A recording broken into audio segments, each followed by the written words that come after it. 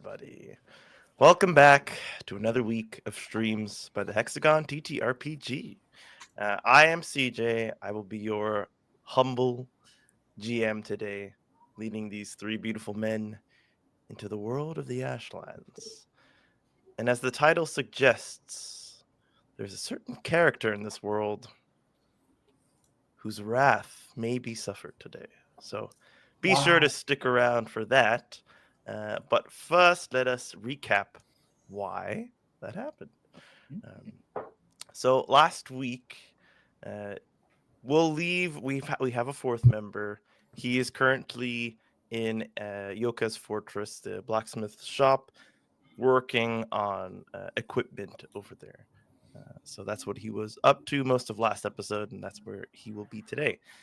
These other three gentlemen, the nameless one, had a little bit of an investigation inside of the arena, saw some vegetation being handled in multiple manners, saw what the back rooms at the bottom of the arena looked like, and who took up that space and what they used it for. Got a general sense of how the people treat this space during their day to day lives, and then decided to join back up with the rest of the party. Upon doing so, a quick conversation occurred, and he jetted off to go and meet up with Olim for a moment. Uh, During that scene, or perhaps before that scene, he encountered a little man, a little Wells man, who gave him a wink and a smile and jumped down a well with a hard thud instead of a splash, which was kind of strange. Um, some conversations happened with Izindo, the owner and proprietor of Yoka's Fortress. Uh, a shared affinity for flame was noticed between them. And while at face value, it seems that the Nameless One was not able to fully convince Izindo to kind of get off his ass and make a change in the world if he wanted to see it. Something was there as he chased after the Nameless One to see what kind of stuff he was made of, um, by drawing out a response from flames inside of the Nameless One. Um, he proceeded to meet up with the rest of the party, Basalar and Pequenu, before the ceremony began, the ritual of Ashe, led by a few members of the inner circle of the Ashlands. This was all being surveyed by the Chief Nazu, the chief of Bothos, the current location that we find ourselves in. Um, and having made a request to Basalar earlier to write a song, to use his skills with magic and language to write something for him to enjoy, Basalar, during the ritual, in front of almost the entire population of Bothos, gave a rousing song that really shone a light on the not so great side of Chief Nazu that he might have wanted the song to be written about, calling him out on his greed and his hoarding of wealth, and how he, well, I won't even try to perform it as well as our friend here. You can go and watch the clip that will be up one day, someday. Um, Baslar, do you want to give a little recap of it? Basically spoke of how, again, as you said, he hoarded the wealth of the village, kind of gave it its own, like, that was what he used to gain his power, and he withheld like vital you tools that are the stones that allow people to cross the barriers to from his people when he was supposed to be like handing them out judiciously to like the people who deserved them, but instead he just gave them out to people who could buy them. So it just wasn't right. So someone needed to to speak up. And someone did indeed. The crowd received this amicably, although they kind of caught themselves quickly not to be too enthused in front of the chief Zando himself. loved it, okay? He did. The one man who seems to have no fear in the face of Chief Nazu so far, Izindo, made an Where's the appearance. Wellsman? I feel like the Wellsman would have loved it. It's yet to be seen, but perhaps I agree. The ritual went on. Basalar encountered his mother, his pregnant mother, in a sort of realm in between reality and the other, the unknown. Some questions were asked, but not much was told, other than a few kind sentiments from Basalar's mother and some words of encouragement. And upon exiting, it was known to be that Basalar was indeed the title for which he was temporarily given / assumed, the title of Voerde.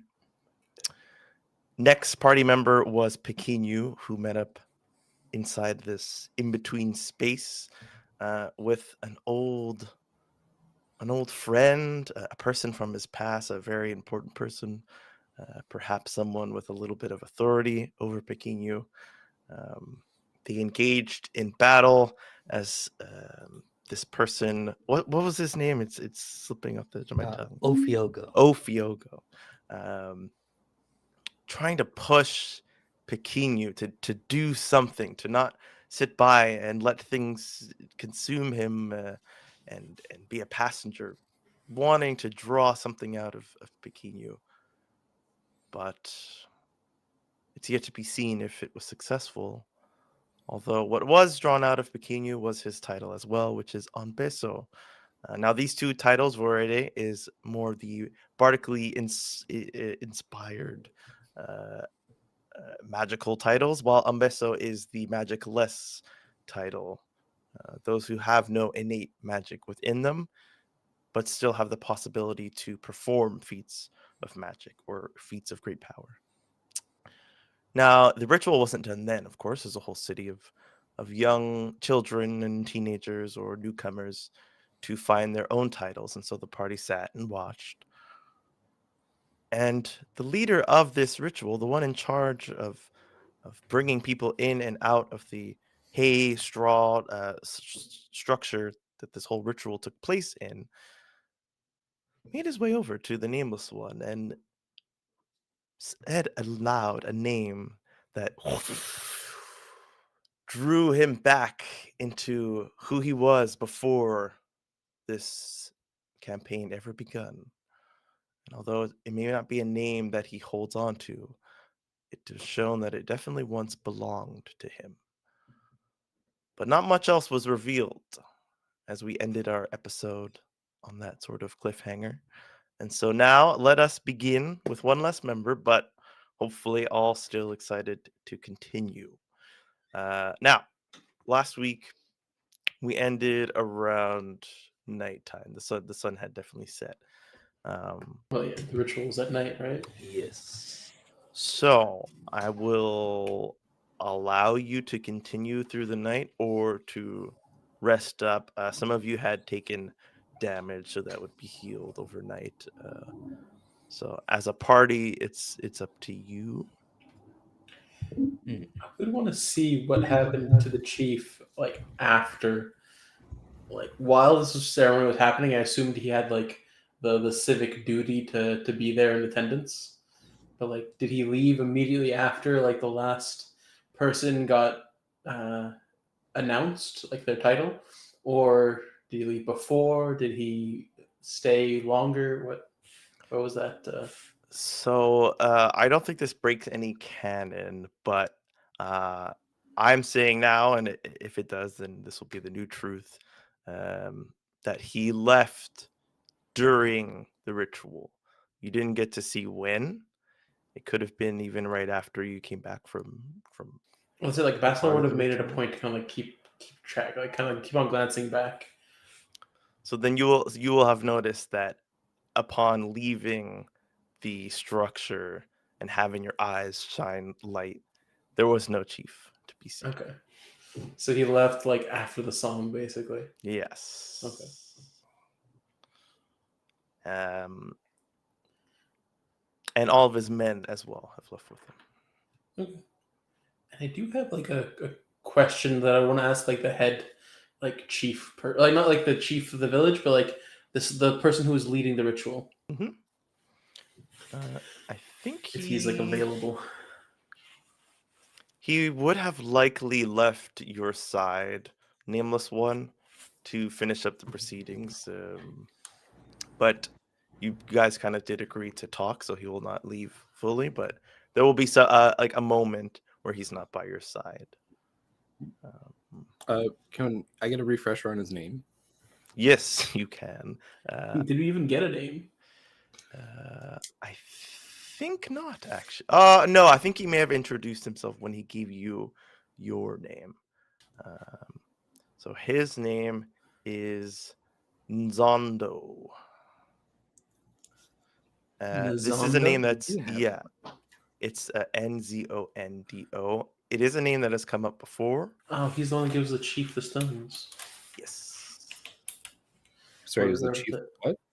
He gives the chief the stones that enable people to pass through the barrier.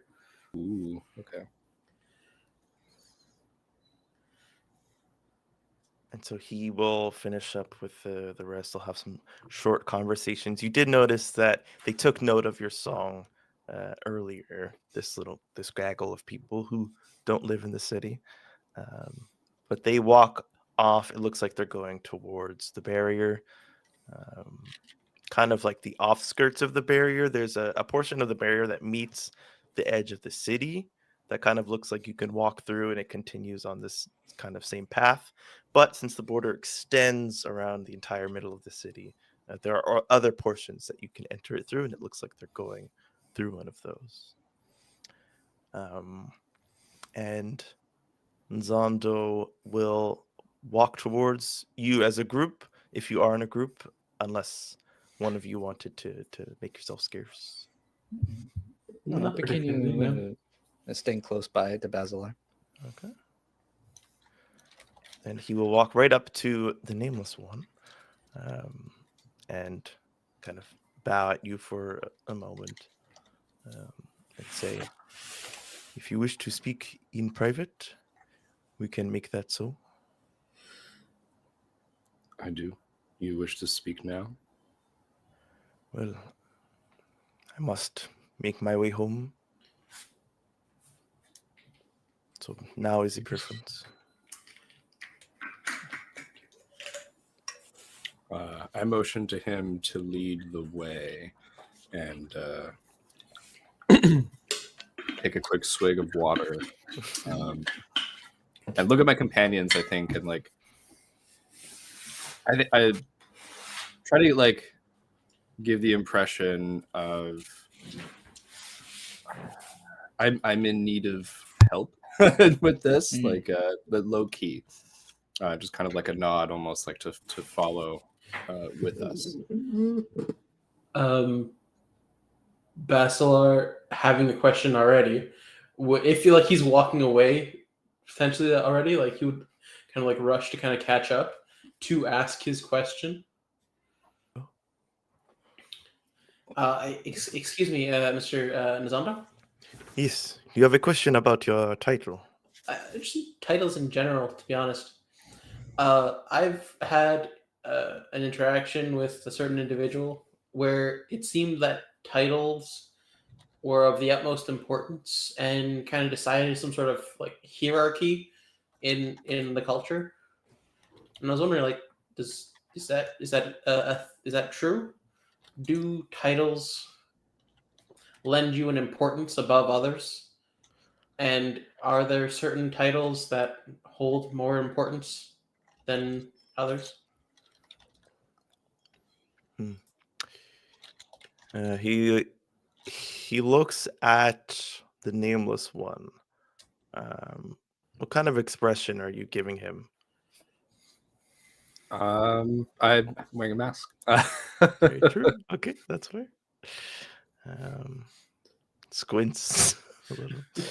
Yeah, I think my eyes are giving X-ray vision. a focused kind of like I'm alert and paying attention to whatever it is that he's doing. This is your friend, Adebi? Oh, Basalar definitely catches that. Yeah, I look at Basalar, and then I look at Pequenu, and I look at him, and I say, Zondo, do not use my name lightly. But yes, these two are my friends. Of course, I apologize. I will welcome you to come with me somewhere where we will not be heard, and I can speak truthfully to you. If it is okay. Yeah, I didn't realize it was so touchy. People here are set in their ways. They do not like to be startled by the truth. Is BB following us? No, she's still with her papa. Okay. Very excitedly talking to him. If she does end up like looking like towards us, like for like us like leaving, I'll just be like, just like 2 seconds. Like her dad is like facing away, just like walking her back towards their house, and she's just on his shoulder. Okay. Spare not a glance for her. Come, and he will snap a finger and set a flame alight that he will carry with him. He will bring you in the same direction that you saw the rest of the people going. So you're kind of going off path a little bit out towards leaving the city, towards like a grouping of trees and bushes. He's walking at like a moderate pace. You don't sense any urgency, but there doesn't seem to be anything in that area but like eventually hitting the wall. Okay. Are you able to ping on the map? I always forget there's a map. So I have to change my scene to this. Okay, good. So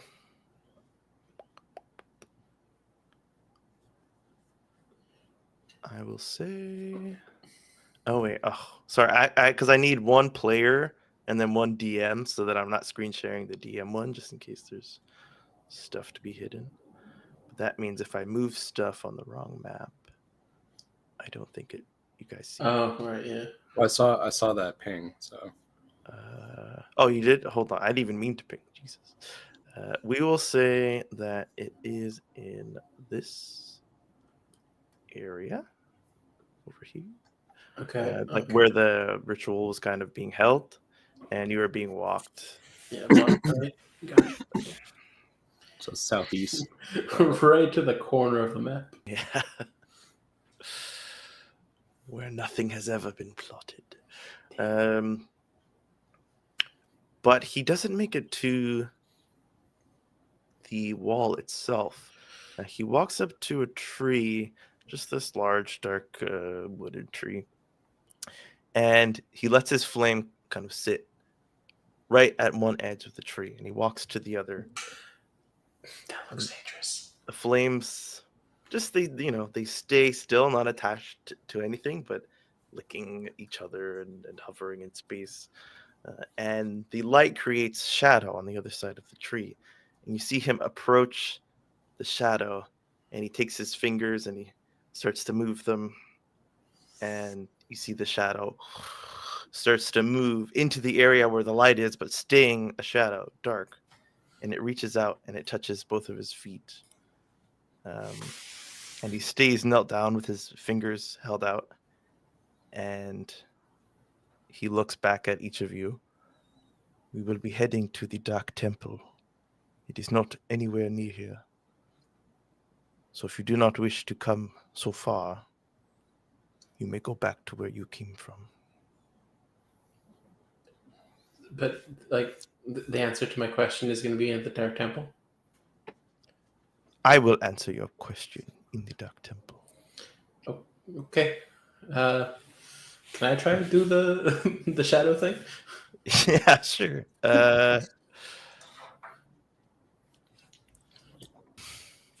I want to see the extent. Like I want to see the extent of my abilities. I don't know Yeah. what I can and can't do at this point. So like I've been told that I can create magic with music and word.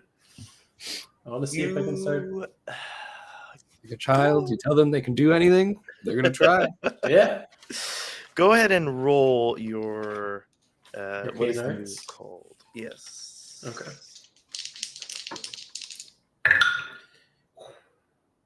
That's a 10. Okay. Instant transport us. You've never seen the temple. No. what do you physically do with your body in space?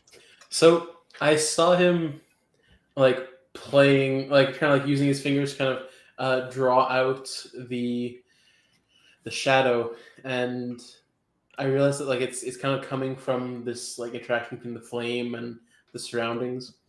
So I'm going to try and like the shadow itself is likely like moving and flickering with the flickering of the flame, and so he's going to kind of walk towards the shadow, swaying to that like particular rhythm, and then as he kind of gets in time with it, as he gets closer, he's just going to kind of, as if he's like taking a partner up for like a dance, and trying to like scoop it up in his arm and kind of meld it like to himself.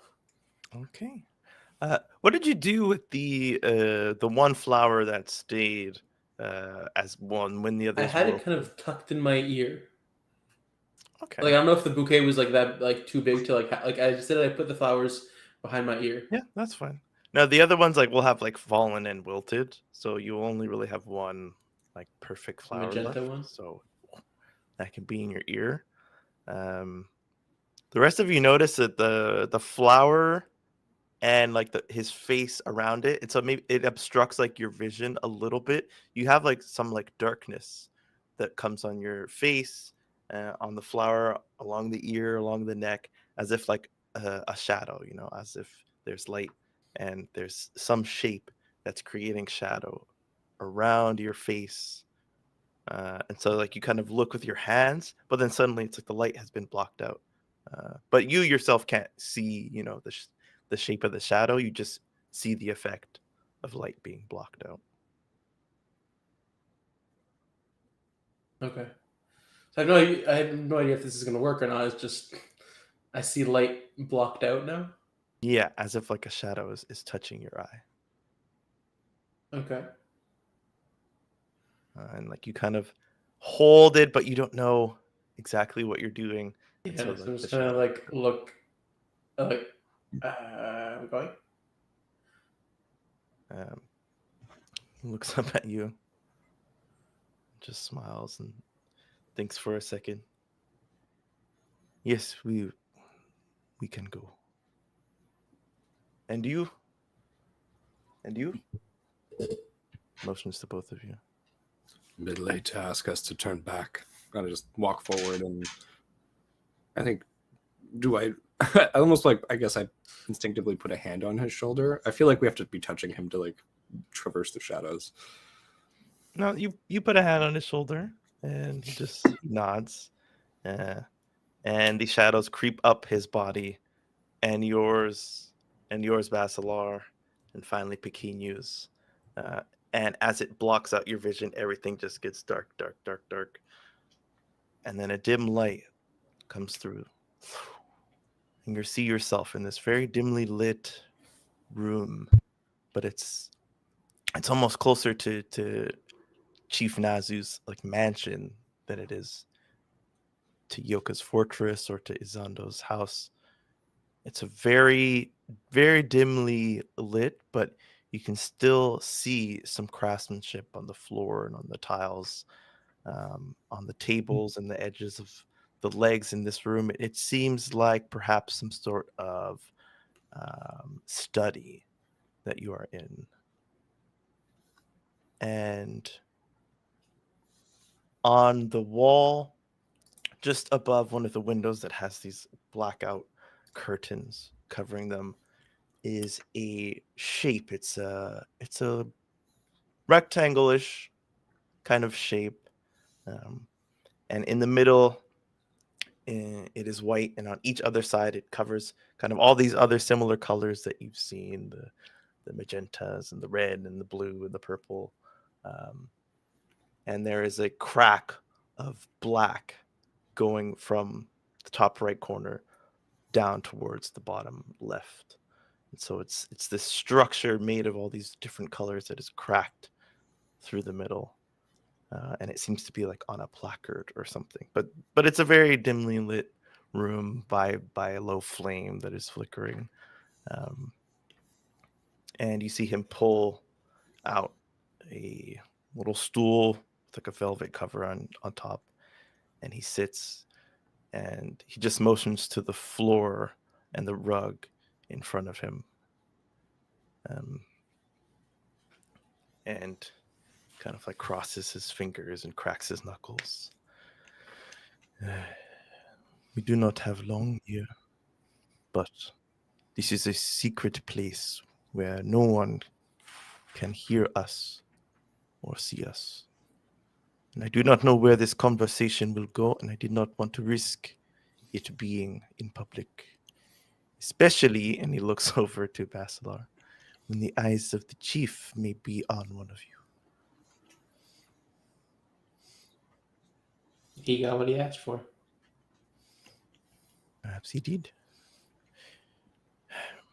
But I owe a degree of respect to the nameless here. He has many questions, I am sure. So I will answer him first. And if Okay. he turns his full attention to you. I look at Zondo, and I think I don't sit down. I just kind of pace a little bit in the dark room, trying to have soft footfalls on the carpet.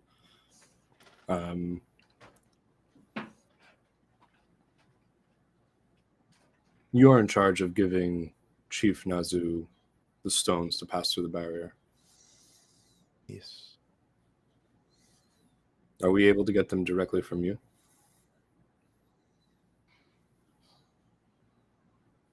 It is possible, but if anyone discovers that you obtained them from an unknown source, there may be questions. And I do not like when questions are asked, to which I do not wish to give the answers. I see. And then we should talk about myself. I have no memory.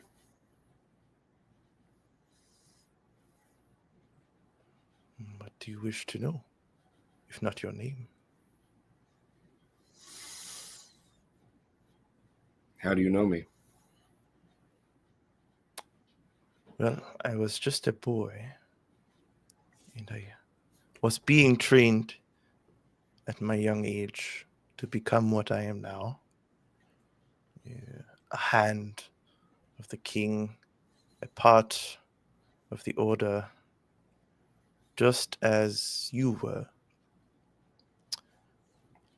When I knew of you,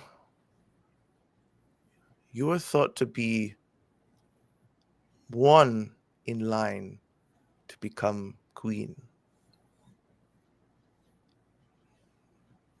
But something happened, Nameless One. Something which is shrouded in secrecy, much like we are now. They say you betrayed your people.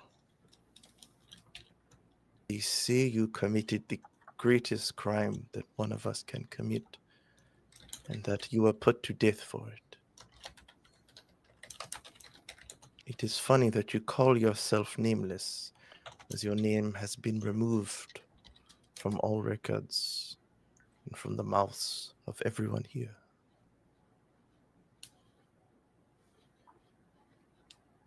But I know that Secrets are secrets for a reason.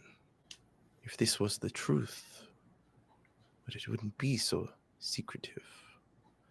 I believe them to be hiding something, not just from your past, but from the whole world. So I am willing to speak to you as you were, knowing who you were, but others may not be so understanding. I appreciate that. And something tells me that there must have been some part of my character that led you to behave in this way. How was I? Well, even amongst the fiery nature of the Kintu, you were a firecracker. I recall them speaking of you only to say, do not be like Debbie. He is impulsive, and he is too curious, and he is too nimble to catch. But you did good. I do not mean to say that people did not like you because you were bad. You just did not fit into the mold like everyone else. You wanted things done the way that you believed them to be right. But your teachings and your ways were not spread. They were stamped out when you were gone.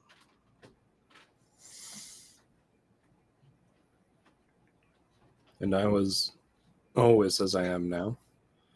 I think I take off the mask and just reveal more of my differently hued, multi-hued skin. And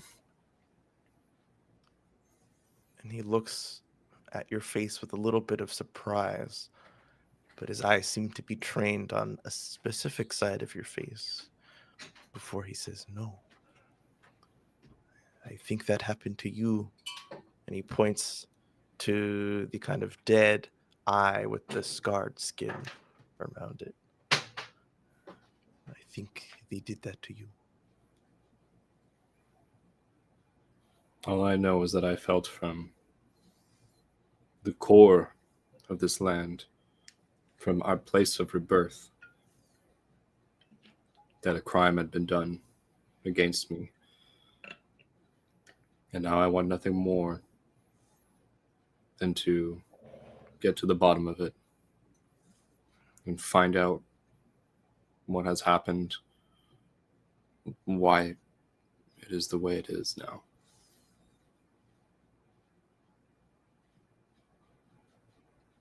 There's some great sin in this land, wrought perhaps from tradition. And I appreciate you taking us here to speak of such things. Well, I think you are in the right place. People do not know of this temple. It is hidden. It is only for those who believe what you have said. There is something wrong, something rotten. They wish to hide the true power of the Ashlands and guard it for themselves. And I think you got too close to that power.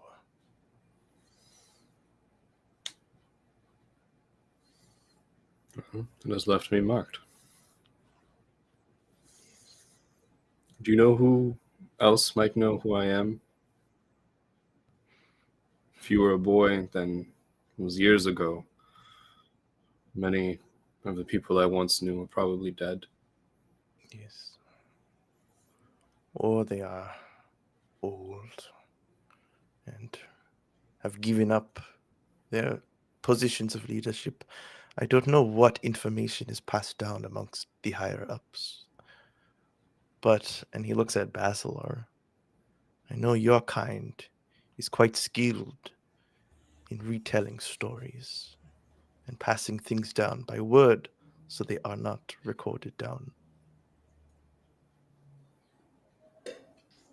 The way you phrase that sounds really condescending in a way. I apologize. Like why my kind? You're people who have your magic. I mean, you could have just said the Verde or something. Like, Yes. is there something like some sort of stigmatism around titles? Like, I'm really picking this kind of thing up. Sorry, I don't mean to interrupt the story about a Debbie nameless one. What would you prefer we call you again? Like at this point, I think I get like deathly serious. No one's to mention my name aloud in the presence of others. gotcha. And I'd place the mask back over my face. It's best for the safety of our group if I remain unnamed. Definitely sounds like it from what was just said. Unseen. Yes. Well, you will always be friend nameless to me. Just like put my hand on your shoulder, and then I think I turn away and kind of cock my head. I'm still listening and just processing what has been said. I apologize. It's always hard to shake to see everyone as their title above who they are. Good. Can you explain that? Well, the system is rotten, like your friend had suggested. Your friend nameless. And those who feed into this system are the ones that I am truly talking about. Those who see themselves better than others because of their title and are not shy to show it. And the Vorde, especially, they have a language of their own. The words that they use are not understood fully by others, only others like them. And it can become quite annoying to travel with a group of Vorde. You never know if what they're saying is really what they're saying. Fair point. But apart from that, it is a beautiful title that you have. It is an honor to be able to do the things that I hope for you that you are able to learn to do.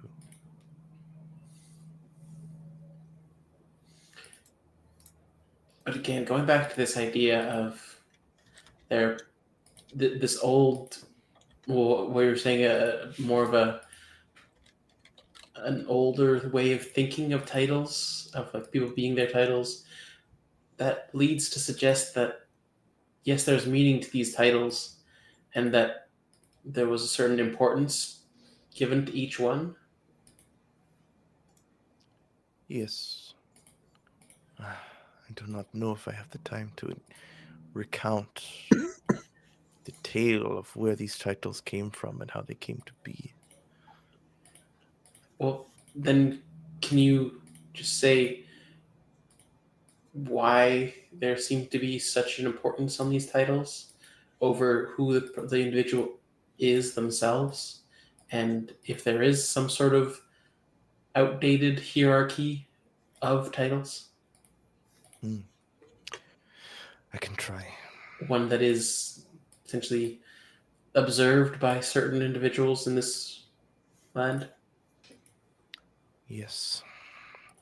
You see, above all, the Kintu are seen as the most blessed. They have the fiery magic of the king, whose fire was the catalyst for the rebirth of the Ashlands itself. So to understand that means to believe that they are closest to the king himself, which is understandable to believe that they are the most powerful and command the most respect. Now, there are other titles that have very specific kinds of magic that they are blessed with. That they cannot conjure flames, but they can do things like you or like us who have the golden magic which we can use to heal or to hurt. But there is one other title that you must be wary of. One that, well, I believe to really be in charge of everything. Because there are those who can become queen, and then there are those who decide who the queen is. And that, I believe, is where the true power lies here.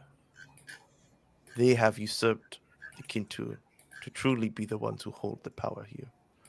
But they do it in secret. These are the Moana. Their magic is blue and bright. And like the Kintu, they can cast magics of other titles. They are born like you, and he looks at Pequenu, without innate magic, but they are born with a great affinity for learning it. Mm. So, in truth, they are perhaps the most dangerous. I believe all of this hierarchy that exists and the separation of all the cities and the borders that have been put up to come from them. So look out for that magic. And keep an eye out for this symbol. And he points up to the colored structure with the crack in it. This is the true origin of the Ashlands. This is where everything came from and how everything should be as one, not separated. If you see others who carry this symbol, you can trust them. Anyone else, it's your judgment. Now, I'm sure you have more questions, but even me being here, I am putting myself in a place of suspicion. I should be coming back with the others to report what had happened in Bothos. I had told them that I had some business here with the chief and I would join them shortly, but the longer I wait, the more curious they might become. So All right. I must bring you back. That is fine with me.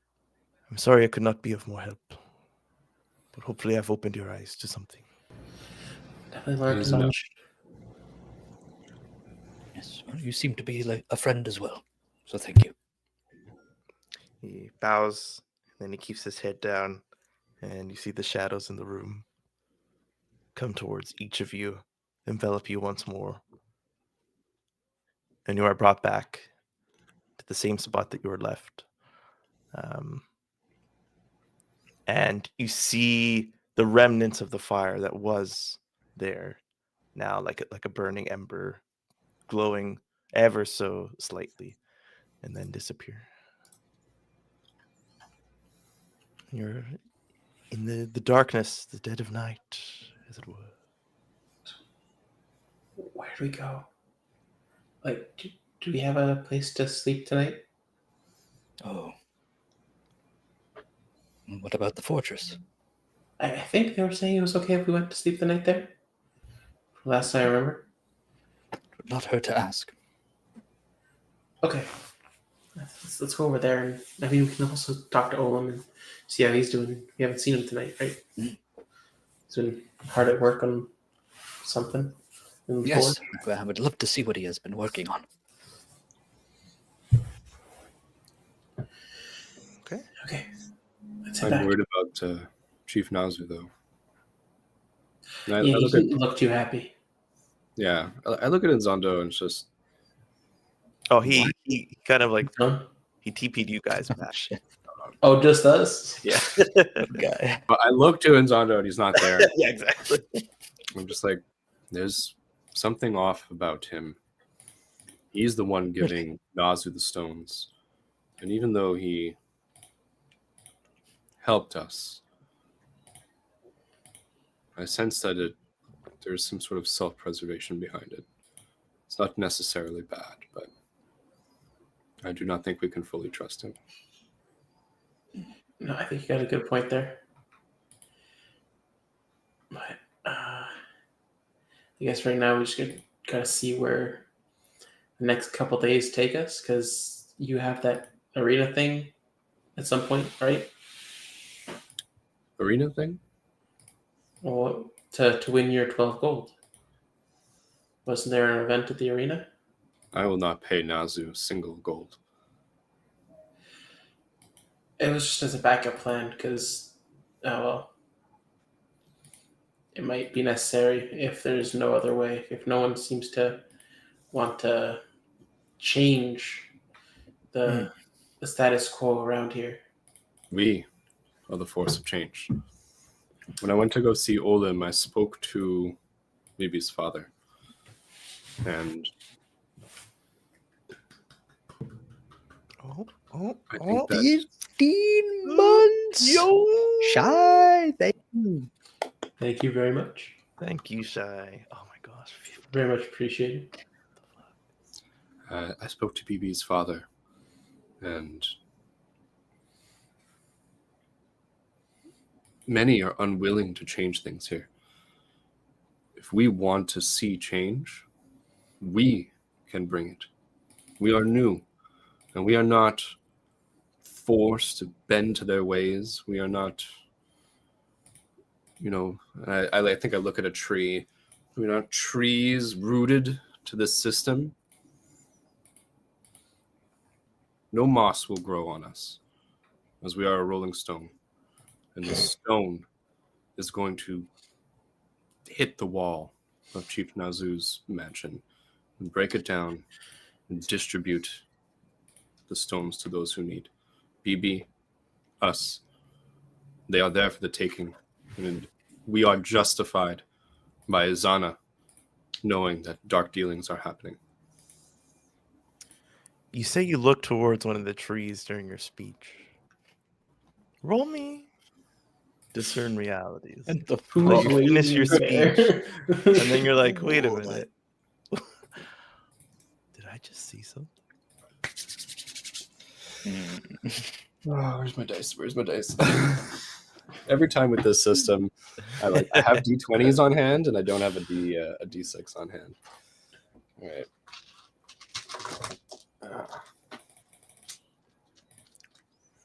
Okay.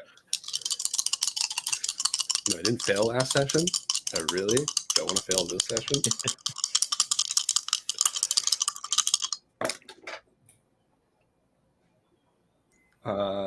That's wisdom, right? Discern reality. realities. Yes. That's an 8. Nice. You can ask one question. Something in your surroundings speaks out to you. What is not what it appears to be? Yeah, exactly. What here is not what it appears to be. As I look at a damn tree. So you look at the tree, inspecting the tree. There's nothing really on it. There's nothing really around you.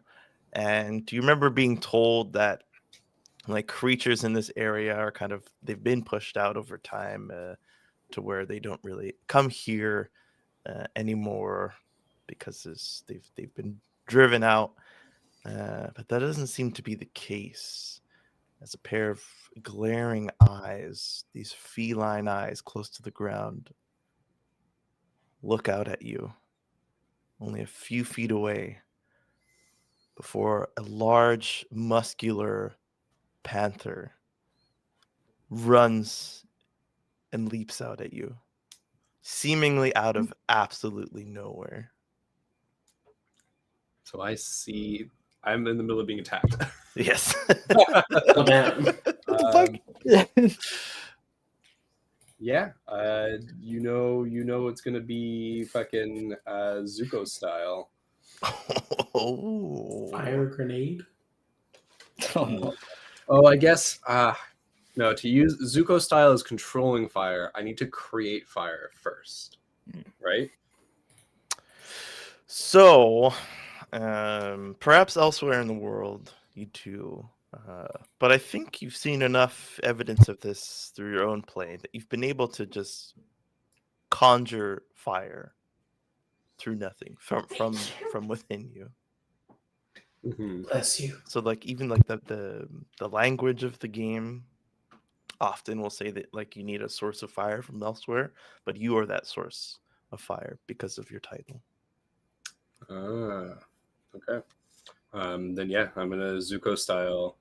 I think that as I see the feline eyes and you get that like prickling like hairs on the back of your neck rising, like what is that? And it goes and pounces. I immediately just and I try to raise a wall of fire between us. Very nice. Okay, go ahead and roll. Yeah.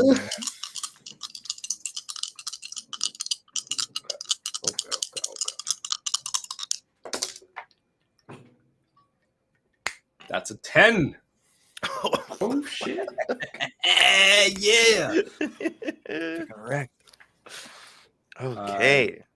Does as I command, taking the shape and movement I desire for as long as it has fuel on which to burn. Yes. So that portion isn't as easily handled. Exactly. So I think if I could make the wall and knowing that it needs, like the source is me, but I think that fire has a hunger. And I am that fire in the moment that I control it. And I think immediately I have to, just as part of my casting, give it that fuel or else it'll immediately die. Mhm. And so I connect both ends to like two trees. And then probably it's like burning off of these trees, but burning kind of sideways Nice. to create that wall. Okay, awesome. It's going to jump through the flames and take your full damage dice. So go ahead and roll for that. What is the damage dice? Yours is a D8. A D8. Where do I write this? Damage. Okay, here. Okay, cool. So it takes a damage dice. Roll true, my die. 3. Sorry, the percentile die landed on 20, and I was like, not 20. Oh. What the hell? This thing takes your 3 damage of fire. You did put up like a wall to try and impede it, and so it does work in that regard of like slowing it down and stopping, and it like rolls on its back a couple times to try and put the flames out. And so while it's busy doing this, I'll say that even if you don't want to, Pequeno does something.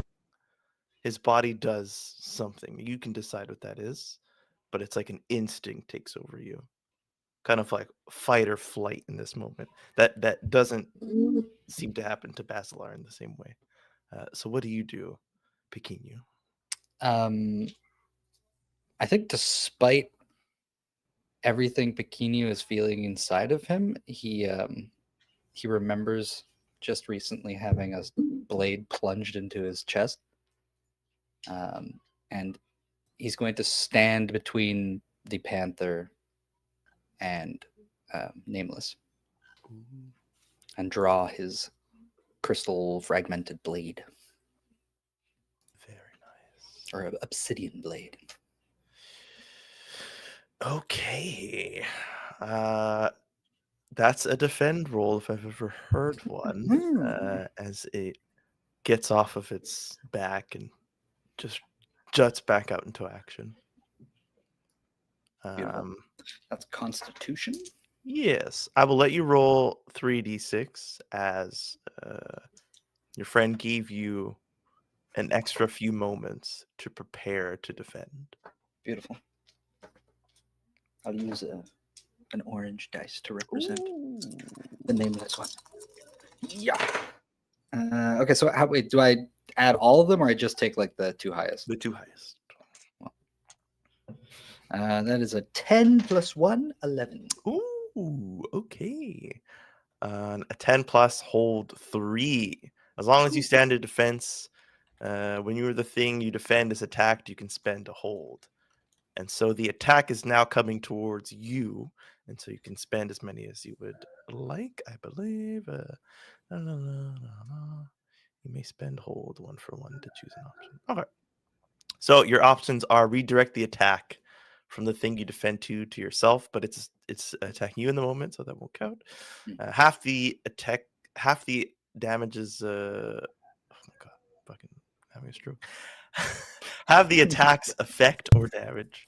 Open up the attacker to an ally, giving that ally +1 forward against the attacker, or deal damage to the attacker equal to your level, which at the moment 2. not so high. Open up the attacker. I like it. Okay. Right now, or is it attacking me immediately? Yes. So I mean, if you shit, don't okay. if you don't take a hold, it'll just attack you.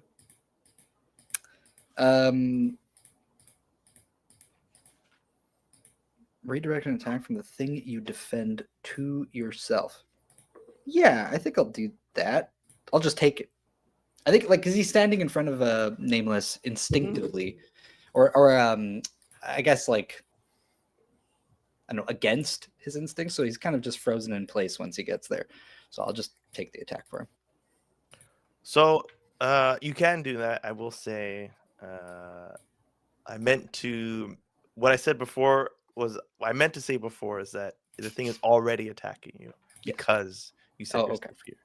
So that one is already happening pretty much. Like the attack is being redirected at you. So if you choose that only, then I will just do full damage to you. Understood. No, I'll do the whole shebang. I can do all the holds at once. Yeah, sure. I'll see one. Yeah. So I'll redirect it to myself, which is automatic, and then I will have the amount of damage. So I'll hold maybe put up the blade between its claw or between its teeth, and then I will open up for Basalar to do something. So maybe I'll kind of try and keep it down for a brief moment for somebody to jump in and take advantage of the situation. Beautiful. It bares its fangs. Its mouth opens a little too wide for your liking, and it clamps down. And some of its fangs go into the palm of your hands. So you take 2 damage as the rest of its teeth snap down onto your obsidian blade, not doing any damage to it.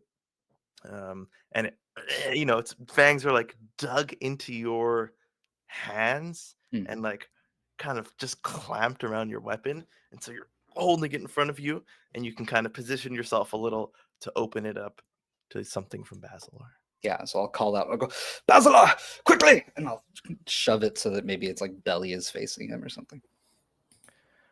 Basalar, I'll say that this you kind of you're shocked a little. This doesn't feel like something. Your compatriots kind of reacted really quickly, but you were kind of frozen there for a second. You don't know what to do in a actual deathly encounter.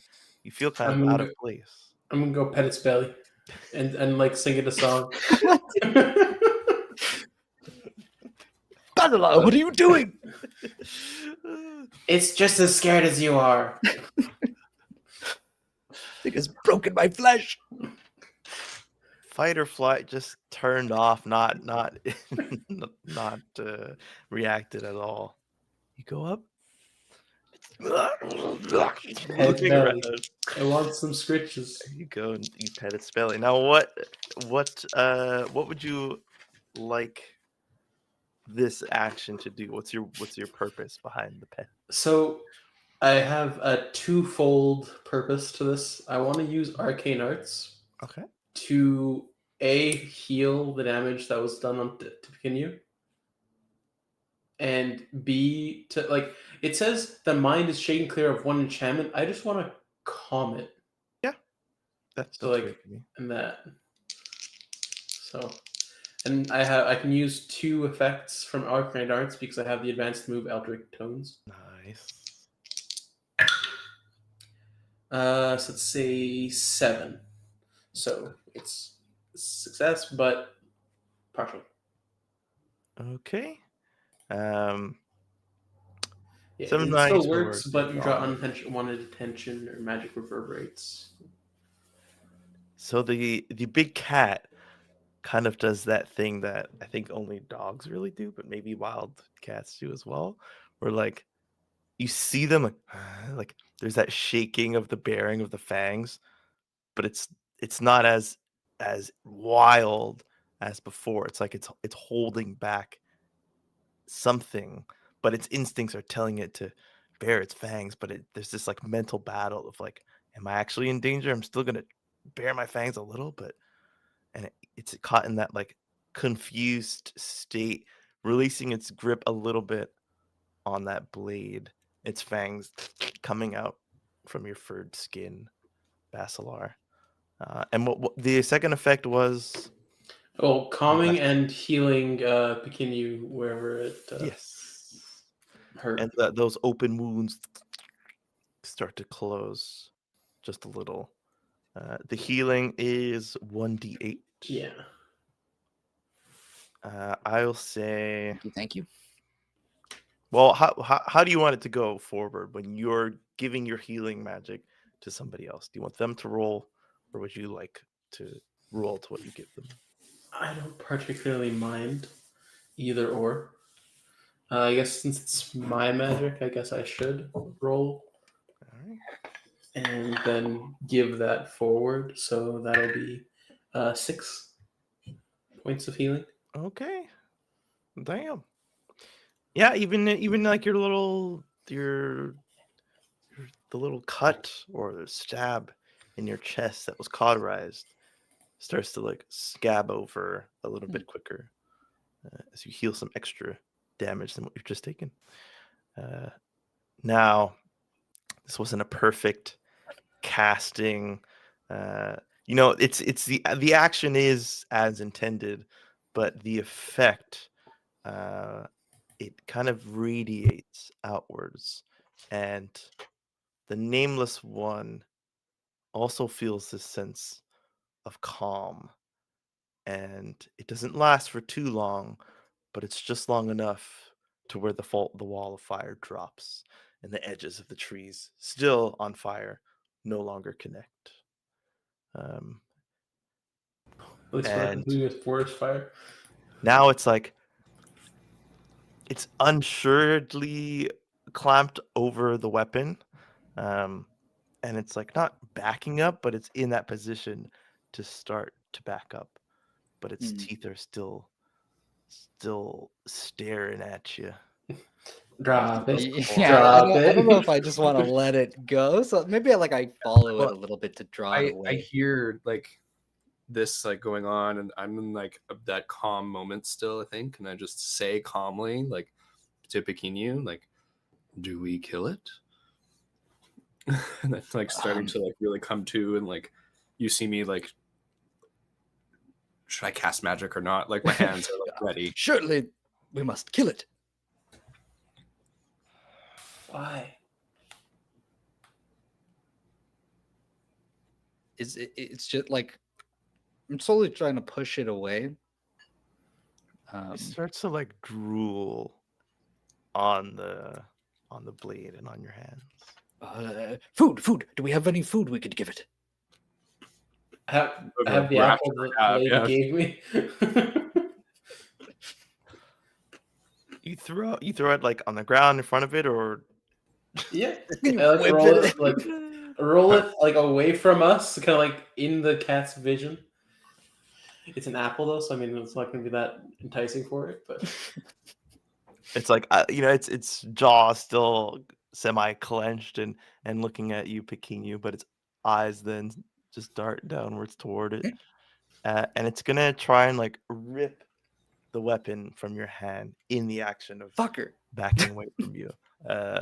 But like your hands are on it. Your hands were just like pierced, so they're extra tight around it. So it's up to you to decide whether you're trying to defy this action or you're just going to. Oh yeah, no, I'm holding on to the sword. Okay. Go ahead and defy danger. Oh, interesting. Yeah, you know that this action might trigger it back to its what's it called? Oh shoot. instincts. Okay. I wish I didn't know. Okay. So what do I roll with this? Oh, it depends. Yes. Okay, So I'm so gonna say I'm you're powering through. through this, right? Okay. Does that sound So I good? get a +2. Just 2d6, right? Is there? And remind me, when do we get to use these beautiful d20s? Is In it replacing or is it specific? yeah, it replaces the 2d6 roll, but it's in a moment where things can go very well or things can go very, very Gotcha. poorly. Okay. Mostly decided by me, but you're all storytellers, so if you ever ask, I will likely say yes. So if you do want to roll it now, No, I no, can just I'll save it for think. something a little bit more Okay, dramatic, okay, maybe. okay. Yeah, 2d6 is fine. That's 2d6. 6 is on the d6s. That's 12 plus 2. That's 14. Let's Yeah. fucking go. Okay. Okay. You do what you set out to do, the threat doesn't come to bear. So what do you do exactly? You know what's happening. You're not limited to any sort of outcome here because of your fantastic rule. I think the cat and I had a similar idea. So I kind of just like with the claws or the fangs still in in his wrist or his hand or whatever, kind of guides, sees the cat, and then whips its whole like body in that direction as it moves in the direction of the apple. And I'm going to kind of like use the momentum and spin away and like get closer to Basalar and Nameless and sort of just like hunker down, maybe prepare to defend again just in case. Okay. Incredible. It looks at the apple. It seems like pretty uninterested. Yeah. Um, I figured. I don't, they're like super apples, right? So who knows? yeah, no, for sure. Like it could it's a good idea, Basalar. Like you don't immediately think it's a terrible idea. Would we have like dried meat as rations or something? I would say no. The people that you met were mostly vegetarian, where you got your Yeah, rations. you haven't really done any hunting per se. But the apple was also more like it's like it's a ball. Maybe the cat will. You see, it looks almost more confused than anything. That works. Like you could have thrown anything at it. And then its eyes train back, but it looks directly at you, Basalar. And there's a flash of purple in its eyes. And it takes a step forward and like it turns to like wisps. In that step, its whole body just and it's like rolling black wisps. Interesting.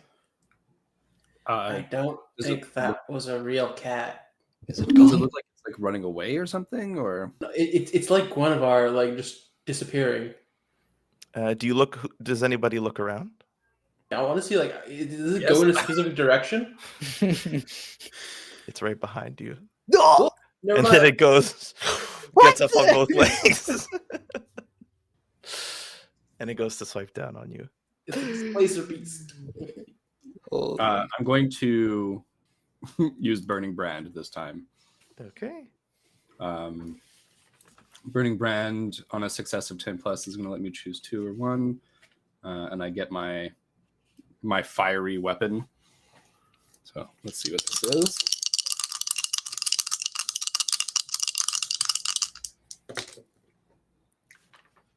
Oh.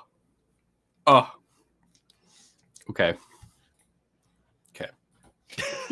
oh.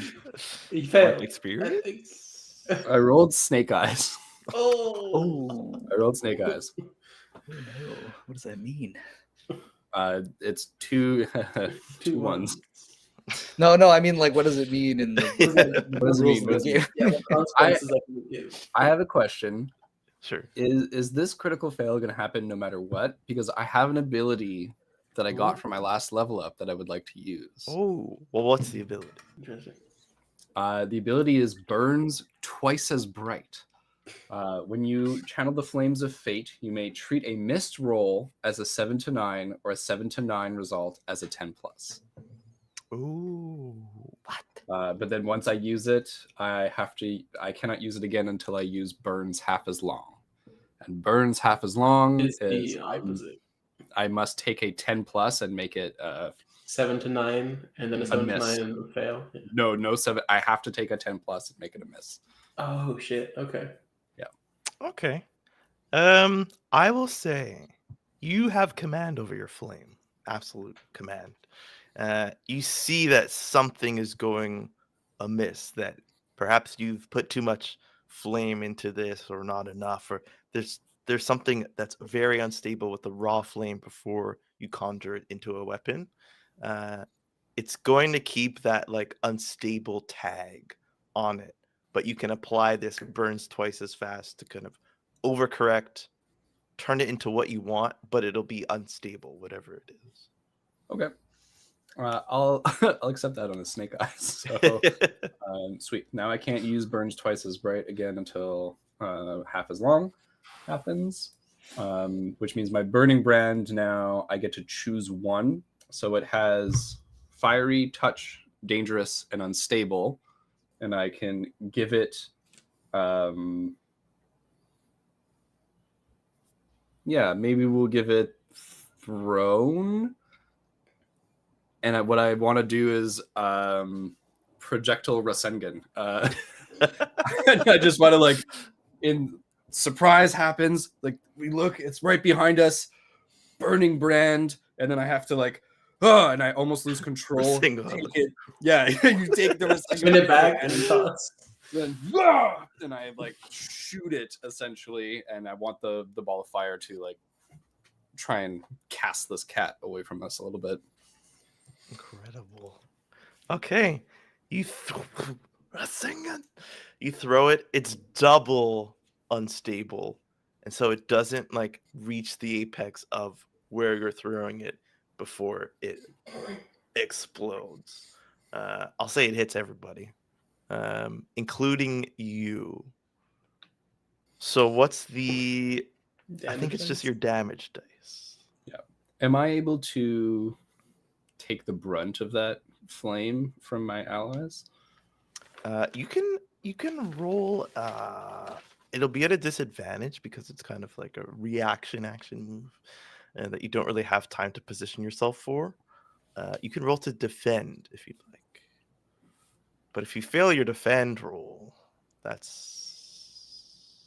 we'll see. All right, I'm doing it. And because Peter brought it up, perhaps I'll give you the option to roll a d20. Let's do it. What does that change in a roll? I mean, it's gonna make it so that a nat 20. Nat 20, I control fire. Nat 1, I get scarred. I got 3rd degree burns. Right. Take a moment here. I just need to look at the correct table. Oh, damn. Before you say anything. 19? Yeah, if I turn that around. Woo. Thank God. Oh my goodness. Okay, give me 1 second. I need to bring up the player's manual. I believe. I was holding my breath. I didn't realize. So on a D20, an 18 to a 19. 20 is a Yeah, but using the critical ranges. success. Yeah. Oh, the range. Okay. So you have, for all intents and purposes, a crit on your D20. Crit defense. And so I will Very nice. I will hand the reins to you. What I would like to do, having created that wall of flame earlier, drawing the energy from the trees to fuel that fire, and then now casting this and realizing as the cat kind of like flies backwards a little bit that the explosion is like happening a little bit too soon, a little bit too close. I'll stand in front of my allies and I want to cast the flame outwards two, like almost as if the tree, like I choose a couple of trees that are replacements for us. And I just incinerate those trees instead, and just redirect the flame, and just and then like 3 piles of ash, because the fire needs fuel, and it was coming for us. Amen. The two of you notice this, like you're in night, so the only light source is the fire from your friend, and so like it gets brighter, and it's coming at you at the speed of which an explosion travels. And at that same speed, it just moves past you. The trees are set ablaze, and there's a cracking and an explosion of wood from these trees. And the panther itself is flung, and you hear a crack as it hits up against one of these trees, very much confirming that this is a real living thing. I thought it was just an illusion or something. And it crashes to the floor in this brilliant display of expertise over fire.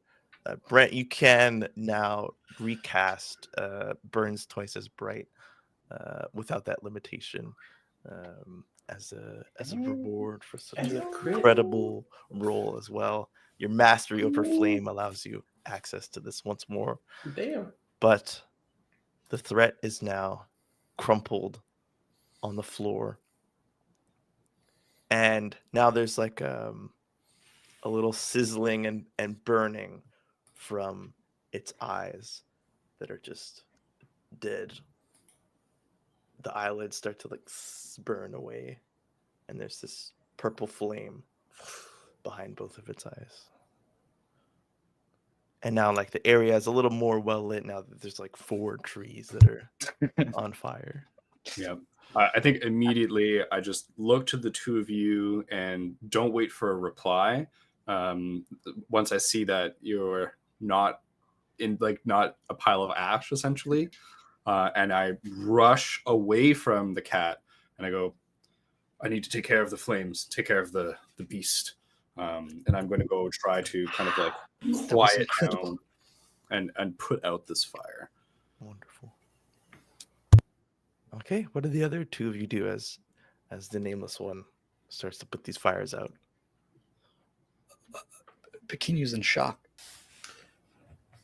Yep, that's pretty accurate. Like just like looking at Nameless as he goes off and douses the flames, and just kind of like staring in awe, sort of. Basalar's still like blinded by the sudden just like bright lights that appeared out of like darkness. This flash of light, and you kind of see how like they have like double vision a little bit, like just white light just kind of like ringing in this. Is it actually dead? Oh, go like look back. Yeah, go check on it, Basalar. Of course. How do you like try and like feel for a pulse? Yeah, you like feel on its meaty neck, and like it does feel like you feel the fur, you feel the meat underneath. All intents and there a purposes, heartbeat? it's real. There's no heartbeat. There's no I think it's breath that. being drawn. There's no heartbeat. It's not breathing. Good. I mean, I guess, do you guys want meat? It does smell quite good. Does it smell good? I mean, that's up to you. If you It's think not fully cooked. At the very burn burning eyeballs. burning eyeballs and a burnt cat smells good. Smell of burning flesh. Oh, I think definitely it needs to be depelted first. Basalar, I can't say that I know if we should eat that or not. And the last of the flames, I kind of. But as I'm doing that, I think it gets dark, right? Every time, a little darker, a little darker. But when I do the last of them, I think it's like black here now. It's like pitch black. Am I able to just have a flame in my hand? Yeah. So I will do this, and a much more controlled flame will happen, and I will walk forward to help you look at this thing. Bikinu, I've never seen anything like this. Do have any memories of other beasts, beast kin, beast kind? Not like this. Not with these shadows, and it was able to move behind us in a moment. I should like to be able to do that. So But I have no idea. We have never seen anything like this here. And to attack us like this could have been a danger to Bibi and others of the village. Could it be one of the player forgets, but the nameless one remembers? What is the name of the tribe that was trying to attack us? The Black, Black Locust. Oh, Could this be part of the Black Locust? aren't they like sentient beings that like have a tribe? Would they just attack like an individual like this? Well, they're after the two of you, I believe. No, they're after Olim and Pekinu. Are And they? so they were owed to them in some sort of deal. I cannot say for certain. But what I had heard is that they were more similar to myself. But this is just a cat. But this could have been some beast bastards. Beast, maybe? Gee, perhaps we should check on Olim and see that he's all right. Yes. Should. Well, what of the beast? Yeah, almost go away, then. Oh, yes, Pekinu. I could bring it back with us. Drag it the whole way? Oh, it shouldn't be too difficult. Well, I'll go and like test how heavy it is. What's your strength? 16? I think I have it. Yeah, it's. I don't know, like the It's not a weight. paper. It's not a freaking It's not slice of light pizza by in any your means, pocket, but yeah, you can carry it. Okay.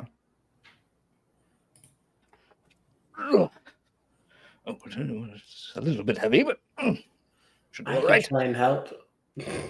Should we bring it to where Olim is first and have what's Bibi's father's name? Izindo. Izindu. Izindu. Should we have Izindu look at it and perhaps tell us a bit more before we scare all of the residents of Bothos with a I pamphlet? think we'll have to cross through like the center of Bothos to get there though. Oh, do we? Where is it in the map? So, and How far are we? it being night. Yeah, because would- like we're in would the also bottom be- right of the corner. We have to Yes. like, get at least to the center-ish. You basically Mhm. have to get to the middle of Yeah. the. Can I ping? I mean, I'm pinging the middle of the Oh, it's little there. city area. Yeah, it's Oh, well the positioned fortress? as a shop, but Ah, perhaps shoot. not as a place to sneak to. Anything we could do to disguise it on the way? Just wrap it up in something? Look around. Some leaves or something, like big leaves. Perhaps you have some sort of leaf weaving magic that you could work. I've never tried it, but I guess I could. And you did manipulate the shadows earlier. You could cloak. You know, look around for any leaves that are close enough to reach. I'll say that Is there a most like bush? in this area, most of the like leaves that are of any sort of size that aren't like little leaves would be up on trees, not down close to the ground. And if they were, like some of the trees, you see that maybe they've just been stripped and are being used because they are so close down to the ground.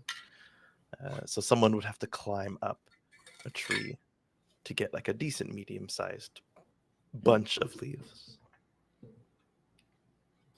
The cat crashed into a tree, right? Mm-hmm. Did it did it shake free some leaves from the top of the boughs? I'm gonna say specifically no. Okay. Like not just coincidentally, no. Specifically, no. No. There are a lot of trees that are damaged. There are two specifically that exploded, and so those might be easy to topple if that's something you'd like to do. Or it's also like late at night. and we're dragging a black panther through like darkness, Mhm. we might just be okay under the cover of night. I see if we're quick about it.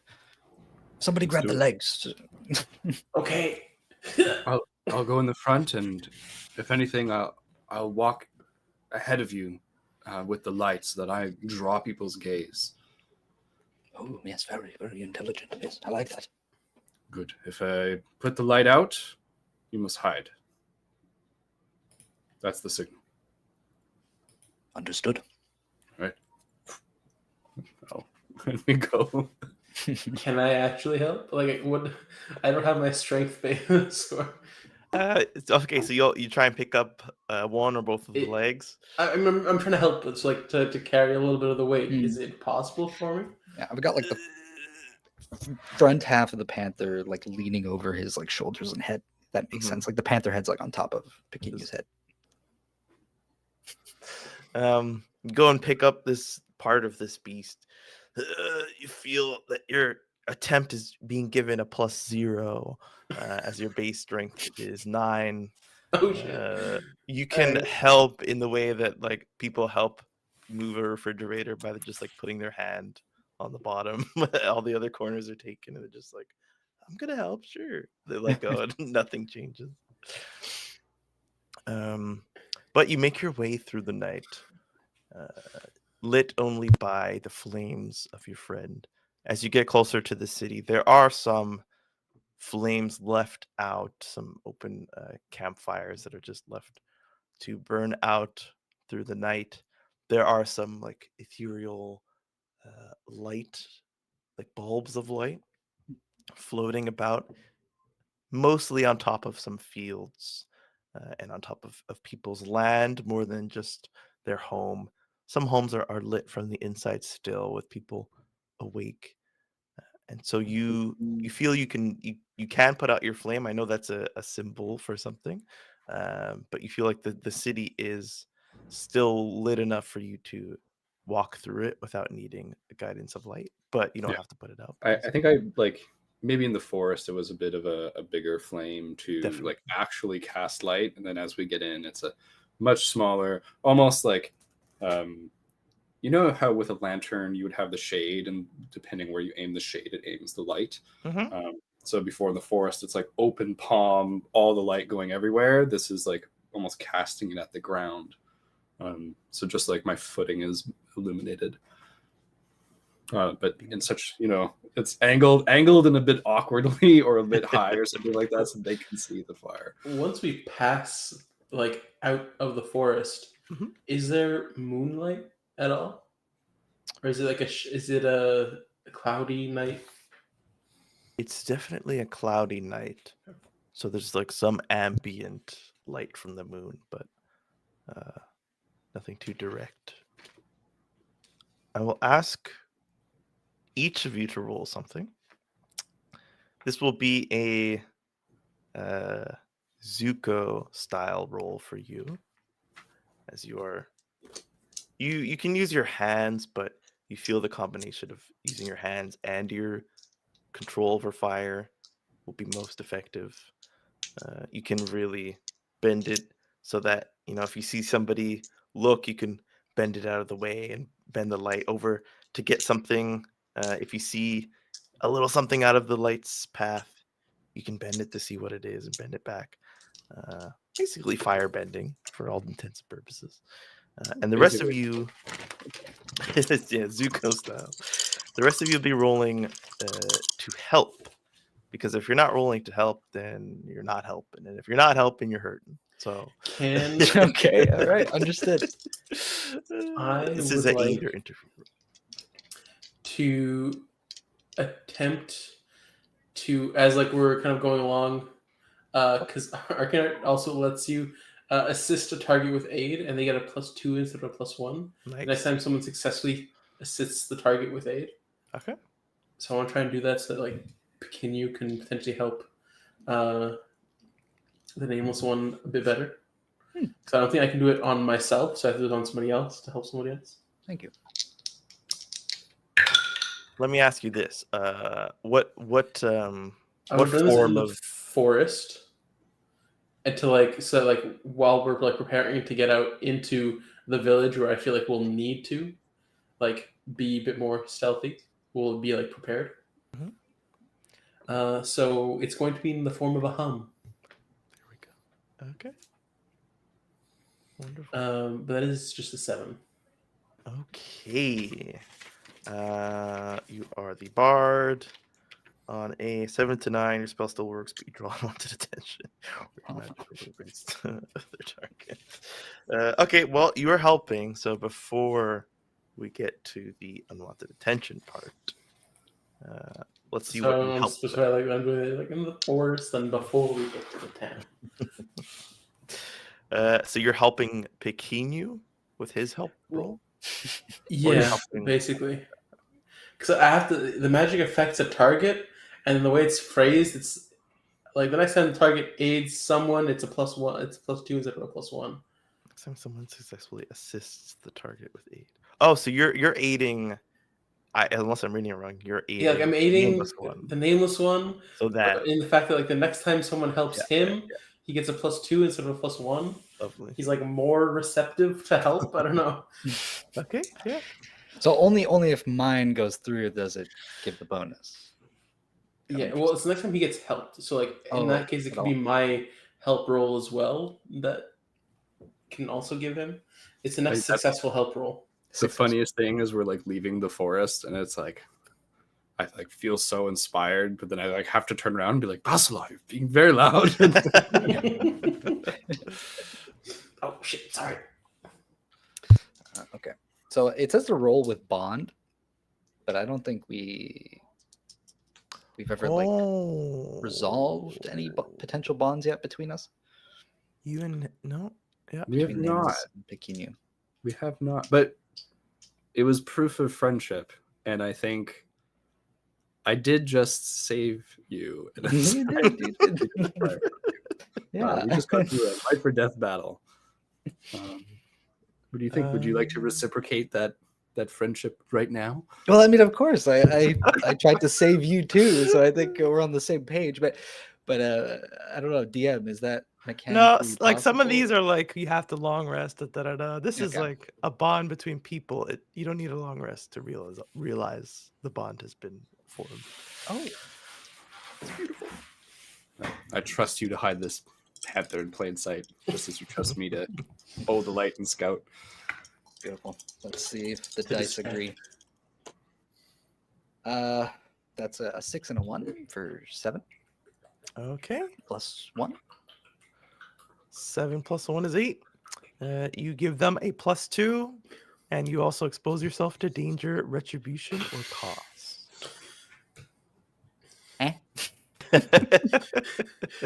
I got an 8, so that puts me at +2. 10. Ooh. Incredible. So here's what happens. Here's exactly what happens. As Pekinu and Basalar draw unwanted attention. This is the opposite of what we wanted. Now, how are you helping just by trying to quietly bring this panther? You're trying to be as quiet as possible. That's what I'm trying to be your as quiet focus and is? as fast as possible. Okay. Incredible.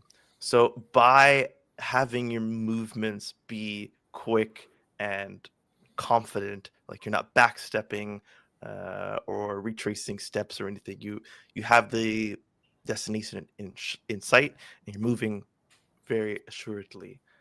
That helps with the control of the flames. They kind of almost flicker with your movements, and the nameless one is able to hone that in and guide your path, but also make sure that the rest is enveloped in shadow.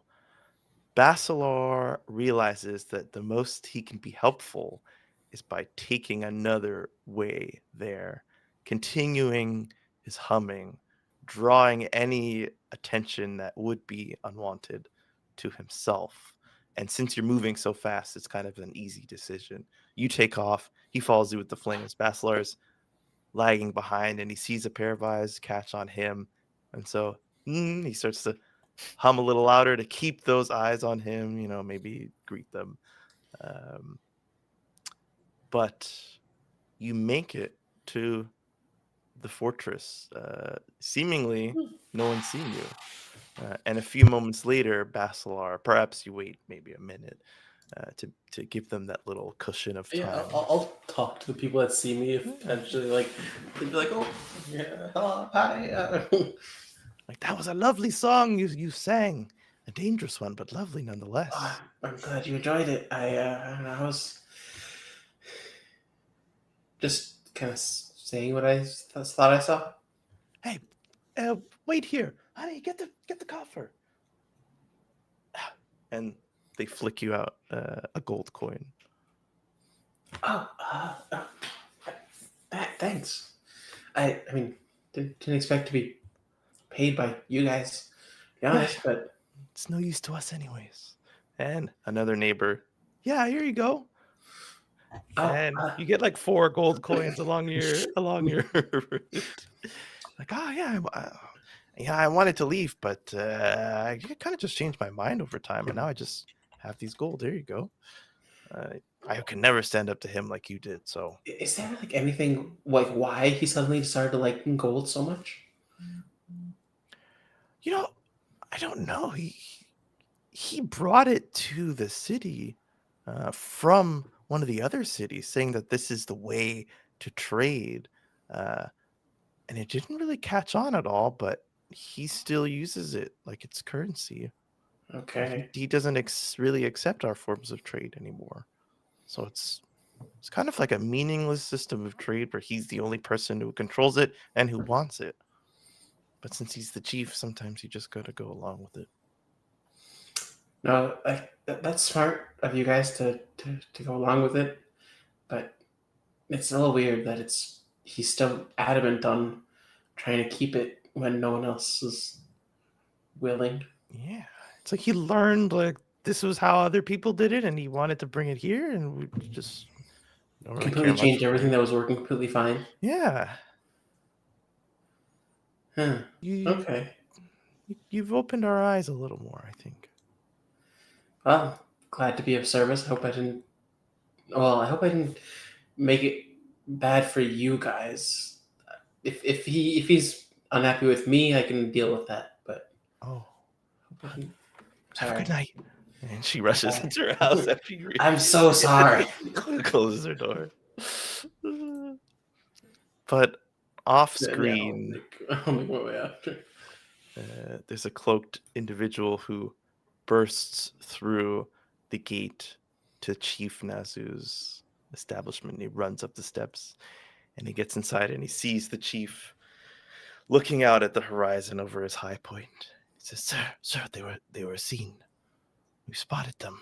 They dealt with your plan a little too swiftly. What should we do? And the chief just waves his head. Let them go for now. I'll deal with him tomorrow. We fade out towards the horizon. We're going to take a little bio break. Return for the last 40 minutes of Ash and Blood. So go and grab your water or release your water. The fate of a tortured musician having assassins sent after him. Holy shit. All right. I need water. Yeah. Oh, wait, it's me. I got to transition. Or we can just leave, just leave here. We're just watching empty rooms. Yeah. All right. See you soon, folks. Bye. Bye. Well, that's not the Not right one. bye. I mean, just say bye. You guys can. So, where are you headed? There's like the domicile, the home of Zindo and his family. There's his workspace, and there's like open land around it as well. Well, I think I bring it to the front or like whatever entrance there is to the workshop area. How cluttered? Like, was it a mess or was it pretty well organized and stuff? Inside? Yeah. Organized mess. Okay. Say. But was there things like there were, I don't know, Things all over containers the of tools and things all over the place. Definitely no More space to be dragging a panther's corpse around is what I'm asking. I mean, there was enough paths for you to walk in and not have to tiptoe over stuff, so you could probably drag it in. But Okay, so yeah, I'll just bring it part like halfway into the entrance and then just like plop it down. Is anyone here? Olim, friend. And you see Olim pop up with a pair of goggles on, and like soot around the goggles and on some of his feathers. Oh, hey! Hello, we brought something. Can you help me put it somewhere? Can you help me put it somewhere? Yeah, sure. Right. And he scurries over. Well, I don't think he's gonna like you that you brought a dead cat in his house. Where did you get this? It attacked us. We had to defend ourselves. And, well, we figured it's probably best not to leave it out in the middle of nowhere. Oh, Can we get a use out of it and not just like? you could probably use the fur for something, like a furred cape. It's not like a pointless kill. What about the fangs? They seem to pierce Pequeno just fine. Oh, yes. You can't tell now because Basalar is quite the healer, it seems. Bring it back here. And he helps you drag it out, like in the back of the workshop. And it's like, I mean, it's weird that its eyes flashed like purple for a moment. Maybe it was casting magic because like then it disappeared and appeared behind me. But Feels know. wrong that that we killed the first other being that we encountered because it was trying to kill us. I don't know. Izindo probably knows. He just went That's to why tuck we brought it BB in. here to ask. He said he'll be back. He just tucked BB in. But she was really excited, so probably take a while to put her to sleep. Hey, you want to see what I made? Of course. Yeah. He shows you the blacked out weapon that he Things. next session. Look at this description. It's incredible. Oh, It's not done yet, but it should be done by morning. Well, it seems you have been quite hard at work. Yeah, I should probably get back to it. Of course. We all received our titles, but I'll tell you later. Okay. Scurries back off. We'll tell you later. Ding, ding, ding. Goes back to his work. And you're left here. There's a pot out, what seems to be some sort of tea prepared for Olim, but there's enough stacked cups if you'd like to partake. There's a bit of bread and some looks like legumes and nuts just left out for him to work through the night. So you can wait here for Izindo if you wish, or you can have a look around. It's up to you what you want to do.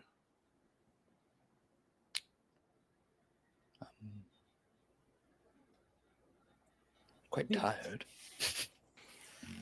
Yeah, but I was just waiting to talk to Izindo about this. Okay. Yeah, I find a chair or a nook or some kind of. Is there a rafter I can go up into? I don't know. Yeah, there would probably have to be in a place like this. So yeah, if you want to climb up on a rafter, be my Heck guest. yeah. I have a pretty good strength score, right? Just let me check. Oh, it's my con. Yeah, my strength is 15. So I think that weirdly, even with the fire magic that the Nameless One is prone to do, he's pretty strong. And so he will just kind of like climb up into the rafter and like position himself and take like a thinking pose. And you guys probably hear him muttering, just like, Panther, who's Panther? Why? Magic, shadows. Zondo had shadow magic. Basalar could also control shadows. Interesting. And he like snaps his fingers a few times, like a little like a spark. It's like a thinking, like It's a tick. little tick. And you wait a few minutes. Zindo comes back in his nightwear, just a pair of soft pants and no shirt to speak of or to see. And he walks in. Oh, I forgot. You have nowhere to stay. Come, sorry, I'll show you to your space. Quick thing first. Look at this. Oh. Come down from the rafter, like swing down. Well, Was we were night. in the forest speaking to Nizando, and when we were on our way back, this kind of attacked us. You know, there's a saying that I heard in my time in one of the other cities. There was a merchant, and I never understood why he kept saying this, but in this moment, all I can say is, oh my. This is... Where did you find this? In the forest. Maybe like southeast of here. No, that makes no sense. It jumped out at us, and then one point, its eyes flashed purple, and it like disappeared and appeared behind us.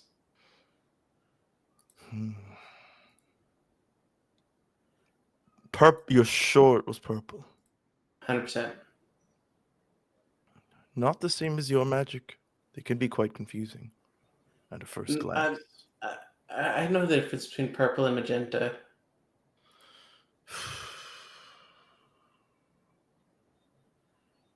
Did you notice that there was no purple tonight in the ceremony? Yeah. Is purple linked to what's their names? The Moana. No. No. See your friend. Did he stay somewhere else? Who? The one who goes by Nameless. No, he's up there. Oh, sorry. I said I swung down. He's right here. Sorry. Yes, I can be quiet in the corner. Yes. See, his complexion makes him one of the chosen of the king, but none should have the king's magic within them. That is why anybody who is found to have it has most likely stolen it. Those with that kind of magic aren't going to find themselves around here. That would be useless. If you steal one of the most powerful magics, you don't spend time in this old, boring city. I don't mean that as an insult. I like that it's boring. So it doesn't make sense.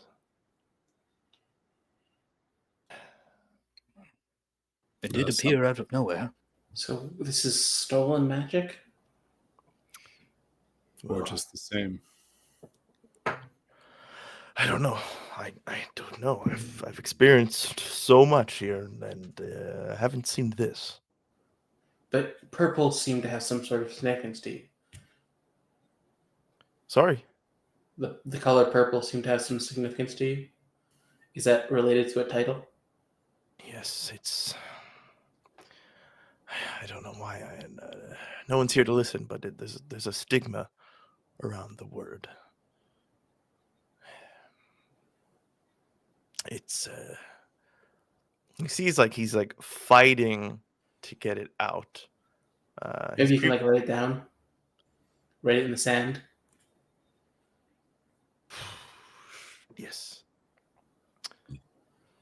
and he'll lean down. He's got like these big hands, and he Y A S H E, and on that middle line of the E, he draws it back to the Y and crosses out the word, as if that is part of the spelling.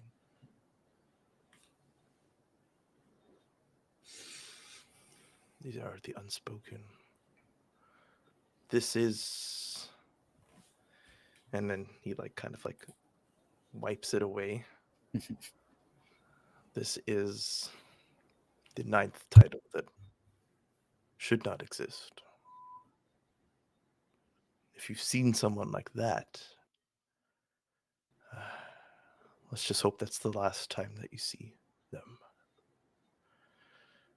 I've never seen a beast have that power, but it's not impossible. Is it possible for someone with that power to control a beast? I'd be hard pressed to find something that's not possible with that magic. So, this is a 9th title. And these people can do anything? Yes, you can speak and dance and move and create magics, and you seem to have some affinity to flame. I assume you're like me. You, my friend, without magic, but you can perform small feats of it. These titles can do it all. And they can do things that others cannot. Or so it is told. It's rare to find that magic anywhere but in the water and in the ground itself.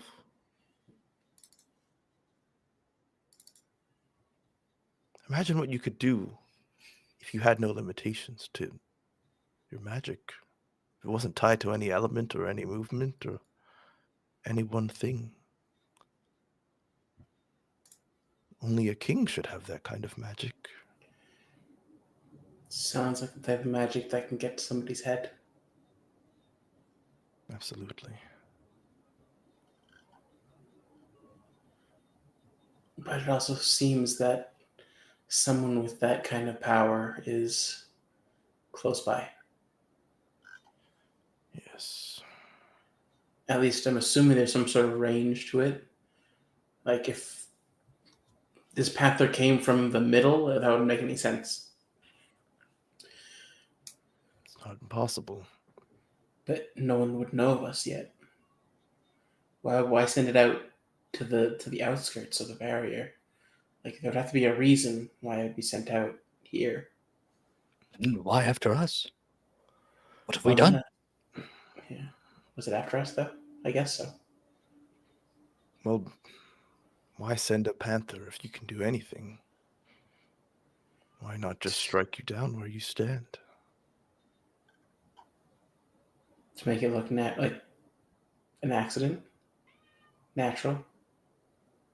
It's unnatural to be found with bestial slash marks, although I guess it would not be connected to a person per se. Not in the forest, potentially. We were told that the forests can be dangerous. Yes. We were next to the barrier.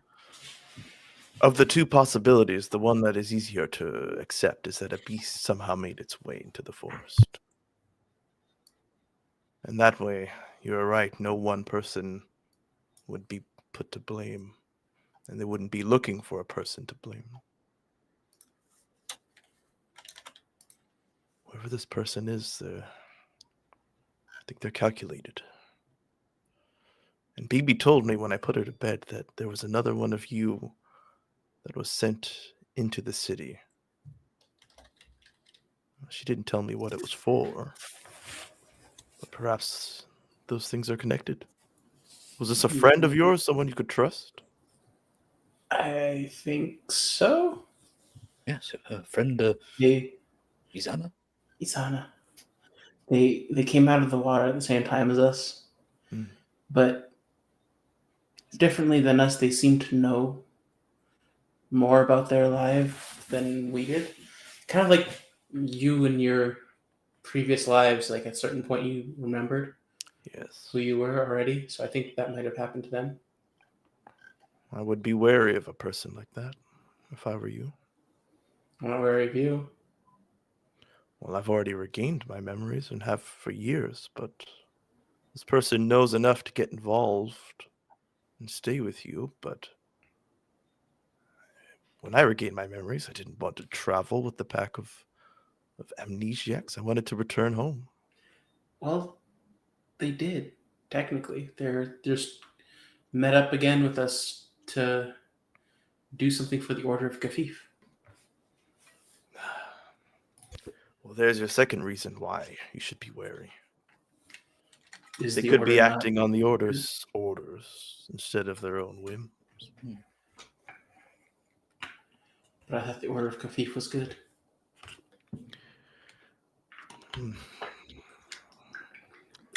They wish to do good. But by what means? I don't know. That's fair.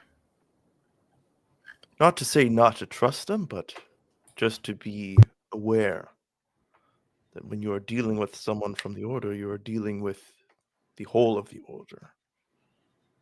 So it's not really a fair fight if it comes down to that.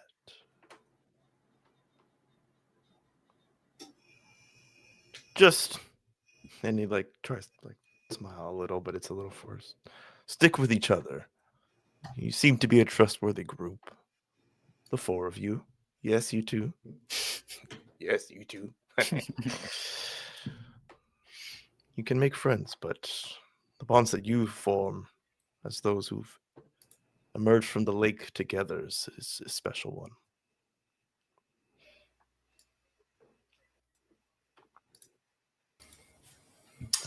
Is it time for That's good. rest, I believe? I don't think we'll be solving any more mysteries tonight. Well, maybe is that all right if we leave the panther's corpse there? Yes. Is there anything we can do with it to not make it a waste? Oh, don't worry about that. Here, nothing goes to waste. That's what I was hoping. We were hoping. We can fashion the fangs to your liking if you wish.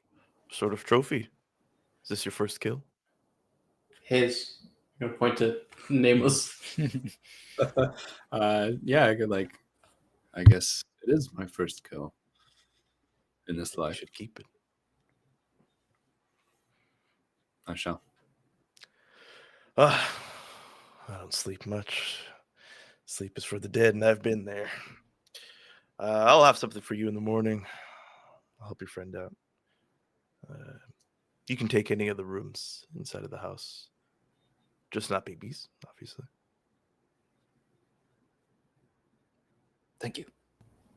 Of course. Yeah, it's appreciated. Thank you. He grabs a handful of nuts. Well, sleep well.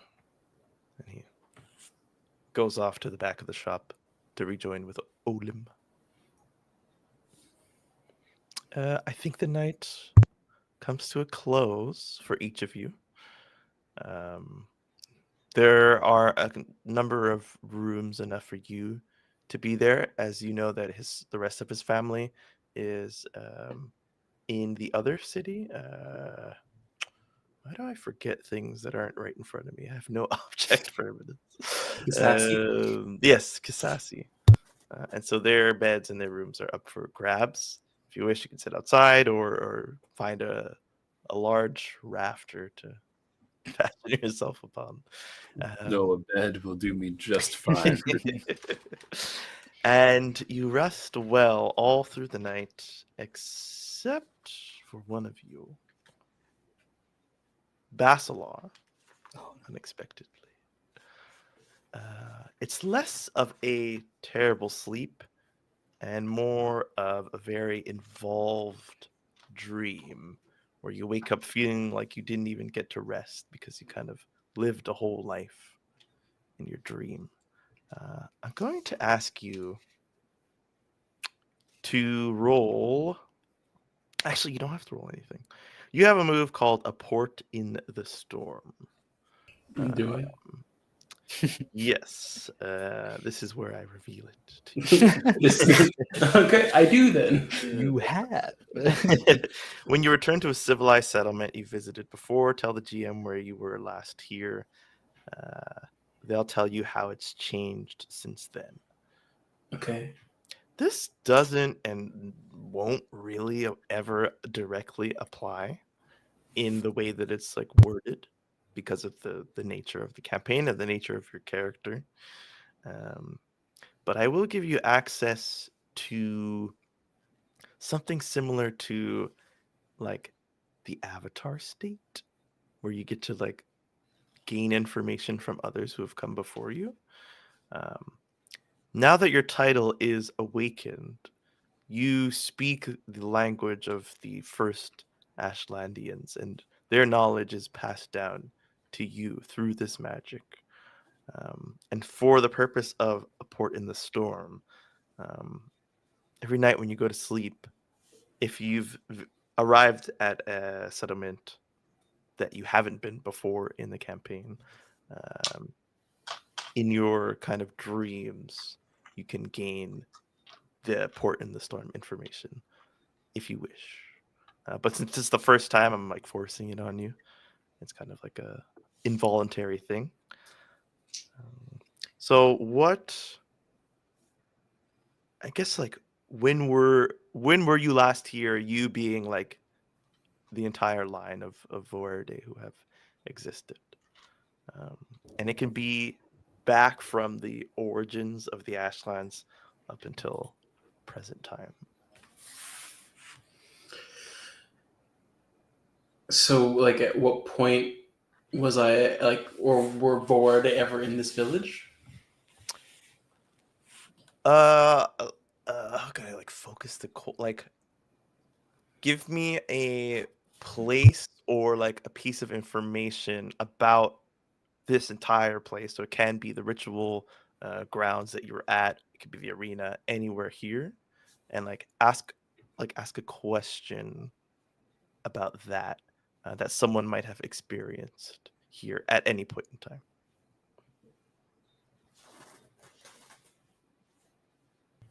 Seeing as how we're trying to get our own stones, Mhm. I feel like I would like to know like, how people used to get their stones before, and like what it entailed, and what the meaning of it was, and how someone would kind of show themselves to be worthy rather than have to buy them. What happened before? Okay. So you go into your mind and you have like this question, and it's this kind of watery surface along your vision that's cloudy, and it starts to get clearer, and you see through the eyes of somebody else. And even though like you're seeing it as if it's your own body, you feel that it's not you that you're looking out of. And you see a little girl, maybe the same age as BB or a little older. Um, and you and her are working on something. There's a box full of stones, and there's a little tool, like a little carving tool, that's just placed on top of that box. And then in front of you, there is a bowl of water. And besides that is a bowl of those flower buds, but none of them are disintegrated or decomposed like the ones that you had held during your process. These look freshly picked. Um, you see the mom guiding the daughter through the process. Um, these stones, when picked up, they have a kind of like shimmer to them that's more indicative of the properties within them than what they're made of. Like they do look like they're made of stone, but there's like a magical sheen that kind of like glosses over them every once in a while. And she takes the tool and she carves out a little hole into the stone and she places it down. And she does this with 8 stones. And then she takes the flour and she dips it in the water. And she's talking through this process with her daughter. Um, she's taking these charged stones and she's charging each of these individual buds relating to all of the aspects of the magic of the Ashlands and charging them with the water of the Ashlands. And then she is placing them in those spaces, in those charged stones that were created. There is some spell work as well as some weaving that's like a magical kind of weaving, not necessarily placing a needle through a stone, but doing so like with magic. And they are woven into this bracelet, and it is this very involved process that takes time and devotion and dedication.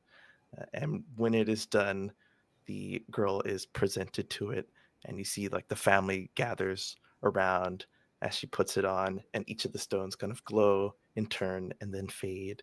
And there's a little bit of a celebration, and you see like some packed bags and rations waiting by the door as if someone is going to go off on a journey soon. And so you get the sense that at one point this was a learned skill that people could have. It's not far enough back that you think that this was before like the civilization and the order and all that. Like it's recent history enough where all that stuff still exists, but the And process that of knowledge passing should through, also exist. Or... yeah. And it's there's no oversight of anyone from the order in the room. There's no feeling of fear or of need of payment, anything like that. It's just like this cultural family process, and it is given to the youngest or the most recent to come of age.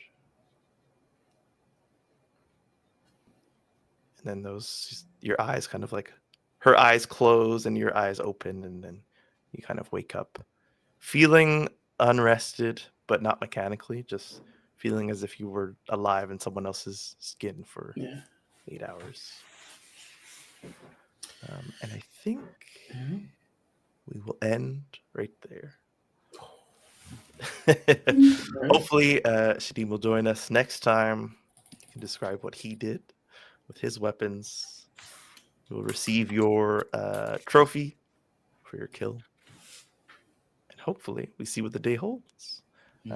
Before we sign off, and my alarm isn't even on yet, so that's how good I am at remembering.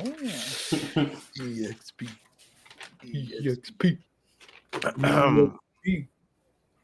When you reach the end of a session, choose your bonds that you feel have been resolved. My man, Confirmed. These two right here. True friendship. Let's go. The power of friendship. So I guess you have to write. I mean, maybe I have to write this down. It doesn't say. You roll with bond, so you have to jot it down somewhere. Yeah. What your bond is with somebody. So you have one bond with them, so you have a +1. Yeah. So you can technically get to like unlimited plus bond. Oh. Or is there like a limit to that? we're only supposed to have so many. I think, like I had said before, like It's like one because per you're person. so new, these bonds are a little more frivolous at the beginning. But like now that you're friends, that kind of X's out a lot of bonds that you can form because friendship already encompasses a lot of stuff. So it's gonna have to be like something else, something big or something bigger. But I don't mind them going up to like +3, +4. So let's see. Are there any new bonds that potentially have formed? I know there's only 3 of you now, so it lessens the number of bonds. But Basalar, did we create a bond in the past? It was to get out of Kasasi and kind of Get go to Bothos, get to our destination, as to like pass through the barrier, kind of just to leave and discover ourselves. Kind of, it's very an open-ended bond. Well, because I named each of the bonds. So I have the bond of friendship with Bikinu, the bond of creation with Olim, and the bond of travel with Basalar. Yeah. Okay. Very true. Okay. No more bonds. No more bonds. Ask the player, the character, blah blah blah. That's fine. Now let's ask the questions. Did we learn something new and important about the world? Yes. Yes. Those who should not be named. Did we overcome a notable monster or enemy? I think so. I think we did. Yes. Did we loot a memorable treasure? I got Actually, the pelt. yeah. I would say that because it was established to be like a trophy for your first Cheers. kill, which is a memorable event, that is also a yes. Thank you. So that's 3 experience. Oh yeah. Beautiful. The bond doesn't give EXP, right? It does. It does. Mark XP and write a new bond with whomever you wish. So, Is the alignment supposed to do the everyday? oh, yes. Why is that not there though? Hold on. Resolve relevant to the character you want. They do. I guess it's supposed to come up when it actually happens. But let's ask so we remind ourselves. Yeah. Party sheet for Pequeno. Protect someone weaker. Oh, interesting. Now, if you answer yes to this, that'll say something. But no. Are you kidding me? He took out the ball with one hit. I don't think he's weak. Basalar. And I have an idea for a bond. Oh, okay. Sorry. No, because you did protect. Did you protect Basil? He set himself in front of us, like both of us, Yeah, I and guess took the defensive position. But no, I was thinking that you think he's weak. Basalar definitely thinks he's weak.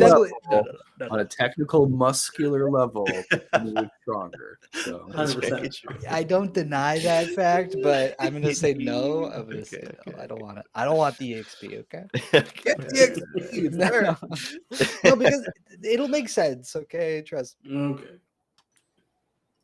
Okay. But your bond is weaker. Okay. Weaker now. But for the bond, can we full power? Because I would like to actually have Pequeno talk with Nameless, and then we can form a new bond. Yeah, like a little more naturally than just kind of pulling one out of our ass. Sure. If you're okay with that. Go ahead. You want to do that right now, or do you want to do it next session? Next session. Okay. He wants to have it happen naturally more than just creating one on the spot. Mm. Wonderful. Protect someone weaker.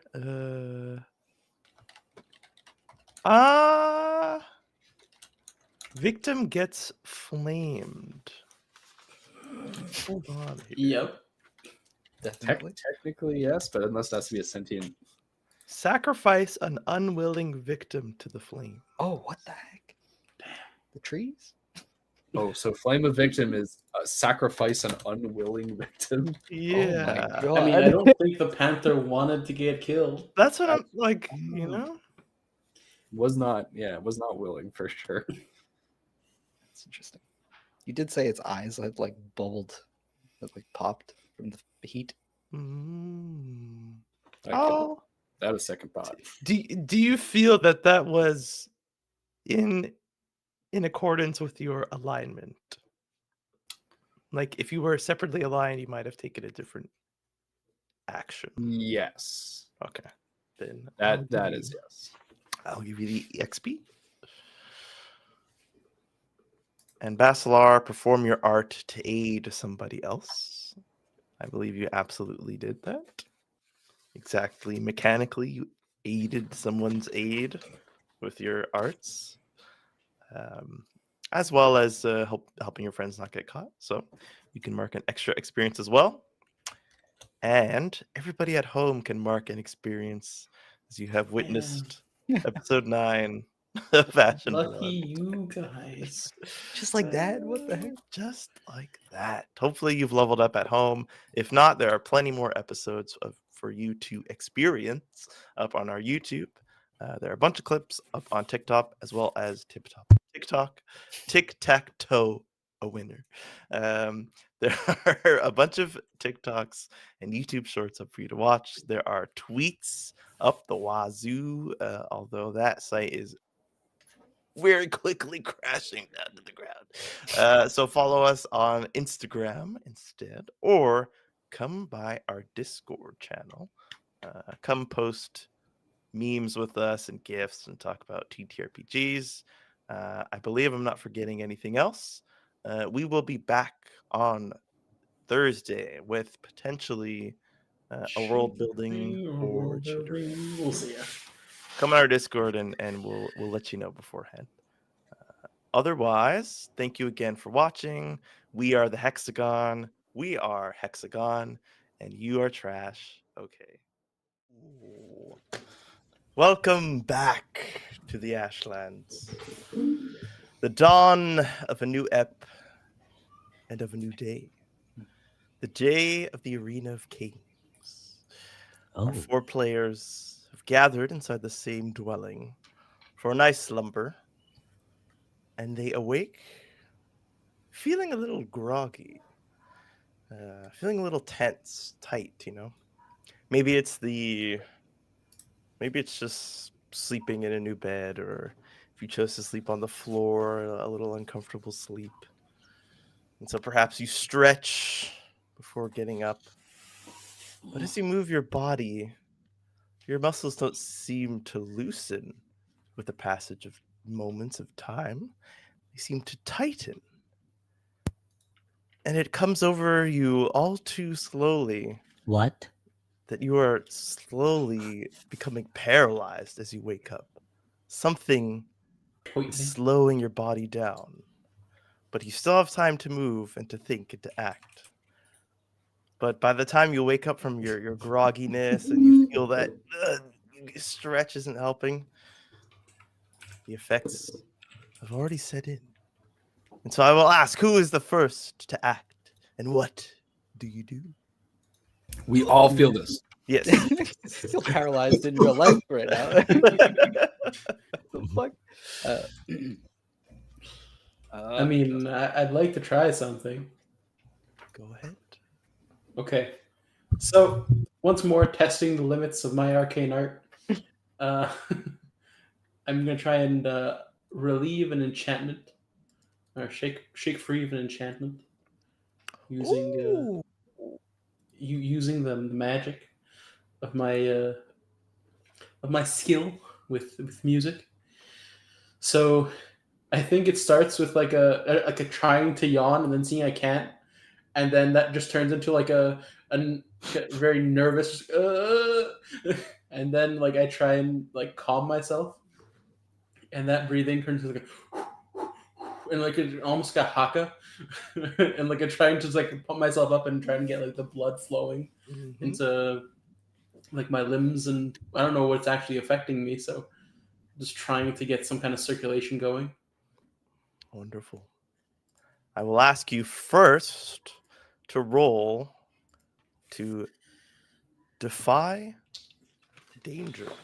Defy danger. Yes. That's a good. What is that roll?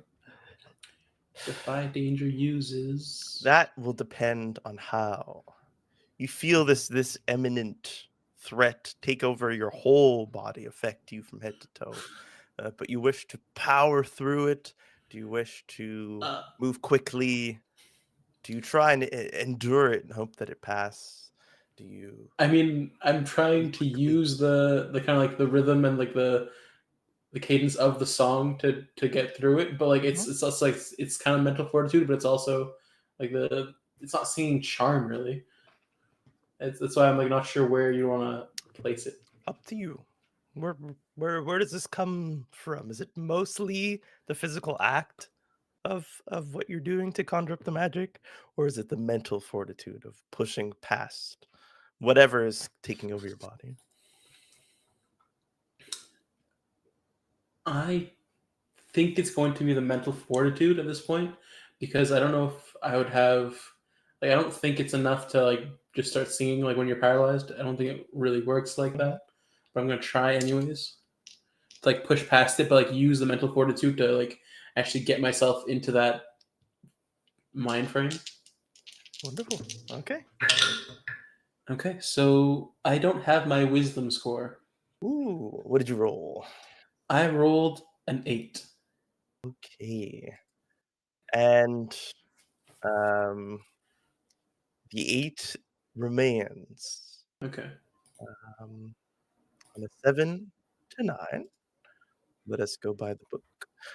You stumble, hesitate, or flinch. The GM will offer you a worse outcome, hard bargain, or an ugly choice.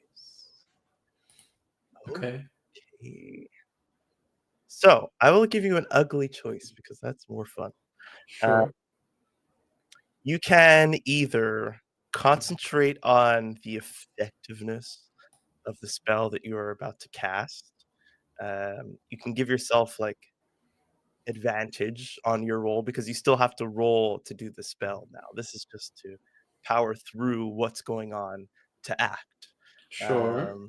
So you'll give yourself advantage on relieving this effect on yourself, or you can concentrate on the volume and like spreading out the effect to hopefully have it affect other people around you as well, but you take the roll with a disadvantage. So do you take the advantageous roll and help yourself, or the disadvantageous one and help But you? what's preventing me from then just going and then trying to You unenchant them afterwards? You can. You don't know, like you don't know. You're not a well-versed wizard, let's say, that knows like the spell is gonna work regardless. You know. I don't. Right now, I'm just doing it out of panic, sheer panic. So it's this moment of like Do I know? Is anyone everybody even else around is me? kind of like let's say you're sleeping near Basalar, not Basalar. Sorry, you are Basalar. Yeah, The but nameless. is anyone actually sleeping around me? Like, We'll say the nameless one is with you, and you see him like okay. he's clearly under duress. Well, would you have all slept in the same room? Would that be? That's why fair I'm to at. Like, assume? I'm not sure. I have no Uh, idea. It's like a Well- sleepover where there's couches and beds all over, or you can just kind of huddle all in the same room. Remind me of our host's name. It's BB's father. Yes. Izando. Thank you. Yeah, Izindo. Izindu. Is he? Zindu. He said everybody take a room. So I thought there was enough rooms for each of us. Was that the case? Yeah, there's enough. There's enough like space for each of you. Maybe one of you's like in the living room or something like that. So like, I'm in my own room then. But I didn't want to force you to be alone in this moment, but you definitely can be. I think I would have taken a room if I could have. And I'd probably like undress, like I'm in like undergarments, like skin fully exposed, like you're sleeping, right? So most vulnerable I could be. And now I'm paralyzed. That's it. So like, there's technically no one around me at the moment. So I don't know Yeah. if, like, Okay. seeing at that point, like, I wouldn't potentially think that like my voice would be able to carry throughout the house, and I don't know if I'd be the only one affected because I can only see myself. Very true. So I think I would just do it for myself at this moment. Okay. Go ahead and make your arcane art roll with 3d6. Choose the best two. Okay, so that's 7 plus 3, 10. Oh, wonderful. On the 10 plus. Starting off um, strong. I mean, it says the ally, but you are the ally. So is this? It comes into a hum, a musical hum. Basically, yeah, and then it's kind of just like that like the rhythmical breathing into like the kind of that more of a like a haka, like just exhalation into that kind of dance and more tribal rhythm. Wonderful. You feel that you're commanding your body to withstand what it's being affected by, and it doesn't feel like you're combating or negating someone else's magic. This feels like something else, perhaps even something like natural that you are overcoming with magic, but it's not a spell effect that can be removed. It's just something that you can like resist and negate on yourself. But whatever is happening, you feel has not just been like dissipated. If you were to get rid of this spell off of you, you might succumb to the natural effect. So you will need to continue to hum, but nothing Okay. crazy. It's not like concentration spell wording or anything. You just keep on humming. Okay. Just But I can keep like humming. move my limbs and Yes, everything. you can move, you can walk, you can talk between hums. So yeah, so I mean, then I'll try and get up. I'll try to kind of like shake it off. But seeing that might not be working, I'll leave and look for the others to see what's happening to them. Okay. And let you segue to them. Nameless one. You feel this as well, this heaviness set over your entire body.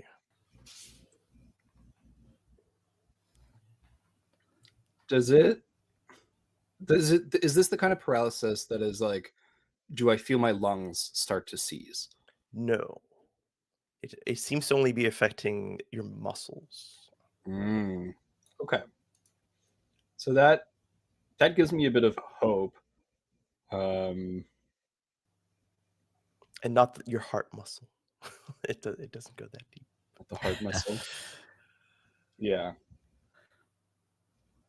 Okay. I'm immune, I think, to my own fire. But I don't, if my life is not in immediate danger, I think that the first thing I want to do is call out and just be like, is anyone available? Is anyone free? So Just like, but like, my throat's like seizing almost of like panic, not from like not being able to breathe. Basalar, you can hear this at some point. cool. Birthday toast though to Oh. to the I'll drink to DM. that. Happy birthday. Thank you. All right. So if I can hear that, being that's the first thing I can hear, I'll go over and be like, what the fuck? Okay, you rush over. We'll come right back to that then. So you two can resolve.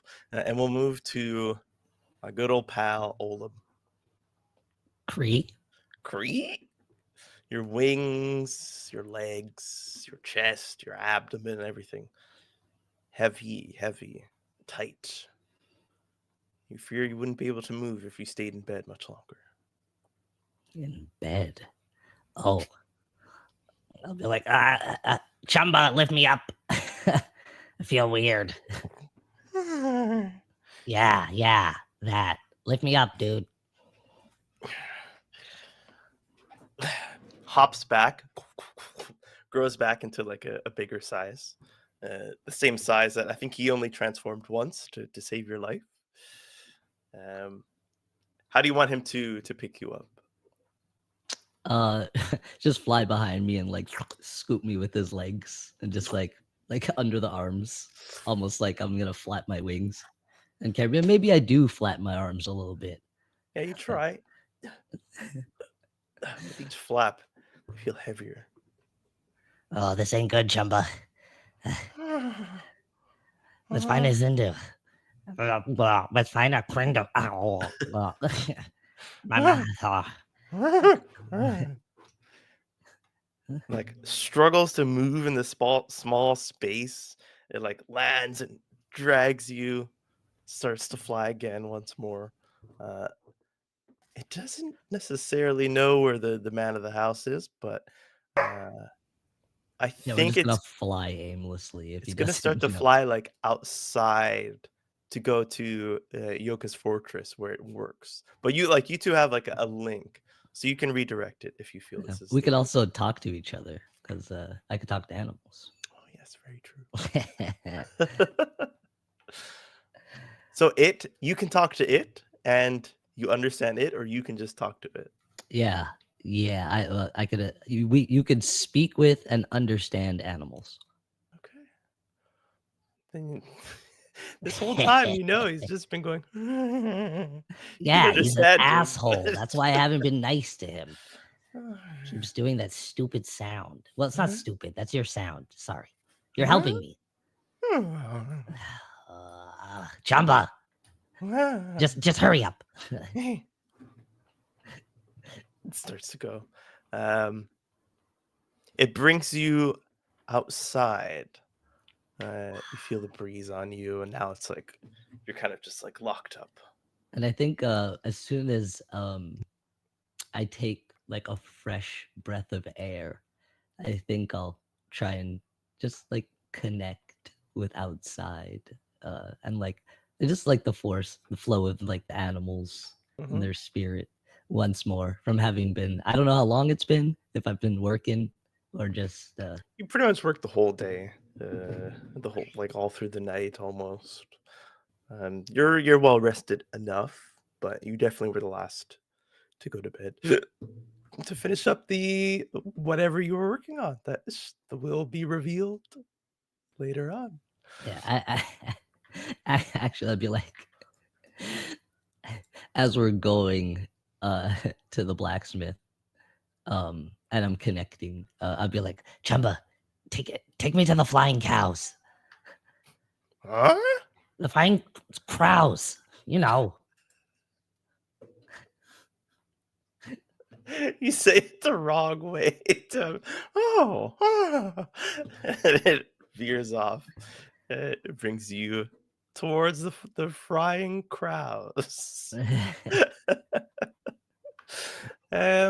While you're out there, would you like to take a moment to take in like your direct surroundings, or are you just taking in nature? Just like nature, the fresh air, the animals here. Mostly just trying to connect with like the hum and like the sounds of the wild living. You definitely do. The breeze, the grass that blows along with it, and you almost feel a little looser. You feel your body loosen up a little bit. You have some movement in your hand talons or your feet talons or whatever they may be. And so maybe you center yourself in this act as you're being flown. And through the passage of time, you will feel that the effects do start to wear off. Oh yeah, I'm still gonna pretend like I can't move very well. Okay, yeah. So Chumba takes me the full way. Stubborn bastard. At last on the list, Pequeno. Yes. What does friend Pequeno do? We start to feel numbish. Mm-hmm. You kind of bolt up, sitting on like the edge of the bed. Hello? Is anyone else there? I don't know if like how close all the rooms are, but I'll call out like based on where we all went to sleep. Did anyone hear me? Well, say that you wake up like a few seconds after. So Olam's already on his way Okay. out the door quickly. Okay. But the rest of you hear this. And like Basalar, you're like getting to the nameless one's room and you hear that. Yeah. I think probably Basalar is like getting closer, and I start to hear the humming. So I'll shout out, "Over here, Pequeno! Basalar is helping. There's something wrong." Oh, I am on my way. And I'll try and make my way there. Okay, go ahead. How are you defying this effect that is overcoming? Like sit up, like take a step, and then each step is harder than the last, and then just tries to brute force his way. Hell yeah. Turns into Why a is this beast. so difficult. Plus strength. Yes, sir. For which one? Defy danger. So you're rolling plus strength. Powering through. Yes, sir. Perfect. Oh, that's 6. That is a 6. Yeah. Every step. And then you just fall. I fall. I don't It's just like freeze in place. Face first. You all hear. Boom. Oh no. Friends, I need some help. and you are completely unable to move. Well, I'll allow some jaw movements for sure. That's it. That was the last thing I could So, get out. can I aid Basalar in trying to help me? Yeah. So we'll go back to that moment. There's a little pause. I'm like, oh shit, Pekinu's just yelling out, but Basilar's are Yeah, here, Pekinu. Basalar, I don't know how this is going. And even like now you feel like your fingers are like starting to like knot up. And it's really starting to come over you. Nameless one. I think I'll put my hands together and I'm like, Basalar, if you can't help me, I'm going to have to do something drastic. Oh shit. Oh, such early threats. I'm gonna have to fade the victim. Burn the house down. So being able to have like actually move my body at this point, am I starting to like feel better, or do I still feel like whatever it is going to like get me if I stop humming? Yes, you feel that whatever is on you, you've like shaken it, but it's still there. Okay. And you even like you start to smell a scent that like is unfamiliar to you. in this Oh, moment. unfamiliar sense. The smelly smell. It It stings. smells. It stings your nose when you take a breath in. Oh, it's hot, hot. It's hot, hot. Okay. And I haven't seen anyone like as I'm making my way to the Nameless One's room. No. All right. So because I have to keep up my humming, I guess I'll just like turn my speech into song. Like, I don't know what's happening, but I smell something in the air. Yeah. We gotta get out of here. Nameless one. He's singing in a foreign language to you. So, like, I'm not like I'm saying these things. But you don't you're understand, saying the apparently. things in the language that you know. you're singing this. What kind? Like, what's the tone of this language? Is it like Elvish, like ha singing la, or is it more like a Jorge la la la la? Russian. Like Yeah, it's guttural? more guttural. It's more almost like primal in a way. Simple sounds repeating, and low tones and high tones, but nothing too melodic. Haha. Okay, so you start tribaling at me. If nothing's like happen, like I'm gonna try and project Mhm. out as much as I can, but like I don't know if this is gonna work. So like as I'm doing that, I'm gonna try and grab him and like attempt to like pull him away. Yeah. I mean, like you start to pull him away. You feel like he's tight. You feel his muscles are hard like rock when you touch them. You go to grab an arm or a piece of the body. Singing must not be working. But you can roll your arcane art, although it is like I don't even know if you would know, to be honest. I mean, I want to give you information, but in this moment, I don't know you would know like what's at stake with your magic. I have no idea what's happening right now. So go ahead and roll. What am I rolling? So Certain reality, same thing. aid or interfere, like Roll plus charisma for the arcane art. okay. 7 plus 3, 10. Oh, wonderful. Yeah, you just like it's a moment of like maybe like switching it from being something internal to being external.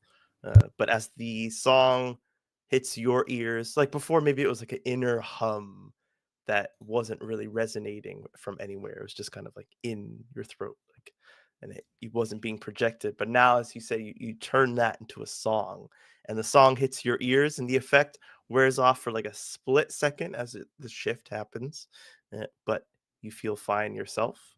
And I'll say that because you're kind of like giving two people an effect, it'll happen, but It'll reduce the effect on like each kind of thing. It's like a lesser. no, he No? will have to roll. it's like I said, like you were kind of like commanding your body to like withstand the effect. So you're aiding him in doing that, but he's still now going to have to have some sort of command over his own body with your help and fight through this. So we'll just call this a defy danger with advantage. And you can use whichever attribute you think makes sense.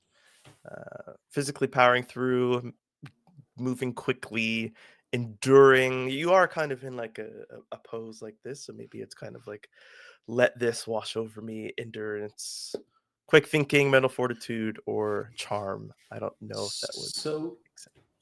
one of the effects of arcane art is also the next time someone successfully assists the target with aid, they Mhm. get +2 instead of +1. Is this considered aiding him in his role, or is it just allowing him to do the role? I think this is Or is it specifically like the aid and it's the shaking interfere? Like, clear of an enchantment kind of wording, just so that it well, affects you at because the same time. I You know? have Eldritch Tones, which allows me to use 2 effects instead of Oh, 1. well then, yeah, for sure. Oh damn. But that's why I want to like confirm. Like, is it So for you, it could be the specifically for enchantment. the aid and interfere move that this works, or I like think we did rule last time that it was you helping Peter roll for his aid when you use that, right? When we were like sneaking around. So I yeah. think we'll keep Mhm. that as like someone Okay, so needs I to can't be. aid him. I have to help somebody else. Yeah, just because that's the specific wording. Okay. Next time someone successfully assists the target, blah blah blah. If you were like to use both to do this, I would allow it, perhaps like 2 effects. Okay, like kind of Use one to aid and one to aid your aid. You Okay, know, but since you're using one and the cool. other, just No worries. but you basically are giving him The chance to roll. advantage. So that's pretty good. So nameless one. Which attribute do you choose? I have advantage and I have to choose an attribute. Yes, sir. Or just like explain how you attempt to power through this, and we can decide what fits. Here's the thing. I want to use my constitution because that's my best stat. Mhm. But you haven't given me 2 of my stats yet. Ooh. So I think I'm gonna take a chance and we're gonna see if it's good or not. Cool. I'm gonna try and use. How would I use charisma to do this? I don't think I could. That'd be a hard one to explain. I can't smile and will myself out of this. Shoots an oh my. Ooh, may. I will try to use my dexterity. So I'm going to just put my awareness into. So it's like almost like close my eyes for a second and then try and feel all of my nerves and my muscles and spread that awareness into them and try to take command of them that way. Hell yeah. So that I can Okay. start like, doing the movements again and loosening up. Perfect. Let's do the thing. So it's 3d6. Choose the best 2 plus your attribute. Hold on, my dice were hidden away. 3d6. And in the background, you hear the voice of Izindo like, what the fuck? Hello? He's also okay. That's my next thing.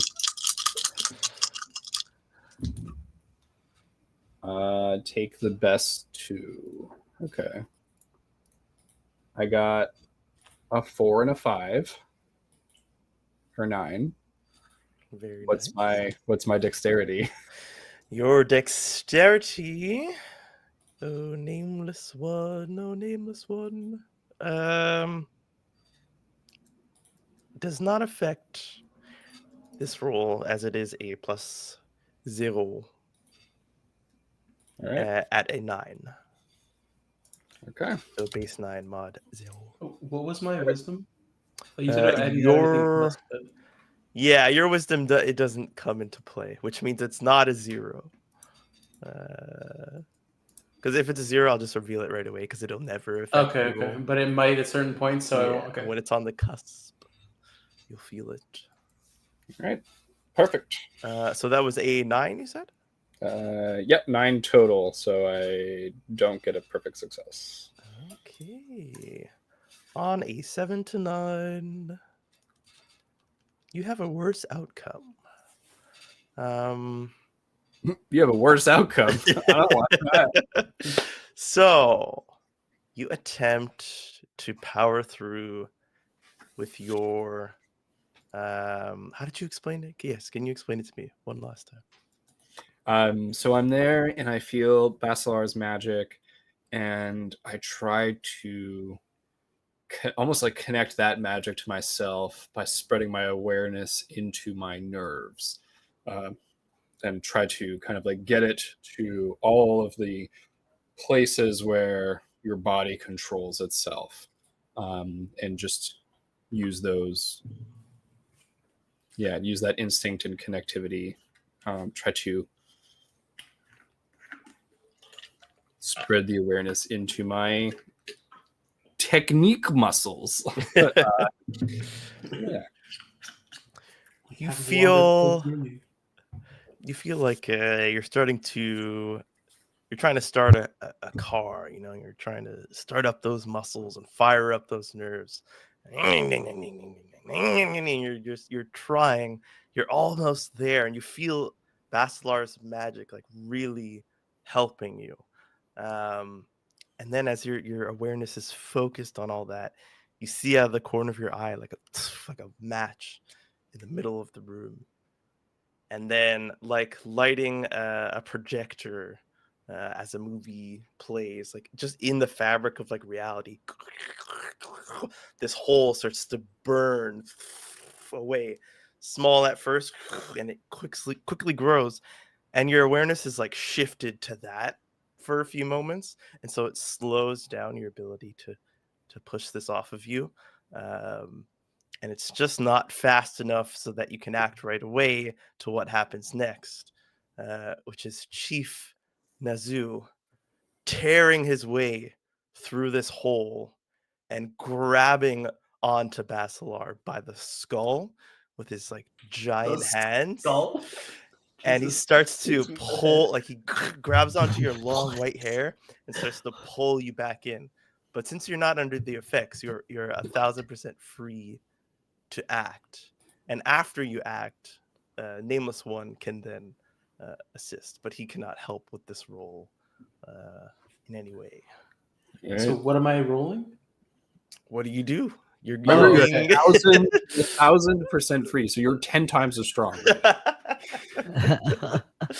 Okay, so What? we just leveled up, Yes, you did. and I realized how woefully unprepared I was for combat last time. So I picked Metal Hurlant as my advanced move, which is when you shout with great force or play a shattering note, choose a target and roll Constitution. On a 10 plus, target takes 1d10 damage and is deafened for a few minutes. Very nice. On the 7th line, you still damage your target, but it's out of control, and the GM will choose an additional target nearby. So sorry if I roll poorly, but I think that this like moment of like surprise, and again, like I don't know what's happening to me. Then like Chief Nazu comes out and like grabs me by like essentially the face and pulls me forward. So like I'm just like screaming out in like sheer just terror, I suppose, and just unleashes something from like deep within. Incredible. And so I'm gonna try that. Boon for Simon. Boom, boom, boom. Thank you. I rolled a 10 already though. So let me see if I get a. What's a 12? That's Oh, double thank sixes. you. Double sixes. That's hot. you so That's much. crazy. Let's It- go, Chief Nezu. Plus whatever my con is. Yeah. Okay. Holy shit. I don't know what it is. Your con. Oh, it's a 12. So it's a 0. It's a 0. I think we I mean, tried that last time. So roll that D10. I don't have a I don't have a D10. I was you- thinking I was rolling Heck, D10 today. D10 arena. As you tell me what Find a happens, D10. I'll paint the scene for you now that you're like you have like just a moment to take in who is grabbing you by the face.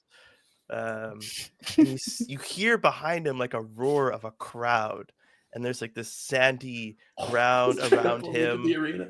Yeah, he's trying to pull you straight from your bed into the arena, Okay. in front of a crowd of people. So you know you have an audience that can see him right now, like half of his body kind of in the portal, trying to grab you back in. So I rolled a 9. Okay. You roll a 9, and he's deafened. So like what do you want this to do? You've rolled 2 6s. You can add kind of whatever flavor or extra effect. Do you wish to do perhaps more damage? Humiliate him in some way? Disrupt the portal with your magic? Pretty much anything, any one thing in this moment. I'm trying to see what it says. Cut off the portal, chop him in half. So he's deafened, but he's doing this in front of a huge crowd, right? Mhm. So people can see what's happening.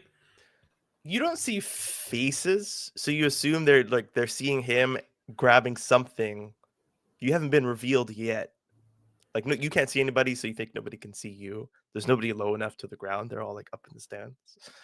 So you know they're waiting and expecting to see what he does, what he pulls from this portal. Or who Okay. he pulls from. So I think Basalar would let himself be pulled a little bit through, enough so that like people can see who it is.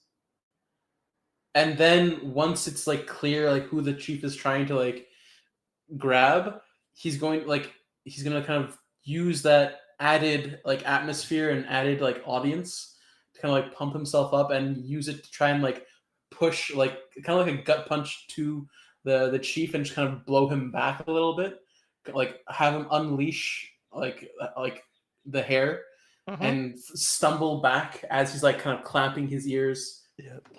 What the fuck? Stumbles backwards. You're like, do you want to step through, or do you just want to be kind of like torso out for a few moments? I think I'm going to stay out for like kind of like in the middle of the portal, just long enough to say something.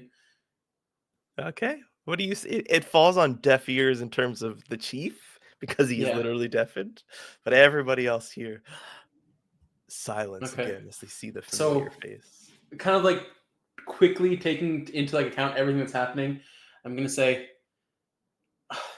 the chief couldn't handle what I said last night, so he tries to surprise me and grab me in front of everybody in the first thing in the morning. He can't handle a simple challenge. Instead, he ambushes like a coward. That is no way for a chief to act.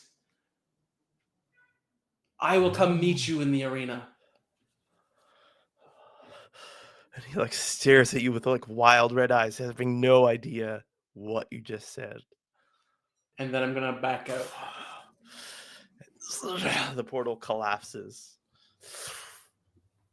And you're in the room, but as it right before it collapses, you hear "Yeah!" from the crowd, and then Yeah. so there's that little bit of reverberation as the sound gets through. I'm just there, like slowly, like Yeah, you're move again, and I'm just like, Basalar, that was great. I don't know if this is gonna continue working. Because again, I don't know if like, the feeling is still back. Like I don't know. I released it for that few seconds of like shouting and like saying something. yeah. So you like, start to are my sing muscles again. still like actually like seizing? Do you pick up the song right away, or are you gonna see what happens? Well, like, because this has been like a good like 10-15 seconds Mhm. when I'm like out shouting and then saying those words. Okay. So like I'm hoping that like I would have been able to realize at that point if my muscles started seizing again, Mm, or it feels stagnant.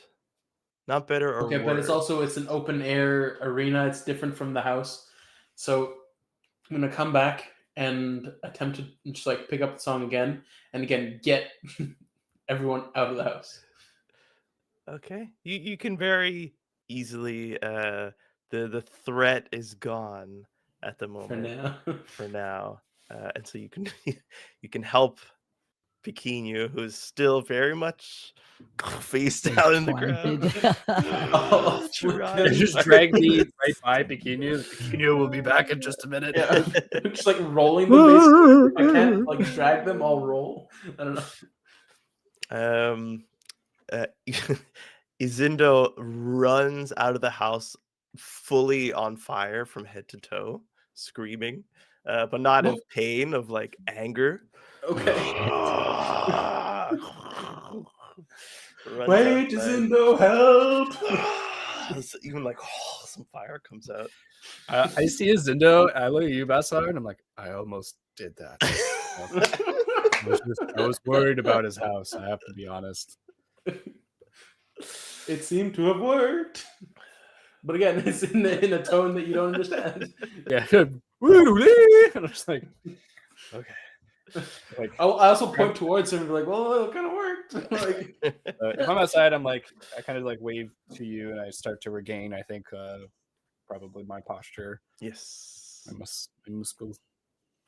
And Olim, you hear the guttural, not even guttural, really, just frustrated scream of Izindo.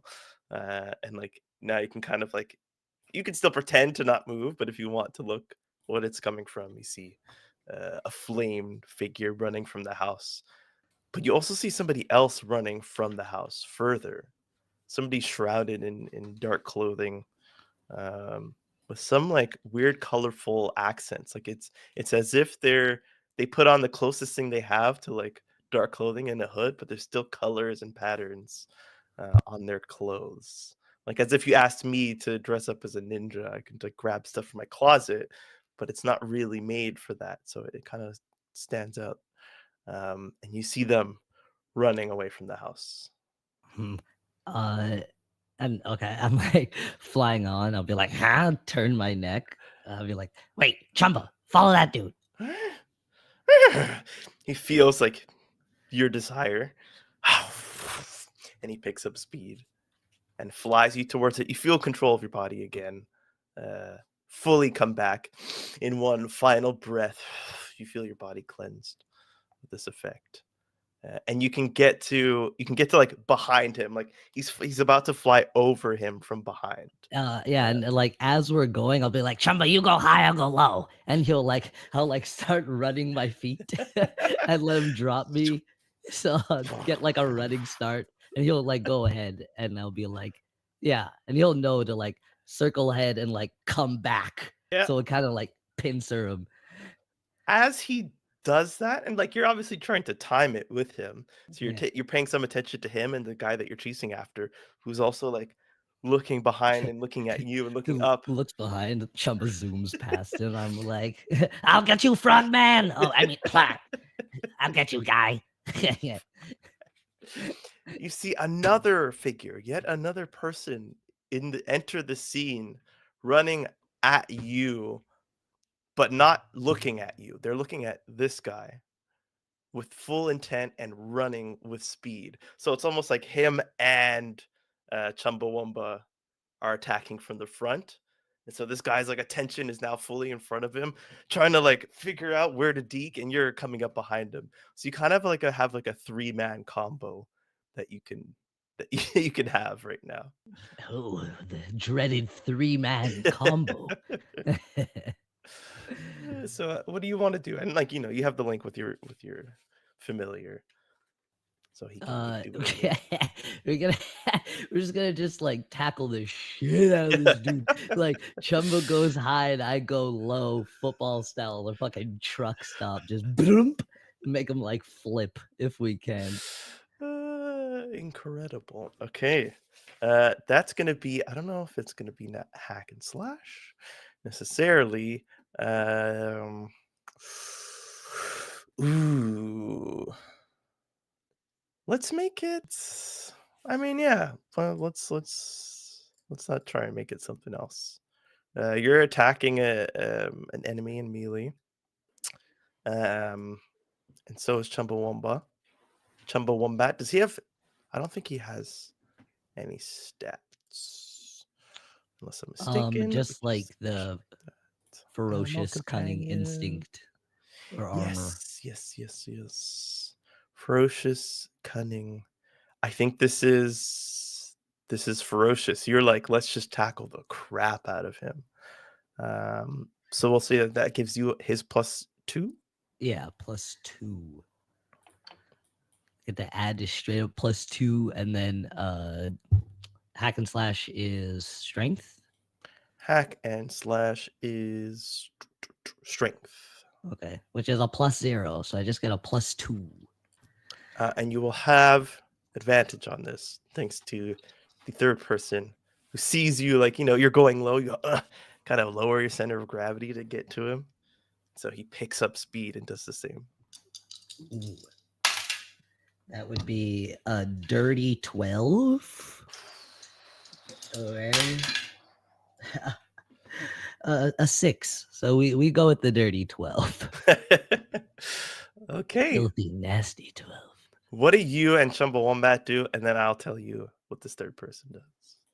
Yeah, exactly that. Like we pick up speed. He kind of like goes up and like hits him kind of like in the chest, kind of like face area, and like ducks his head down, kind of like really dives into it. And I like shoulder check him like low by his like hip, kind of by his hip Round area, up. hamstring. We're both like going opposite directions.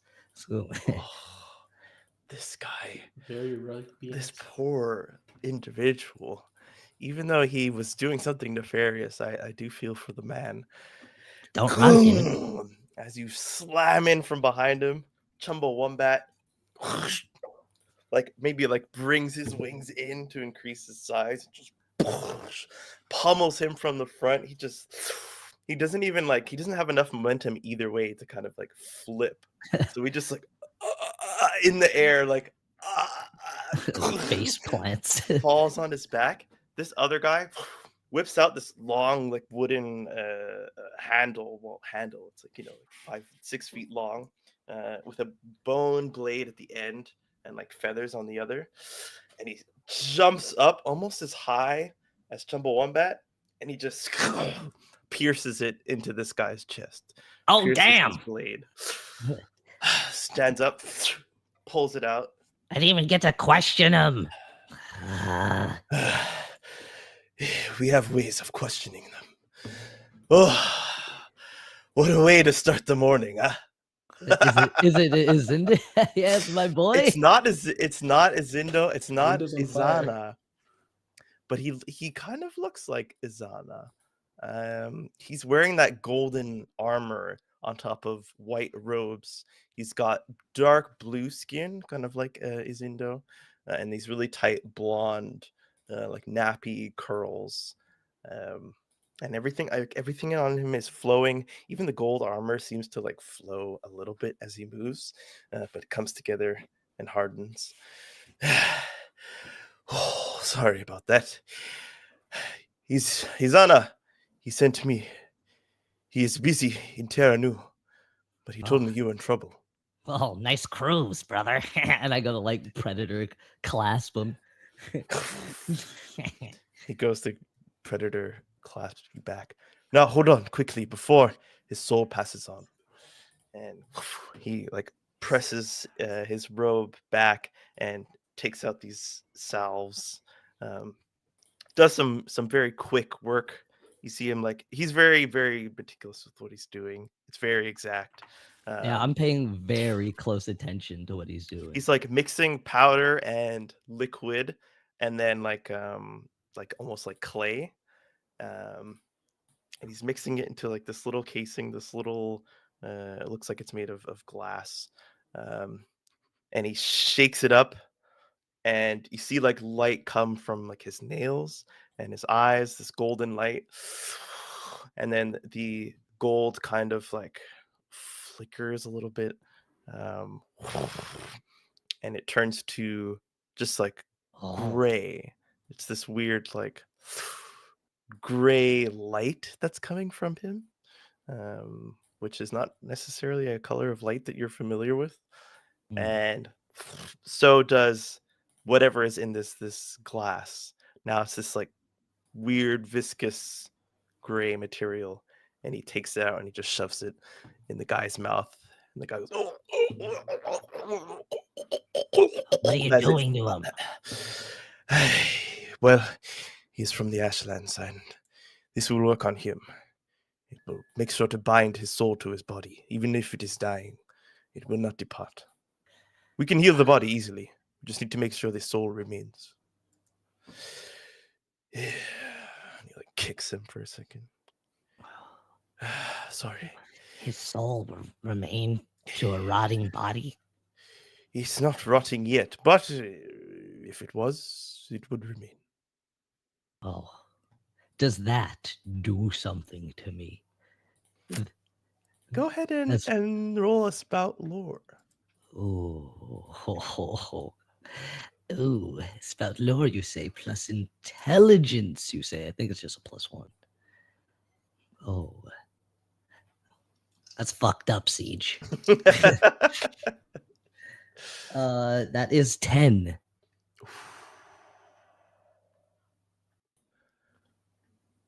He's telling you something. It's like he's telling you something you learned in math class in high school, and as he's explaining it, you're like, oh yeah. Like if he had asked you any question about what he's talking about, you wouldn't know.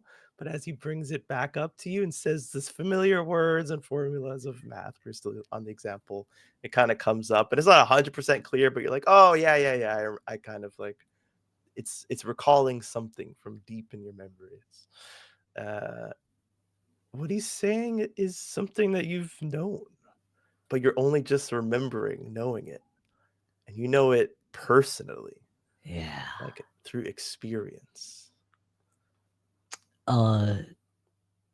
Could I get like a flash? Yeah. Just like a vision, almost like your first sights as being after being birthed, you Mhm. know, taking it on and like pop up, and there's like a dude in like a cloak and like a cowboy hat and two like pistols, like shiny, absurdly shiny pistols by his hip.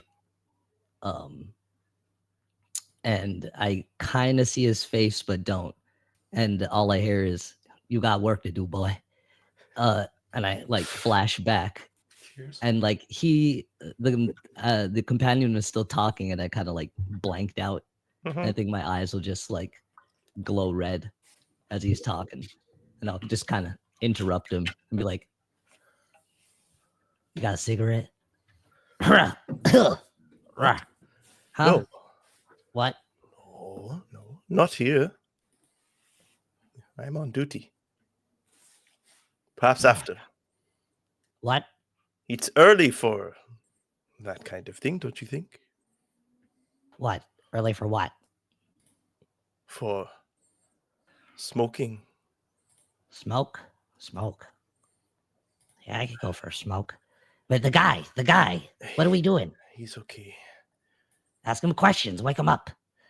I prefer to do this somewhere more private. Like kicking him. I'll be like, all right, I got just the place. Chumba, take this guy, and I'm pointing to the corpse, back to the house, fast. Don't let this stranger, although we trust him, don't let him take the body anywhere else. Eat his face if he does anything. Oh. And I like I was Right. speaking in like his language, so I was Okay. just like, and then I'll turn to him and be like, all right, What Follow are you? Chumba Wombat.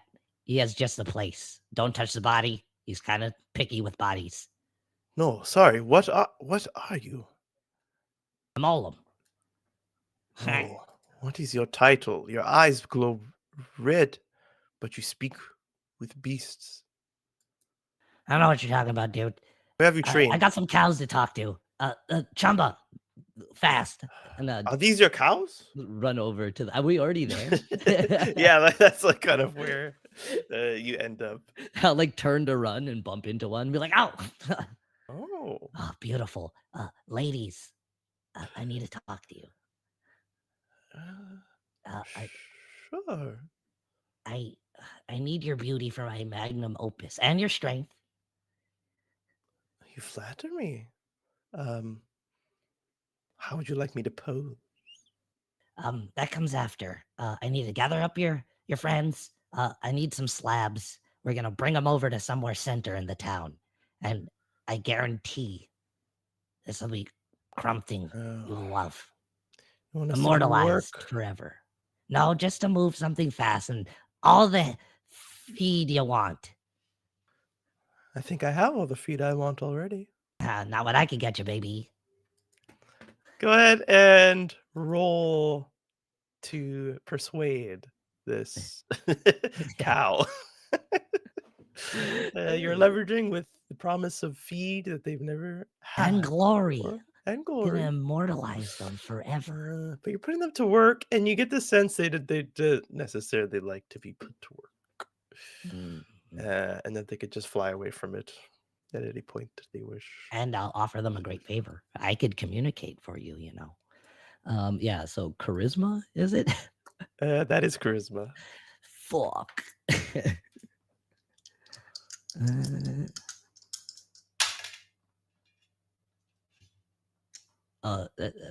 That's a 3. One of the like skinnier ones saunters up. Give us a taste then. What is this feed you've got?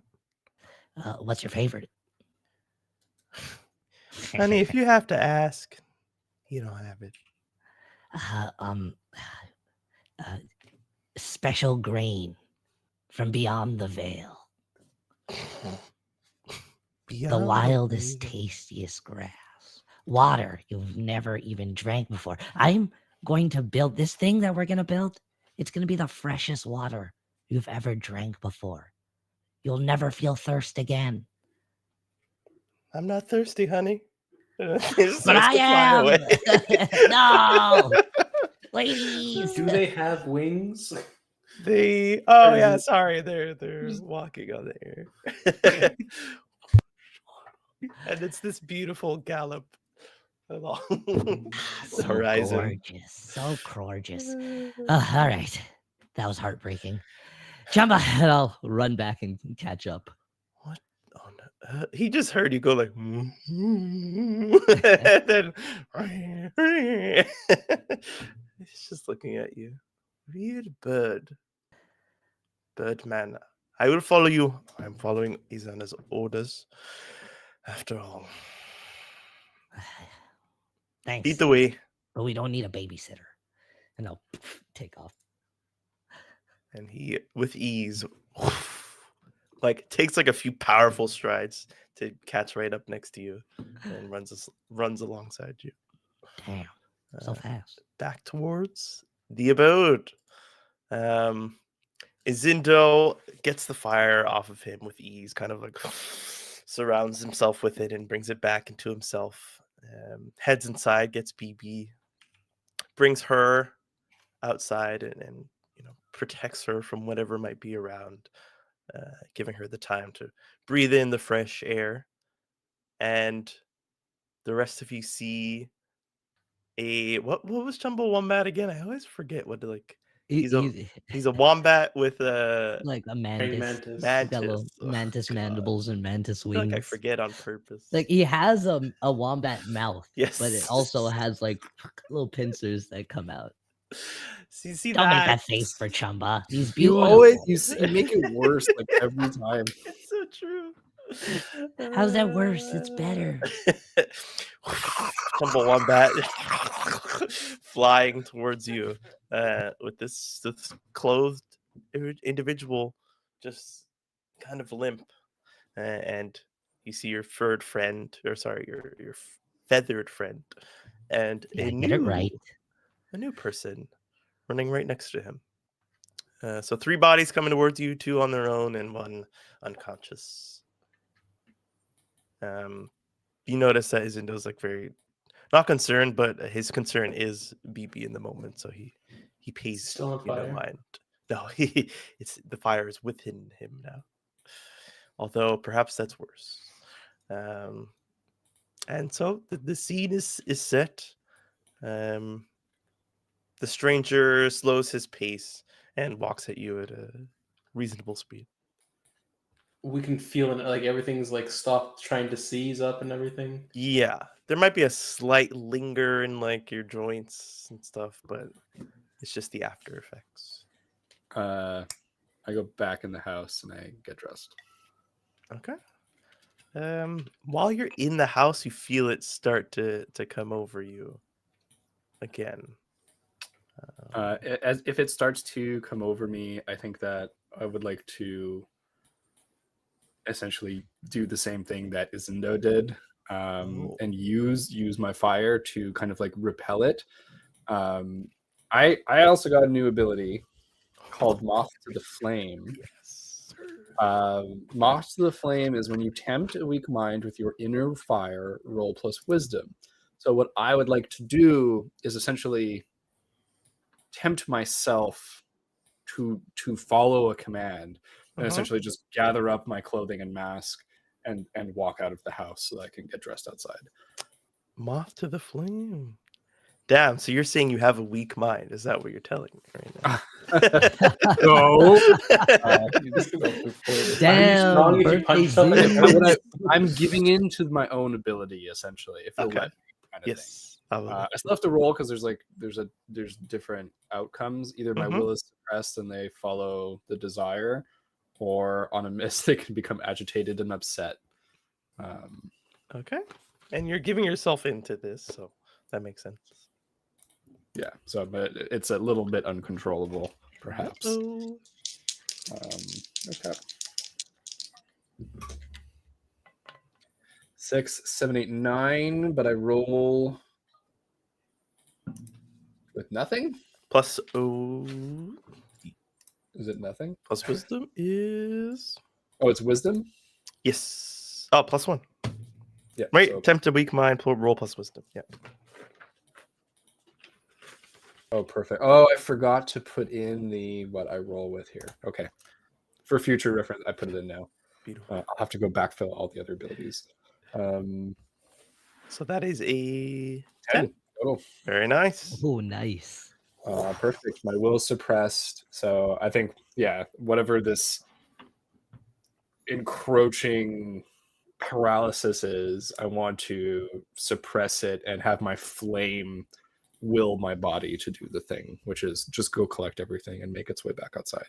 Nice. You do that, but you feel that your fire, it's not necessarily acting in the specific way that you want, but like your will is creating this effect. You are almost like a cleansing stick. I know what they're called. It's like a wooden stick that you like light on fire and you walk around like that. Your flame, yeah. It's Well, it's like a dried sage stick or like a sage wand. Yeah, okay, yeah, something like that. Yeah. So your will is coming from your flame, and it is honestly just kind of acting like real flame and real smoke, and it is just like it's almost carrying this effect with it, and it's kind of like funneling itself out of the house, out of some open windows and the open door that you left yourself in. You can even open some windows around you if you feel so inclined. But you do get the sense that this was something natural, some smell that was affecting all of you. But Yes, magic can still overpower the senses like that. So exactly, yeah. So having that sense, definitely open the windows, if I guess I got a 10, so probably if I feel in control of the situation, then I'll take the time to maybe like blow the bellows of the forge and like get the air moving a little bit in here. And if I do have the will and I have the time to do it, I would like to get fully dressed and masked before I Of go to see everyone course. else. And I hide myself once again. And you do so perfectly.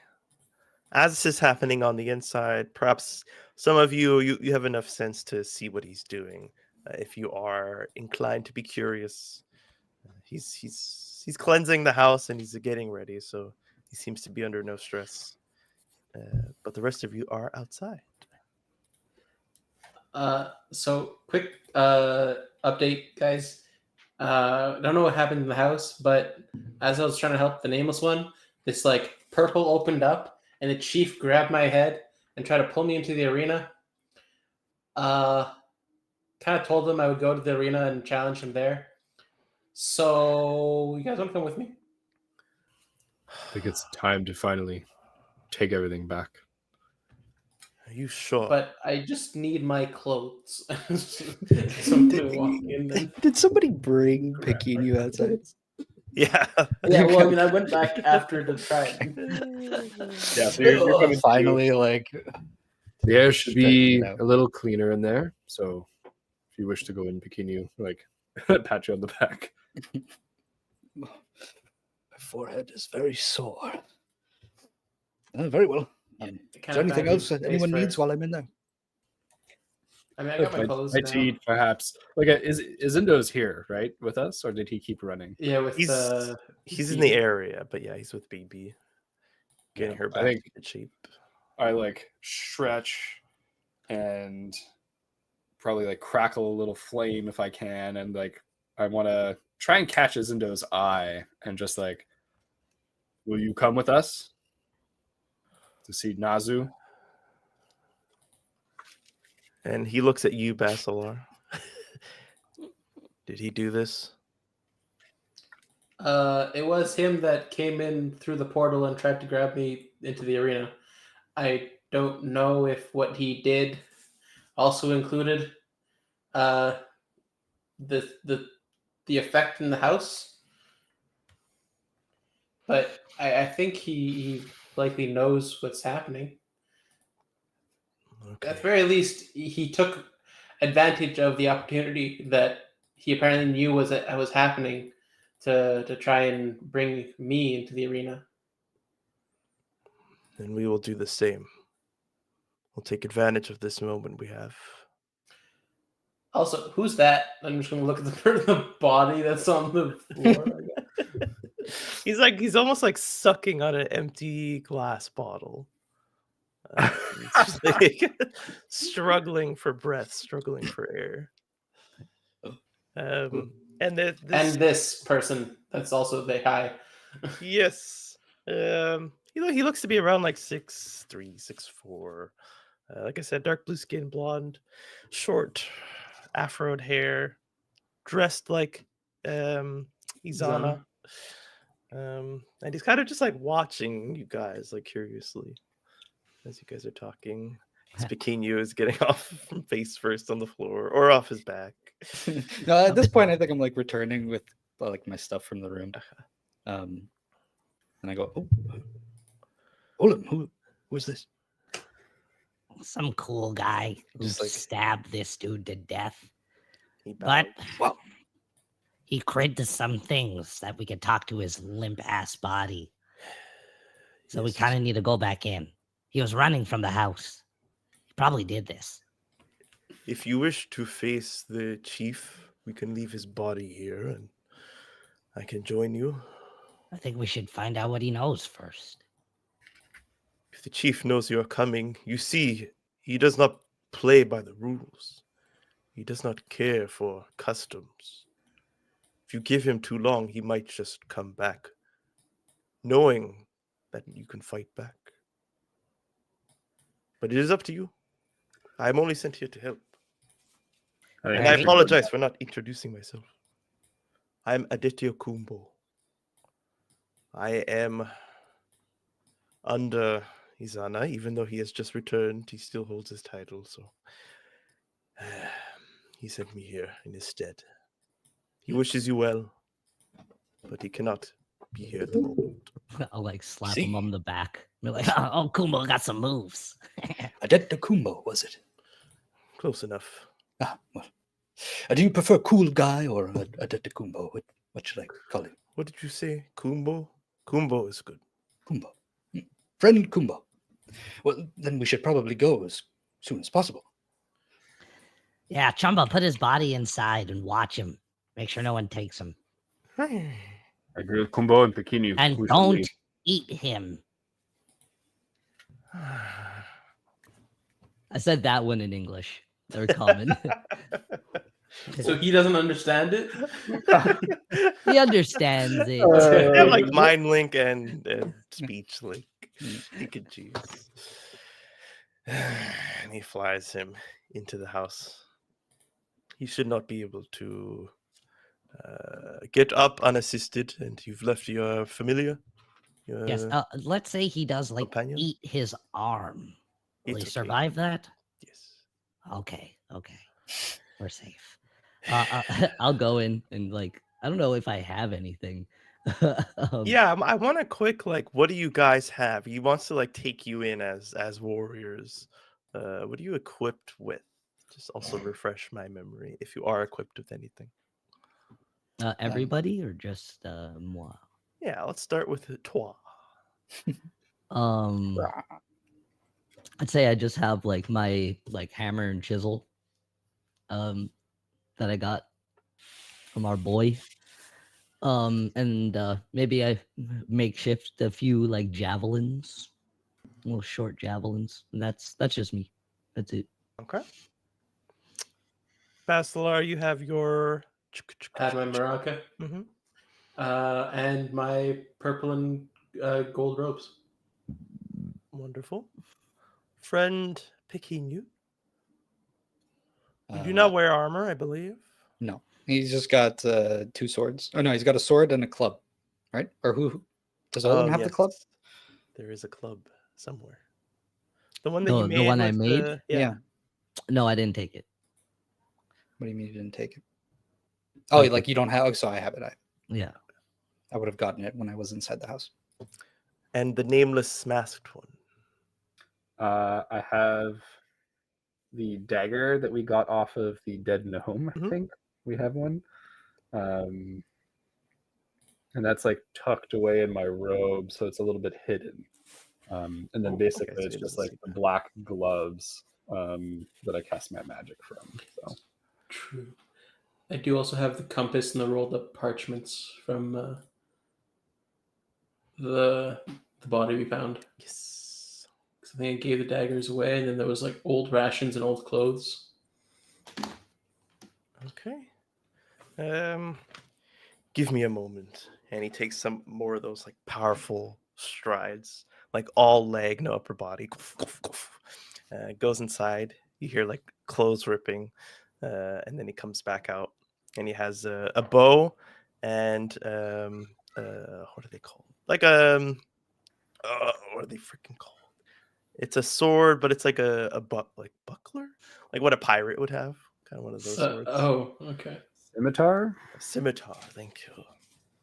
A bow and arrow and a scimitar, but the bow is like collapsed, and he takes them out and he just. Does anybody need your whoever that was did come armed? We can take his things. What's he got? Just this. Yeah, I search him. Just like as soon as he says you can take his things. If nobody wants the bow, I'll be like, I'll take that crow. If nobody wants the bow, I'll take the crow. I don't understand. Here, he gives you the quiver and the collapsible bow. It doesn't look like mechanically collapsible. It almost looks like it's flimsily made, like it's like 2 sticks that are sitting as one, but then you kind of put some pressure in the middle, and they just become 2 sticks with a loose thread. but they snap back into one as if it was mechanical. And you look on the person. You get a better look at them. The face looks to be one of the middle-aged gentlemen that greeted you when you first entered the city. So You the see guy like with the a missing teeth. no. Cheers, boys. Ooh. I don't want to retcon anything, but he was just one of the gang. His face is a little scuffed up, with like some old scars, and he's got a bald head. But you just kind of recognize him as being one of the people, but not the main guy or the smallest one that you kind of intimidated a little bit. All right. He is wearing some decently nice robes that are now ripped, and he comes armed with what he has brought you. He also has a pouch full of gold on his persons. It's take like that. it's like a water many? skin in the way that it's like flat, but it's like full of gold packed tightly. And so like you shake it and the sound is kind of like muffled. But if you like open the top, you see that it's like just full of gold. Perfect. And it looks to be Yeah, something what that he if just I was- That's awesome. Slip it into my robe. it kind of over- stinks too of like Oh. like sweat and like pus. Like it's been there for like a long time. Pus. Yeah, and like Well, that's Why is puss. it pussy? separates from his Ew. I don't want a pussy bag. Ew. I will like rip the drawstring out of the bag if there is Mhm. one, and then I'm going to like take a piece of his nice robe, dump the coins into it, and like Nice. yeah, to tie it with the string, and then like cut or rip the robe off of him. Okay. Yeah, you see, like he looks kind of like untrained. His body. He looks like he's been through a lot, but he doesn't seem necessarily yoked or no signs of a warrior's body. But he is middle aged, so he's you don't quite understand the relationship here, but he's definitely of the chief. You said he had a weapon. Yeah, so the weapons that Adityo Kumbo took off of him, which was Oh, just those. the scimitar and the bow and arrows. Okay.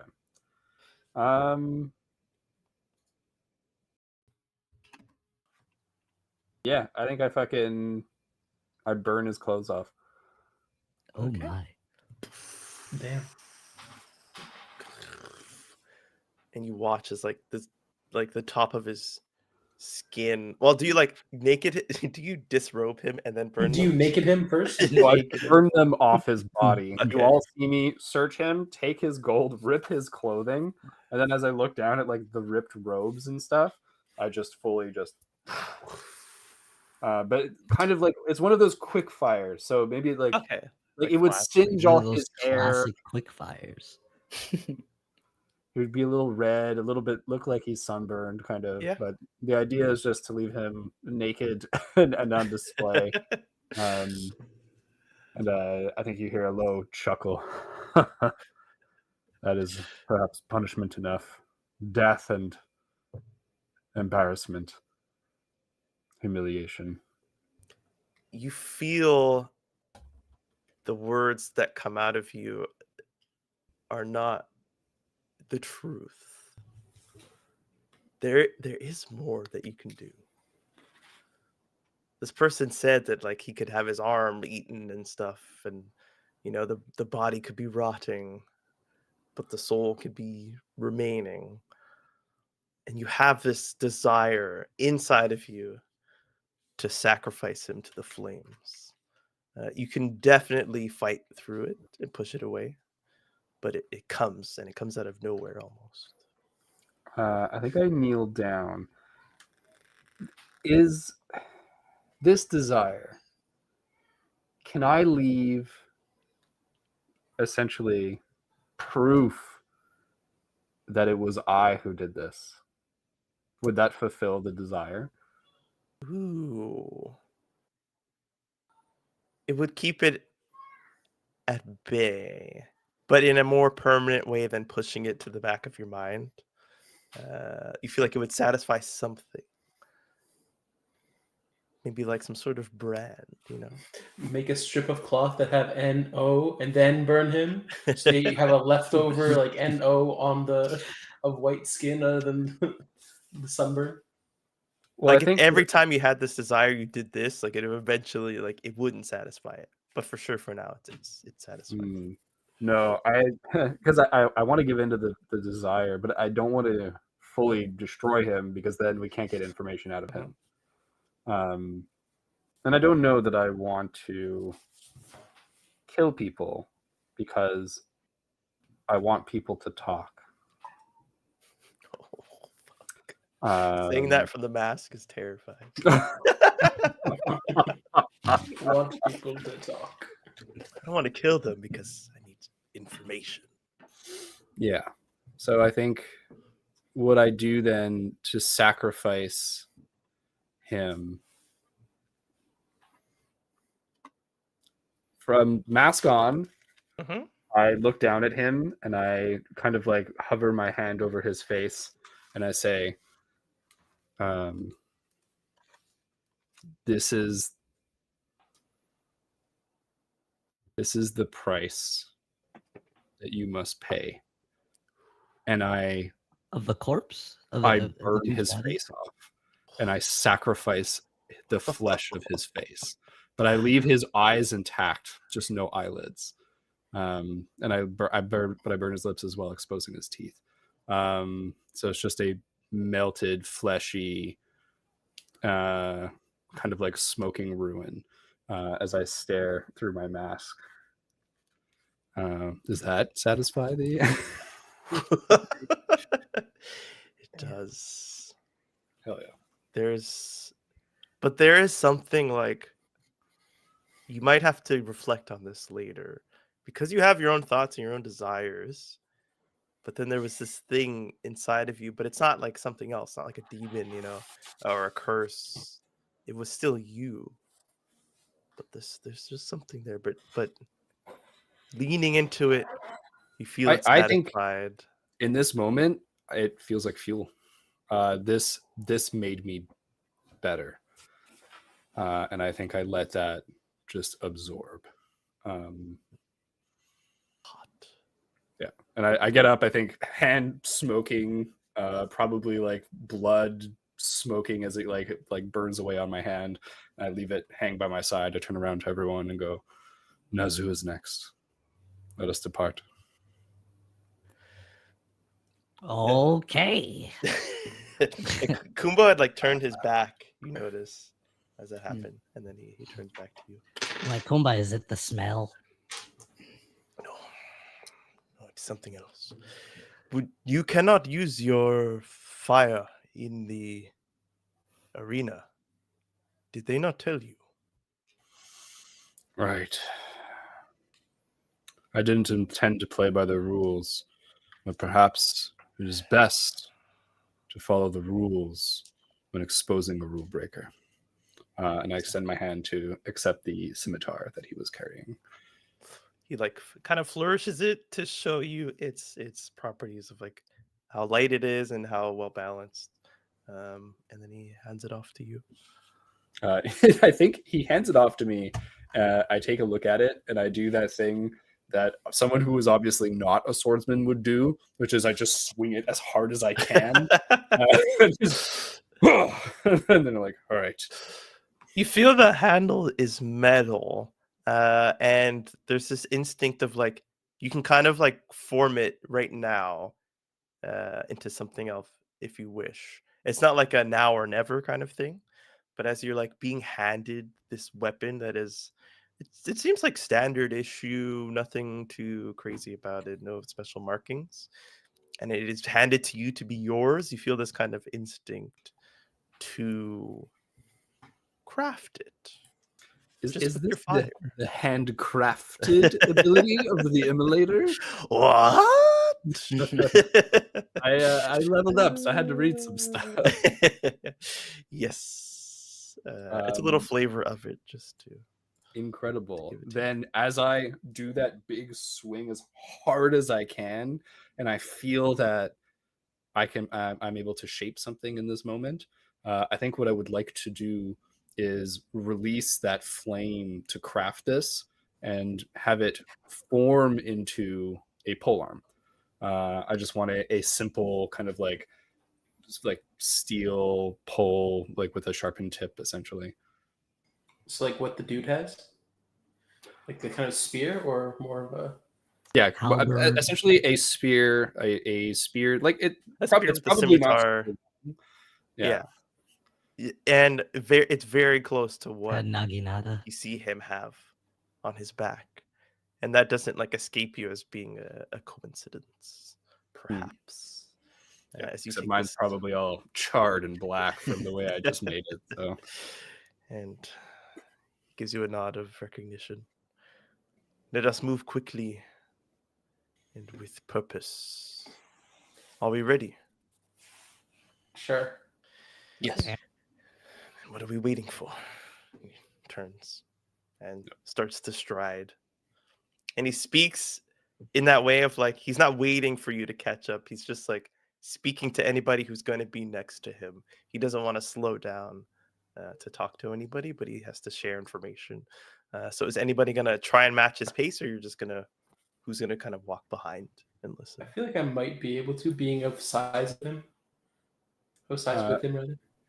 I think I'd walk next to Olin. You just said a Naginata. Do you say that like in character as well? Sure. Yeah. A Um, Kraganata. Look at you, Olin. I go, that's an excellent idea. And I think what I would like to do is, like, as we walk, purposely change the spear to have that bladed head to be different from Izundo. Hell yeah. Huh. Wait, is this Izundo, or is this the guy that's on his... A Deti. Kumbo.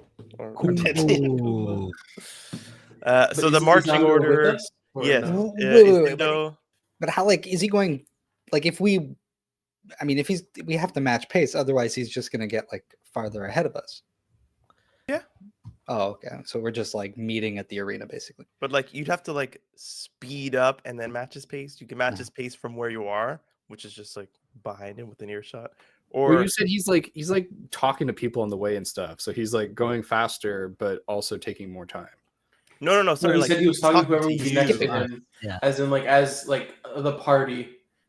Whoever in the party is next to him. he'd Like be imagine talking I'm walking next to you, and all of a sudden I just start walking fast, but I'm still talking to you. Okay, he's not Behind sprinting me? away though. So you're like, it's up to you to be like, okay, and like catch up to me and keep talking to me, or just like walk behind me and let me kind of talk to myself.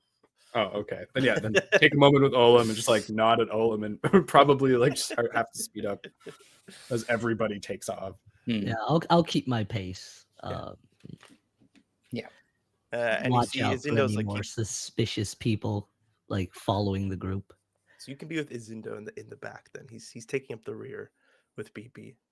She's kind of like confused, but she seems to know to keep quiet when her dad has this like fire in his eyes and Oh, moving with purpose. I think this is the perfect time to gift BB her gift as we're going. I'm like, 1 second. I'll like run back and get the shield. Okay. And give it to her. Be like, we're gonna do something dangerous, little one. You're gonna need this. Oh. Why is everyone doing that? Oh. It's infectious. Thanks.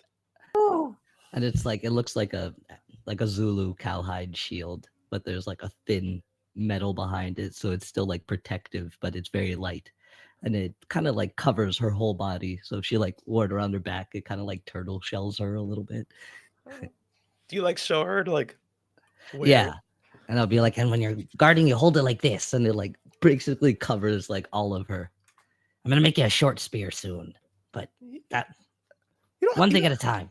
You don't have to do that. Your father's a great man, and I have a debt. Now I gotta hurry, Oh. and then I'll take off Okay. after the rest of them, but still keeping an eye out for anybody following the group. Like, tries to put it behind her. Hold yourself up. Kumbo walking quickly closer to Olim. No, sorry, closer to Basalar. As the rest are like kind of taking like a moment to do something. And he says, "Has anyone explained the rules to you? I will have to do so quickly if not." Nope. Okay. Over the years, I've heard that it has changed from its humble beginnings. It was supposed to be a way of those who did not have magic to still show that they have power and to gain said power if they feel they do not have it. It was simply a tournament between folk that were alike, and the rest of us were just to watch.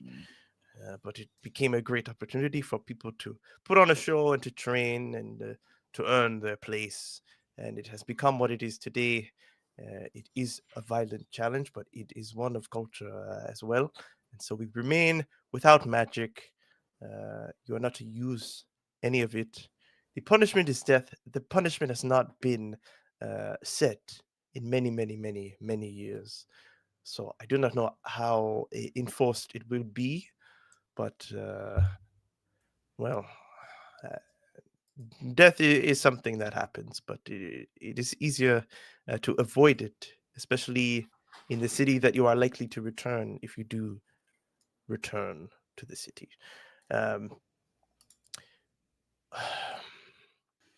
Izana told me what happened here.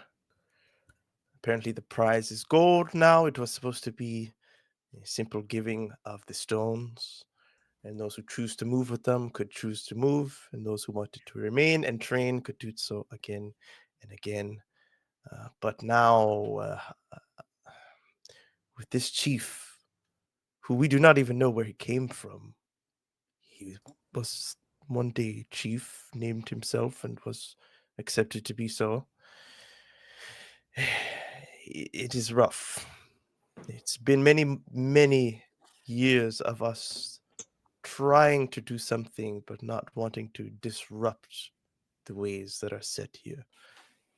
This is perhaps our first real move, and hopefully our only real move on the chief. So we must be cautious and smart about what we do.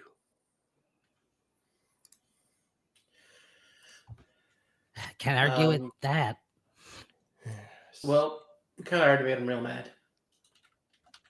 Yes, I heard your song. I heard tales of it.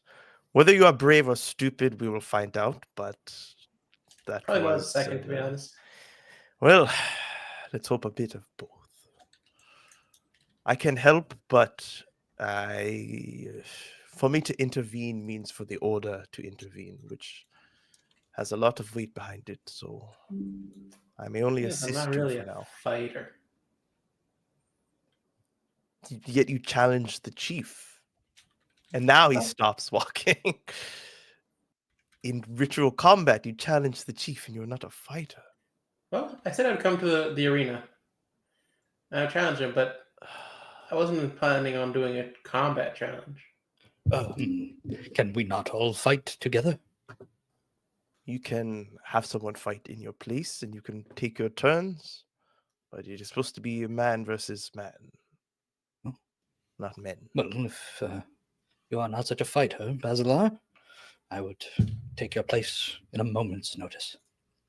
If you want it, of course. I know it was your challenge. Does it have to be combat? Yes. Why?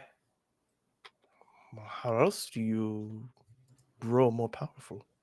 It is through combat. It is through victory. Through influence? No? It is not enough. You need to be able to back up your words. Well, see, I can, but not through force of arm.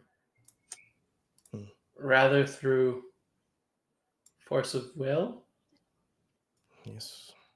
There are ways for your kind to gain power, but the power that I am talking about, and the one that they seek in the arena, is of physical prowess.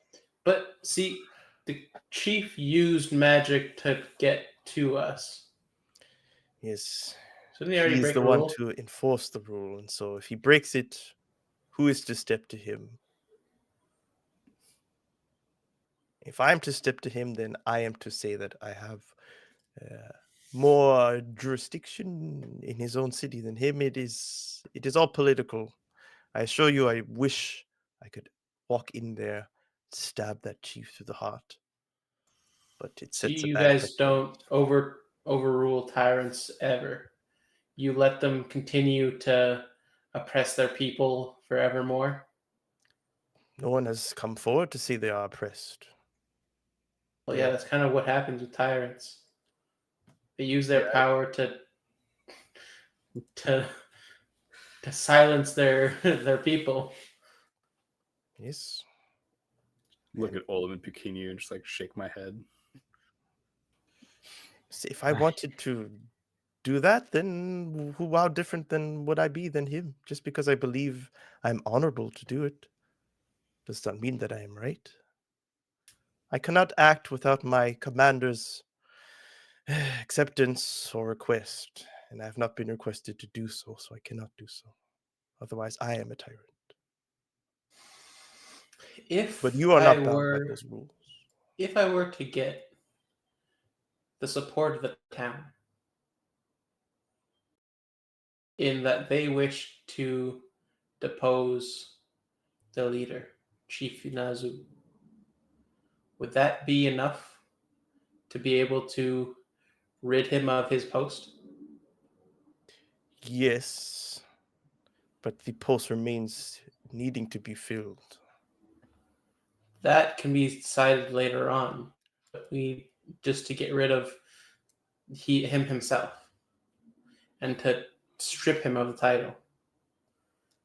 If the whole town who are at the arena, or at least the majority of them, were to say they wouldn't want him in power anymore, would that be enough to authorize his deposition?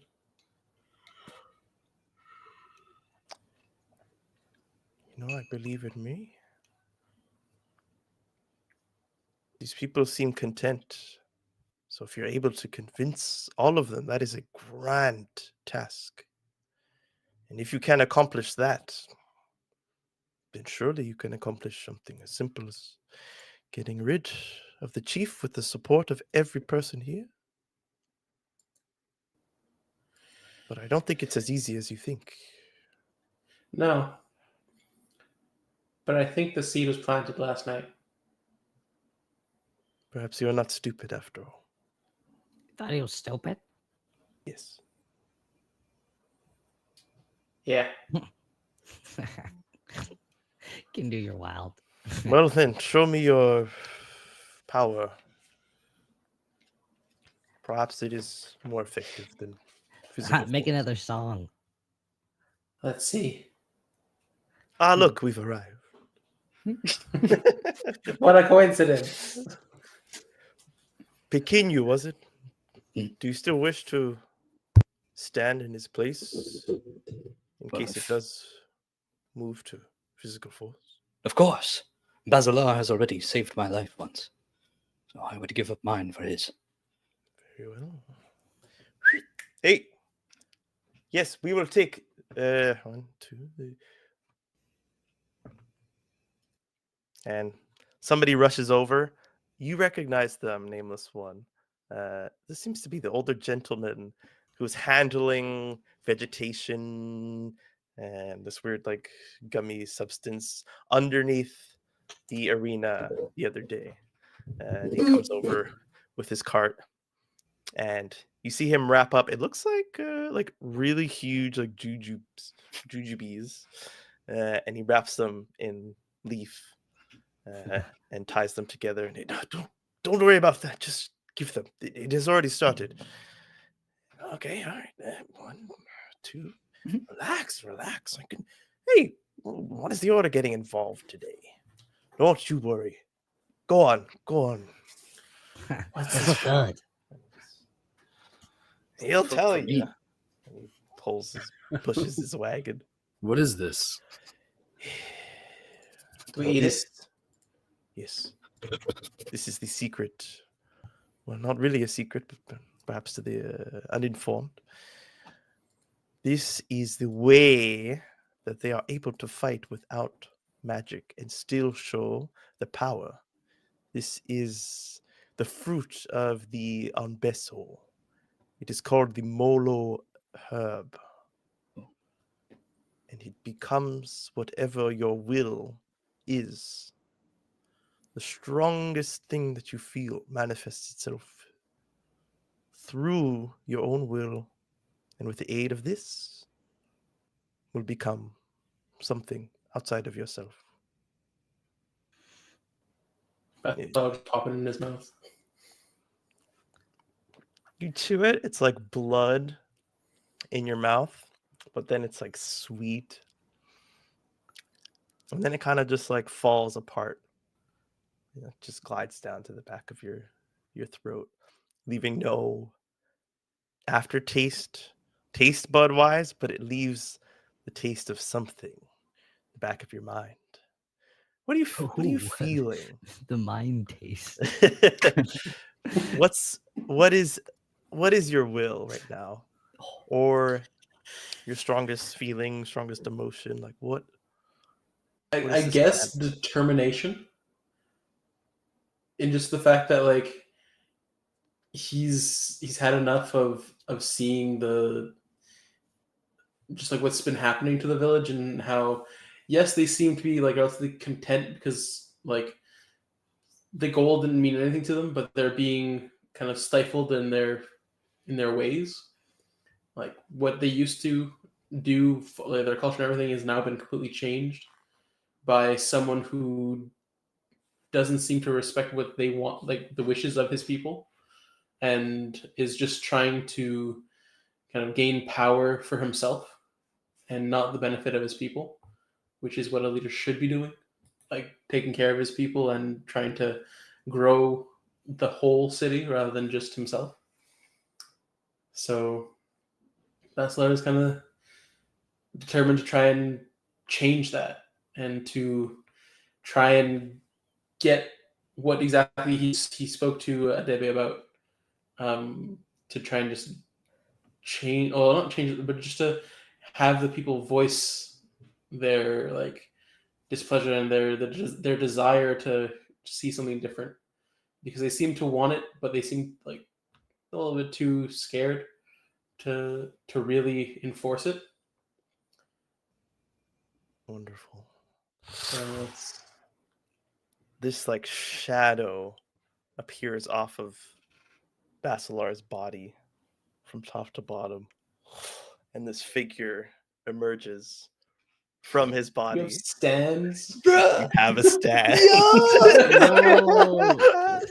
Wait, well, what does it look like? What does it look like? It looks like a tribal man, made up of like etherealness, but enough of it where he has like an actual physical form, and he has like white tribal markings all down his body and along his eyes and his face, and he has this powerful jaw and this big mouth, Crimson chin. and he's and he smiles, and he has this like long hair just like Basalar. And it's like it's someone there, but it's not like you don't get the sense that it's someone like that's physically there to talk and to have fun with. Like this is Hey, high five! You know? something within Basalar being given a form through this fruit, or through this plant, or through this herb. And it and it stands behind. Gorgeous. Basic JoJo pose. It's not like necessarily like muscular, but it like you see more of like the facial features are defined, and the jaw is strong. I love it. And the neck is thick. And Kumbo points to it. Do you need to know anything else? How do I do anything with it? Do what you normally would. But I can't Listen. use magic. Just do what you would. Just Okay. yes, don't use magic. But, okay. You gave You each do of know how us- to cast spells, yes? Just don't do that. Okay. Don't cast spells. Yes. All But right, down you the have hatch. your voice. You have okay. You have your will, you have your voice. Okay. Don't try and channel it through your magic. Speak from your heart. Or use your physical body. I don't know what you have within you, but it seems strong enough. And he looks at Okay. you. What is your will? What is your strength? What is your emotion? Your feeling? What's the strongest thing within you now? My friend Olim. To build a masterpiece. Mm. That inspires the town. Yeah. And this form that is between Izindo and the King Iberi, like commanding and tall and powerful, but something in between those two, in that one of them is more ethereal and one is more physical. So it's something in between that. But you see the muscles on the forearms and the big welts in the hands. This thing is made to build, and it even pounds on its own chest. I flexing do the those same muscles. thing. Mm. That's a strong lad. Yes. You will not be the only ones with these, so this is just to level the playing field if it gets to that. Although some choose to not use it and to have their own training and their own will be exerted through their own forces. Are we fighting together, or are we doing this one-on-one? Seemed to say it was a one-on-one thing. Let's kick some ass. But yeah, if my speaking doesn't work, I guess we'll see. Well, if I can be of assistance, which that's just why I'm here, so hopefully you listen. If you try and speak and you fail, then that is perhaps it. You will have failed. They may not want to listen to you again. But if your friends give you the space to speak, if they prove themselves worthy, and they look to you to address the crowd, then perhaps you would be in a better position. If you just show up now, when the king is the only one up against you, no one will interfere. No one should interfere. And he looks at you. And you're putting yourself at a disadvantage. But perhaps if the others prove themselves as your allies, as strong, capable, then that is the perfect group of people to listen to take over, to dethrone the chief. Because it would be better if the people themselves chucked him off of his throne. Okay. But if you wish to go, I will not step in your way.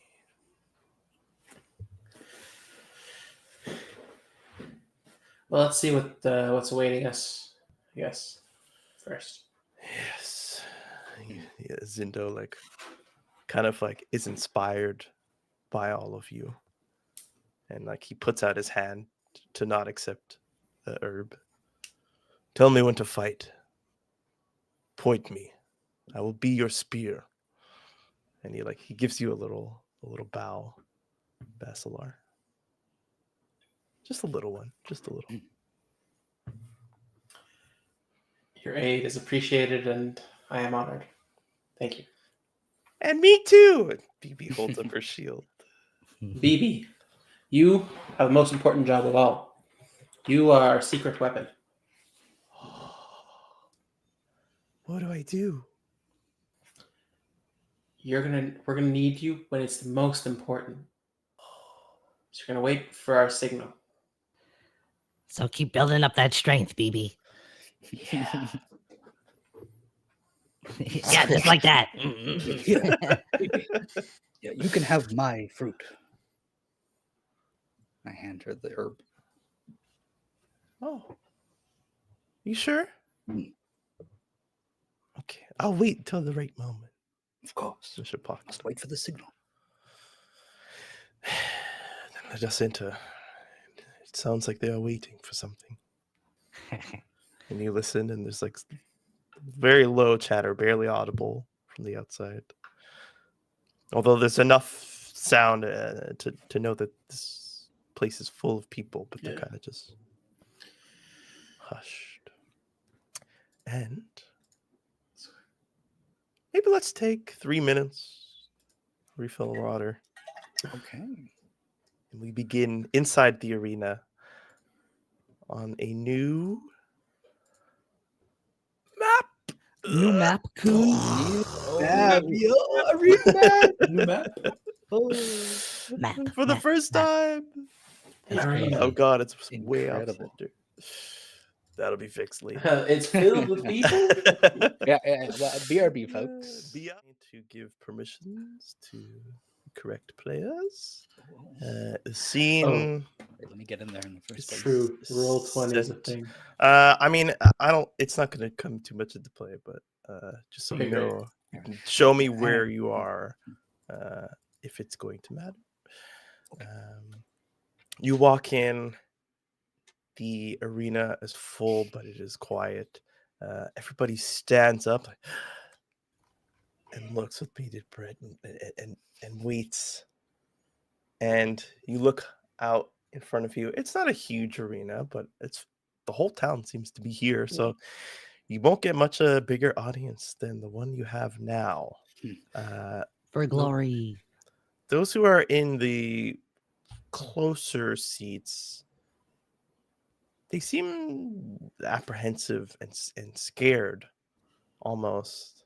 And when you take a little bit of a closer look, you notice a grouping of more warrior-like people dressed in armors and with weapons and scars and very flashy colors, feathers coming off of their heads and off their shoulders, and What? different fabrics draped over their body, but they're bloodied and battered and in a pile under one of the entrances / exits of this place. It seems that the fighters that came here to participate have perhaps all been dispatched. And there only They're dead? remains. No, they're. Well, I guess it's hard to tell. There's some Did a movement. pile, might be. a bloody pile. That's There's so rude. perhaps a movement if you want to The investigate. person at the bottom of that further. pile is definitely dead. Yeah. I'll discern assume. reality. What is the reality? Okay, go ahead. What is Do you walk closer or do you reality? stay far away? I'll walk closer. I didn't activate my Wait. stand, so I'm a little, less conspicuous maybe as the people with giant spirit body doubles. This is... That's a wisdom. Wisdom. Is that us? That is 8. you. Is that us? Little tokens. So the green goes with the ranger, the red goes with the immolator. It's the closest I get Yeah. to Yeah, purple goes with me. Simon's color. The one without color is Bikini.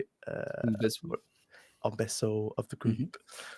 This one was supposed to be Bernier, but it is now Kumbo. And so we'll say this person is here. And we'll say that BB and her dad are behind you. And it's like a orc or an orc or something, but this is representative of the largest amongst the enemies, Chief Nazu and his group of lackeys. Ooh. We're not going to be caught lacking. Oh. And We can Kumbo steps forward into the middle of the arena. And he motions to everybody. I do not know what came here. I do not know what came over this chief. But today is the arena of kings, and we will have fair fights. I am here, a representative of the order, to oversee that the rest of today's festivities go as planned. We will not have any of this, and he looks at the chief. Not in this arena. You are the chief of this town, but this arena is much older and has much more influence than you. So I will assert myself in this moment, and I will make sure that we have a fair fight and that we show the great people of the city just who stands among them. Are they strong and honest, or are they cheaters and liars? He looks back at the chief, and the chief is like frothing. I think we're getting. So we just got raided. Big raid! Whoa! Oh my goodness! The birthday boy. Oh, Hello, hello. of course. And the crowd joins in. Yeah. We are the Shark Tank! All of a sudden, the arena starts singing "Happy Birthday!" All 190 people. You ready, guys? 3, 2, 1. Happy birthday to you. Happy birthday to you. Oh, with all the followers. CJ. Happy birthday to you. Solid. Thank you, thank you, thank you, thank you. I am old, and this old heart is. Big old man. Ugh, it hurts. Oh for these shit. gifted, 5 gifted subs. Who would do such a thing? Oh my goodness. On May The most- 14th. She Thank gifted us you so much. up to you, Chloe. Wait. Oh my god. Thank you. Happy Meant to be.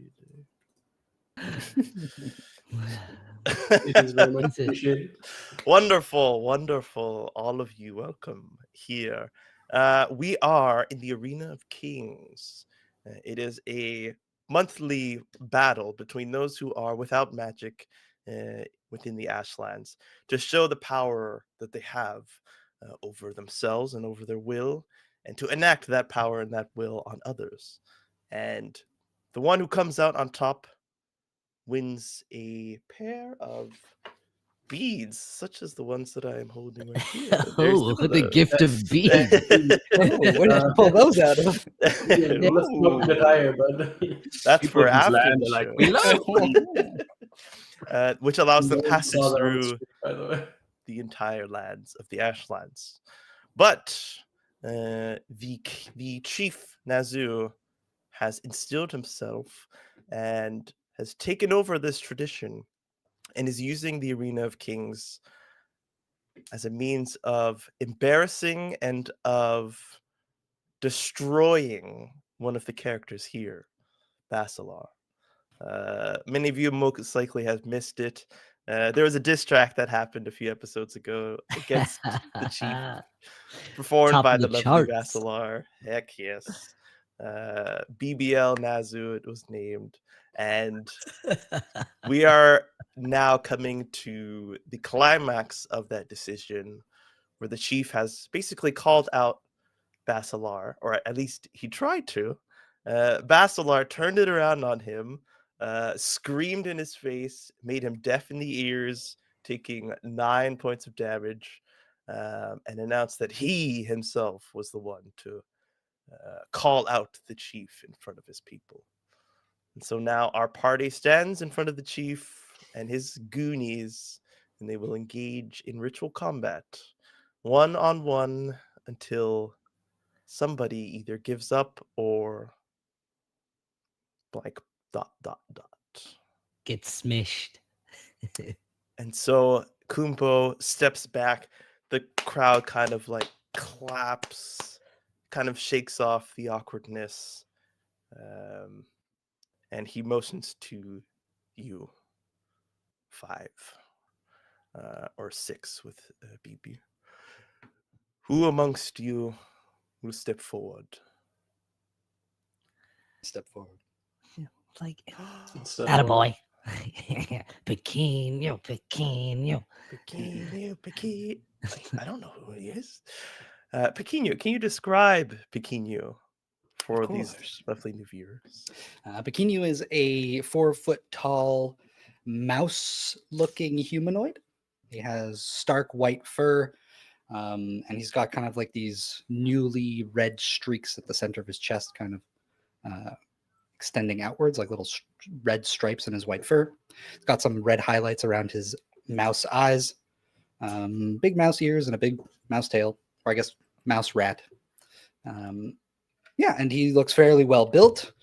He's wearing kind of just loose cloth and not rags, but the clothes that he's been given here in the Ashlands. And he's got 2 weapons, a big club and an obsidian sword.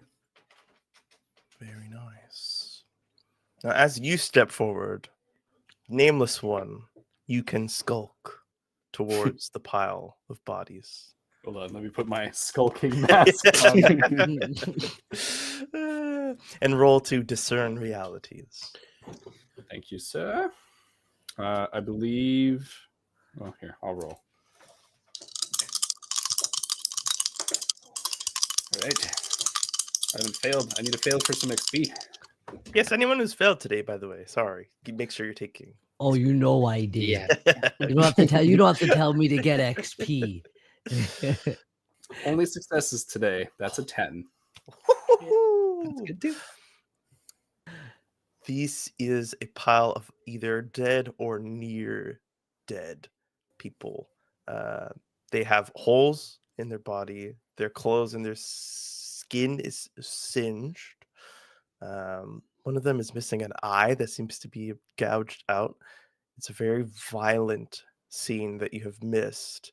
There's blood in the pile, but there's still movement. There are people breathing.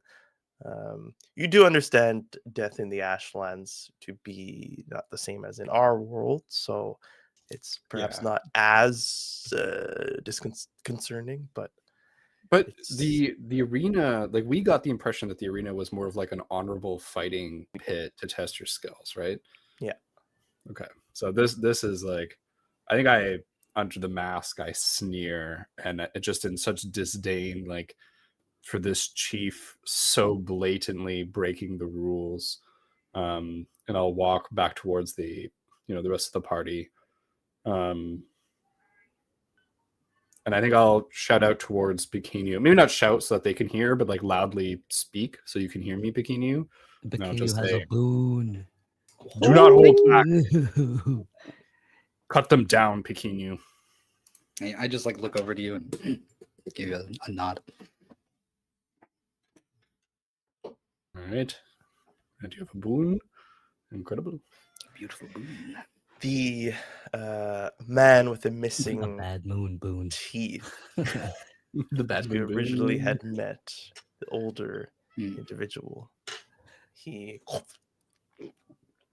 pops the herb inside of his mouth and he slinks down looking at you, his arms like by his side kind of hanging.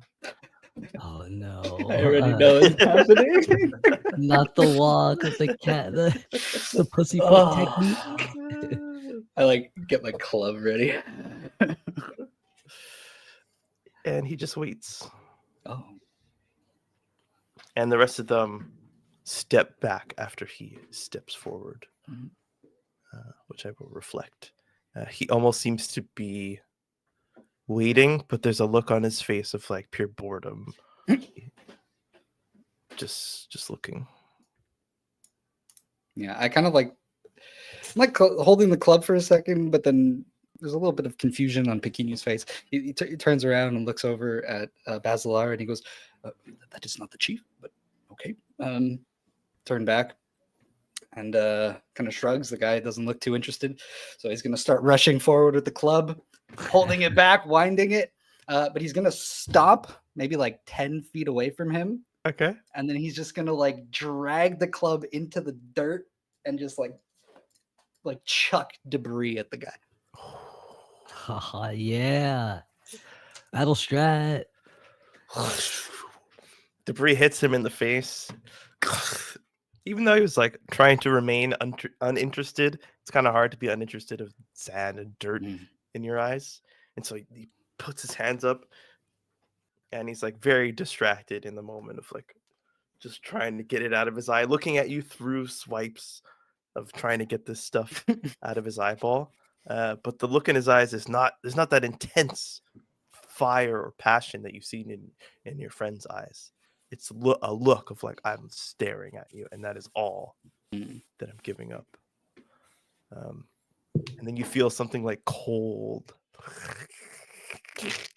like freeze up on your back. What do you do? Eric starts to stand up. I don't like that. Take that extra step forward to get in range, and I'm going to try and just smack him over the head. Okay. Go ahead and roll hack and slash. Yes. It's my favorite part. Fuck Here we go. The club too has like spikes. And you have a It's boon. like a Kanobo. And I have a It's boon. like, Oh yeah. It's a spiked club. It's like an Oni club, kind of, right? yeah. So how does the boon work for Roll an 2d6? extra d6. Just one It's like an extra D6? advantage, I think. Eh? Yeah, exactly. So I re-roll the lowest one? 3d6 and then yeah. Or just roll third one if you'd rather. not. Roll 3 and then take the highest 2. Yeah. Okay. Okay, so I had gotten a 3 before, and I re-rolled for a 4, and the biggest dice was a 5. So that's 9 plus 2 strength, Oh, yeah. Nice. 11. On an 11, you deal your damage to the enemy and avoid their attack. You may choose to do an extra d6 of damage, but expose yourself to the enemy's attack.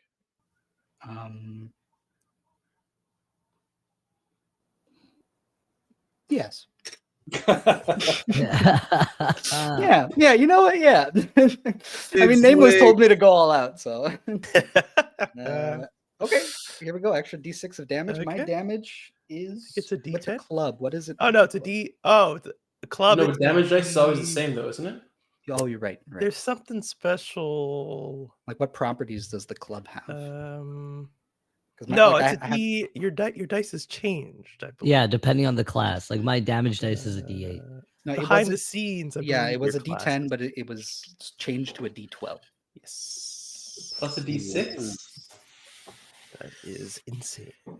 That's like a one-hit kill for almost anybody. Blimey! Hockey! Okay, well, that's 5 damage.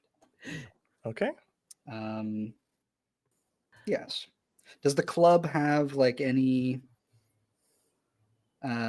tags? Like, I know there's like sharp or. I believe would be close, So yeah, I don't have the club and stats written down. messy. Close and messy. Okay, Yeah, with the spikes. 5 damage. His skin like hits the ground as your spikes like drag it off of his body. There's not much blood that shows underneath. And where do you hit him? On the No, I hit him in the face. in the face? Oh, See another tooth goes flying. It's gonna have no. And it's like his mouth hangs open a little. You see the lack of teeth. You think he's been hit in the face a lot. And he does not react to you. Oh my god, I hate this guy. Suddenly like a Ugh. turtle shell of freeze comes over you from your back. And your fur mats and clumps together. The Oh. muscles in the back of like your arm and your legs freeze up. And you feel yourself like weighed down by this, and he just stares at you. What? And he spits out some blood. Yeah, I Just kind of looks just at like you try again. clawing at some of it with my free hand. Just like, is turns his head at you and looks, and you feel like the effect. It's not giving up. It's not like it's done its thing. It's starting to freeze you over. Yeah, so I'm not gonna let it like complete. I'm not gonna wait for it to completely cover me. When it kind of comes over half of me, I'm going to try and get another swing in. Okay. This time you're going to have to defy danger before rolling 'cause to I'm- hack and slash. Oh, very That is interesting. this. Gotta break that ice. It's Yeah, not like, doing any yes. damage to you, but it is hindering you. Yeah. Okay. Can I power through? Or is it a specific try. kind of Nope. no, I can try. All right, here we go. It's a 4 and a 4 plus 2. That is a 10. Who use that fiery passion? Do you want to use that No. fire? All right, No. all right. With the pure force of your muscle, you feel some ice break off of your back. It's still cold and it's still there, but the muscles that activate for the swing, they kind of burst off. You wind back, you feel the crunch of the ice, and you go again for another swing. You can roll regular hack and slash. Beautiful. 6 and a 3 plus 2. 11 again. Yo, this guy's Fucking go. killing it. Would you like to add a d6 of damage? I will. Yeah. I will indeed. Pequeños Come got on, some moves. yeah, it's a 12. Yo. Oh, 12 added. Oh, wait, I rolled another 6, but there's not another 6, right? Oh, no, there Yeah, is but another 6. You can't. Yeah, 112 and 1 Sorry, 6. sorry. I'm getting all confused with the boon and stuff. So, yeah, 6 and 12. So you rolled I got max on both. 18. That's crazy. Yeah. He did. That boy I don't think did. this guy has a head anymore. So like you wind up, you're an animal, like in your soul. Like we all are. We're all animals. You know that like something should be happening. He should be lunging at you, jumping away. He's got He's no just instinct. staring at you, not even bracing for it. He's just like, hit me. And you know that he had like old scars on his face too, and missing teeth, and like, you know, patches in his head and in his hair. And so he doesn't brace himself. And how do you finish this match? I think I wind back and like some of that frost you said like sort of cracked off. And as I feel that, I go, "Gah!" like I like make the plates on my like shoulders like meet, you know, so all the ice kind of breaks off, and then I go for like a fully winded swing and I just bash his face in. Skull caved in, like head first, and then body follows. Not decapitated, but like just the force. You hear like his muscles and his tendons like tear from the force, and he slumps to the ground. And that cold, that like stinging cold that was starting to take over you, it just stops.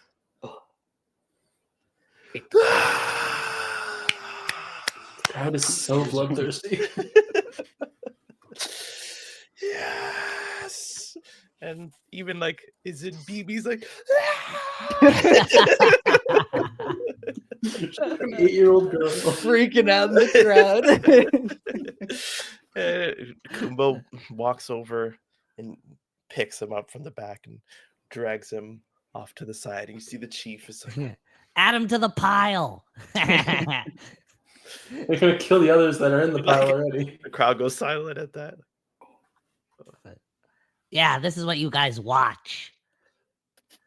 Yeah. A little apprehensive.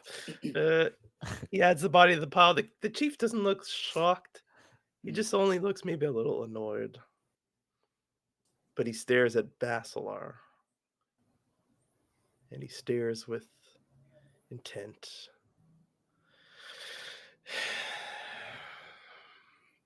And he motions for the next fighter to step forward in this battle. And that, unless there's something else you'd like to add, Olam? No, I think if no one's will step forward, I'll step forward next. It'll be like animals first. Olam, the feathered avian humanoid with wraps around his skin steps forward, and a woman steps up on the other side, very well dressed, with a different look in her eyes. She looks apprehensive, scared, and almost like something's pushing her forward against her will. And that is where we will end. Oh no. Damn. And oh yes. Thank you. Yo. That was beautiful. Excellent. EXP. EXP. Yo, is that time. Pequeno, that was crazy. The club? Yo, freaking Kaido. Yeah, looking man. ass. He would like his whole thing was just to like tank stuff and then like just freeze you. Like he really just wanted things to stop. So his manifesting was just like freezing things over. That's so funny. And so he's like just kind of leaning into it. Like Oh, I'm not reacting. And that just put him into I don't know what you thought. I thought he was like the dude from Hajime no Ippo with like the lanky arms. Oh, He's no, like no. swinging around. That's what I thought. He's kind of just I like was giving thinking- himself in. I was thinking of what's his name, Kuro. Oh yeah, Kuro. Yeah, he's like One Piece. hangs. I thought he was gonna like speed blitz or something. Yeah. No. I thought he was undead. Yeah, when his fucking teeth start falling out. No, he just takes beatings and then outlasts the other person until they're just frozen over. But if Ice his will time. is for it, he just wants things to stop. Does that mean that he's not like willing to participate and he just wants things to end? You could find out, but his Yeah. face is caved. You rolled a 12 and a 6. I'm like, I don't care what his health is at now. I don't care what resistances he has. Amazing. That's incredible. Holy crap. So end of session. Let's go first over the alignments. And before I do so, thank you everybody for watching. You may stick around for the leveling up, but if you wish not to do so, please join us on Thursday for Chidering Goods. So the My campaign. bard. The bard. Well, isn't it alignment? Yes, the bard has his own things. Perform your art to aid someone else.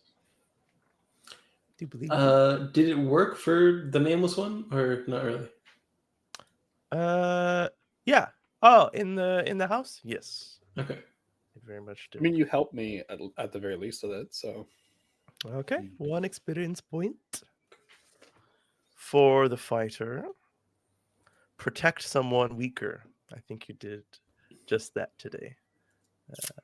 You don't know if Basalar would be able to stand in front of this effect. And Okay. outlast the Okay. opponent. And you definitely stood in his place to fight for him, which I will give you. The Immolator. Sacrifice an unwilling victim to the flames. blamed him, baby. Hell yeah. That's an Brutal. experience point. Just a bit. Just a tad. Try paralyzing me in my sleep, you lose your face. And help an animal or spirit of the wild. You tried to. You tried to yeah. help those cows. But they didn't know how to be helped. So no experience for that.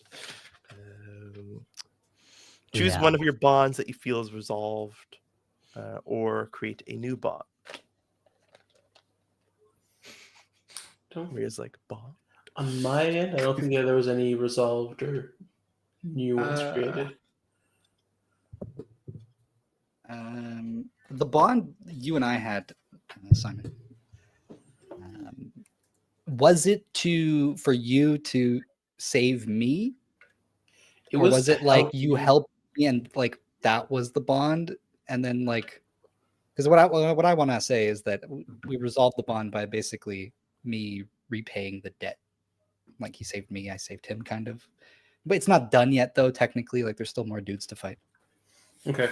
The way we had said it was more like, what I had understood was that you wanted to stay by me to help you with like that internal like flame, Yeah. and to help you if that were to happen again. Okay. Yeah. So that's the clarification I needed. So we'll wait until. That's So how I Bond is remember it, still but like I'm alive. not sure if that's like what you intended. No, that sounds way more in line with what happened. Okay. Are bonds only between players?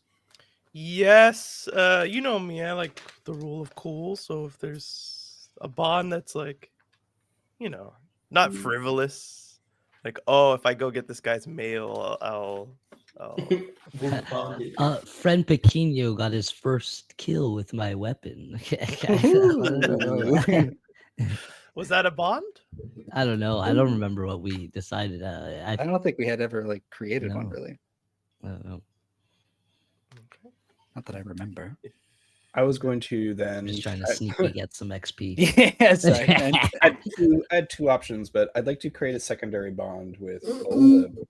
Ooh. Last time I helped Olim create something, and I think that having created this new polearm, something sparks in me, and I want Olim to help me. So I would like to seek Olim's services. Okay. I'm gonna have to say that like it's the seeking and that coming to fruition that will resolve it. Yes. Perfect. Okay. Did we learn something new and important about the world? Yes. I mean, we learned about the arena and like the ritual combats. I Uh-huh. suppose we learned that Paralyzing the poison gas. and that the Yeah. Order of Kafif doesn't oppose tyrants. They have to Yes. find. You learn of like how the politics are getting in the way Yeah. of things in the Ashlands. Also a way to bring bodies back. Mhm. That is true. That is something that I didn't get to mention. That is a reason why the Ezana's not here. Like there's like red tape that's holding him up. Like he kind of just went back thinking like I'll tell them what's happening and then we'll fix it.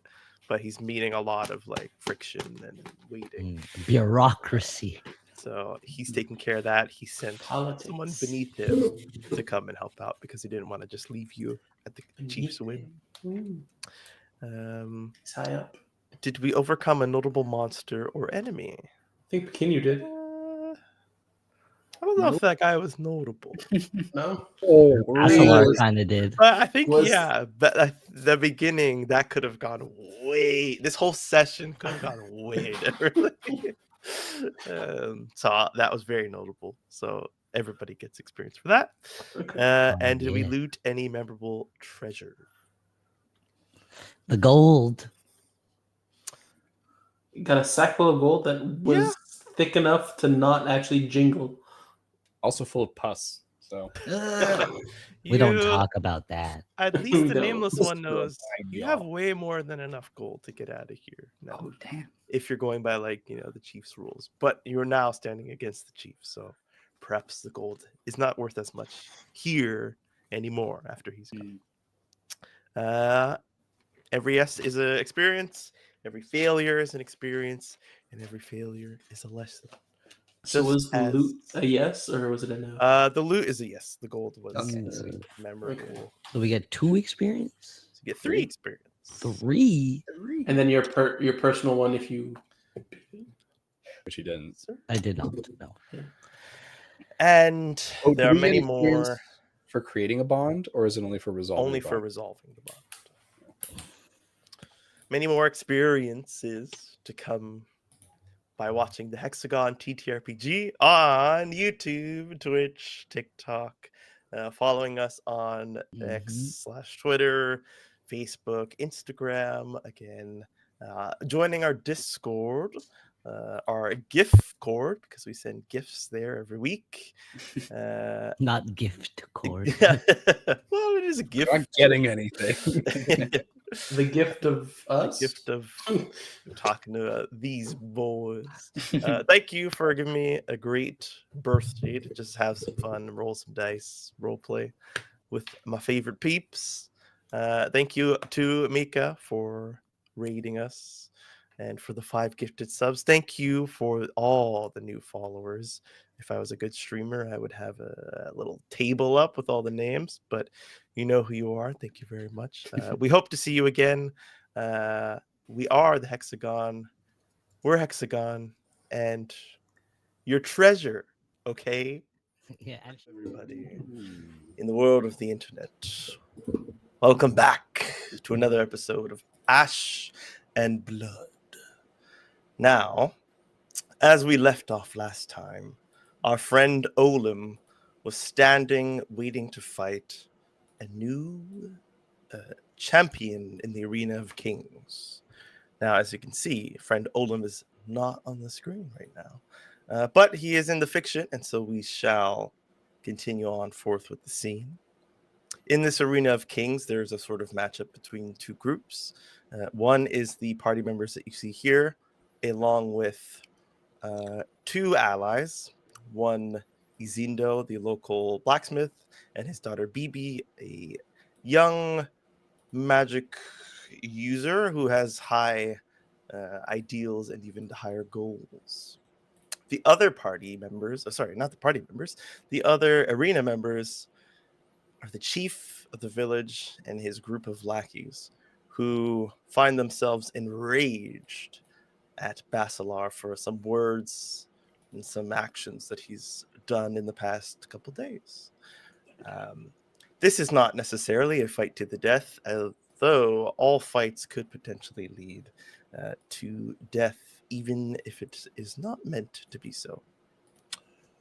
However, for the moment, in between 2 fights, you see Olim is sizing up the woman across from him. She's got brown skin, very loose fitting clothing, loose materials kind of coming off at the waist, at the ankles, at the knees, layers of light clothing, but many layers. And she's got very thin compared to the hair that you've seen in this region, wavy, straight in some parts, very silky hair. And there's just something about her features that ticks you off, that she not ticks you off. It shows you that she is likely not of the region. And her face, it has this look of apprehension.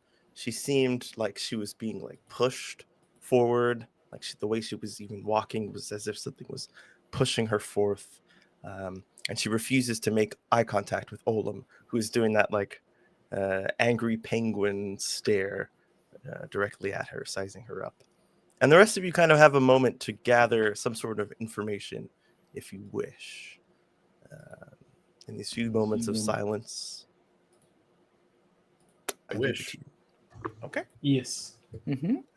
let's go with the nameless one. Is this a discern reality? What are you trying to do? Well, I think in this moment I want to. You know what? Olim's staring this lady down. I think I'm going to trust Olim, and I am going to take a look at Nazu and see what's going on there.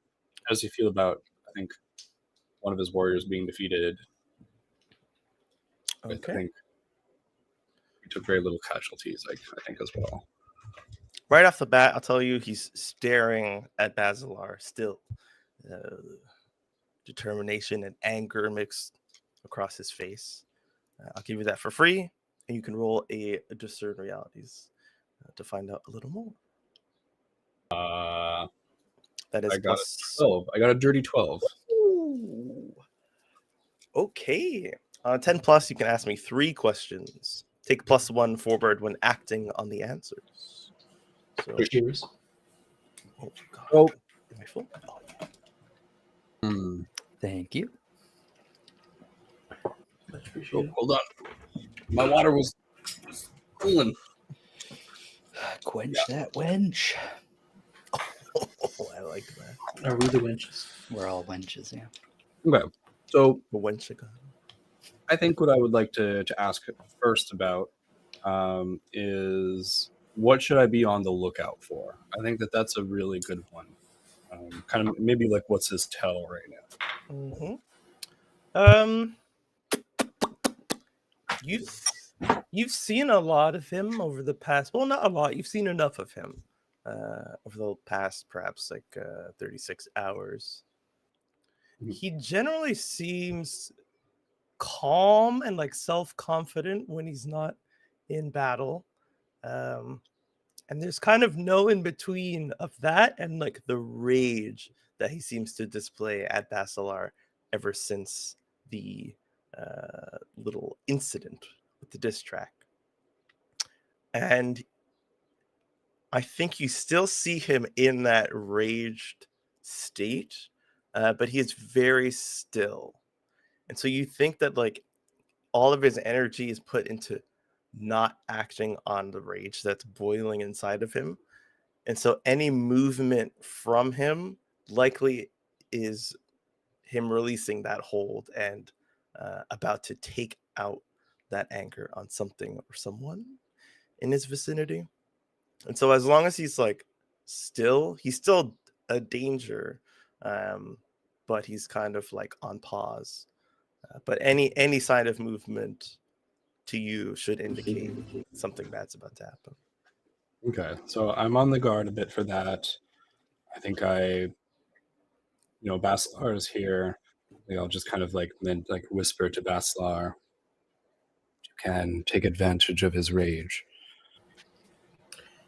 It does seems not to have dissipated at all. I think so. I'm pretty sure I can. Hope I can. He looks angry. Just like pat you on the back as I sweep my gaze through. And what here is not what it appears to be. I think is a very interesting question and I would I think my gaze like sweeps over the crowd a little bit. And I think I'm looking for the relation between like what's going on right now and Nazu. Okay. So you sweep the crowd, you sweep the people in front of you. There seems to be a lot of scared people. There's no smiles on faces, and there's no people like nodding off. Like there's a big crowd of people. There's going to be an array of different emotions, but for the most part, everyone you see here is looking either at Nazu or at you guys. They don't seem to be too concerned with his lackeys. Maybe that's like a lack of respect for their power. But the nervousness is like it's very much directed at him and then looking to you, and their faces maybe like soften a little of like with like hope that you're standing in front of him. But when you look at the person who's engaged in combat, and you look at how like their eyes are unable to meet Olam's, there's like a little firework of very dull lights like in the eyes, and they're not glowing any color like you've seen from other people, but there's like and it's hard to discern. It's like a darkish color. You don't know if it's like a red or a purple or a brown, but it's very hard to see. But just because you're tuned in on that non-natural 12, there's some sort of magical effect that's like exploding behind her eyes, and so you think that she's under some sort of effect. It's not a natural light coming through. It's like it's something that's fighting its way, and it's coming through her eyes. Okay. Interesting. So the raging Nazu, the affected silky hair lady, foreign silky hair lady, and I think lastly, what here? What here? Whew, man, these are so difficult. Should I double down on the lady or should I double down on the crowd? I'm going to double down on the crowd. Who's really in control here? Is the final question. And I think I'm witnessing the crowd being a little bit uneasy. I'm witnessing the raging Nazu. There's a lot on display here. And when we came in, there was a lot of cheering. Like there's, Basalar is kind of like, there's twinges of hope. So what's the power dynamic? I think you look. No, I know you look at everyone around you, and you realize that even though there is a power dynamic between the crowd and Chief Nasu, and perhaps it feels like there is one between you and him, the power truly rests in your hands here, because there's a crowd that is reactive and that is willing to be on your side, but scared to be on your side too early and face the repercussions of opposing the chief. The chief is extremely reactive. He's not in whatever power he has. He's like barely able to control his own emotions right now, and that's not a position someone in power wants to be in. But you are all pretty well composed, prepared. You've been talked through. You've been given items, and you've consumed some magical fruits or some magical herbs. And so, I'm not saying Nazu is powerless, but truly you can change the tides with your actions here, both of the crowd and of the chief, of his lackeys, and of hope itself. Okay. And I think so. I have next to me. So Olam is up there, which means that Pikinu and Basalar are next to me, and there's also the other dude. What's his name? Is Kumbo is the new party member off on the side. Yeah. Kumbo over here, and then Izindo and his daughter Bibi are both next to you. Yeah, and Izindo and DT here. So I think I don't know why I'm so far over here. I probably as Olam is kind of drawing the attention a little bit, I do want to loud enough that we will hear, but maybe no one else. And I just want to say, we must make a spectacle of this defeat. The crowd will be on our side. They love Basalar, and so we will beat them. We will show that we are the ones who are in control, that they are the ones who are in control. So loud, flashy. Seems that is the way. Beautiful. Any response to the nameless one? I think we still have to do some work to bring them over to our side. Right now, fear is ruling them. I think we gotta do a bit more work to have them overcome that fear themselves. We can continue and to I'm going best to- them. I put my hand on you, Pikinu, nod. I will do what I can to hype this up while Olam battles. Perhaps we should all pitch in. And I think as Olam gets ready to fight, I want to kind of almost walk by the stands and try to encourage the crowd a little bit. Cheer for Olam! Fuck. Do I know what he is? Is he birdkin? Would I know that? I don't think it's been in the canon of the world. There hasn't been given a name. They just call him avian or birdman or. I mean, that's probably what I'll say. The beastkin, the birdkin, the black Truly raven. cheers. Ooh, Cheers for Olam. Cheers for Olam. Cheers for Olam. Drink long. Drink. Cheers for I'll go up Olam! behind Olam, go, friend Olam, you've got this. Stand up straighter, and I'll sort of position himself into a better fighting position. I will ask you, nameless one. Two options. Parlay. So you can, you have hope within your grasp. It's up to you, to realize it. And so you're kind of like using that as leverage with the crowd of like, we need you to support us as we attempt to do this, to potentially free you.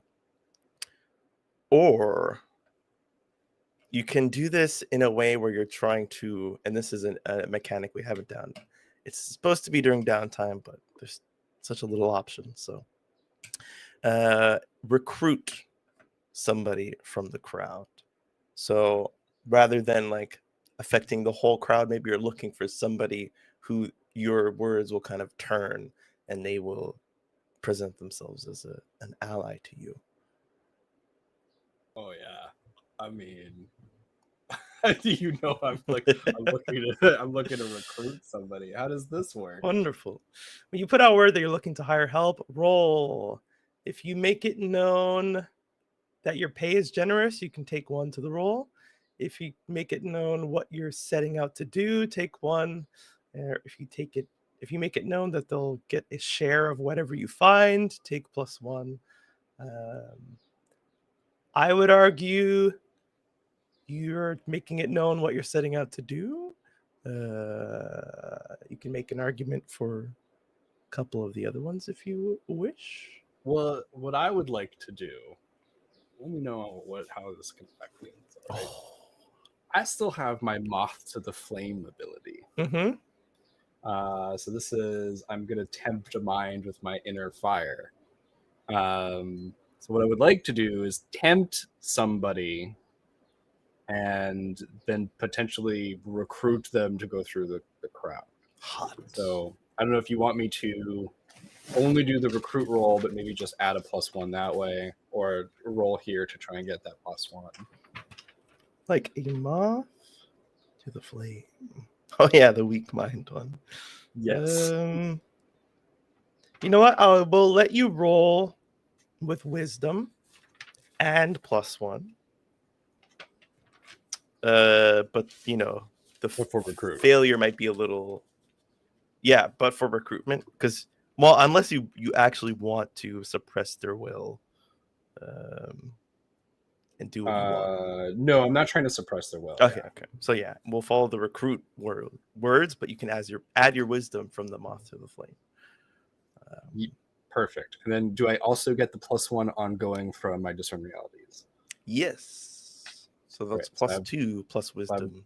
+2 to this roll. But if you fail, there's a lot more being used. So yes, consequences could and be. The reasoning for this right now, while I look for my dice, they're all put away from the other day. Oh yeah. The reasoning for this right now is that I don't want to use charisma because I'm pretty sure my charisma is poo-poo. You haven't given it to me yet, but I'm doing everything I can not to use it.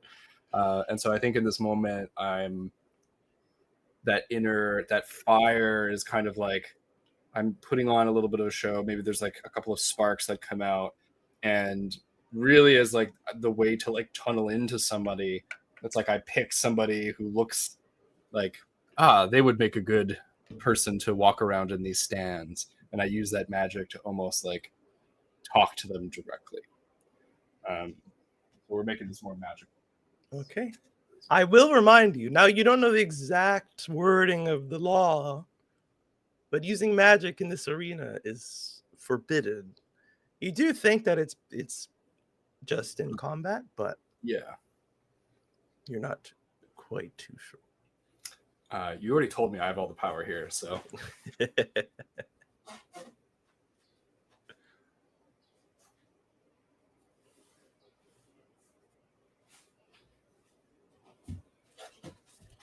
Wait, I found some dice. 2d6.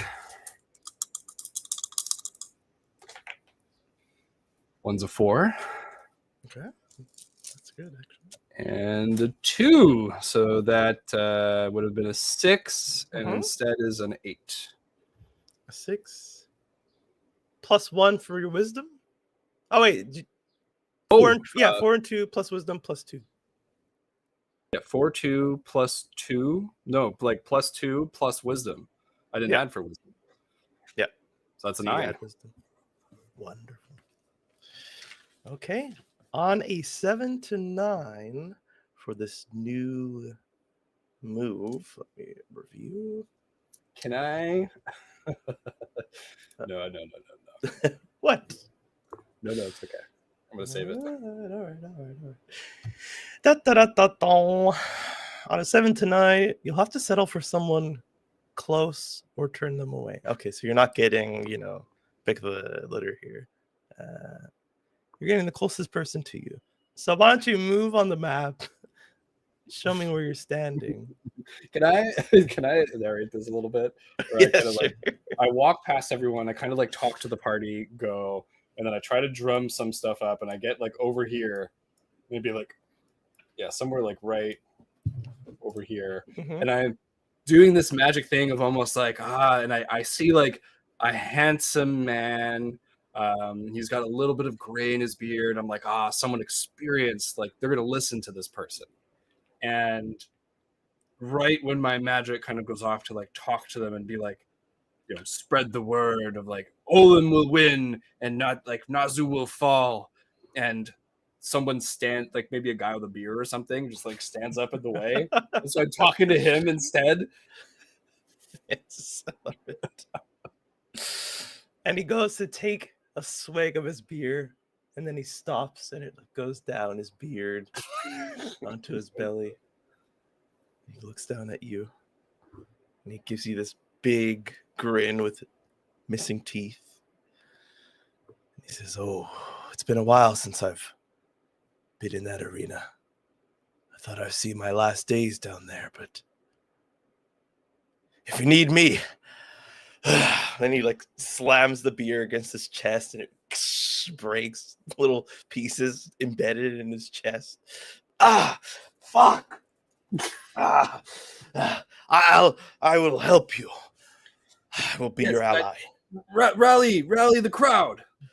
Come on, everyone. And like spits beer on people. God. Ugh. But you see, like he's a pretty big stature, and when he turns, you see like the muscles on his back are maybe not defined, but enlarged, engorged. And he sticks his chest out, and a couple pieces of glass pop out of his chest. Come on, everyone. Are we just gonna sit here and watch, or are we gonna have faith in these newcomers to bring change? Most of like the crowd that's not around him is kind of just like looking at you still, kind of looking at him, but everyone in this area seems to be bolstered, and they clap, not too heavily as nothing has happened yet, but then they sit with like their hands on their knees, and they watch with purpose.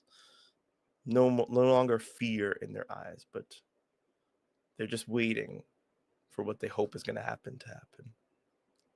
So I think I walk back and forth, kind of like trying to cheer, as Olam does his thing. And you see the guy gets out of his seat, and he like taps some people on the shoulder, hits them on the shin, like come on, get up. And he starts to bolster the crowd a little bit. You, my friend Basalar, you hear and see all this. What's going through your mind? So I'm still kind of like glancing over at Nazu, Mm-hmm. and I kind of want to get like, I'm sure he's heard all the things that I said before, and like I want to get a better idea of like who he is and like what he has, like how he has a hold in the crowd. And I feel like it has something to do with like his powers. I'm like trying to see, like, we ate a fruit on the way in, or like I did at least. Mm-hmm. Did any of them? I want to try and get more of a handle on what what he's about. Okay.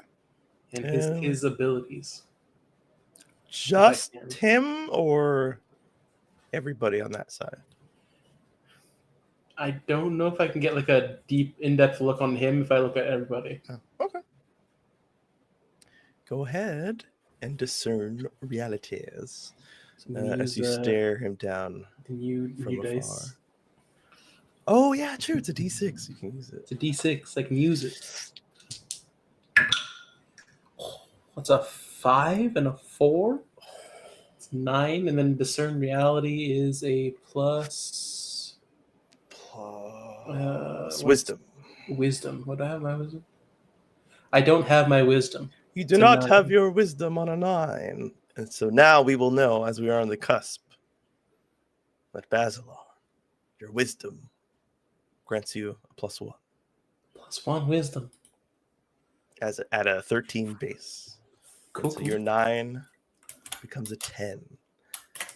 Yay. And this is reflected in you inferring things almost like automatically from the things that you see. Your wisdom kind of kicks in a little bit at this moment, and what you see and what it means kind of gets translated in an instant. Now, that's 3 questions, and that's +1 on acting on the answers to those 3 questions. Okay.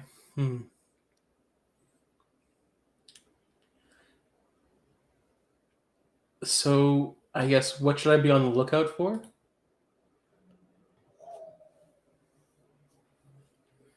There is an aura, and it's faint, and you definitely didn't see it before, but it's there, and it is similar to yours on like the rainbow spectrum, but it's definitely different. It's very purple, and it seeps from his pores and from his eyes and his fingertips, and it kind of emanates on all the parts of him that aren't covered, but it's mostly behind his eyes. And you know what you've heard about this color, the name drawn out and then slashed in the same moment. You haven't seen enough or learned enough to get like a whole bunch of information just by looking at him. But what you know is that if he does have the magic that has been talked about, there isn't one thing or one school of magic that you need to be on the lookout for. You think there might be nothing that he can't do if his will is strong enough.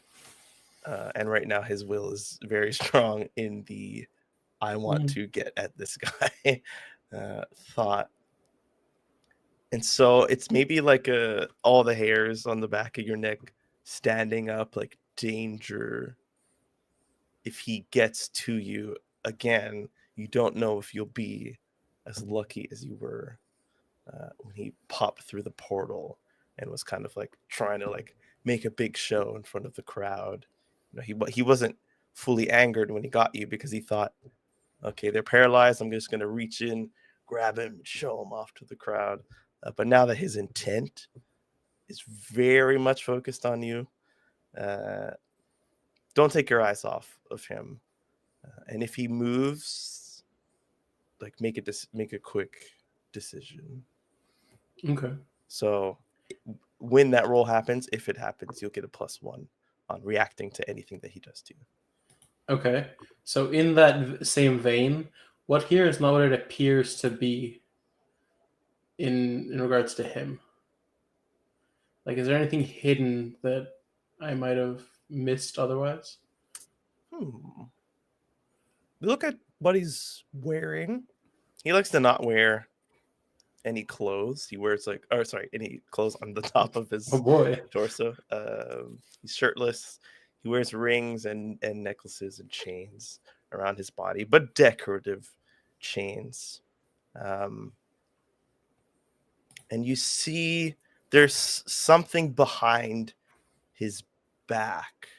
He's mad and he's tense, so he's probably flexing a little and craning his neck. And you see like the loose material on his bottom half, it hits something rigid when he moves in certain ways. There's something concealed behind him. It looks fairly large.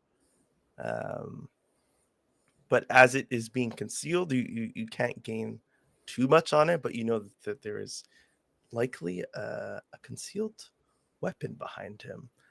However, you did do a meticulous sweep of his house the other day and looked in every room. I'll say that you recognize, perhaps by the shape of the hilt, for this to be a I call it a hilt, but it's almost like a pillar, like a small sized stone pillar with a handle, and it has some what looked like diamonds imbued in it, and some carvings. You might have like mistaken it as, just something like a piece of the house that was removed during a renovation, but now you believe it to be a weapon, probably just as big as him, like hiding behind him almost at full length. And you know enough here to think that imbuing minerals and things or diamonds and stuff like that probably has another purpose as well. Okay. Then for the last question, I'm going to ask, what here is useful or valuable to me? And are you still looking at him for this answer? I feel like I've been like looking at him and like at this point, like I've gotten like an idea of his capabilities, and I can tell that he's like rather formidable. And now I'm kind of just like glancing anywhere I can, like while still kind of darting to him, because like I know I shouldn't take my eyes off of him, but just trying to see if I can pick out anything that might be useful to me or valuable. You hear many whispers stacked on top of each other from a voice just behind you. And as it speaks to you in these whispers, it calls you by a name that doesn't seem familiar to you. And the voice says, Homebrew, you must be careful. You are being rash. And if you like kind of look, you just see the manifestation of your will, which took on the appearance of like a tribal individual with no truly defining facial features. It stands behind you, tall and ready, but the mouth doesn't move. Okay. All right. Those are my 3 questions. But you can still you think that like by searching for something to help you, you've like activated something. Okay. And while this is happening, Pequeno, you see BB step forward from her place in the back, and she walks towards Oldham. Yeah, I'm up there with Olam as well. I don't know if you heard me earlier. Oh, I did not. No, yeah, I was just basically just amping him up, giving him a little massage, making sure he was standing in the proper fighting position. Something's wrong with this one. She... Brendan Olam? Yes. She doesn't have the fire in her eyes.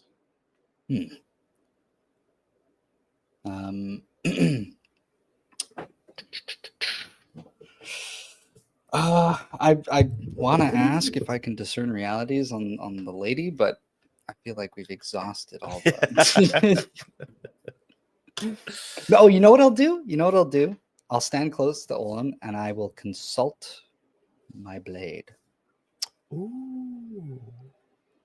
So as Okay. he says that, it's sort of like I like subconsciously maybe ask like, what's this person's weakness in a way, Interesting.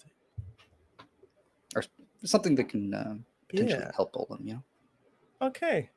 Go ahead and roll plus strength. The strength. Yes. Oh, that's a D20 for some reason.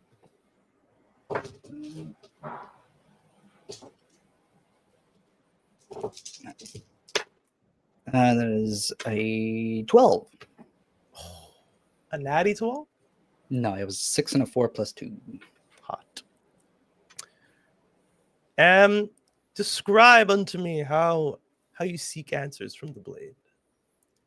I sort of just put my hand on Olim's shoulder, and I have my hand resting on the blade. The club's like sort of on my back, we'll say.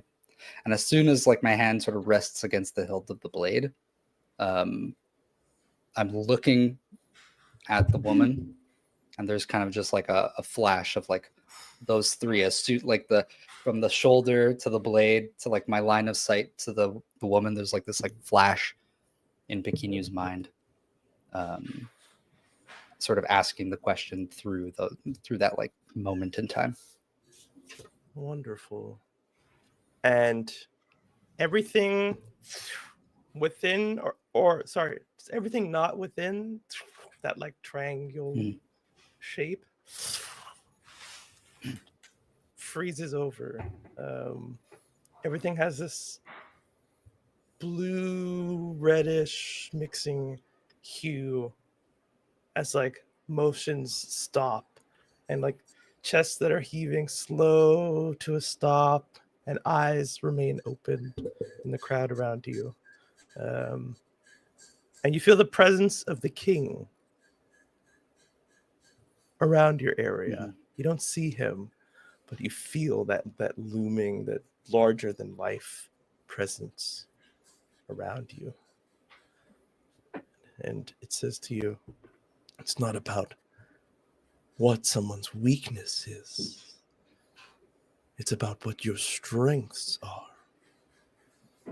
Be strong enough so you don't have to worry about weakness. Rid yourself of it, and you won't have to concern about it. And you feel this like flash in you. And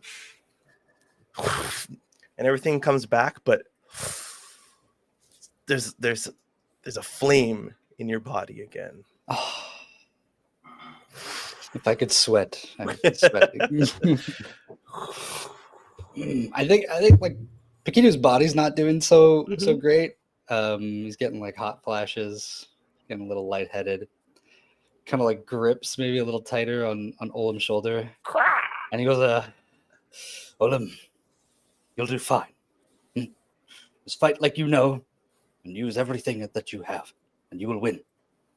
And then just like sternly and stiffly kind of like walks back to where the others are sort of positioned in line. You take 3 steps back, and a hand envelops itself around yours, and it's very soft and it's smaller than yours. And as soon as it touches your fur, the heat goes away. And it's this like memory almost made real to your eyes. Nobody else sees anything. Oh, okay. And it's someone like you, a little furred individual. They look to be of the same race if a race is what describes what you are. And she looks up at you. It's just this like ghostly figure, but it looks familiar. And familiar in the sense of perhaps family or perhaps just someone that you've known for a while. And the voice, with a very soft voice, just says, Well, Fiogo and the others can handle this, brother. Stay with me. And you don't think that this thing is talking to you in this moment. Mhm. This is a memory that's almost... Yeah, it's like lines up in my mind as a memory of the past. As you turn away from danger and instead of jumping in front of your friend to help them, you retreat. You do not lean into this flame. You feel a memory come back to you. And Thank you you. feel fine. And Yeah, I just muttered that under my breath. Feel much better. Walk back and if you didn't already, I think you know exactly who this is. yeah. Lanya. Now, you walk back. It's barely audible, and so maybe you can like decide before you get to the party whether you stop walking or if you continue. But you hear Bibi start talking to Olam, and she says, "Let me use your shield. I don't want to fight under these other guys, but this girl, I think I could take her."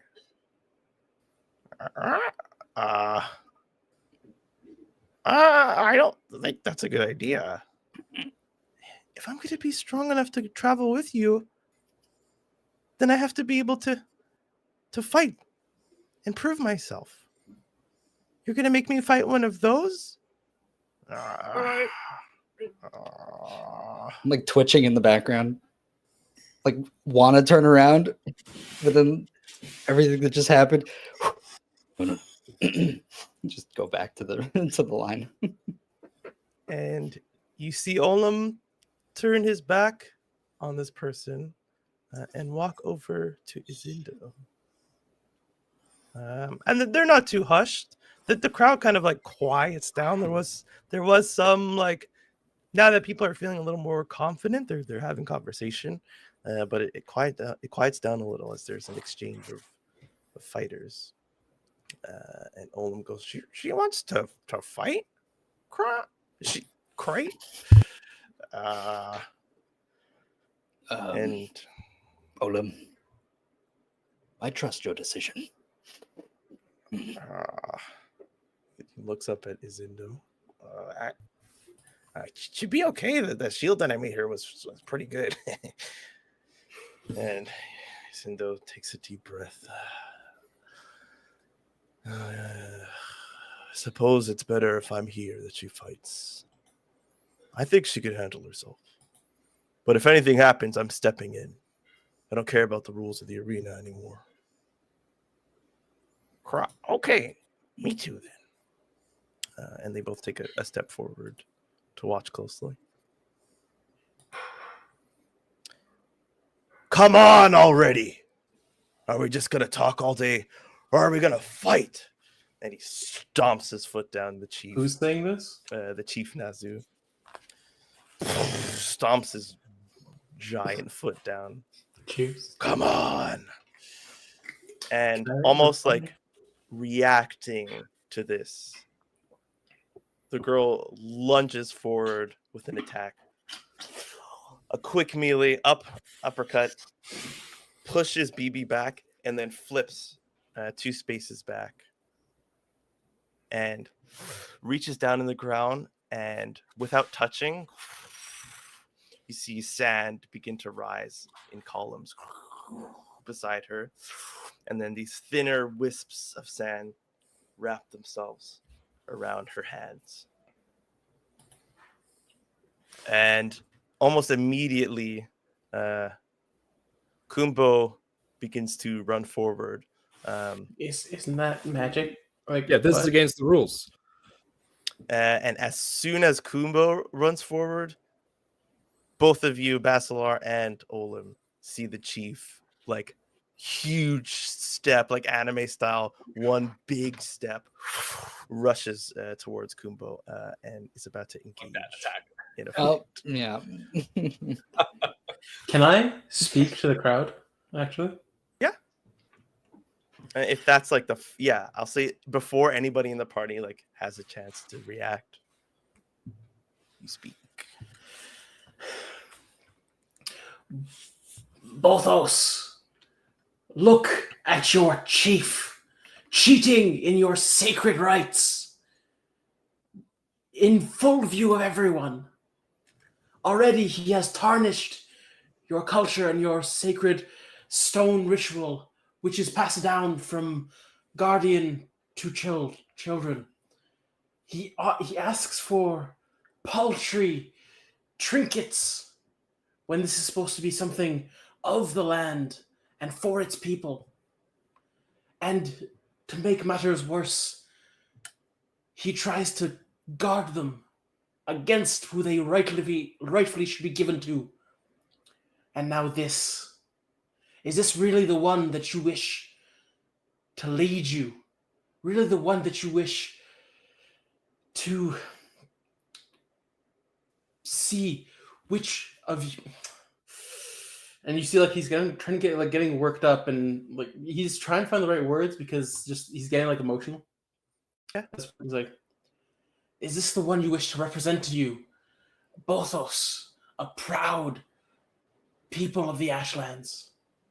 This cheater, this blasphemer. Before there's any reaction, and obviously this is a long speech, so Chief Nazu is not standing still while this is happening. Yeah. He is they're beginning to fight. There's going to be a commotion, so like the rest of the party moving, it's likely going to happen during your speech.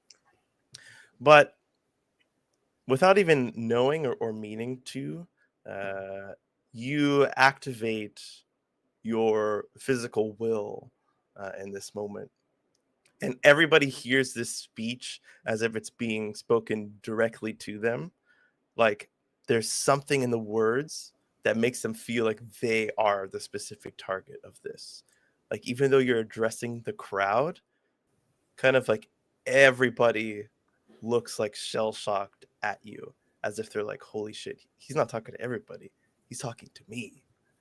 They have no reason to, but that's because you, my friend, very magical. And like scan the crowd, so like every now and then, like it might look like he's like looking directly into their eyes as he turns. And even like your voice is just a little louder, and those pauses are removed in their minds. But we'll see what kind of effect this has as your words are kind of being put through this filter of this ancient figure who is assisting you in this moment of getting your magic out through your words, even if you meant not to cast a spell. And I'm going to have to ask you to roll a couple of things. Okay. Firstly, this will be an arcane art roll. All right. All right, so that's an 11. Wonderful. And the next is going to be just the classic parlay. Parlay. Haven't done that one before. So it's plus charisma. All right. Well, I'm usually pretty good at those. So it's a 10. Wonderful. I was going to shock you with giving you an advantage if you rolled badly because of your not stand, but you rolled plus 10 on both, and so you don't even require it. A plus 3 does help. So let's just go and have a couple of battle moves as this is happening. Yeah. But because of his words, you will have an additional +1 on your rolls as he is speaking while all this is happening. So Basalar begins to speak and he addresses the crowd. Do you move at all from your position, or do you stand still? Seeing my companions like rush forward, I'm gonna trust them to like have my back as I'm like kind of like really focusing on the crowd itself. Wonderful. You are furthest from this, so I will ask you, Nameless. What do you do? Nazu makes his way within striking range of Kumbo. This individual seems to be prepared with some sort of magic, and these four are frozen for a moment as they did not expect an all-out fight to be had. Okay. So I had a +1 on acting, on acting upon seeing Nazu move. Yes. I'm being very specific in my wording here. Mhm. Can I use that +1 to help BB? I want to rush forward to this magic user, and fight. And in a sense, fight fire with fire. I think that if they're going to use magic, then I'm like, it's almost like I could drop the scimitar and run forward. Maybe not actually drop it. I'm just like, Yeah, well, absolutely. I think I say that as I run forward, just like, wow, if you want to play with fire, then we'll fight fire with fire. And I just summon up my magic. Is that a?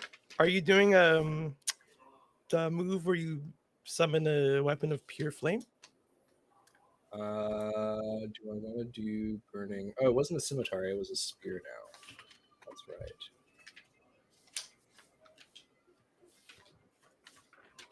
God, my fan's blowing my paper. No, I would like to. I think Zuko style as I rush forward. I think that's what I would like to use the +1 on. Also, thanks for reminding me, Simon. I didn't increase my a stat the last time we leveled up. I totally forgot. So my wisdom is actually +2 now. Nice. Okay. So, and this is a wisdom roll. So I think I run forward, spear behind me, just like I fire with fire, and I attempt to shoot a flame out of my hand, and I would like it to consume as this person. So Does the +1? Does he get a +1 for that? Too, like from my speech for that, or just against Nazu? Yeah, your speech as well. So +2. Ooh, so I have a +4 to this. Oh yeah, +2 plus wisdom. Better not roll 2 natties. I rolled a 1 and a 2. you almost killed me. So that's a 7. And now I would like to use burns twice as bright. When you battle the Winds of Fate, you treat a miss. You have gotten a boon, Brent. Ooh, I got a boon? A boon. Charmy. Ooh. Well, that's for this roll, eh? So I'll re-roll the 1. Brunbrent. Brent. That becomes a 3 for a 5, so an 11. Oh, So I don't have to. you don't even need I don't to have use to it. use it. Nice. Thank you. Okay, so it takes the shape and it does the movement for as long as it has fuel on which to burn. You're hoping that it burns up. I named my fuel. Yes. Tell me the shape and the movement of it. Incredible. So as the fire like lances from my hand, I think that unlike in Avatar where it's like they put their hand out and they're creating this stream of fire and they kind of have to push it out, the fire leaps from my hand in a stream and it leaves me and envelops this person's body, and as it envelops them, I want it to take the form of chains if I can, these like flaming restraints, and because they were like rising up with these tornadoes, right? They were just like they had like wisps of sand around their hand that were just constantly turning. Perfect. Yeah. So what I would like to do is just get those hands back down, aim them at the floor if I can, and just wrap them in fire. Wonderful. I will just because it's not D&D and the battle's not exactly the same, because it like if you rolled badly, something bad would happen with your fire. So your fire does exactly what you want. It's not going to burn her up yet, but it's going to like encase the sand and her arms, and you see the sand is like compacting around her hands, trying to like douse out some of this fire. So her hands are like by her side and she's actively trying to stop the fire from consuming her. but it is burning up. It's burning up on the whatever little moisture there is in the sand and stuff like that. Absolutely. So I'm like charging towards her. I don't know if I get the whole way, but probably close enough. Yeah, we'll say you're like right there. As Sweet. this happens, Chief Nazu, he puts his palm to the side and he just juts out towards Kumbo, and before he can get his guard up, the hand like passes through Kumbo, and you see it like get through the other side, not like puncturing a hole through him, but like passing through him and then pulling back out quickly. And you see him drop to a knee, not defeated completely, but like suddenly all the power in his legs just gives out, and he shakily tries to stand up as Nazu, he's doing something with his magic. It looks like he's moving his arms in a little fluid manner, and so there's a tiny bit of pause between that battle. And I'll say that Basalar, you are getting through your speech now.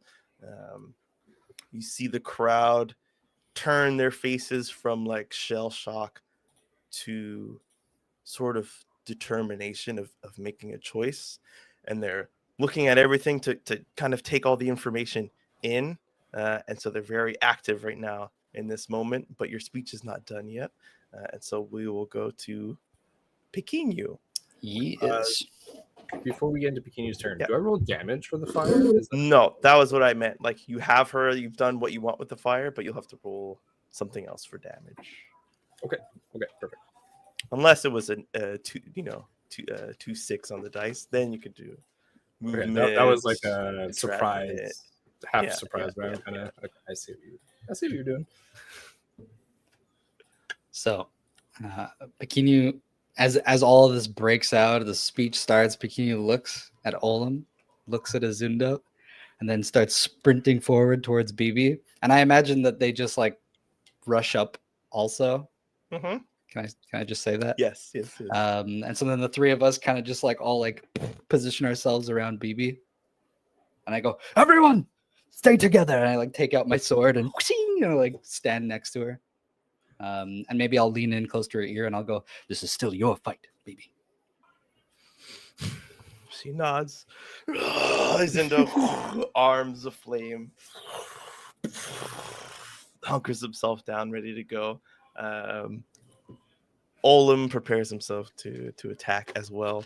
He's taking on more of an assistive role. He sees like you with your, you have a lot of strength, and so does Izindo. So he's not going to try and run forward with both of you. He's going to play a more supportive role from behind. Who has the bow and arrow? I think that was Olam. We have a Oh, bow and arrow. yeah. Okay, so it was the one that like collapses and it looks like it's just like two loose pieces, but then it snaps back together. So he pulls back his bow. So let me move you into position. Is there anything that you want to do? You can perhaps make a combined attack. So you're going to be here. She's going to be here. Perhaps I kind of want to like, create this little defensive formation. So I don't have like any ranged attacks I can make. Potentially aid, but I don't know how that works on NPCs. I'd like to maybe this aids BB in some way. Yeah, my little dudes don't have to roll. They're like, they respond to the story. So like whatever the response would have been, you could like, push it towards the better option. Okay. If things are going badly. Okay. But you'll have to roll to aid. You can also defend if you would like, but that's more of like a jumping in the way, redirecting an attack. Something like that. I think I'll just wait to see how it plays out. That's like we move forward, and then I'm expecting them to do something in return. So I'll play it patient. Okay. There's this like size effect almost that happens to the king. He doesn't like double in size or anything, but he seems to be filled with vitality. And like you see now that it's like there's holes being poked through something that was covering his eyes, and so there's like this like that purple light. Now it's like shining out almost like Avatar state style, and you see that he's being consumed by his own power, and not in a negative way. As he prepares himself to attack once more, and Kumbo is still unable to defend himself. Who wants to act next? Has Basalar done his speech? Yes, there was a couple attacks happening. Yeah, we could say Basalar reaches the end of his speech, and the back of the rows all funnel towards the front, and there's a few people who are like starting to run down the stairs on either side. So there are people either like getting closer to the stage to potentially yell or throw things, and there's a few others that are running downstairs. You don't know where they're going, but they seem to exit the arena or exit the audience chambers or whatever of the arena.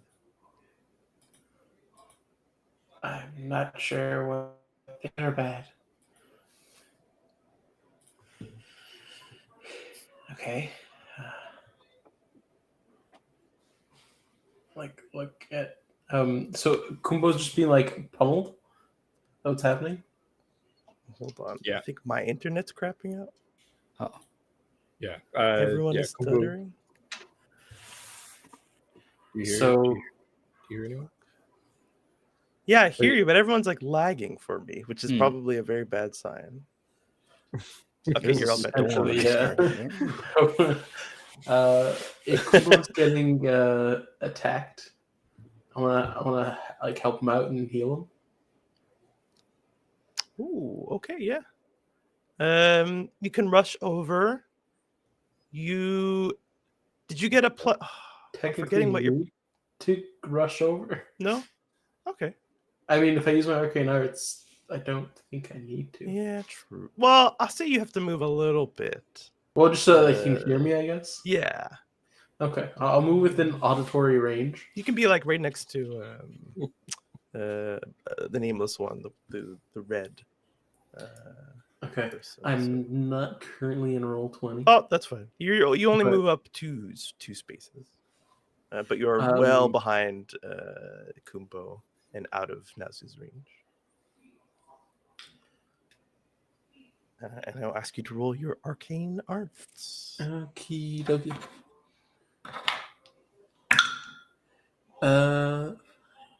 8. Eats. On a 7 to 9, your spell works, but you draw unwanted attention, or your magic reverberates to other targets, affecting them as well. Perhaps, unfortunately, your voice, it's embold. It's Wait, sorry. What did you roll? 8. 8. Okay, yeah. Your voice comes out, and you have the will and the intent of healing, and some of that is seeped through him into the chief as well. But the chief is at full health already. I was gonna say, You don't think that Thankfully, he hasn't taken any given damage him yet. yeah, you haven't given him much at all. But you can heal. Does it have a 1d8 damage? I'll let you Yeah. roll the 1d8, please. So that's 7. Okay.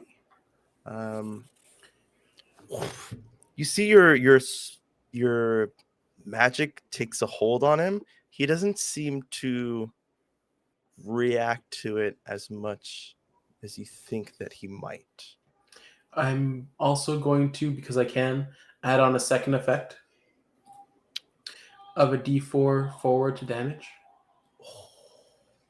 How does this come to be? So, right now I have this like JoJo-esque stand behind me, and there's like an aura that it's like emitting, right? Mhm. So I feel like due to the nature of this like ritual, and that like the will is being used rather than magic, I feel like what would have been magic otherwise is this aura kind of just being, in a sense, directed by my voice and my will towards Kumbo in this case.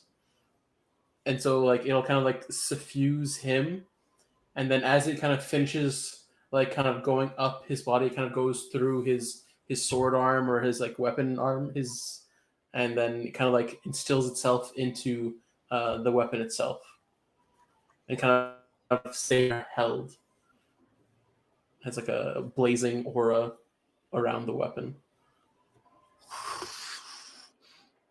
And you see that he holds it still with this weakness to him. But perhaps the power that you've given his weapon will help make up for whatever he's lost. You think that whatever's affecting him is like it won't be got rid of by healing per se.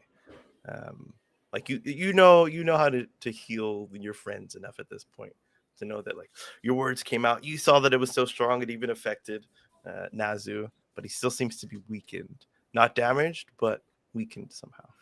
Okay, so like an enchantment potentially. Potentially, there is an aspect of this system that we have not used yet, like status effects and stuff. So he has like a -1 to certain rolls now, and it's something Yeah. that can't be like just healed with healing. Yeah. Pequeño, you're about to speak. I think. Was I? All right, never mind. Let's hear things. If I was, I've already forgotten. Yeah, you see the magic user ditches whatever they were using around their hands. You don't know what purpose it was for, but they kind of like jump back and shoot it out. So they release themselves from the chains, and so your fire is like fighting with their magic, but they remove themselves physically from it, and they go to move the pillars towards them. And so the pillars are starting to kind of like the bottoms are roiling sand, picking up on one end and spitting out on the other. But BB begins to rush forward, and you see her. She like sticks her foot in the sand and starts to run up the wall vertically. And she takes the shield off of her back that Olim gave her and uses that again to push herself up. She's very small and light, so you think that like it doesn't take too much to move her body, but she is moving it with a lot of confidence and a little bit of skill.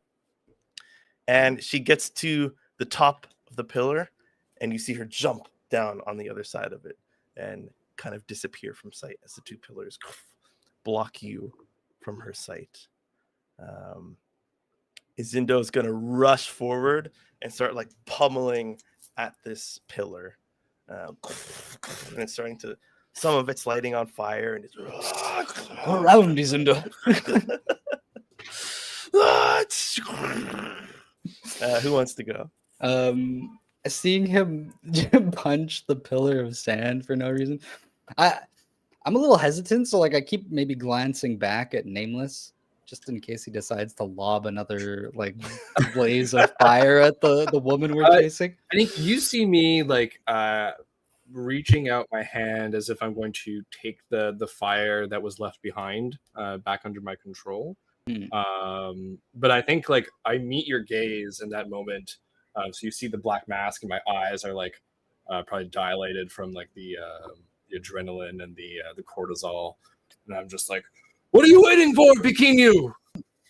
A nod. I'm gonna dash forward towards Izundo and I'm gonna like scoop him up by the waist and then throw him up and try and get him like on top of the pillar, basically.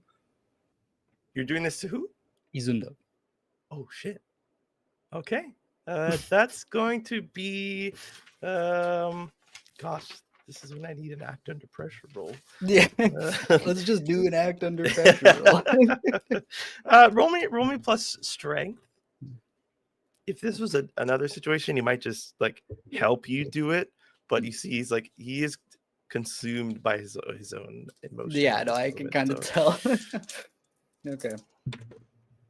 All right, that's 9 plus 2, 11. Pekinu, you do have a boon for For this? at some point to use. Sharmi has granted you a boon. Okay, so I reroll the lowest one.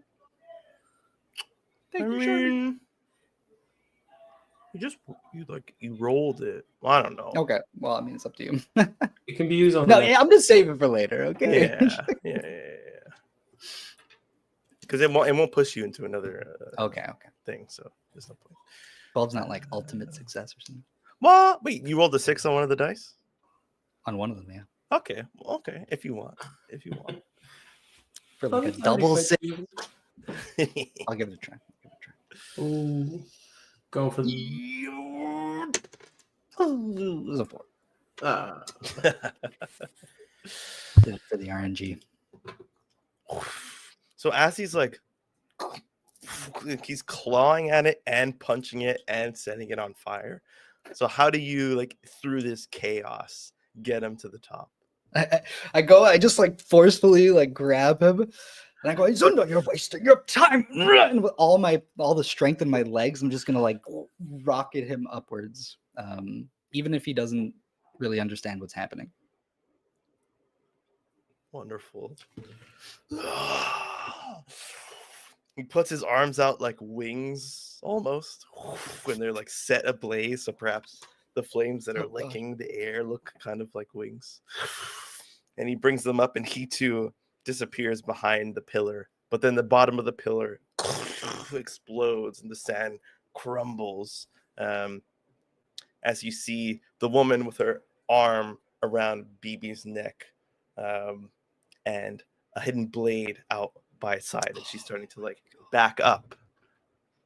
And the rest of these individuals that have just been kind of like unsure what to do, immediately they've reacted as well, and they kind of move up to bolster her. Shit.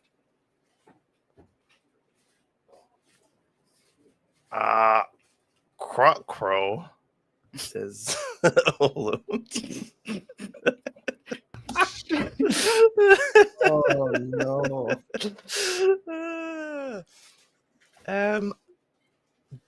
I'll say nameless one has like you're tuned in, you took everything in before and you're giving yourself +1s to react to stuff. You were tuned into the crowd as well. And so everything is almost like slow motion. This chief who has made himself even more powerful has finished whatever he's doing to himself and now ready to attack the weakened Kumbo. What's he doing to But himself? sorry. Oh, what's he doing to himself? Well, like you saw like he bolstered himself somehow and now he's ready Okay. to fight again. He took like a short pause to consume whatever he had done, but now he's ready to get back into the fight. But there's a young BB, although she is accompanied by 3 of your party members, she is also near 4-5 enemies, quote unquote. One of which you know to be under some sort of effect. So it's like a very quick decision that you have to make right now. I think I had already made my decision, and I think like seeing BB get taken, I hesitate for a moment, and I think that there's that feeling of like I want to have a kinship with this person, but I see Pekinu act and throw Izundo over, and I see Olin with the bow, and I hear him just like crow. But I think like the thing that I need to do is the thing that I still need to do, and I take my spear and I chuck it at Nazu. But what I'd like to be able to do is, because I still have control of that flame, I want to like chuck the spear and have the flame like envelop it so that it becomes this like flaming projectile. Okay. That is like 2 actions in one, but because we're not in D&D, there's ways to allow it. There are ways to Um, allow it. You're gonna have to defy danger by acting fast in order to do this. Obviously, Yes. if you mess any part of this up, it could go badly. It could just result in nothing. But you're moving flame and weapon and trying to combine them. So Yeah. So can we say like maybe I run towards where the flame, like I almost meet my fire halfway mhm. so that I'm able to grab it and throw it. Yeah, okay, I like that. All right, so I'm rushing towards the flame coming right at me. Let's see if I defy this danger. What roll is that? Okay, here it is. It's ask. Yeah, okay, yeah. What do I get for this? So I believe you still get a +1 from Basalar, ongoing. Okay. Do I get the +1 from having studied Nazu? I will give you the +1 from studying Nazu as well. Okay, so I have a 2, which is pretty good. Okay. It's not the time to gain experience.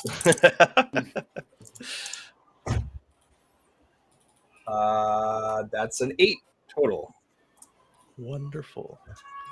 I need new dice. You will stumble, hesitate, or flinch. So, here's what I'll do. You're about to make 2 rolls. You're going to make the control your fire roll and then a volley roll to attack from distance. Okay. You can. Since I succeeded on the fire roll earlier, it says taking the shape and movement I desire for as long as it has fuel. So wouldn't I still have control of that? Yes, that's fair. That's a fair system to make. However, you did just roll a 7 or an 8 or a 9. Yeah, I forget which one. I would give it like maybe it's like starting to stutter because the person moved away. Can I just straight up give it some of my own health? Oh, okay, yeah. I'd like to pay the blood price to only have to roll one thing and potentially fail one time. Yeah, roll your damage die. All right. That's a D8.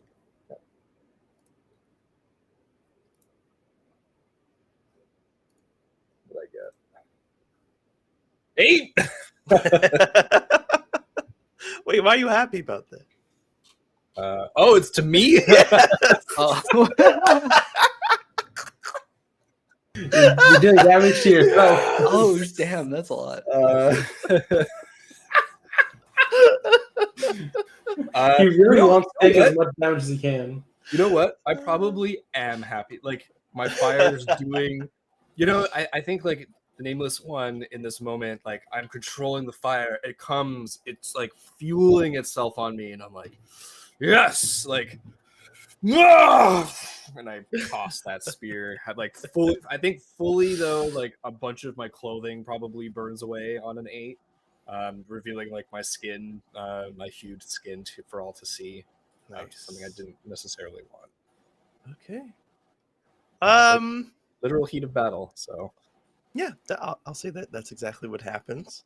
And now you just have to roll your volley as the flames eat away at your skin a little, eat away at your clothes, but also begin to envelop this weapon that you prepare to throw. Awesome. So this uses Dex, which I'm not good at. Well, because you wouldn't say I have the movement to run right up to Nazu.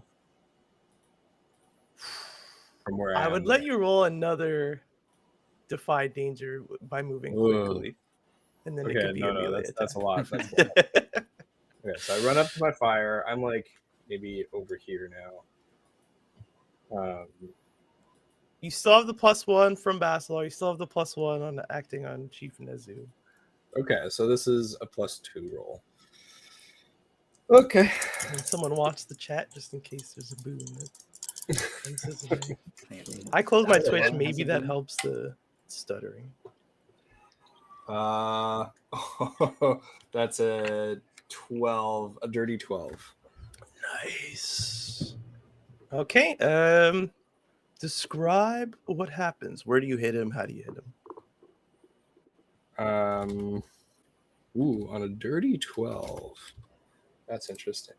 I think that I would like to.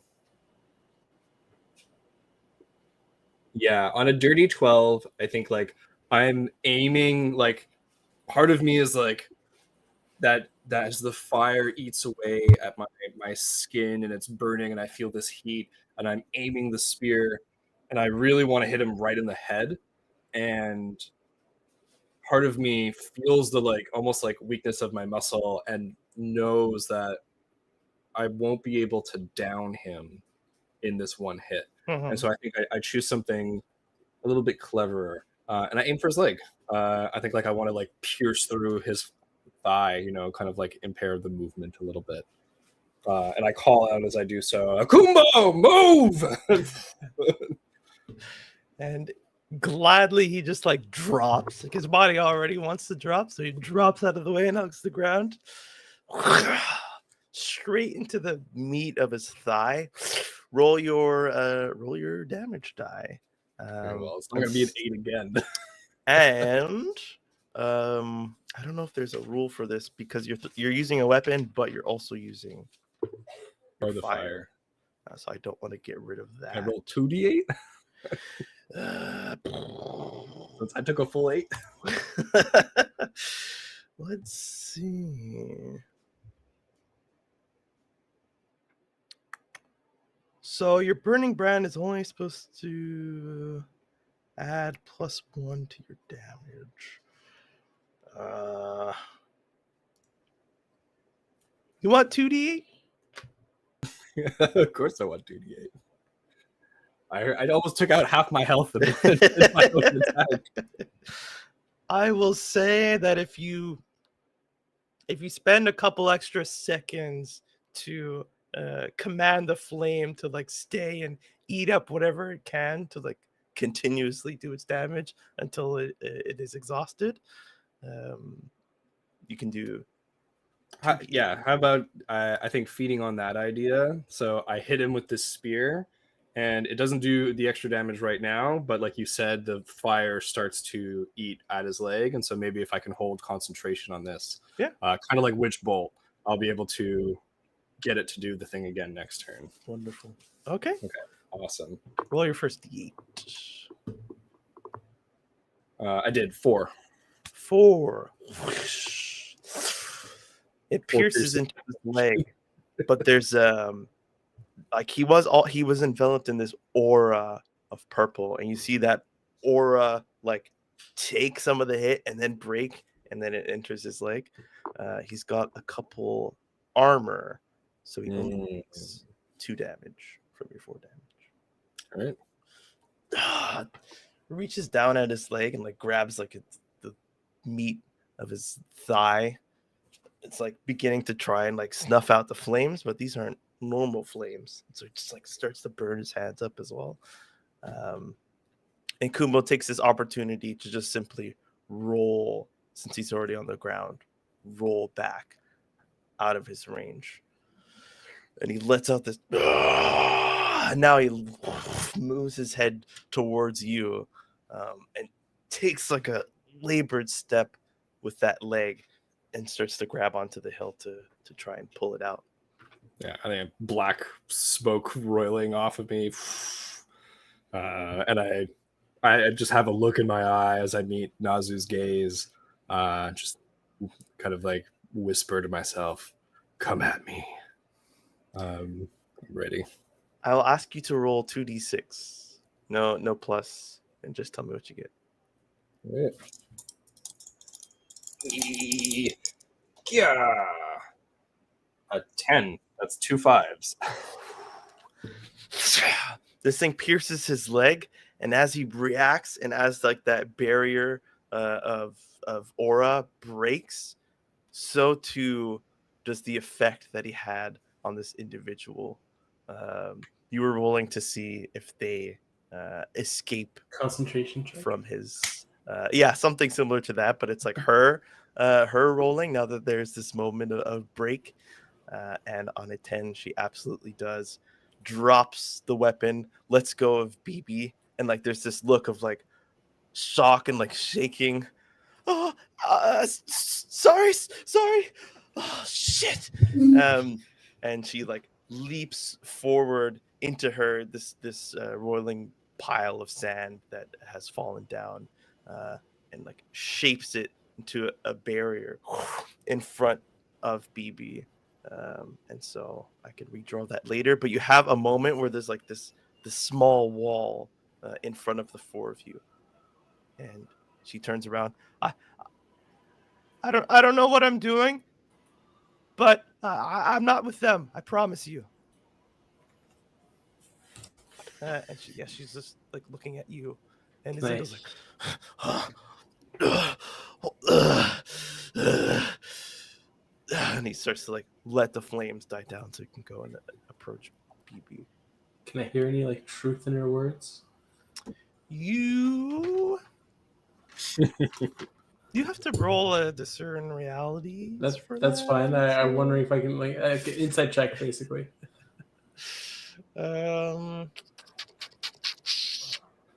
No, from where you are, it would take like a shift of Okay. attention. Here, let me get rid of this as you roll, unless you don't want to roll.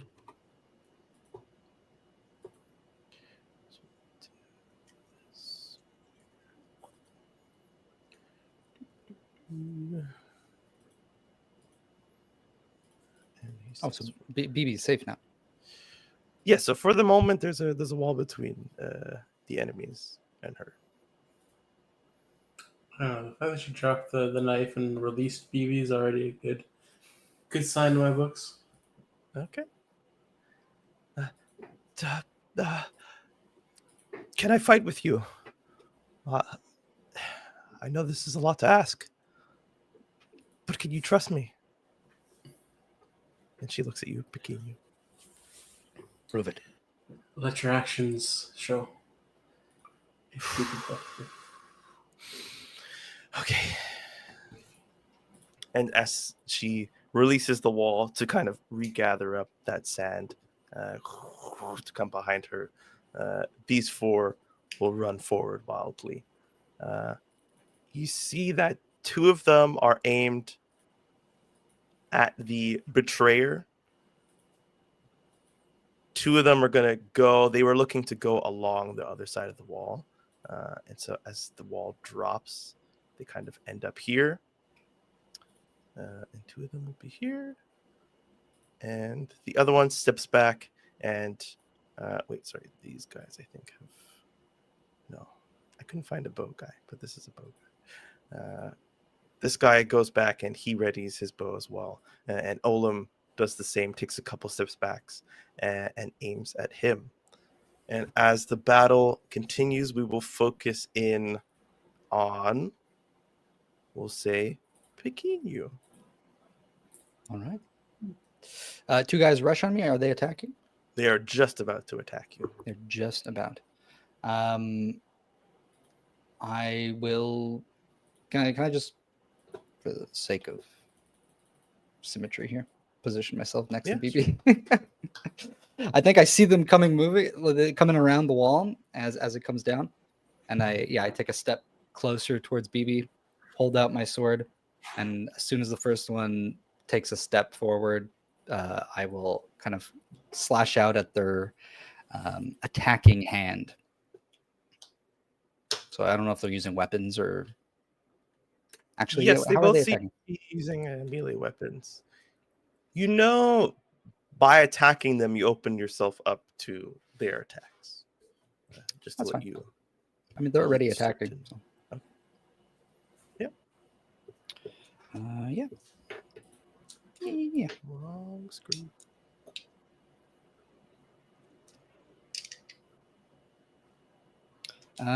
Hack and slash. Slack and blash. Oh, that's not very good. That's a 7. Okay.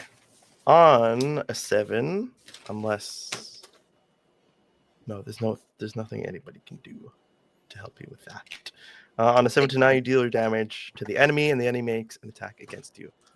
So who are you focusing of these two? Whichever one comes around first. It's sort of just like as soon as they come into my peripheral, I kind of slash out at them. Okay. Then it'll be this fella over here. Go ahead and roll your damage dice, and I will roll theirs. That is a 4. But I believe I also have.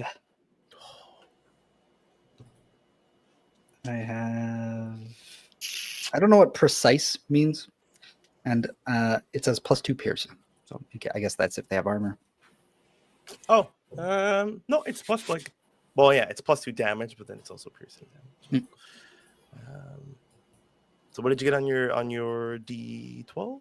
It was 4 damage and then 2 piercing damage. Okay, so you do 6 damage, and this guy, like, he catches you right under the armpit as your arm is extended, but he needs to position himself closer to do so, and so he opens up himself fully to your attack. How do you take him out in one hit? But I don't have to roll? No, your 4 and 6 was enough damage. Shoot. Okay. Yeah, I cut out at his arm that's like holding the weapon. And then as he gets close, I just sort of like slide it. He came under one of my armpits, and now I'm going to like stick my blade up into his other armpit, basically. Like the opposite arm. So, like slash it like the forearm and then up into the armpit. There. So you're hugging. Yeah, we're both hugging, and he just like crumples, and I'll you drop hug. him down. His blade stays stuck under your armpit. You take 6 damage from this. Okay. Not piercing any armor that you might have. Nice. And as you like hold him, and he like slumps, lets out his last breath, and drops to the ground. And as you are like dealing with this sudden victory, you feel a stabbing pain in your side from the other guy. This blade is longer and sharper, and it slices through the fur into your meat for another 6 damage. I rolled 2d6 and I rolled 6 on both. I'm shit, so sorry. Okay. No, that's okay. That's okay. I look back over my shoulder at BB and the others. I'm fine. And I turn back. Just put a flesh wound. And I don't know how this guy came, like on what side he came over me, but can I like try and bring my arm around his head and like lock him in under one arm? The dead guy? No, the other guy that's attacking me. You want to... Sorry, repeat that? So the second guy that's just stabbed me, as he's stabbing me, I just want to bring my arm over his head and like lock him in a chokehold. Like just keep him where he is after stabbing me. So that's going to be another roll, if you don't mind, my good sir. You can do so. You can do so while defying danger, as he's like immediately locked into combat with you with a sharp blade, and you're making yourself go closer to him, opening yourself up to him a little bit to get that arm around his head. Okay. Unsure how he might respond. All right. Defy danger. Is this strength? Because I'm trying to grapple him. Do you want to try and like power through the attack, or do you want to move quickly? I'm powering through the attack, yeah. I mean, I imagine I've already been stabbed, so I'm just like, I'll take it, the rest of it. Yeah. Okay, that is 7, 9. Okay. On a 7 to 9, you stumble, hesitate, or flinch. I can offer you a worse outcome, hard bargain, or ugly choice. So it's one of those moments, like in that boxing anime. Like you're about to throw a punch, and then like you see the response getting ready. You see the counter, and like it's almost like instinct. You haven't fought that much, but this instinct like comes over you of like, oh shit, I'm gonna get hit again by doing this. So you can either kind of like drop your arm to like, get out of the way of his response attack and take no damage, or I'm gonna roll another d6 of damage. But then after you will have him in a chokehold. Hmm. I wish you didn't tell me that I would just straight up not take any damage. What the heck? Gotta be honest with you. No. I'll commit. I kind of, I'm there. I see the response coming, and I go, I'll take the response. But as soon as that comes in, I'm going to take that opportunity to try and do Wonderful. stick him. You got a lot of HP, but 3 6s would be bad on anybody. So let's hope it's not. Come on, man. That's a 2. 2 damage. That's yeah, a he one. kind of just like, it's a quick slash out, pull back, just rips at your fur, doesn't get too deep in. A little, not a flesh wound this time. Is Simon gone, or am I about to leave? No, we just lost. Simon just. Oh, Okay, I think okay. he's really. He's really. No problem. Yeah. Yeah, that just to runs wrap you up. some? Yeah, Simon I says. see. He's good. You have him by a chokehold. As this is happening, the other two are slashing out. They're kind of like forming an X with each other's blades and then slashing out at this magic user. She throws her hand up. She tries to get the sand up in time, but it doesn't look like it's going to make it. So unless anybody has something they want to do, she is going to take 2 damage rolls from these two. I'm engaged with Nazu, so I don't even know that I see this. Wonderful. There are 2 other characters here, however, Izinda and Bibi, and though they will attempt to help her. So I will roll for them, just to roll 2 dice. The first one is a 7 from Izinda. And the next one is a 9 from Bibi. So they are both attempting to. We're going to say he's attempting to protect. She's attempting to aid. So her aid comes through the form of, you see this like just flash, and we'll say Nameless One doesn't actually see this because of what you just said. But the rest of you, you see this like out of control fire just come out of her as she like shoots her hands out, not even in any sort of like defensive or offensive maneuver. They kind of just like jut out, and this fire that's like eating at like the oxygen in the air around her just like exploding, and it goes towards all 3 of them, including this potential ally that you have. And Izinda moves from trying to help this nameless woman. I can't use that because we already have a nameless character. This unknown woman to trying to bring Bibi's fire into itself to keep it controlled, and so they are not able to help the woman, and so she takes a lot of damage. It cuts through both of her forearms, and you see blood starts to spill out, and she stumbles backwards and falls on her butt. And that is when Olim takes that opportunity of exactly when she's dropping to loose an arrow and hopefully try and take one of these guys out.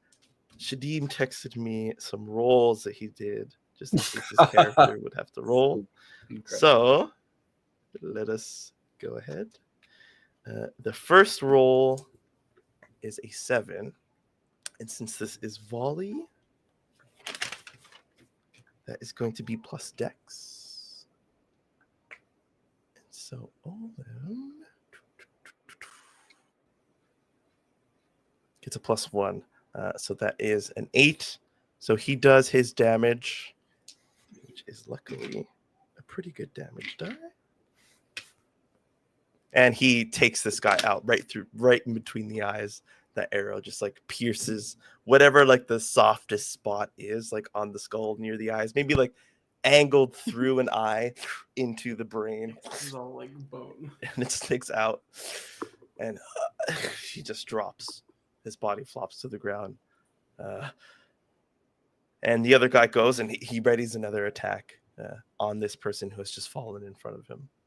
So any one of you can act, but at the same time, Chief Nazu hunkers himself down and begins. It's that same one-step charge with his hands behind his back, and you know that he has something concealed behind there. Yeah, as you have already known. So I'll say Basalar. What do you? Not Basalar. Nameless one. What do you do? If I can, yeah, I want to essentially try and deal that damage to him in his leg, kind of just like reach forward with my power on the fire that's burning there, and literally just like almost like a tourniquet, right, where it's getting like tighter and just like, eating into his flesh. Now, do you want to do that? Just do it, but he charges at you and he does what he's trying to do, or do you want to try and like move out of the way, or position yourself to not take the attack? I'm right next to one of his minions. I'm Yes. thinking that what I really would like to do is just do this and just put this guy in the way. Okay. Defy danger through moving quickly would be the roll. Okay. You have to time. If you move too fast, he's not going to pummel through this guy.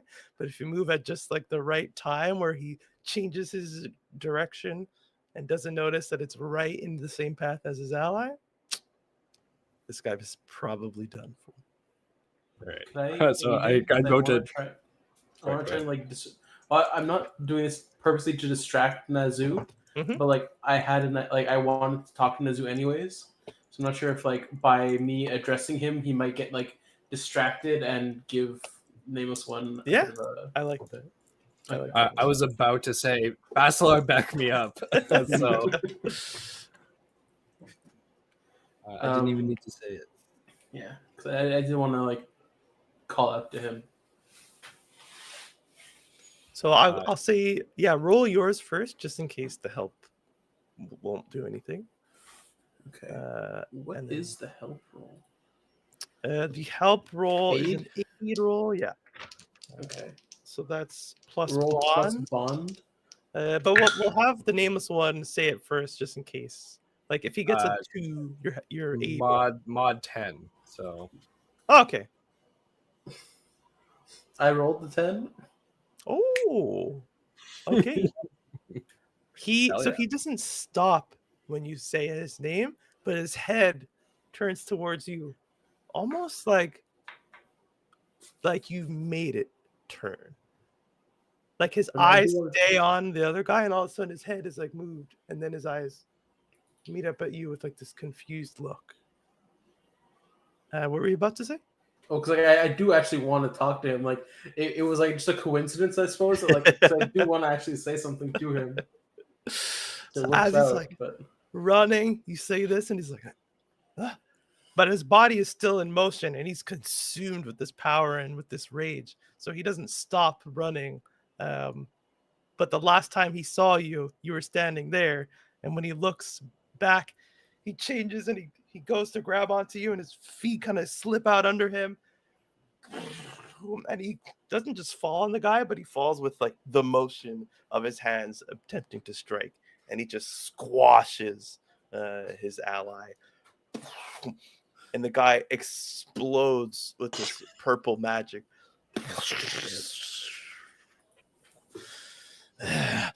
And Chief Nazu's like on the ground, hands like this on the ground next to him.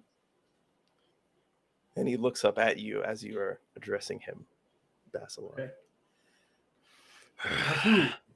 Why is it that you've done these things?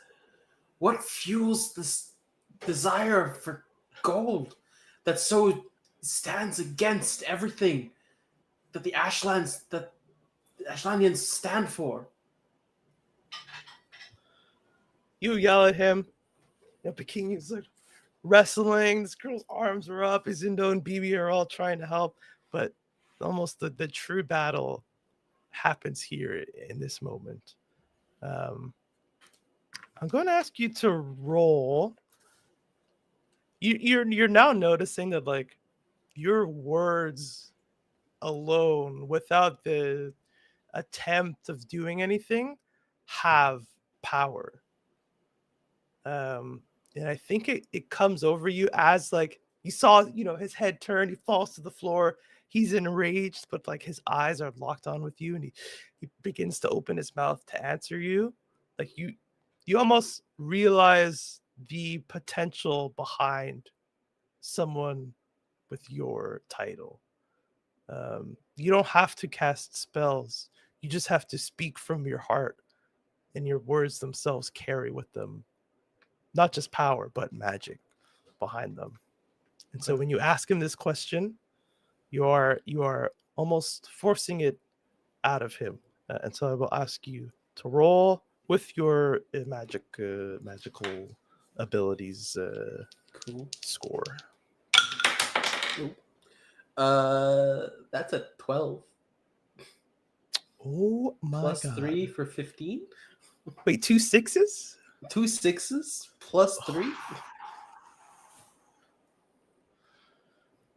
He like grasping onto the remains of his ally, and it's not like gory or anything. It's almost like Voldemort at the end of the Harry Potter series, where he just like bursts, and so he grabs onto like the charred, kind of like purplish remains of his ally, and he grabs it tight, and he like his eyes roll in the back of his head, and all of his allies like come to a stop.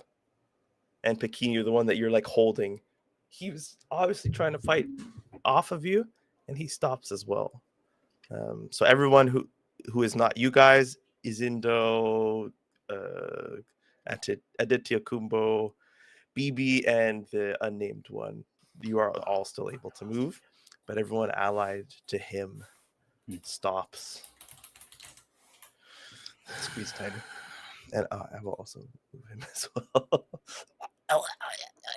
Do you want to kill this person? No, I don't want to kill him. Okay. I'm just holding You him feel there. that Like you could.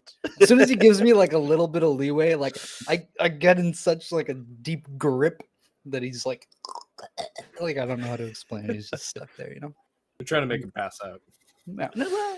Yeah. So, I was getting him really close. Like you wanted this, huh? You wanted this.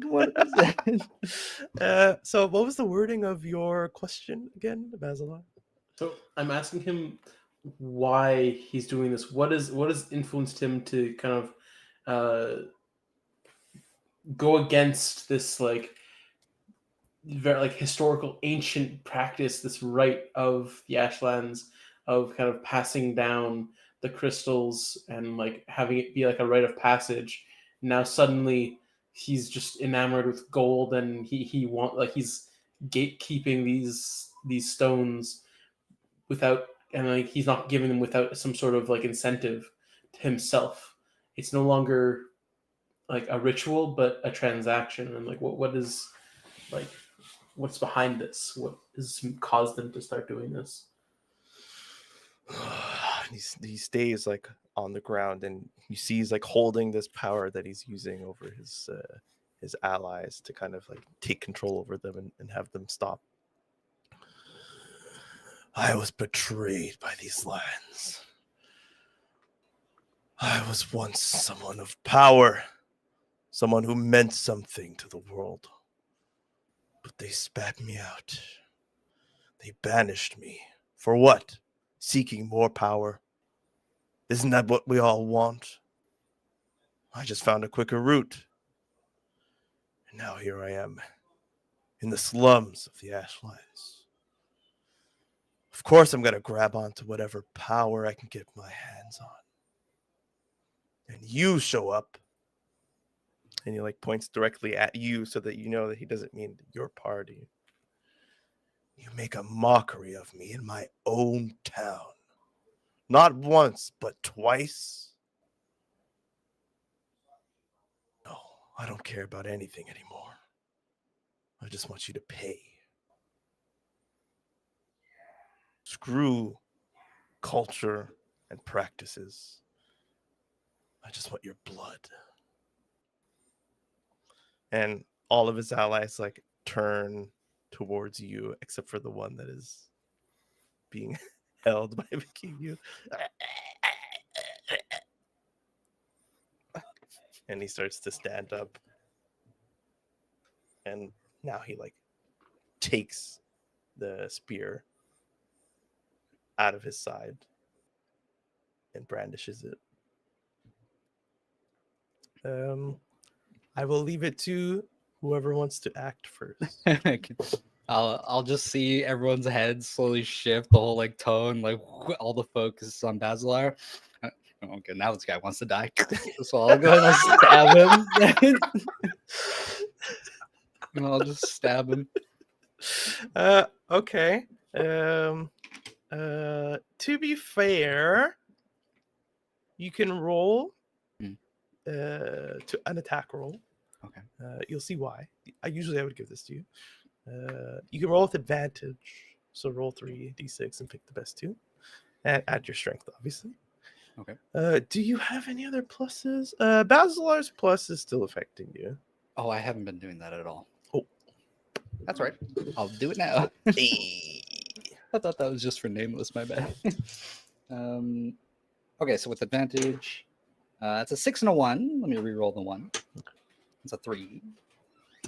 So 9 plus 2, 11. Very nice. Now, hold on. This guy didn't take damage from you yet. So you could potentially kill him in one hit, but you're going to have to roll your damage as his body starts to dissipate away. But you have him by the neck and you're hitting him in the head. And so it hasn't reached up yet. But he's starting to like suddenly not be there anymore. But you've taken this moment to get an attack in. Okay. Yes.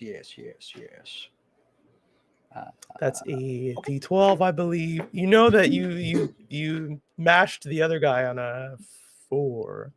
So on That a is 4 or higher, you should be good. It's a 12. Damn. It's a 12.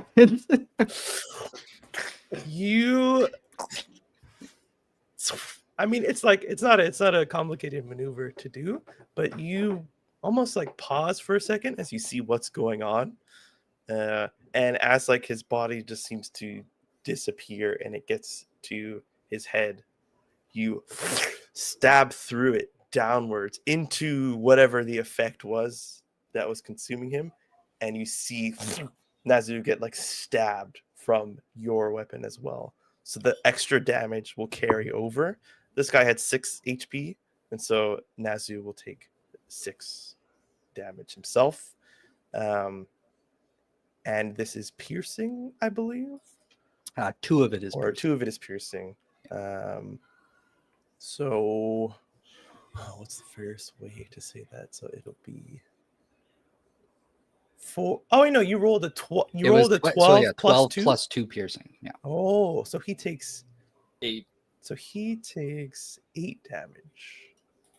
Minus 2 for the armor, so 6. Oh, wonderful. You get him like right next to the spine, and his whole body like seizes up as the rest of these warriors are consumed by this same effect.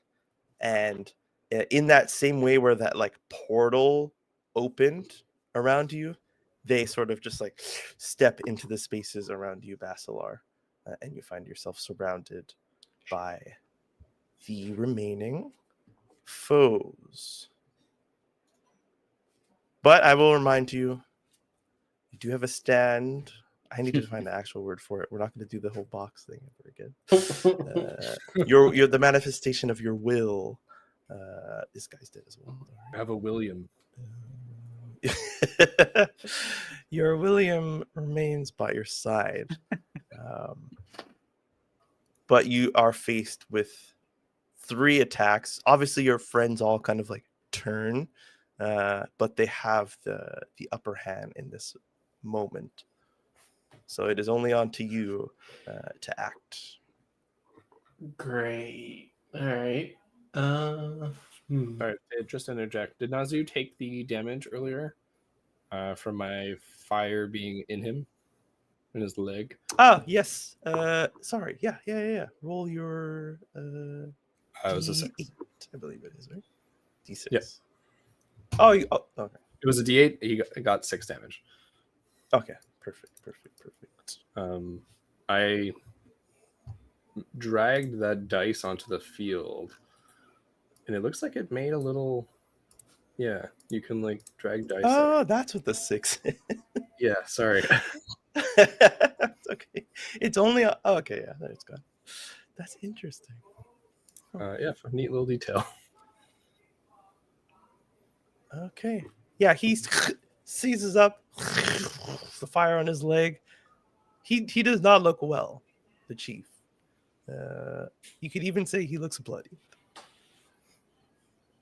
But Basalar, you're faced with 3 armed combatants, and they all seek to strike at you. And you see they're kind of like they take a formation, and they go and hit low, hit medium, and hit high from different angles. So what do you do?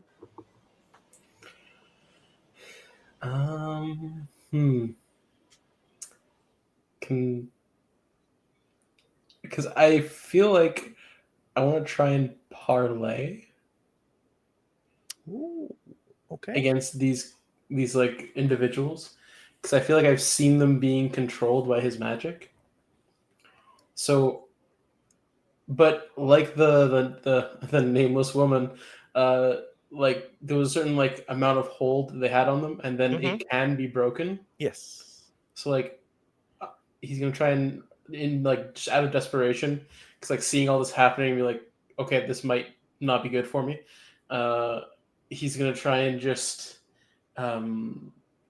reach into that little bit that's still themselves to see if that little bit can take control of their bodies and minds, or like kind of come back to the forefront. Would you like to parlay, or would you like to weave a performance to shake their mind clear of an enchantment? I mean, I don't know which ones, because like I'm not giving them anything they need or want. So I guess I'm gonna try and change, like see if they can get over an enchantment, because I'm just not sure if it's an enchantment or not. So I'm I wouldn't offer it to speaking to you. them. I'm being fair in this moment. Like that will work. Otherwise, I might just say like parlay, but Yeah, that but will like definitely work. I'm just trying with them to talk to them in general, and just to see if like I can get through to them and past whatever hold the chief has on them. Wonderful. So that's going to be my attempt. So I'm gonna like Attempt? look at all 3 of them, I guess. Oh, fuck. Right? Like He's gone. look around and behind me, I suppose. Sure, he'll be right back. Hey, there he is. And can just be like, look, I'm not sure what hold he has on you, if you want to be doing this or not. But think for yourselves. Do you truly want to be under somebody who cares so little for your lives? Like your friend over there, like I'm gonna point to like just the pile of ash that he like just like so blatantly disregarded. Mm-hmm. Look at what concern or care he has for his supposed like party, and this is the man that you choose to support, I believe you all to be proud citizens of Bothos. Stand with your people, not with someone who turns against them in their time of need. And I'll see. That was hot. An 8. Okay. An 8. Oh, but I do have the boon, because it was changed to me. Yep, you got a boom. So that was a 1, and then I re-rolled a 1. So same thing. It's still an 8. Thank you, regardless, Charmy. I appreciate it. Okay, your Could have spell. been better, but it wasn't.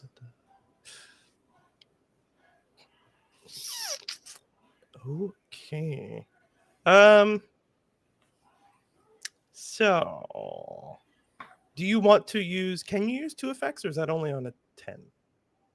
I can use 2 effects in general, is if they actually take into account. It specifically says your arcane arts is strong, allowing you to choose 2 effects instead of 1. Yeah. That's all it is. So and on a 7 to 9, your spell still works. So it's still working, these effects. It's just not exactly as I intended them. Yes. This is what I'm gonna say. First of all, you can choose. You can choose the same. Do I want to say that? I feel like I didn't want to say that last time. One of their minds can be completely shaken free. The other one you can give another effect to, and we can we'll flavor it to fit the situation.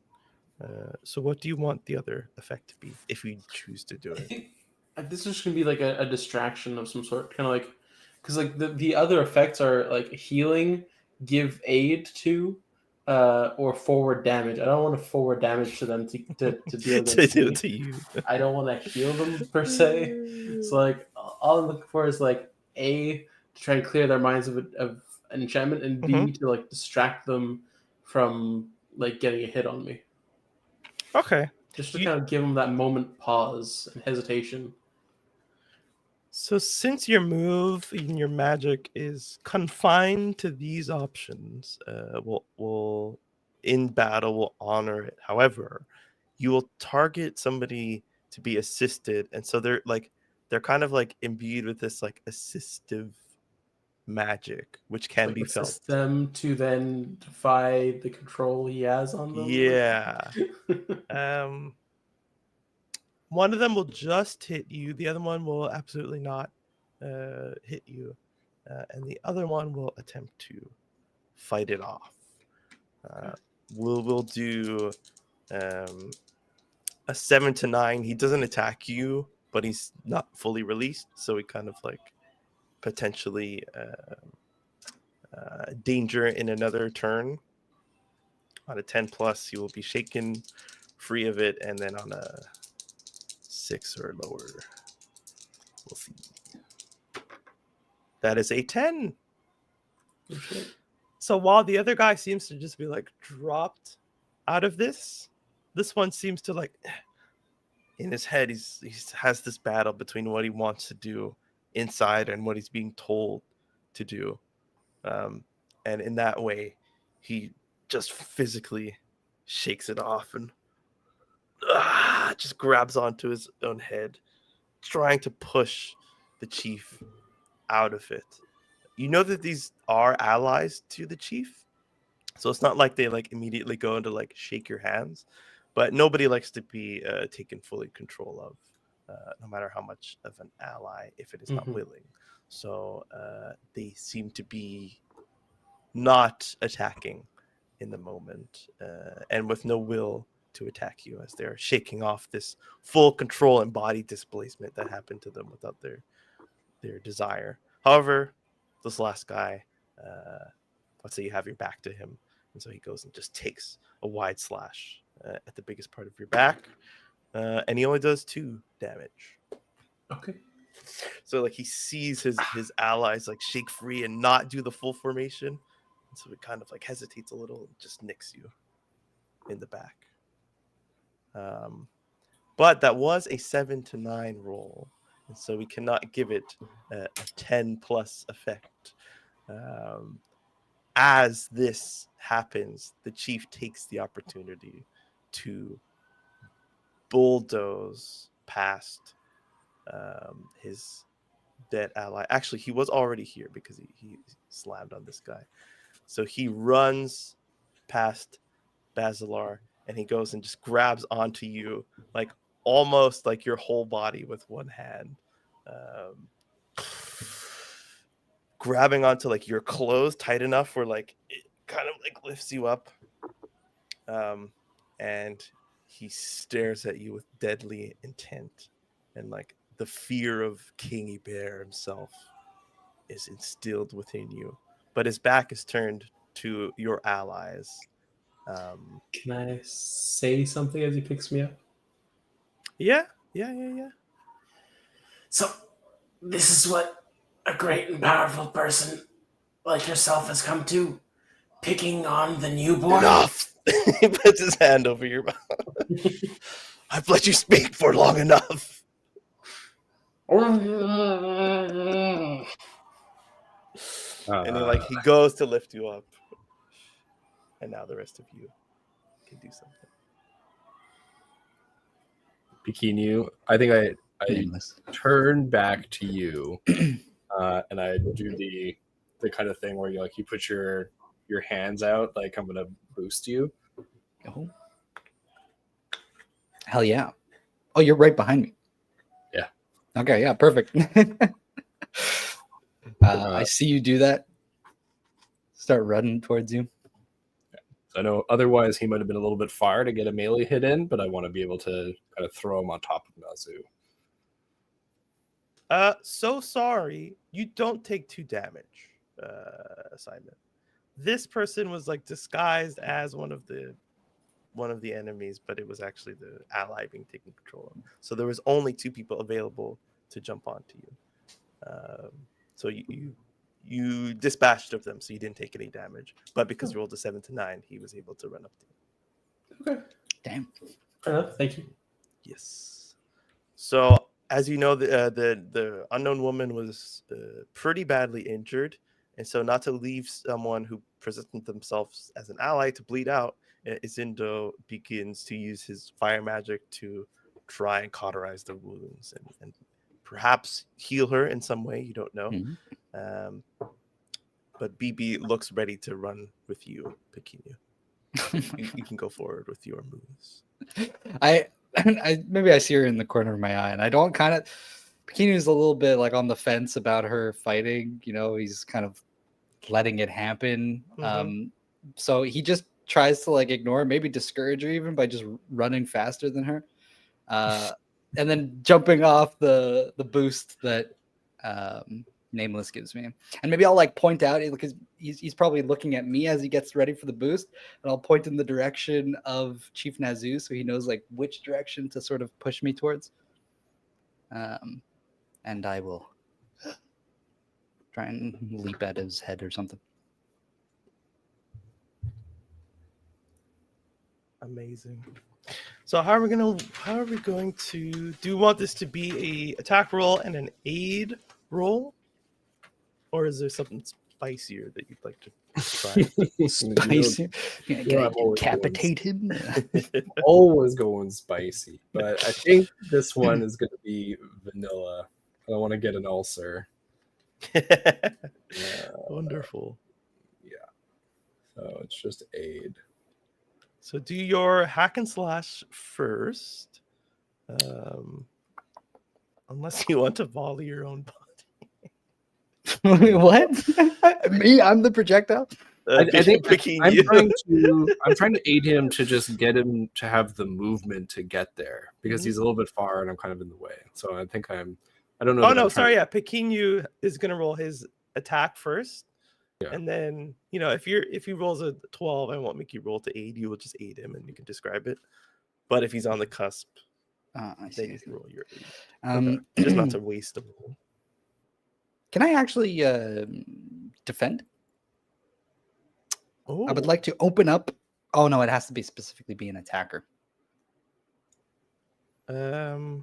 He's attacking Basalar. he is attacking Basalar. Okay, I thought it was okay. All right, right. I thought it was like a reaction, like somebody's attacking and then you defend. No, yeah, he is in the process of attacking him. So Oh you yeah, can, I guess react to that. he's got him in the claw grip. Yeah. Okay, yeah. So I'd like to open up the attacker to an ally, giving the ally +1 forward against the attacker. And essentially, I'm just instead of like attacking him when I jump on him, I'm gonna grab onto his head and upper body, and just be a nuisance. Okay. Go we ahead, go. sir. That's a Plus con. con. 9. Ooh, hold 1, my friend, unless you become aided by the nameless one. Now, Wait, Wait. Did you add the +1 from Basalar's speech earlier? is that Oh still no, I did not. a thing? I did not. 10. That's what Still over just to 8. just for the drama, because his mouth is covered, we'll say. Oh. I was gonna say, like, is that still That's good. technically? That's good. I love that. Shut up. Because like every time he used it, it was like multiple sentences and stuff. And he's like, "Enough talking." And I like like pretty it too. effective too. Incredible. So I rolled a 9, and then I had a +1 acting against Nazu. Yes, So you did. that would be a 10. Amazing. On a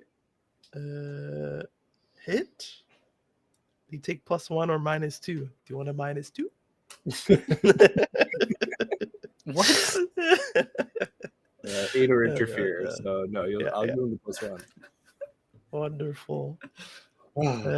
So on your 10, you get to hold 3. 3. So you choose your first as you sail in the air towards him, and you feel a hand on your back gripping onto the the fur. Oh, he's grabbing me. But I no, didn't- it's not the nameless one. It's a smaller hand. As you are Yeah, soaring in Phoebe. the air, you feel a little hand grab onto your fur. No. It's No. Just riding. Grab onto his head. Right. I'll open him up. That'll be my first one. I'll open him up to an attack. Giving +1 forward. So I'm just like a wild animal on his head, scratching at his eyes. You I got don't 2 know. holds. Huh? You had 3 holds total. So But I can hold them, right? I don't have to use them all right away. I will say that, like, because he's in the process of attacking Basalar, like, Basalar can't attack him first. I see. So, like, this attack will have to come to completion. Because of, like, the lack of initiative, it's always like, attack is happening, you guys react, and then depending on what happens.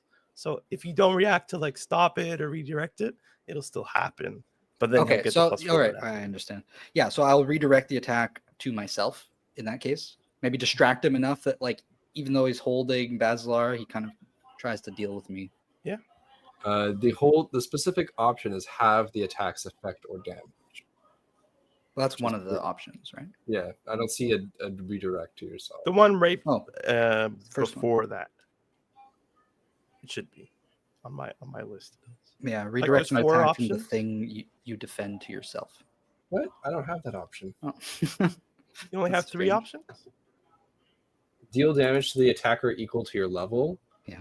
+1 forward against the attacker. Open up the attacker to an ally, giving them that, and have the attack's effect or damage. Yeah, so I guess I only have 3, and one's 2 life. Oh, Weird. Yeah, redirect an attack from the thing you defend to yourself is the first option. Oh, sweet. So he's like lifting him up over his hand. So his hand's already back here. Can I Just, kick him in the face? land behind? Yeah, Basalar gets a kick out and like loosens his grip enough where he kind of reaches back to deal with you. And now he just has that like one hand on your face. but it's He's not strong holding my enough. face like that Like it's to not hold me? it's not strong enough to like actually hold you. He just still has his hand there. But yeah, you kick out. Do you want the kick to be an attack, or do you just want to use this as a way to like kick off and get out? I'm gonna use it to kick off because I don't think I can do any damage to this man. Like I have like a 0 strength. Okay, you kick off. You redirect the attack to yourself, and so with his hand fully extended behind him, he's gonna try and smash you down into the ground Okay. in front of him. So now Me? you, Pequeno. So he's he's gonna, like, redirected grab the and, like, slam to himself. So now you are being slammed down. You Being still have slammed. you still have your 2 to hold.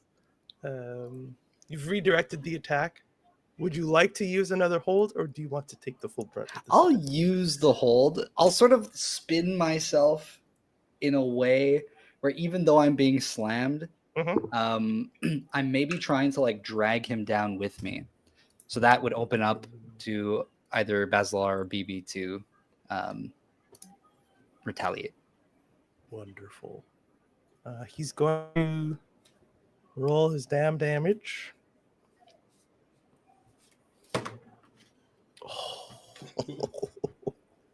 He rolled a 1. Ooh, oh, that looked bad for a second. That's a heavy dice. So whatever. in total, it is a heavy dice. So it's 4 damage total. You're gonna half it, so you only take 2. Oh. Okay. And by opening up the attacker, you've also inadvertently opened up him to an attack from BB. I will say she doesn't get your +1, but she gets to, like, in the fluid motion of being pulled down with him, use her shield with like the metal kind of on the inside and leather on the outside to slam it down into like the soft part between his skull and his neck. Bash downwards. So she, what's your damage die, Brent? It's D6, right? D8. She does no damage to him, as he has armor. Thick skin. But he is left open to Basalar if you wish. Now we know that Basalar has other abilities than kicking and punching, but he is opened up to some sort of effect from you, we'll say. I want to see if it's possible to use this like force of will in a more kind of like, I guess, physical manner. So like see if I can use it to like physically damage rather than like try and convince him of things. I'm not sure if there's like any kind of like physical like exertion it can have that can happen with it. So You think of this, and your William cracks his neck and steps in front of you and goes for an attack. yeah. So we will say you can roll with what you've usually been using, which I Okay. believe is plus charisma Yeah. to make a hack and slash attack. So it's an 11. What is your damage die? You can go ahead It's a and D6 I roll believe. that, and he'll give it a +2. D6. 6. Plus 2. 6 without the +2, so 8. So 6 damage. 6 plus 2. is 8. Yazoo, Yeah. Yeah. Oh, and yeah, then the -2 armor, from his yeah. armor. Yeah. Nazu drops to both knees. His eyes still full of fire. He does not look to Pequeno, does not look to BB or Basalar. He only looks at you. And Wait, who? bleeding from the mouth and from the fucking eyes, and his arms are like heavy and starting to fall to his side.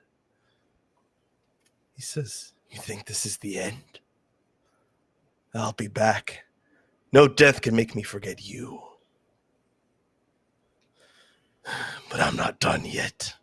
And he goes out for like a last ditch, just both arms. He's gonna like fall flat on his face if he misses this. So he just throws his body in both his arms Can I do something? to do something to you. So you absolutely DM, can. Am I You still do still have your flames. I do have the flames, and I think he fully has his back to me and is not paying Yes. attention in a second. And I just want to grab him by the back of the head, by like his hair, to prevent him from going forward. And I want to say, you'll wish that you could forget this. And then I just want to fucking burn. I want to incinerate his head. I just want- God damn. Okay. I think there's a roll. Brutal. Damage? No, that's not it. I mean, if you don't let just have Zuko a- style keep consuming him, I just like I'll have it like Oh run up. yeah. Yeah, right. Just right into like essentially Zahir style in Korra, where he like draws the air out. I'm just shoving the fire in. Wonderful. Okay. Roll we'll say roll your Zuko style to both move it and have it cause damage in this Yes. one. Yeah. All right. So it's going to be +2, so +4 total.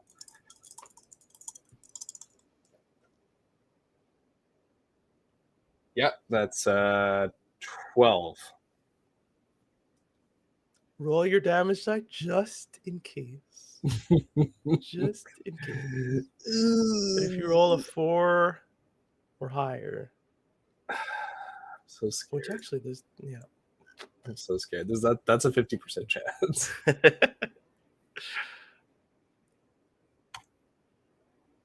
8. He did it. He did it. Finish him, my friend. Yeah, if I could finish him, Mortal Kombat style, grab him from the back. You'll wish you could forget this, and incinerate his face. So that, like again, like the skin's melting, but I want to essentially decapitate him so that I lift his head off his body. The body crumbles to the ground. There's not even any blood as your fire like instantly just like cauterizes everything. And the head comes off the body. And that purple escapes from the mouth, escapes from the neck, both the neck of the head and the neck of the body. And it glows bright. You realize like he's about to like explode. And I think the nameless one is the only one who could do something right now. Ooh, if I'm the only one who could do something, it's this light that's leaking out that's going to explode. Yeah. Like I'm going to take a page out of Pekinu's book. I would like to defend, and what I'm going to try to do is ideally redirect this. Okay. Go ahead and defend. All right. Sweet. So that's with Constitution, which I am good at. And I didn't know there was a skill you could use. We were talking about all this. So that's another +4 to this roll, which is insane for this system.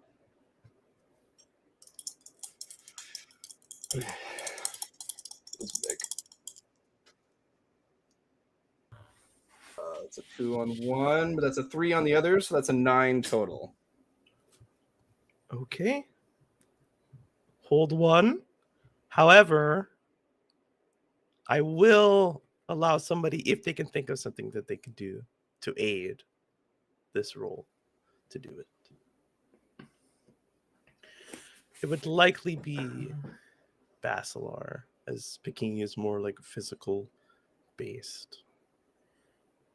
Okay. I Yeah, don't I think think- it's an enchantment of any kind.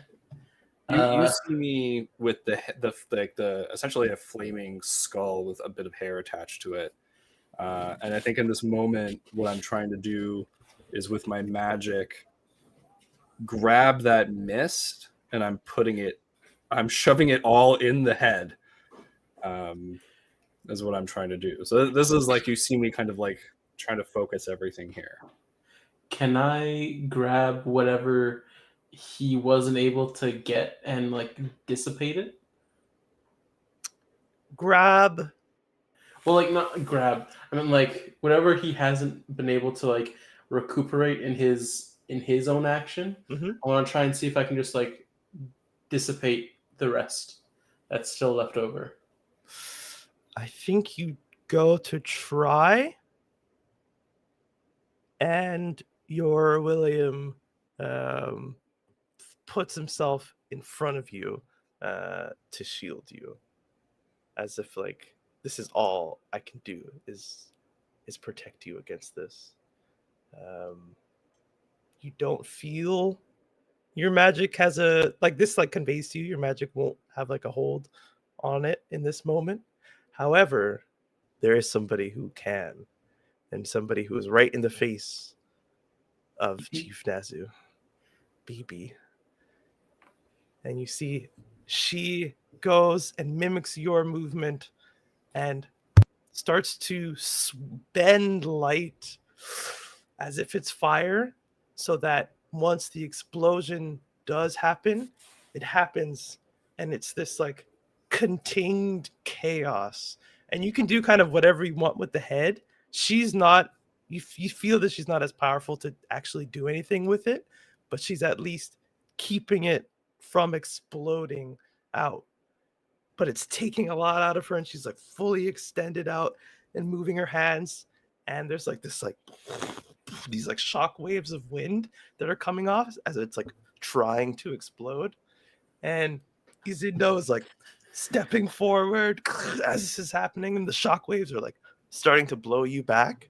You have the head dealt with, but like this huge body, that explosion is going to burst. Throw it up, BB. Yeah. Throw it up into the sky. I think what I'm trying to do. So I have the head. They're helping me. All of this magic fire swirling around, and the body is like it's the body itself that's gonna like blow up essentially. It's like the shape of the body in the magic that was like so immensely contained within it. Yeah. So the body Like a like it's body not really shape. about this body anymore. It's about No. this mist that came out. So I think what I want to do is slam, like they've created this vortex, and I'm going to slam the skull down in the middle, but with the neck pointing up, and just release everything, and ideally try to help redirect this burst of whatever he was trying to do skyward, into like a kind of like a pillar of energy. Okay. There's going to be 3 people trying to help you, not in the party, as our party members see themselves a little out of their wits in the moment. BB's attempting to help. Where did I see she has? It's a 4. She does not help her. You see her like her hands start to like get eaten up by this light, and it like starts to burn away at the tips. Izindo plants his feet in the ground and just like sends a wave of fire that is directed upwards to kind of like guide the explosion to be eaten up by it and go up. So he gives you a +1. And the magic user very weakly throws a hand up and tries to like provide some cover with sand. And it does work. And so you have 2 +1s, and you can roll either Zuko style or Defy Danger, or something else that you have unlocked. I'm doing defy danger. Wait, hold on. This is this was for defend, right? Because I'm trying to get the holds so that I can redirect. I think this actually might just be Suko style, because you are trying to like direct. You're not trying to stop the explosion. You're just trying to direct it, and that is like bending it to your will. Okay. So then it's Zuko style. So the roll I had gotten was 9, which means that plus 2 is 11. Wonderful. And I think in that moment where the explosion happens, BB's hands are out and her hands are starting to get consumed. There's a last ditch blast of like a sand ball to cover maybe like the bottom half of everybody that's in the area. And Isindo just throws out this fire that is directed upwards. You throw this down and you are like almost in the middle of the flames as you have to like reach in with the skull and press downwards. And that is where we will end our session. Damn. Yo, Chief That's Nazoo. And the end of Chief Nazoo. We can worry about bonds next time because we're running late. So we'll just do the regular experience and then I'll make a mark to do bonds next time. Did we learn something new and important about the world? Yes. We'll learn a bit about Chief Nazoo. Wonderful. Did we overcome a noble monster or enemy? Chief Nazoo? Yes, you did. Did we loot a memorable treasure? Chief No. Nazoo. Not yet. We might. I got Not a yet. skull, guys.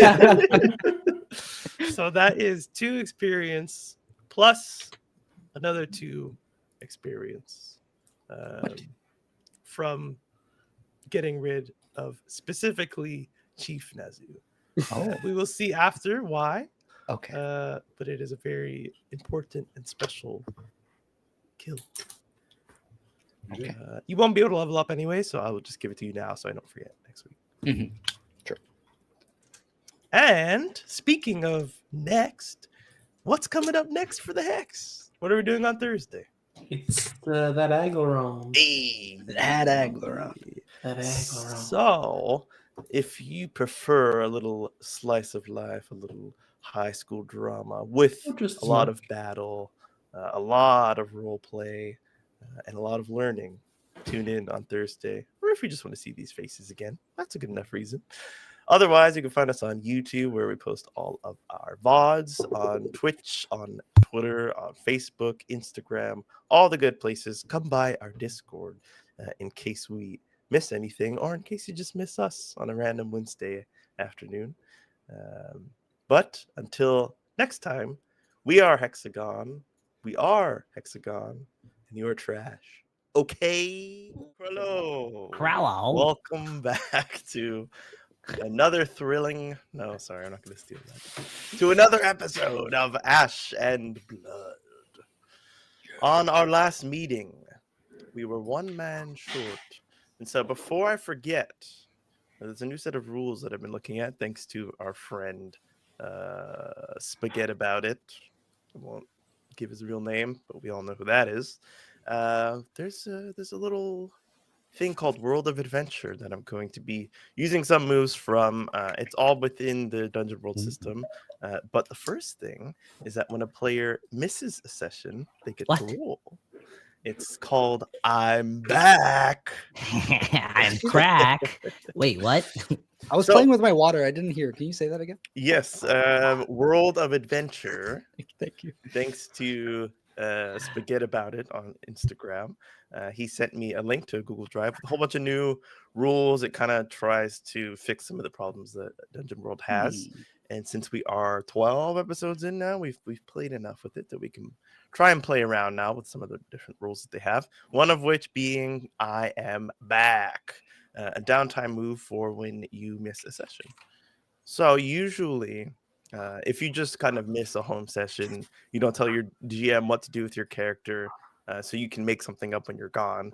We already spoke about it, and so I will ask you to roll 2d6 Mm-hmm. plus strength, because you Strength. were fighting in the last episode. That's odd. But for future reference, if you do something secret, you can roll Dex. If you train under somebody, you can roll Con. If you learn ancient knowledge or invent something, you roll Int. There's all different kind of explanations Okay. that Okay. you can make. 2d6, eh? Sure. Ooh, that's a 6 plus. Do I get any pluses? Your strength. No pluses. No. So just a Okay. 6. So hot unfortunately, pricks. now we can pick up on where we left off last time. So let us start with Basalar. Basalar was able to not get killed by Chief Nazu, which was a high task to take on. He was able to rouse the crowd, open their eyes and their hearts to the matter at hand, attempt to get their support, while also trying to pry deeper into the chief to see what was making him the way that he is and the way that he has been. And through those efforts, he was successful. We also have Olim, who was attempting to kind of take everything in, attack from a distance with the bow that he was recently equipped with. But this kind of fast-paced battle, along with the recent revelation, of the fact that there are people whose souls are being bound to dead or dying bodies. It was a lot to take in, and so facing potential death in a battle was something that he could not overcome completely. Although he did assist in the fight with a beautiful arrow between the eyes, and so unfortunately, you do not get any experience for rolling a 6. However, you do get a -1 on your next roll. So you can, you can put that in your pocket. You also do, Give me the I believe you get experience for failing, but you don't get the experience that it's supposed to give you. All right. I'll take that yeah. -1. Take your experience for for failing For a roll. rainy day. Yeah, but so -1 forward just means on your next roll. -1 ongoing would mean while we're in a situation that pertains to this. Pequeno had a decision to make, or rather, one of two. He could have decided instantly to fight and step in front of his friend Olim, who was faced with a battle, or let him take on his enemy and walk away. Pequeno did choose the latter, although he was greeted with a memory from someone from his past supporting this kind of decision to let the others handle the threat and not to throw himself into the fire. However, that was short-lived. The battle required his help, and so he bravely stepped in, not only assisting his friends, but putting himself in the middle of combat, taking a sweet 12 damage in one turn, Friend. taking him very low. And so I think when this battle is done, you will feel a sort of hollowness inside of you before any healing has taken place. You will have the weak condition, which gives you a -1 to any strength rolls until it is dealt with. Got shaky knees, boy. And last but not least, the nameless one took in the situation, assisted Basalar in getting the crowd's attention, even getting one specific beer drinking man's attention well enough to have him help him rouse up the crowd, and then went straight into battle, targeting the most important person at every moment, deciding, moment to moment who to focus on, what to focus on, and found himself right in the middle of the explosion as Chief Nazu's decapitated body was about to explode. So with the help of the other more fire-based characters in this map, they were able to stop the explosion from maybe not taking out everybody, but damaging everybody in an area. And this plume of purple flame comes out of both the head and body. Damn. And this quietness happens as kind of everyone holds their breath, not knowing what's about to happen, maybe closing their eyes and tensing up, waiting for an explosion that luckily does not come and hit their bodies.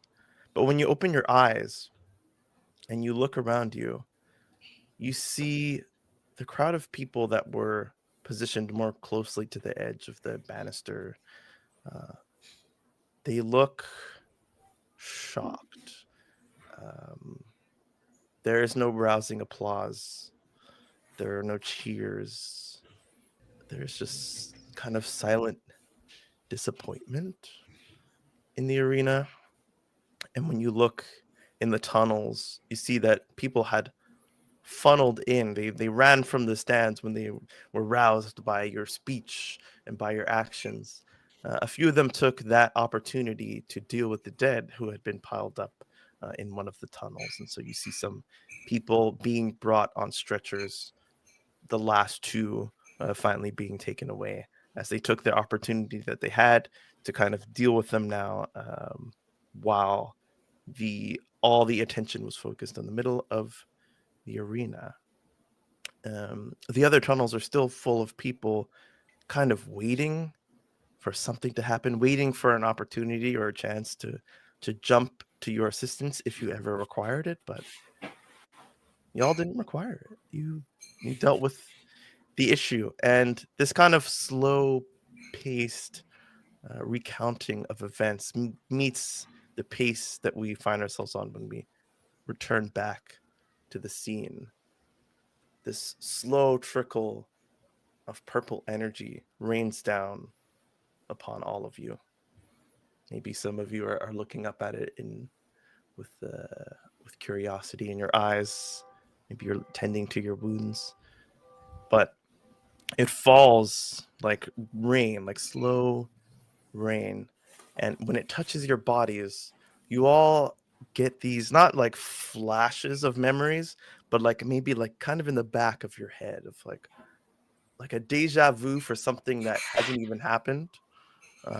Just this brief instant of remembering something as if it happened to you. You remember feeling this scared emotion of somebody that you love being sick, the desperation of trying to find a cure, and that desperation being heightened when you realize that you're going to have to take things into your own hands.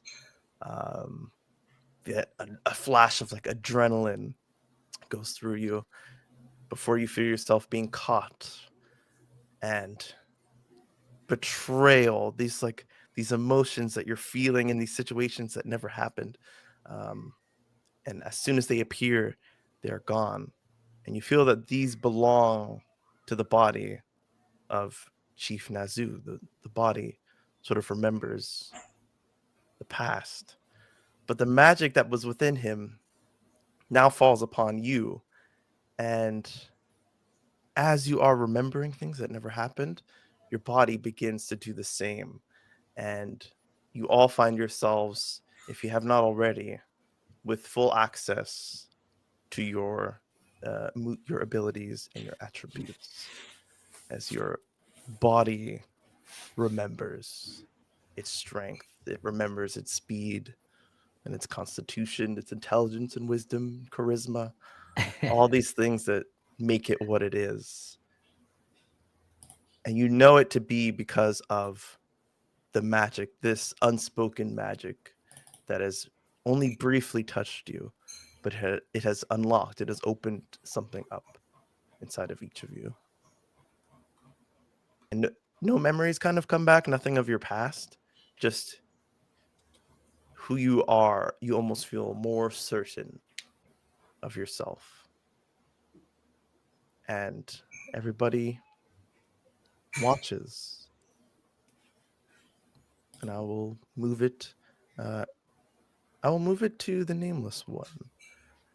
Standing kind of in the middle of this explosion, you had enough control over fire to move it from you. Any parts of the explosion that might have eaten you up or exposed you to some harm, in a last minute effort, you were able to bend those out of your way, and you kind of just fall on this quiet scene with the fallen bodies around you and a kind of speechless crowd waiting.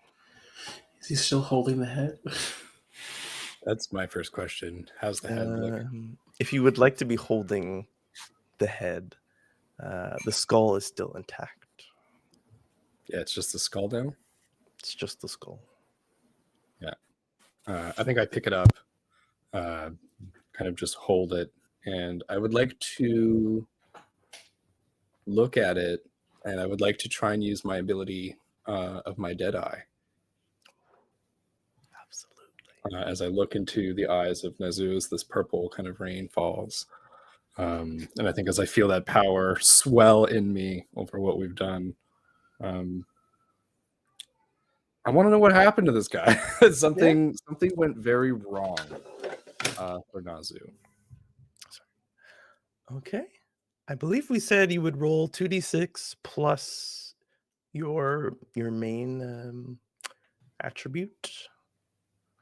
The last time we did this. What's my main attribute? Is it wisdom? Yeah. Constitution. I went over. I must have put in something wrong. You had 2 stats at 16. So Yes, because I've leveled up a few times. Oh, okay. Well, Yeah, then you add could two And then you changed it back. Because I know I did something wrong as I was looking at what I had and what you had. So I looked at everything else and I was like, oh. No. Your So, wisdom was supposed to be 13. So you added 3 points into wisdom? exactly. Oh, okay. I'm never level mind 4 then. now. Holy shit. What level Okay. is everyone else? Just for reference. 3. Three. Yeah, and I'm 1 experience point from 5 Jesus. for you to know the DM. Yes. I failed a lot in the beginning, though, right? Very true. Here, let me change it back right now. I lost the dice.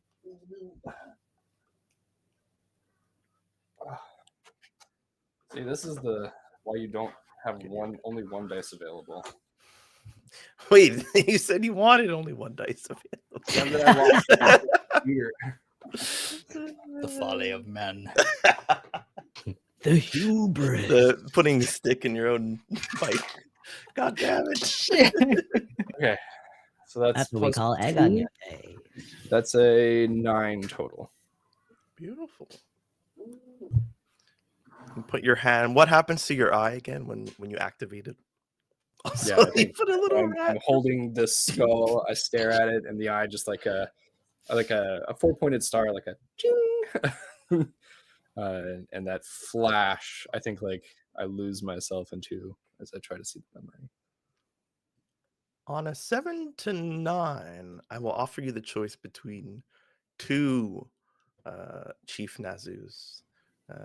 His first life and the one that you just ended. Ooh, interesting. The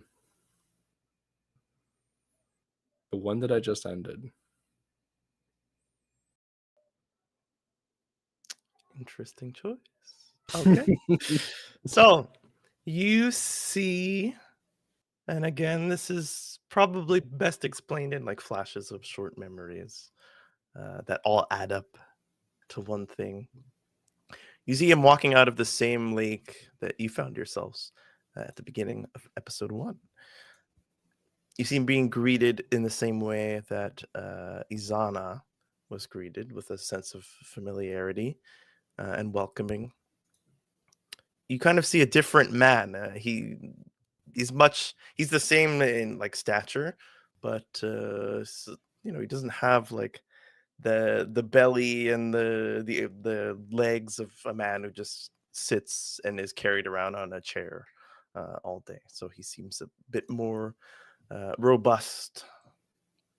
And you see a kindness that you haven't noticed from him as he begins to recall things of his culture, the different foods. Food brings back memories for him in these camps.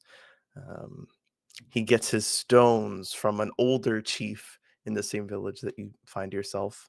But it's a more like cultural moment of the giving of the stones, as this is somebody who doesn't have a family to do this with. The kind of community comes together, and he's presented with them. And as he moves on, you see him quickly fall into a state of being not looked down on, but being treated differently from people who are closer to the inner circle of the Ashlands. And it kind of it reminds you of your own story. There are things that people say, and there are things that are happening, and things just aren't lining up for him. He sees people saying things and treating him in one way, and others who potentially should be treating him the same, they kind of spit when he walks near them, and he just is trying to make sense of what is happening, what happened in his past life. And you don't get the full picture of what happened on a 7 to 9, but you know that he found somebody who was able to tell him, kind of like how you found the man who gave you your name and it told you a bit about you, that he was banished for crimes in his past life. And you see him spending months and months with this person in quiet study and exercises to regain memories and knowledge and try and piece together his life. And when he comes to the realization of what happens, that kindness that he had in his body and in his face, it all fades away, and he becomes bitter and full of vengeance. And him, along with this person, they work towards making the best of his situation, keeping him out of the eyes of the other officials, but giving him the power that was taken from him in his first life. And he never returns to that kind state. He just becomes more angry with what he lost, knowing that he'll never get it back, knowing that it was taken from him, but that he can never have revenge on the people who took it because they are far too close to the top. And so he mingles with those at the bottom and slowly gains power there, and just becoming more obsessed with power over time, taking every bit of it that he can from others, from any potential source that he can, never being challenged because he's kind of the big fish in the little pond. And then the last memory is this like stabbing in the gut of fiery rage as Basalar sings a song about how awful and how opportunist he is, and the things that he does, and seeing the crowd kind of cheer against him, something that they've never done before. They've never had the stones to do. And then maybe you come back and you just see Basalar. And for a moment that lingers, that hatred lingers, but then it fades. Is there any information about the higher ups that that betrayed him, that banished him, that I'm able to glean? Because I think that for me, I'm like, yeah, he was a piece of shit. To the nameless one, he's like, you deserved this. You made horrible choices, but they may have caused this in a sense. So I think that I'm paying a lot of attention to that piece. But it is only a 7 to 9, so Yes, you don't get anything extra, but you know they're not. It's not this like fringe group of people. These are like the elected um, officials in the middle of the city making the decisions. Um, and you know that you were among them at one point in your life. Maybe Mhm. not like at the table with them. You're not sure of that, but you were I in that mingled. conversation. Yeah. Okay, that's good to know. Reaffirming where I'm going. So I'm holding up this skull, and I see Basalar. Um, speech. You want to give a speech? You should give the speech, Basalar. Oh, he's gonna look around to the, I guess, just awestruck people. Like, what's the like? I know it's quiet. Vibe. But what's the What's the vibe of? Yeah, like, are they like saddened? Are they like, again? You mentioned disappointed. So like, what is this like feeling I'm Yeah. getting? So like now what do we do? So I'll give you a Waiting for you. I'll give you a passive perception, and then you can have the opportunity to roll like discern realities. Okay. You see again. I think this has happened before. There's like a lack of eye contact towards you. People aren't broken down and crying. Nobody's angry. There's no big emotions. Everybody is kind of like hunched, speaking to each other in like hushed tones, but not secretive. Just like that's just all that they can muster up. There are some tears. You think some people are grieving those who had passed before you showed up, but those people are likely filing out towards where they are being brought out on stretchers. But other people they seem to like not, they don't want to leave as it is now. They're kind of like, the vibe is like waiting, and it's not necessarily towards you because nobody's making eye contact with any of you. But they're sort of like if we leave now, then like just going to be even more lost. They're looking maybe for some sort of closure or something, but there's no official to look towards because their chief is dead. Right. Okay. And so you said I have to roll discern reality. So if you want to, because if you fail a roll, bad things happen. So I'm not going to make you. But if you'd like to kind of peer deeper into the crowd. I look at you, Basalar, and I'm like, they need direction, and you were the one that brought ahead to this. Should be you. Okay, so I think I have enough information from that to kind of go on, at least to begin with. So Basalar is going to try and give. That might be a good idea. All right, cheers. Thank you. Wet my whistle before I give a speech. Wet my whistle. Also, great role players, so That works please so do it. well. But if you just want to roll and play a little, don't feel forced. Obviously. So he's going to look around to like everyone and try and kind of get eye contact with people. And he's going to say, people of Bothos, this was a regrettable end to what could have been more of a peaceful conclusion. It is not what I would have wished.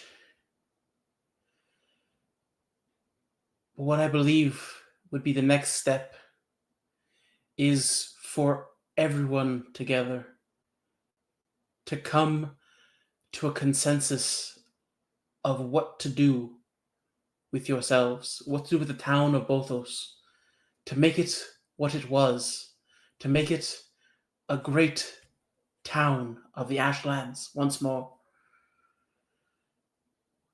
Retake your roots, regrow your culture.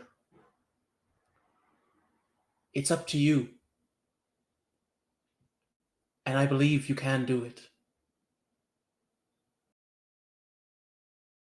Show me the pride of the Ashlands.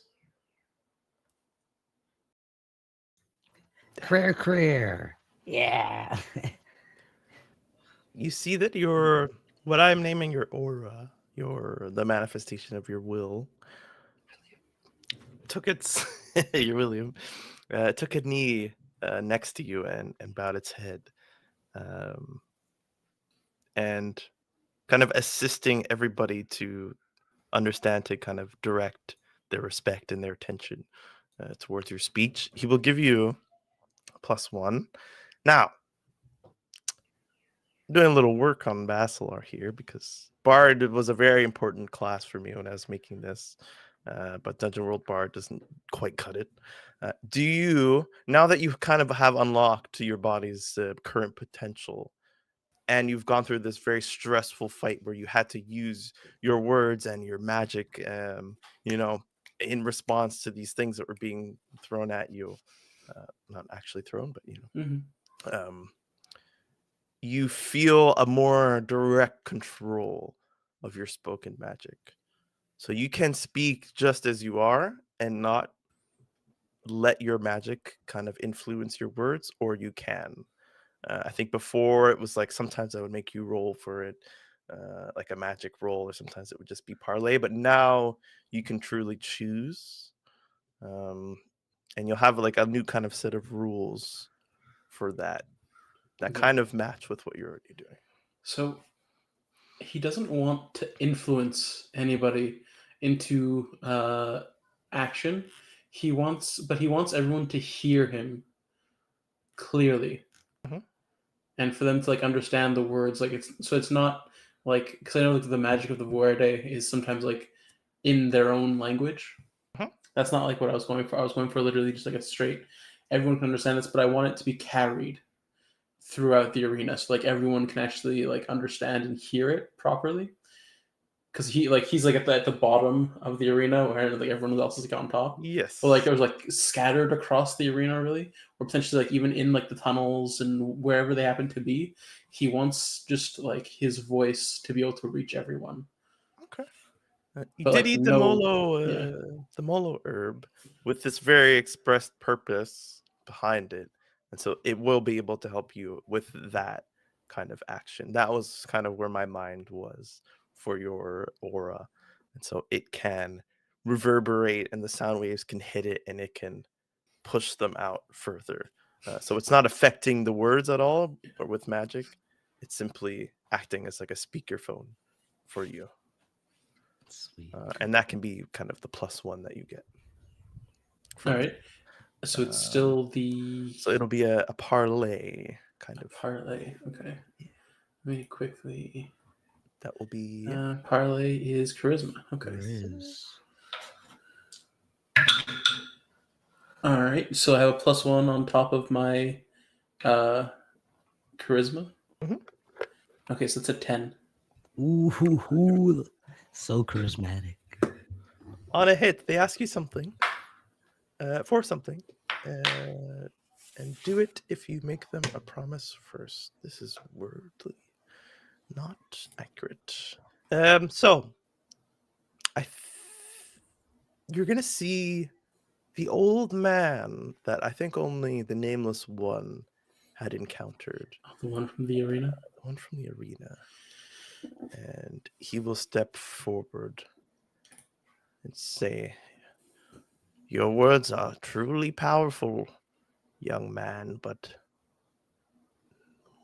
I believe we all require action, and not the violent one that we have all witnessed, though it may have been necessary. You've left us without a leader, and together you've broken our rules, and we just need something, some sort of direction from you." I don't think any rules were broken that hadn't already been broken by the one you had called leader before. But What I suggest is that you amongst yourselves decide who best it is to lead your village, whether it be a single individual or a council of individuals that can run the town for it's in its best interest. Because you, the people of Othos, know what's best for yourselves. Someone else from a different part of the crowd, this pregnant woman, will step forward. Said, we don't know what was best. What we just how we lived was what was best. It was always what it was. This is not a change that any of us asked for. How can we know what's the right choice? The roots of your culture, of our culture, are still strong. Come back to them. You know what it is to be Ashlandian. All of you. It is as simple as breathing when you really think about it. Fall back to that. Live your lives the best that you can. And do what it is that will bring prosperity to both of us and to yourselves. Look for fulfillment, and you will find joy. There's a bit of like straightening up, people acknowledging one another and acknowledging you all at the same time. And then Izindo steps up next to you. When the what? What did you say? Nothing good. It's your time to shine. Pat him on the back. When the pillars first struck, what did the first true Ashlandians do? They rebuilt from the flames and from the ash. They built from nothing and created what we have now. So we should heed his words and do the same. Rebuild. Each of us who feels that they can contribute should step forward and help. We don't need a chief. We just need each other. So who's with me? And you see the guy with beer all over his front. Come on, you lazy lubs. We got work to do. We're going to let these newbies come in and change everything themselves, or we're going to have a hand in it. Come on. And he just steps forward with his new beer. You don't know when he took the time to go. You found it somewhere. No one cheers with him. No one says anything. There's like a hesitation in the crowd, but slowly a few figures step forward. Some of them gently pushed by those around them as a vote of confidence. Others just waiting for someone else to step forward first so that they can. But slowly and surely, you see 6 members of the Ashlands step up in the middle.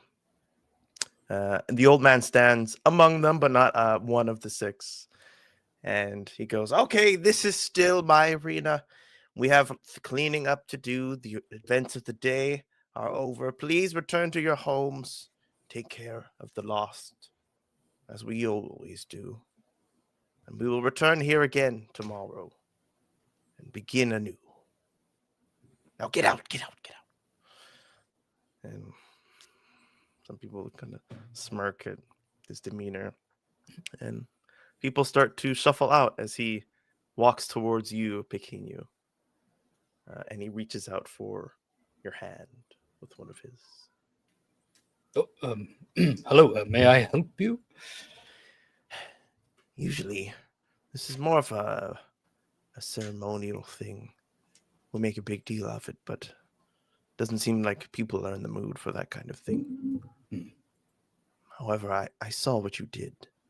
You stood amongst these giants with their gifts as Ambeso, and yet you stood with them as equal. You could not bend flame or convince the mind to shake itself free of anything. You cannot summon animals at the snap of a finger, but yet Well, there you were. well, thank you. Yes, that is true, but I've also not really tried many of those things you just mentioned. What do you mean? We saw Well, you that at the is- ceremony. That is not your path to do any of those things. No, certainly not. I just mean that I don't know. Perhaps there is a chance that it could be done. Not that I want it to be done. Snap your finger. I snap my And finger. do a step. No animals. My friend, you are on the path of the Umbeso. You will seek power, definitely, but you do not have a leg up like the others. And so, for showing your own strength, for being able to stand with them in this arena and come out victorious, I will gift you what all Umbeso are gifted for winning in this arena. Oh. And with his other hand, he places a heavy circular object in your paw, and he closes your paw over it. Thank you. May I know your name, friend? Oh, goodness. Your full know- name, perhaps? When you live somewhere for so long, everyone just knows Your your blood name. type. I haven't been asked this in many years. How many lives have you lived, actually? Yes. Oh, me? Just the one so far. Unfortunately, I get the gift of old age, but I hope to come back younger than I was. Yes, no, my name. You do know my name. It's a normal name that everyone has said many times before. Pilo.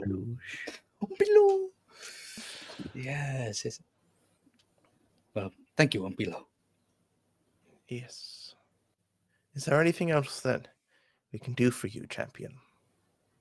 Oh, I will. The first would be not to call me champion, please and thank you. If anything, I'll turn my gaze over to the group. Mhm. Um, I'm still holding there, this. all of the champions. Feels almost as if everyone here, even the people who have left, could be called champions today.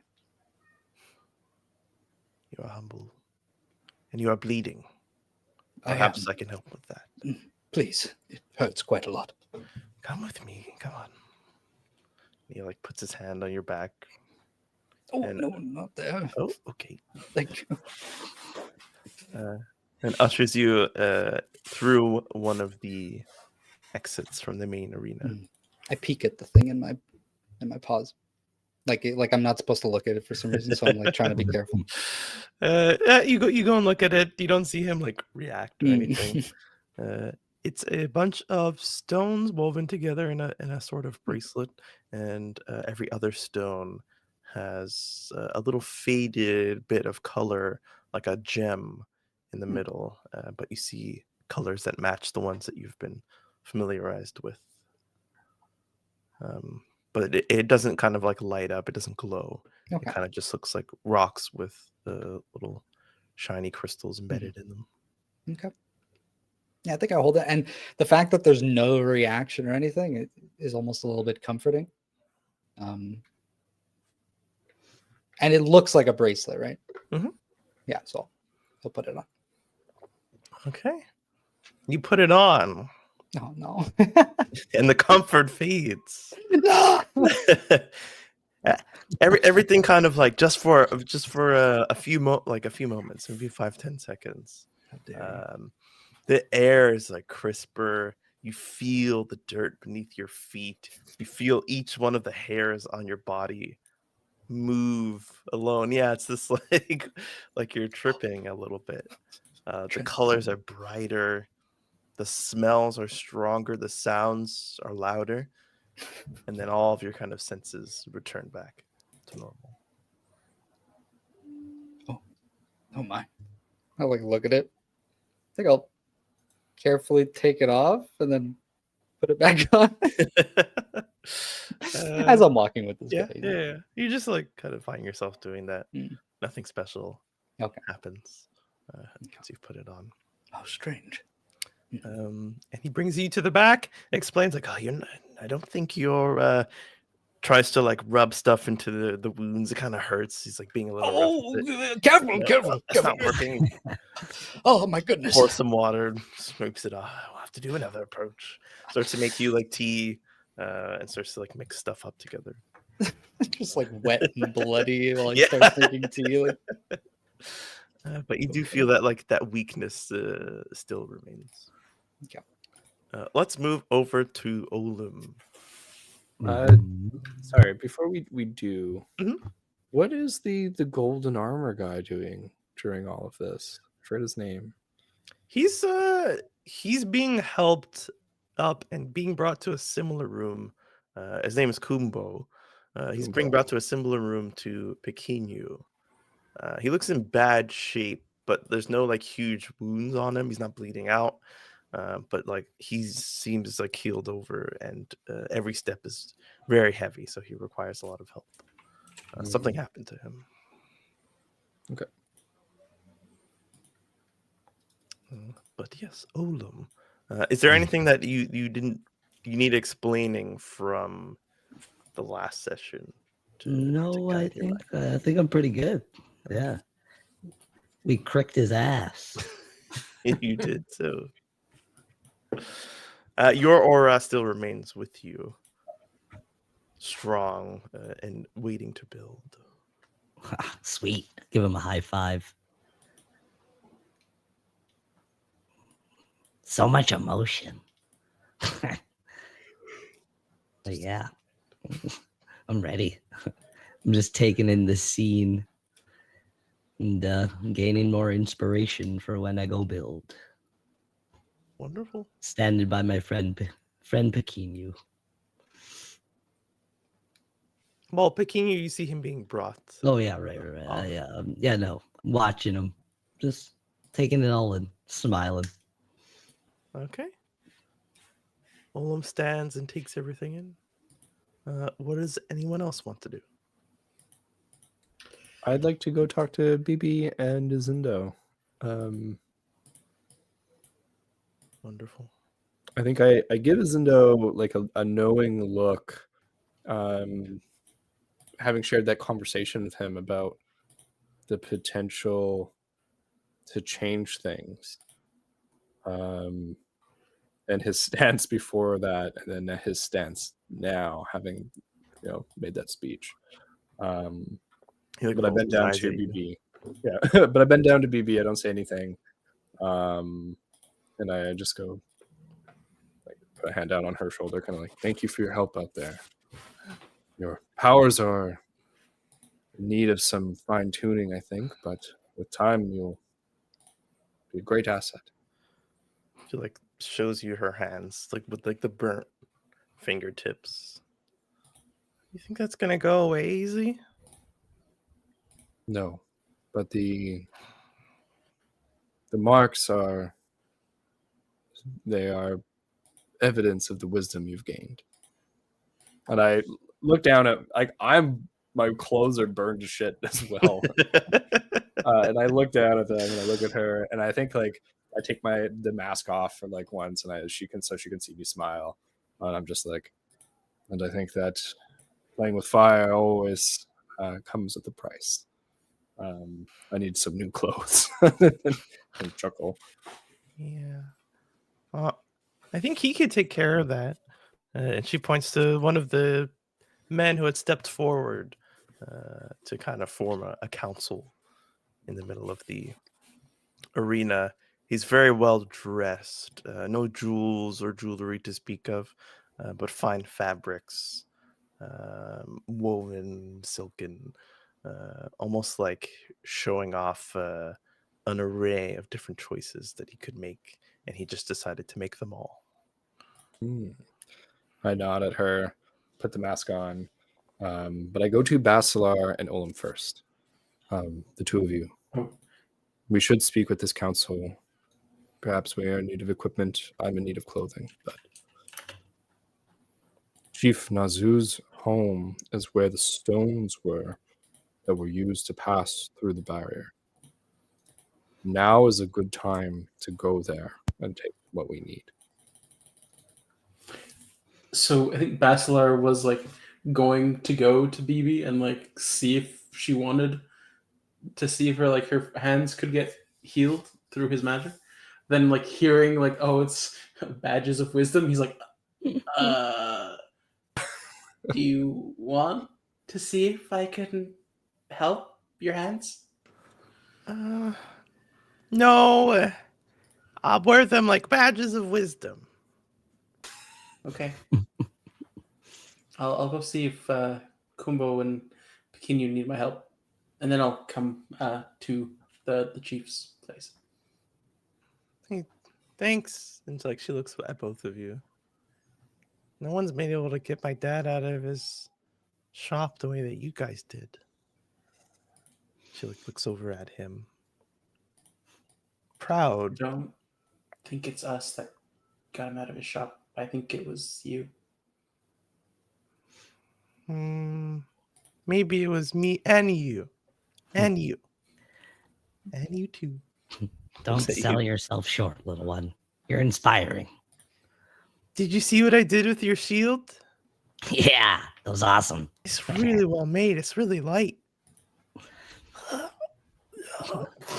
Yeah, keep doing that. You'll get stronger. I'll try. Dust yourself off. But I look at you, Olam, and go, do you wish to go to Nazu's mansion quickly? Before Sure, they whatever you decide- need. Before the council decides to divvy up in the way that they choose. I just need to take this place all in for my masterpiece. I Seeing lean the in. palace might help. I lean in conspiratorially with you, and it's just like, I'm sure that he has some materials that you could use. I crike the way you crink. I mean, I like the way you think. Perfect. And let us depart. We must get there Let us before they depart. send those to guard Alright. the place and take what they need. I like hoist BB up on my shoulders. Oh, You're coming too. okay. Bye, Dad.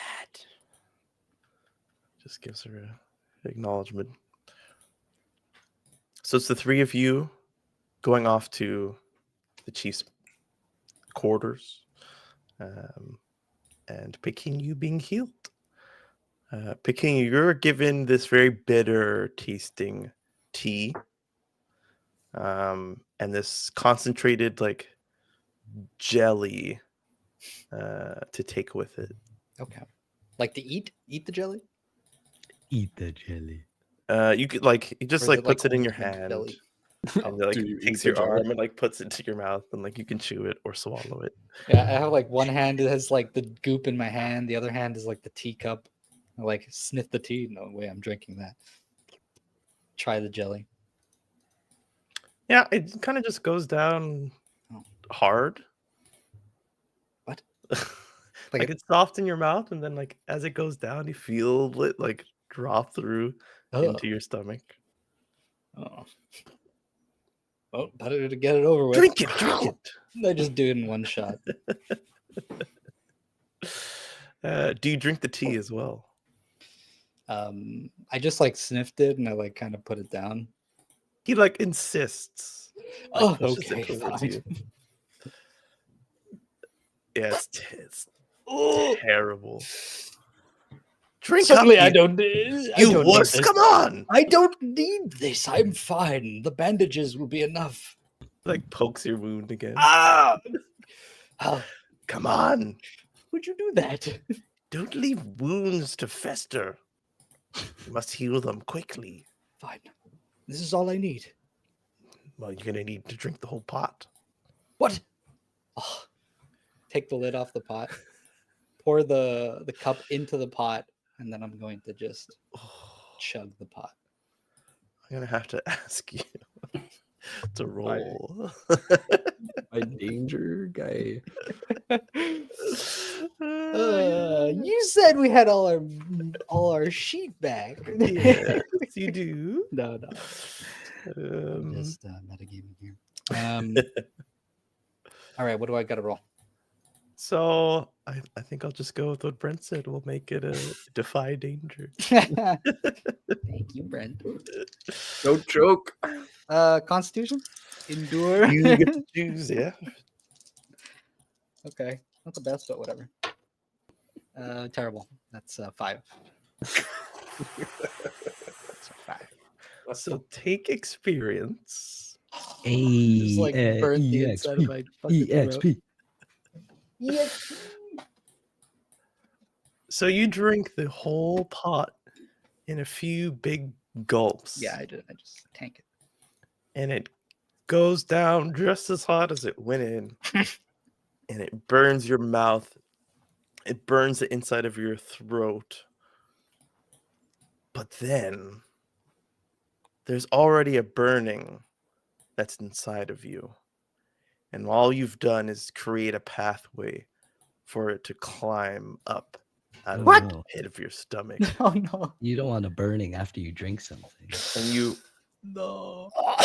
like spitting out like whatever's like in your mouth. It's so hot. You're just trying to like expel whatever was in your mouth left and coughing from the pain.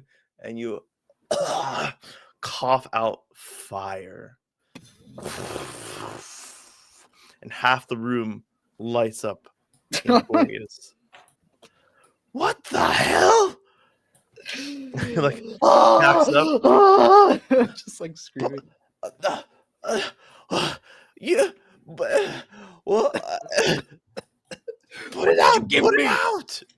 And he like just like tries to grab like anything, some blanket, start patting things down with it.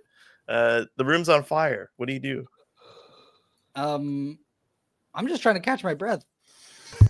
You ain't fire doesn't wait for you to catch your breath. Quick, suck it back up. How big is the room? Oh room? gosh, let's say it's like if you take up 5 feet, a 5-foot space, it'd have to be like 25 by like 30. No. I guess I mean just general. Like is it a small space? Yeah, it's a small room. It's not a Yeah, I closet, think- but it's a small. The old guy, how is he dealing with the fire? So he's just like he takes a blanket because this is kind of like an infirmary kind of thing. Mhm. So they have blankets and stuff, and he's trying to like douse some things that are on fire, like the table and stuff like that. But that's not gonna cut it. The rest of the room is like the fire is eating away at things. Yeah, okay. I just grab him and I'm gonna try and yank him out of the room with me. Okay.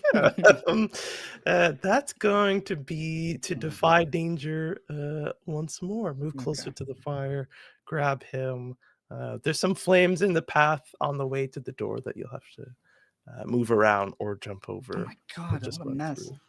Why would we leave, huh? We set the whole place on fire. Oh shit, you guys left while I was in there. Fuck. Okay. So this is oh no, I have a -1 to strength. Right, by powering through by dragging him with me. Yep. So that's another no, that's a 6, but still. Take another experience. You run through what? How does Pekinu react in a way that that results badly? because Bikini and fire are very closely related to one another. Mhm. And so what does the fire do to you kind of like mentally? Can it actually be like a physical thing that happens? So Okay, yeah. basically, yeah. I reach for the man, so I approach him. Maybe I have to like step over or step into part of the fire to get to him. And as I grab him, you just see all the flame starts to like encroach on me. So maybe it's like already like climbing up onto us. So it's like as I stepped forward, it took that opportunity and like grabbed onto us. Wonderful. And now he is on fire, screaming. No, wait. And I'm, well, fuck, I failed the roll. I gotta try again. He's taking, you see he takes damage. The room continues to burn. This guy's on fire. This old man is on fire. You are now consumed in flames. Do they hurt? I think that's up to you. I will say that they do, as you are kind of rejecting them. You take 6 damage. That's not good. Okay. I'm being burnt up.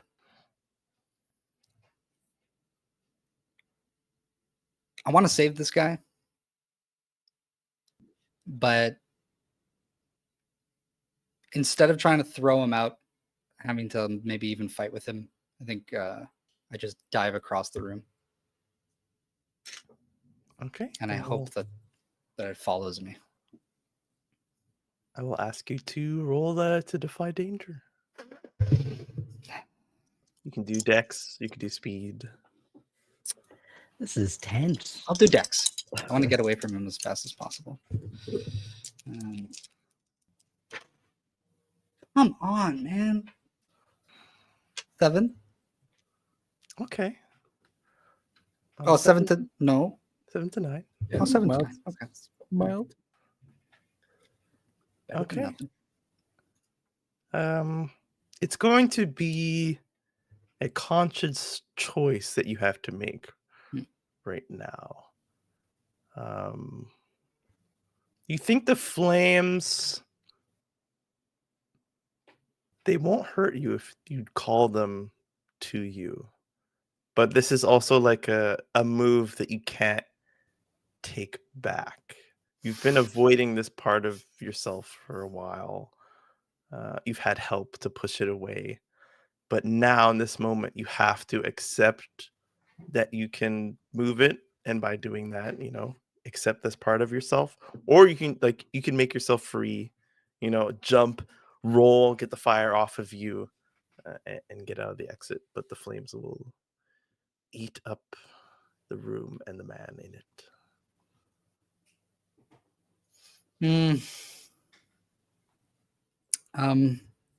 But either way, you would be safe. Yeah. Well, Pequeno kind of has maybe just like a split second there where his heart's beating and he wants to get away. But that's been his instinct every single time there's been sort of like a confrontation with Flame. And the last confrontation, there was like a stab in his chest from the memory of Ophiogo. And so I think that memory sort of flashes, clutches his chest, and he's going to call the fire towards him. What shape does the movement of the fire make? And then also keep going. Yeah. I kind of want to I don't know if there's I feel like we mentioned something like this, but I don't know if it's real. There's like a push your luck kind of maneuver you can do or something. Oh, am I making that up? I did you roll a d20 instead of a d6 to kind of. Oh, I think that was in the early stages when I was gonna do something else. Okay, then let's. Oh, sorry, that was from Avatar. Push your luck was from Avatar. Okay, yeah, maybe that was. I was gonna do think it was a 3d6 thing, but then I decided to make it a d20 instead. Because I did kind of have like a push your luck, like you add another die to your pool, but then the odds of success and stuff change. But I just said fuck that, changed it to a d20. Okay. Um, All right. Well, I'll describe how the pulling of the flames. There's kind of like a weird little patch of fur on Bikinu's chest, maybe like a little bit of a tuft, like a little protrusion of fur.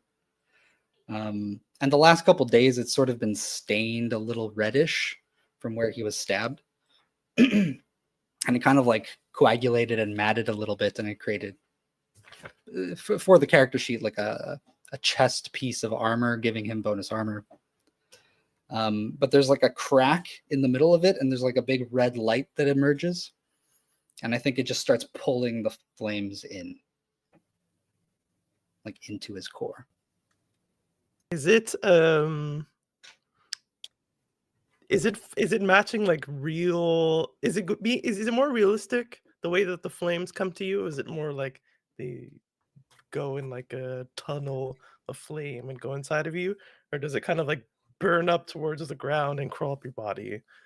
Kind of like Yeah, it's like I mean they're not staying in place, right? So they're sort of like moving along the ground, like burning as they get closer. Yeah. Okay, awesome. Very distinctly different from the way that you've seen other people bend fire. And what does it do to your fur? Nothing. Nothing. Okay. Unburnt, unchanged into the core. Does the core remain lit? Yes. Wonderful.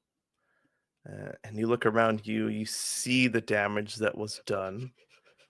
The old man like crawling towards one of his tables, swearing, and you swear you hear the word genimental. And we will move on to the rest of the group. Unknown to all of this, what do you guys do? You make your way to Chief Nazu's humble abode. I will change the location to match. You get to the gates, and the gates seem to be closed as they usually are. What do you guys do? Push the gate open. Feels like it's locked.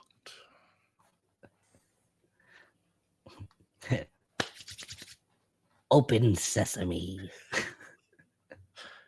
Remains closed.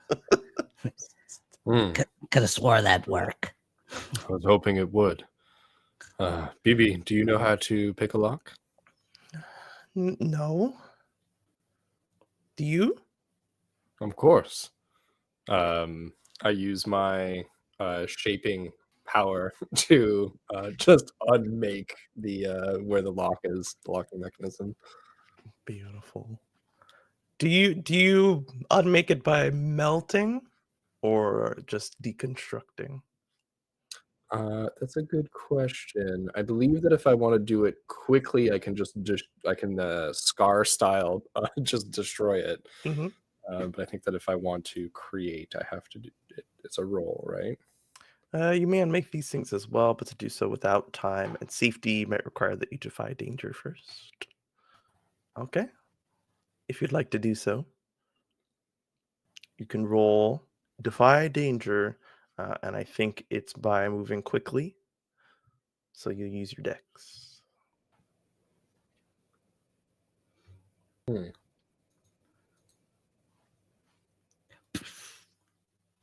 Can I don't know if you let me do this. I'd like to do it in a slightly different way. I would like to use intelligence to attempt to destroy only the locking piece. But if I fuck up, I'll mess up the whole area. Okay. So instead of trying to be quick about this, what I would like to do is be smart about it. Okay. Quick thinking. That still works. Okay. I will allow it. All right, I get a +1.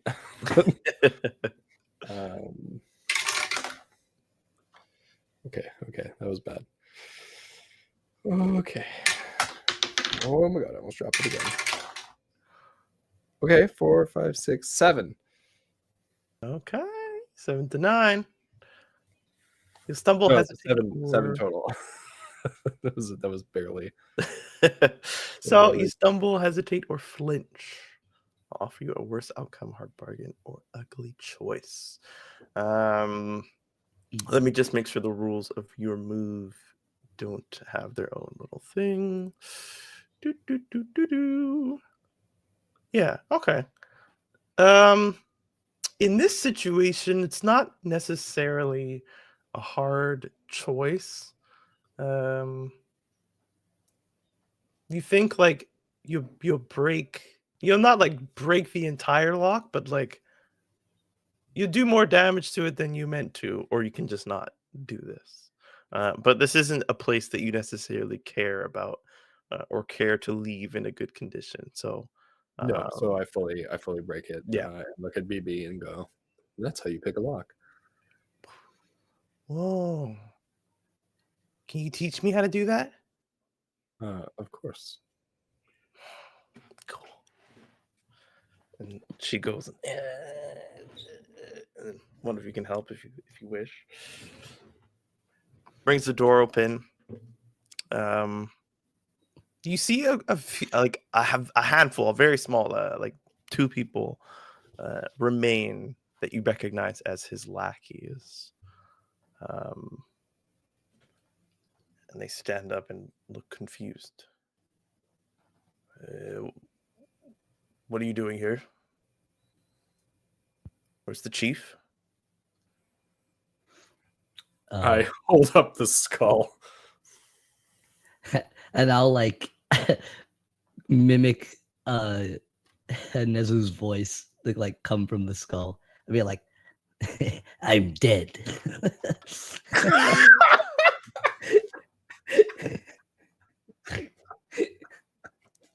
Like Basalar, hiding you behind here? him. You're here with us, Basalar? No. Okay. Oh my god. How do I even make you roll for this? I can simply ask for a 2d6 plus charisma. But get your dice ready and I will just make sure there's not something better. Oh god. Some sort of intimidation.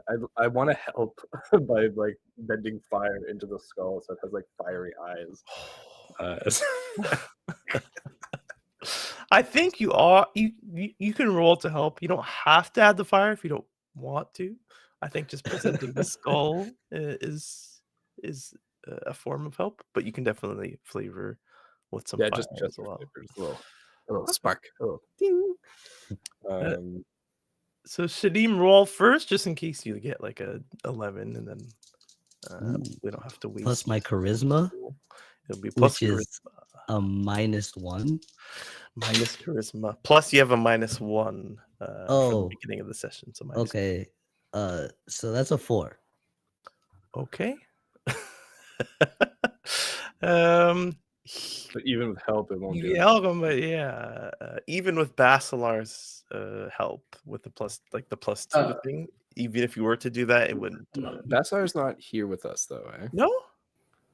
Before when then you I said fully misunderstood. Yeah, he's near where Pequeno is. Yeah, I want to try to help heal either him or Kumbo. Okay. So then we will bring it back to you after. Sorry. Yeah. So mark experience. Yeah. And the second guy that is not that did not ask where the chief was instantly draws his own bow and tries to aim it at you, my friend Olim. He on a miss is going to do 2 damage to you. 2? Just like in the side, in your meaty side. That's a weird way to greet someone. They killed the chief. Get them. Yeah, to swing down. And you brought this on yourself. Create the flaming brand, and I want to attack. Wonderful. So we'll leave the high point of tension, and we will go towards Basalar. For the sake of the moment, we'll go back in time a little bit. You're in another room similar to Pequeno. You wanted to go with Kumbo, or here I'll give you. You can go with Kumbo, or you can stay with the unnamed woman who switched sides during the battle. They are both injured. Yeah, I'll go to Kumbo first, because like he was there and like helping us and everything, and apparently like he's on his lackey. So Okay. I want to help him out. So he is brought, but he's brought by regular city folk who just help him walk there. You can kind of help him get the rest of the way once you catch up to them, and he will dismiss them and say, "I can take it from here. It is fine." Really grabs onto you once they leave, and you slowly make your way to a long table that's just high enough to get on with a little bit of strength from his arms. And he holds on to he's like his back and his front, but you don't see he's removed his armor, but you don't see any signs of injury or bleeding. But that's really where the pain is, and he seems to be looking for the source of the pain. And he just looks up at you. So something is wrong. He took something from me. Took something from you? He didn't place something on you? No. Are you injured at all? Do you have any noticeable blemishes? Nope. Okay. The one attack that I was supposed to have gotten, Yes. you retconned Yeah, because the guy wasn't actually Very alive. true. So you see him manage his own kind of scrapes, and he puts a hand and he presses, and nothing happens. And he looks at his hands, and it's like hands are shaking, and his whole body is kind of shaking from whatever is afflicting him. Please help me. I'll see what I can do. I'm not sure if my magic would help, but let's see. Okay. And I think because I still have the will being still in the arena, I'm gonna try and use that to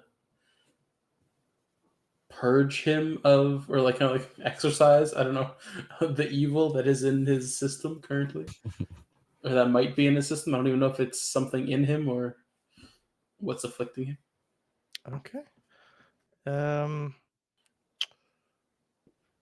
How do you you communicate to your aura directly? So that's what I was trying to understand. Usually, well, last time we were saying it's through the will, through my will, and so I've just tried to focus myself on okay, he needs help. He needs my help. He's asking for it. How can I help him get back to the state he was in before? Your aura, this kind of tribal looking individual, puts a hand on your shoulder, and there's this psychic lines that only the audience can see with their mind's eye, and it says to you, I can't do that. Your will matches the will of the Vorde, and so you've summoned me from the past, but I can only help you speak to others. His injuries look beyond what I can do.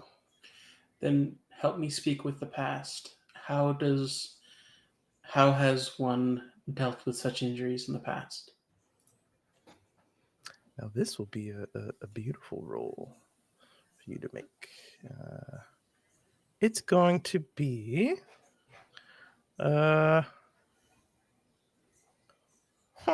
no, you know what? This will be I'll let this be bardic lore in this situation with your aura. There's no roll. You just encounter an important creature, location, or item about legends of heroes past, which is Spells and magics, grant histories of the known world, legends of heroes past. There's things that touch this. yeah. So you have to choose one, but since I made your character, I chose Legends of Heroes Past, which this fits Okay. because this is a Legend of Heroes Past potentially. You are asking how people have dealt with this affliction. The GM must answer truthfully, and then I can ask you what song, tale, or legend you've heard that information in. So we'll see how we cover that. But he just communicates to you the best way that we know is time. What he has done is not permanent, but he has been robbed of his magic, and it will return to him because it is his. But he must wait. You have no like estimated time, do you? No, this is not a regular occurrence. This is the magic of the unspoken. We do not have much experience with it. Okay.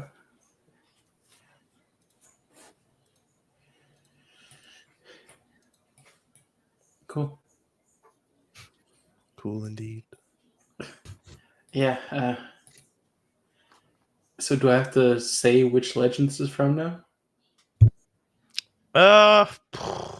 Because of the nature of the campaign, I don't think you have to. I have an idea. Oh, well then go ahead. Well, because this particular, I guess, a class or title has been forbidden, right? Yes. And there had to have been a reason as to why it was forbidden. And I feel like this could very well be one of the reasons why it was forbidden, why it came to be such a taboo title, because it has a way of depriving you of your connection to the Ashlands. Because magic is very much like the connection you have to the king. Mm-hmm. And so if you lose that connection, you're kind of losing your connection to like the land itself, because the king is just like overseeing everything and his power is of the land. So if something can deprive you of that and like deprive you of like who you are, like a core part of your identity, that in itself became seen as forbidden, because how could you do something so kind of wrong? Yeah. Fully against everything that it means to be Yeah. Ashen.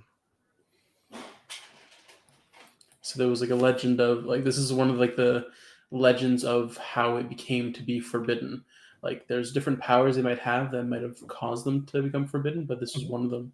The fact that they have this power to deprive. So they like one of the first of this title got angry at some individual who had wronged, like a perceived wrong that had occurred to him, and deprived and like kind of like basically just like stripped the magic from the person who had wronged him. And people saw this and were like outraged and just completely devastated, the fact that like this is a possibility that could happen. They may not have known this before. And so that became like one of the root causes of why this title is now forbidden. I love it. And you know it to fit the stories that you've heard in your own life of this being quote unquote stolen magic. It fits that theme of stealing magic. And Kumbo looks at you. Can you help? I don't have a magic cure-all that can get you fixed up right away. From past knowledge, this seems to be, well, he kind of stole your magic. How is that It's- possible? I don't know. It is one of the powers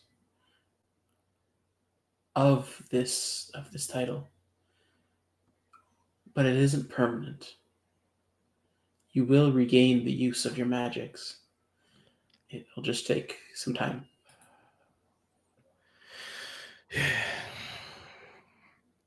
Okay. I believe you've already. It feels wrong. Fuck. Well, nothing we can do, but. And then you hear the raging fire. Crap! What's that? And I'll kind of run towards it. He like moves to go with you. Stay there. Rest. He just watches you as you run to leave. And you finally catch up with Pequenu just as the last of the doing all flames. this. You see like kind of like the last of the flames go up towards him. So you didn't see just how much was covered. You can see from the damage, but you caught that kind of last bit of fire going to him. And the old Like man hyperventilating. burnt, just mumbling to himself. Hard to speak from the sheer amount of damage that he's just taken. But he seems to be crawling towards something. Okay. Yeah.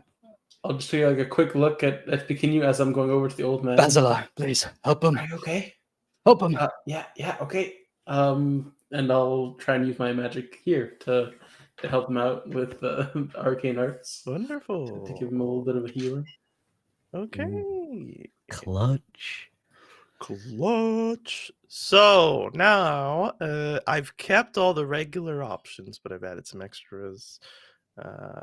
However, you're using the healing one, so Yeah. nothing new should come to be seen. However, first I'd like to ask you to roll, of course, 2d6 plus charisma, Yeah. as your words speak. To We Spot. didn't start the fire. So that's a 9. Okay.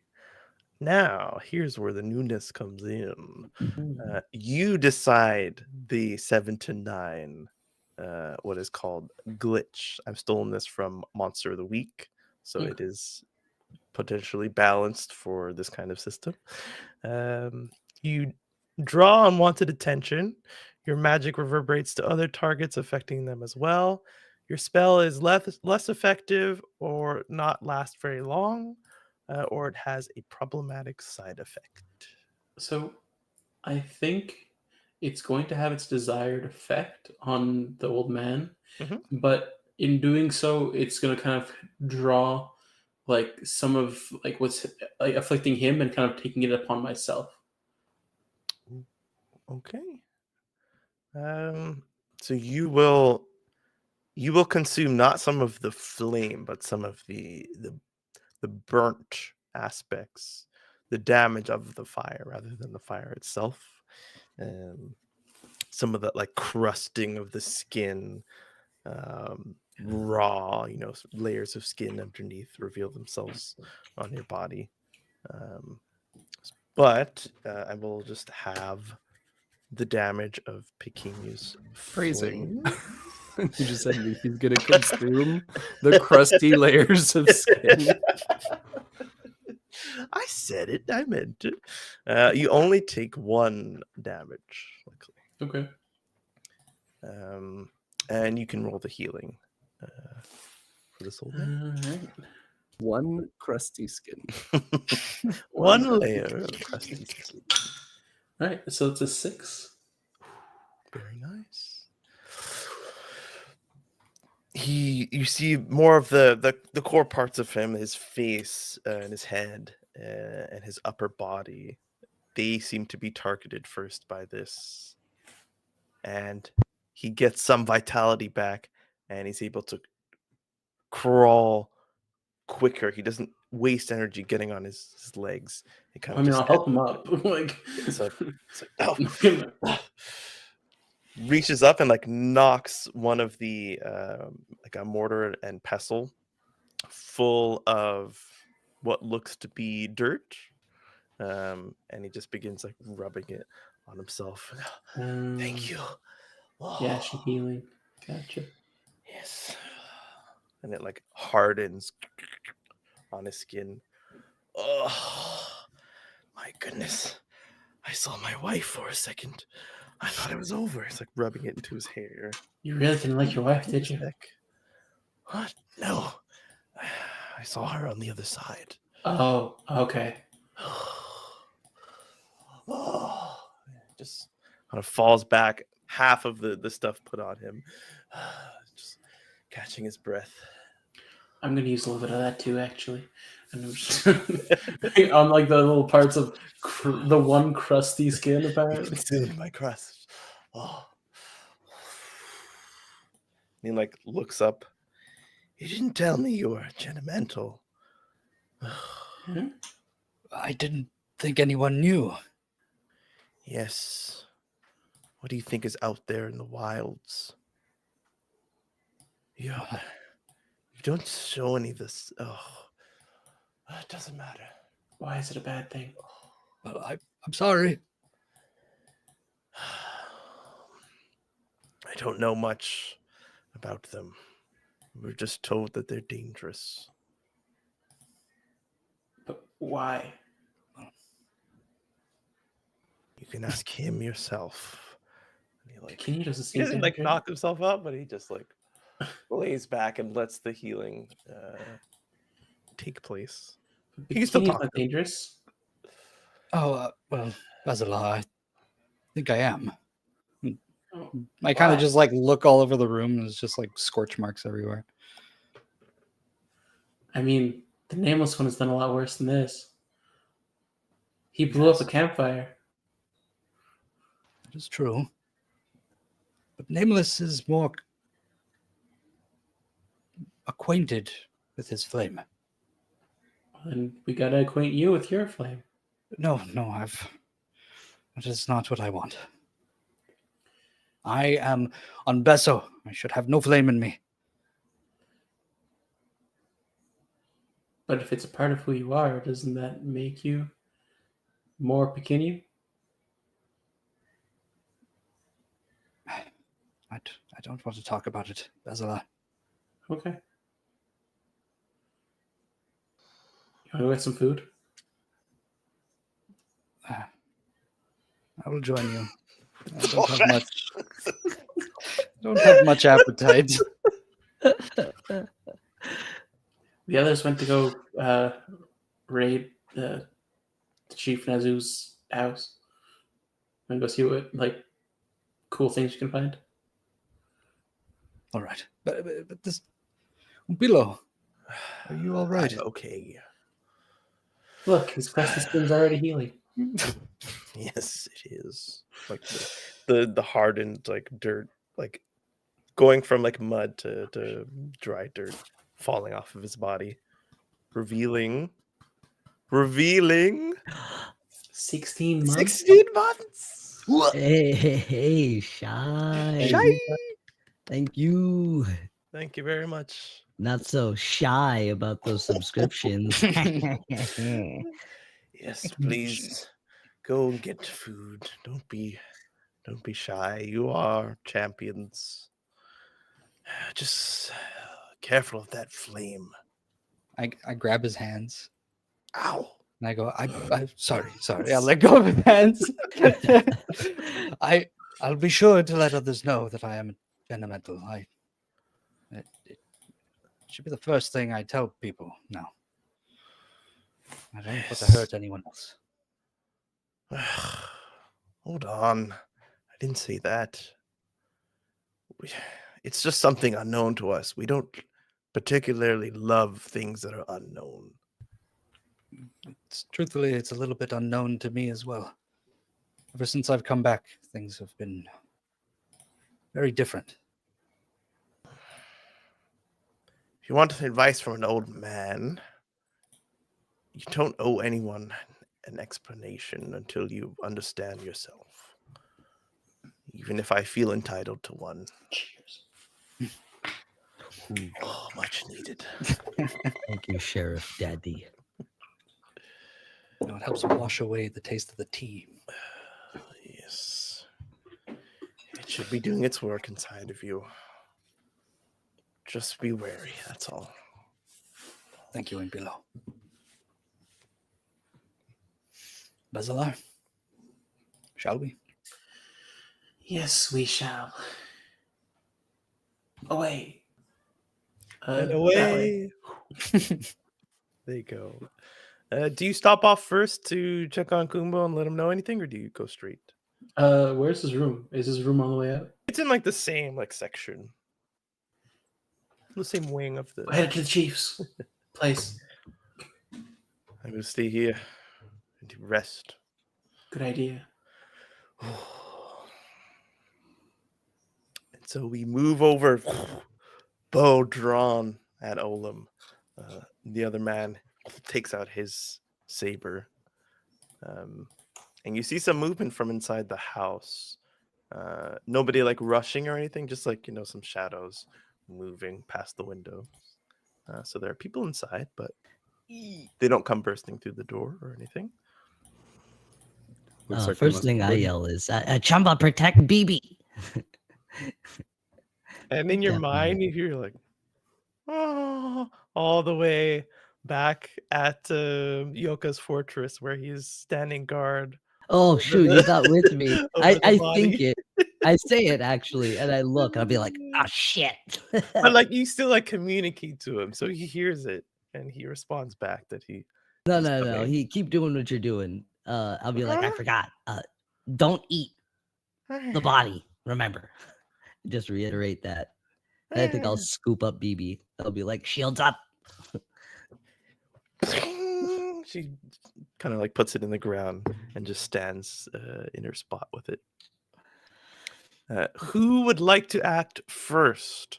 As you're both being, one person aiming with a sword, the other one with a bow. I'll let Olam go first. You didn't do combat last time. Sure. More want to protect BB from stuff. This all happened very fast. Do I still have my little spirit dude? Yes, you do. I do? Yeah. Oh, baby. Can I have him? He had a big hammer, I think I said, or something like that. Mhm.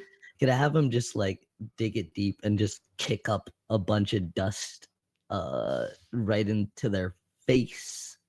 Yeah. He does it as if he's drawing a line or creating a divot in the ground to build to pour something in to build a shape. But he does it in a way where it creates a temporary mask of sand and dirt and smoke. Butte. And I think I'll try to get a little distance. And scoop up BB. And I'll slide, take out a javelin, and whoop, and throw it out one of the dudes. Does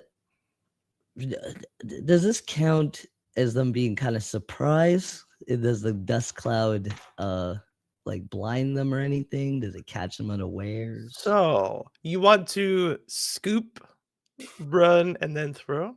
Yeah. Okay. The scooping will be free because she's able-bodied fully, so she can just help be scooped. Grab onto you as soon as you get into reach.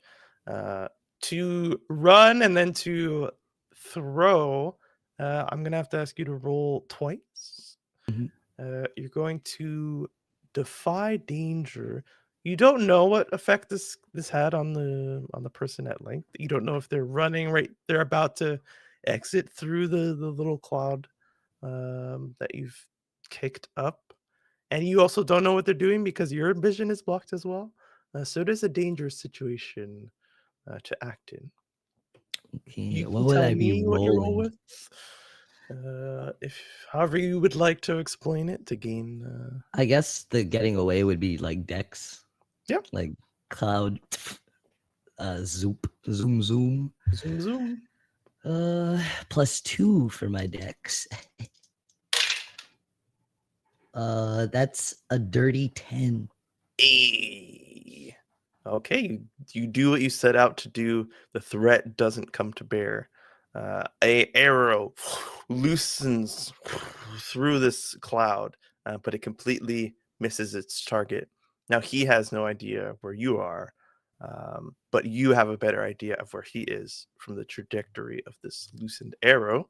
So I will give you a +1 forward for this next roll. Ooh. And this will Beautiful. be a volley. Can I call the shot since he can't really see me? Yes, Yeah. you can. Hey, baby. Yeah, I'll try and ring him, hit him right in the head.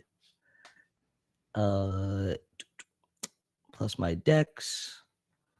I think it's written a little weird. Says, Yeah. So do you want to choose head, arms, or legs? We'll make I'm gonna that choose choice. head. I'm gonna choose head. Cool. You And- remember where he was, how tall he was, roughly. You can get an Assume estimation he's of where coughing a little bit, a little dust in his face. a little sound, a little memory, a little instinct. So now, if it's a 10 plus, it is written weirdly. Okay, yeah, they do nothing but stand and drool for a few moments on a 7 to 9. Or if it's a 10 plus, you add your damage, and they also do nothing and stand and drool for a few moments. Okay, sweet. I got 8. Okay. So you go through, you hear, the smoke like drops enough for you to see that like you hit him like right on the bone at a weird angle, so it kind of like bounced off, but it just like really knocked him off for a second. Maybe like his brain shook in his head as he like reeled back and got hit in the head with this quick arrow. Javelin. Has some dust in his eyes. And he kind of just stands there. doing How's he nothing. still standing? Yes. No damage because it's a 7 to 9, but Yeah. he is now doing nothing. The other guy, however, is not affected by this, and so he rushes up to you in like a stabbing motion from underneath, and you see his blade is trying to make contact with the middle of your body. Nameless one. What do you want to do? He's trying to slice me. This Slice and guy. dice. Slice and freaking dice. Hack and I slash. gotta try and defend. Ooh, okay. Are Yeah, you let's- powering through? Are you moving quickly? Using quick thinking? Are you charming him with social grace? A quick curtsy. Nope. I'm gonna defend. I'm gonna defend with. Oh, true. Yes, this is defend, not defy. Not defy. Yeah. yes, So plus con. I don't think I verbally said that I picked up the naginata that I had created. Okay. It was and then Nazu blew up, so I don't even know that it exists still. So I think in this instance, I had said at the beginning of this fight that I did my burning brand. Mm-hmm. Can I defend with that? Would you make me roll the burning brand and then roll the defend? So your burning brand. Oh, is that the naginata? No, the burning brand is Your weapon. I create a fire weapon. Okay, so then you're gonna have to. We can see what happens when you did that. Yeah. Because if I miss, I don't get it. Yes, but I think you still conjure flame. No, if I miss, I choose none of the tags. Yeah. Well, the weapon always Which begins means the with weapon fiery. has fiery touch and dangerous. Okay. But something bad happens. and you Yeah, get so I would burned. still have a fire in my hand. Yeah. Okay. If you let me roll that, that's a 3. Oop. And then a 5 for an 8 plus 2 is a 10. Very nice. Okay, choose 2 extra tags. Sweet. So it always starts with fiery touch, dangerous. If I add hand, that means that I'm holding it. Mhm.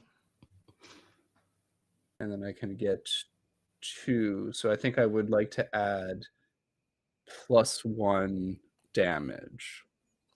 Very nice. And so I create a flaming sword this time, a scimitar.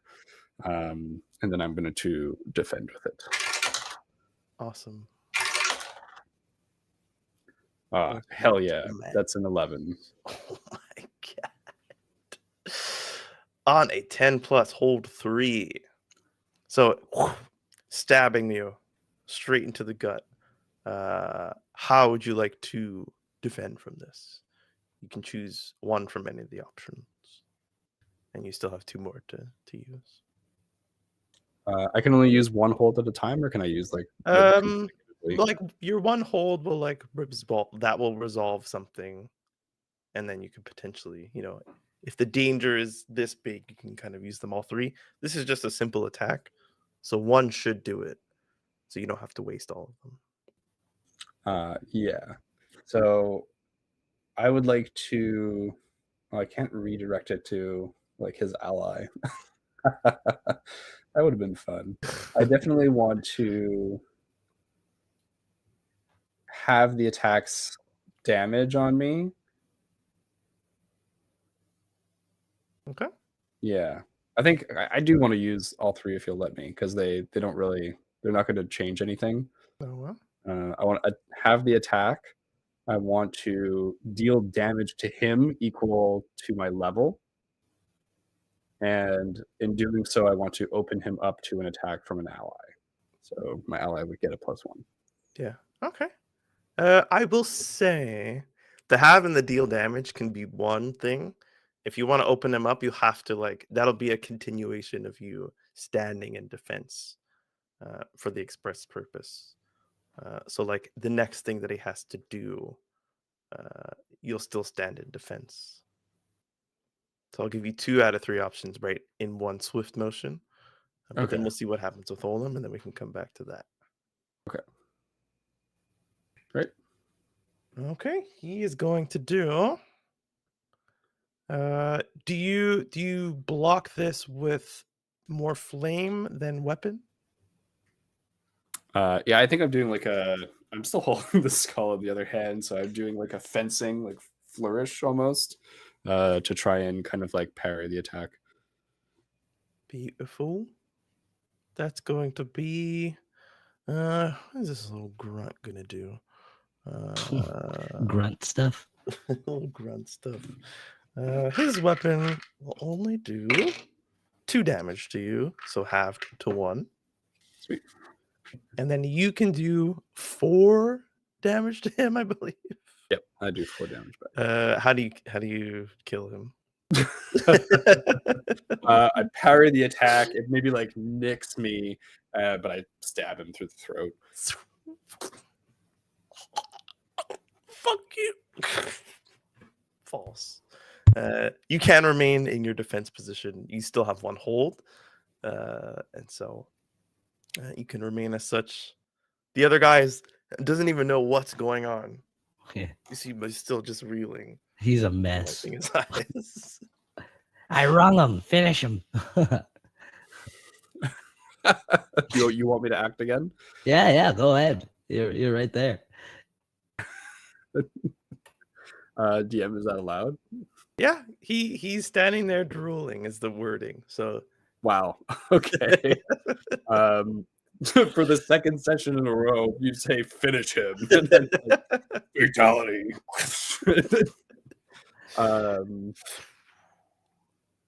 Yeah, can I just kill him, or do you want me to roll? no, yeah, he's 3 HP, so you can more than kill him. Finish him. And doesn't even the last second he rubs the dirt out of his eyes and he sees your blade, and that's the last thing that he sees as he drops to the ground. And BB looks over her. I cover her eyes. Come on. Focus on the battle, not the gore. Okay. Wait, is that it? Now, stay ready. Okay. It's only the beginning. You hear crying, a baby crying from within the home. Oh no. I stalk forward. Okay. The crying does not stop. You walk towards the front door. The front door is not locked. And so you open it up. Again, this kind of like open concept, very large, low ceilinged palace almost. And the crying kind of like bounces off the walls. There's no baby in sight, but it's clearly somewhere in here. And now you kind of hear like a shh, shh, shh, shh, shh. The queen.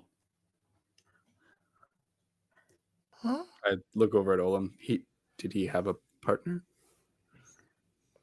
You remember the woman Mhm. ashing on the head of the baby. Yeah. She's probably ashing on the baby again. Kren. I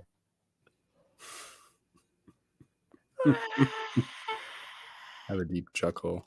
Let us pay it no heed then.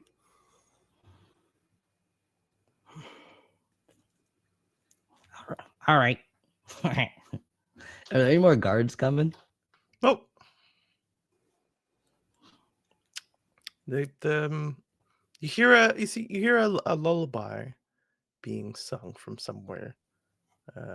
She's not belting it out for everyone in the house to hear, but as the crying quiets down, you hear the soft singing of a mother's raspy, chain smoking voice. singing Hush, to the little child. baby.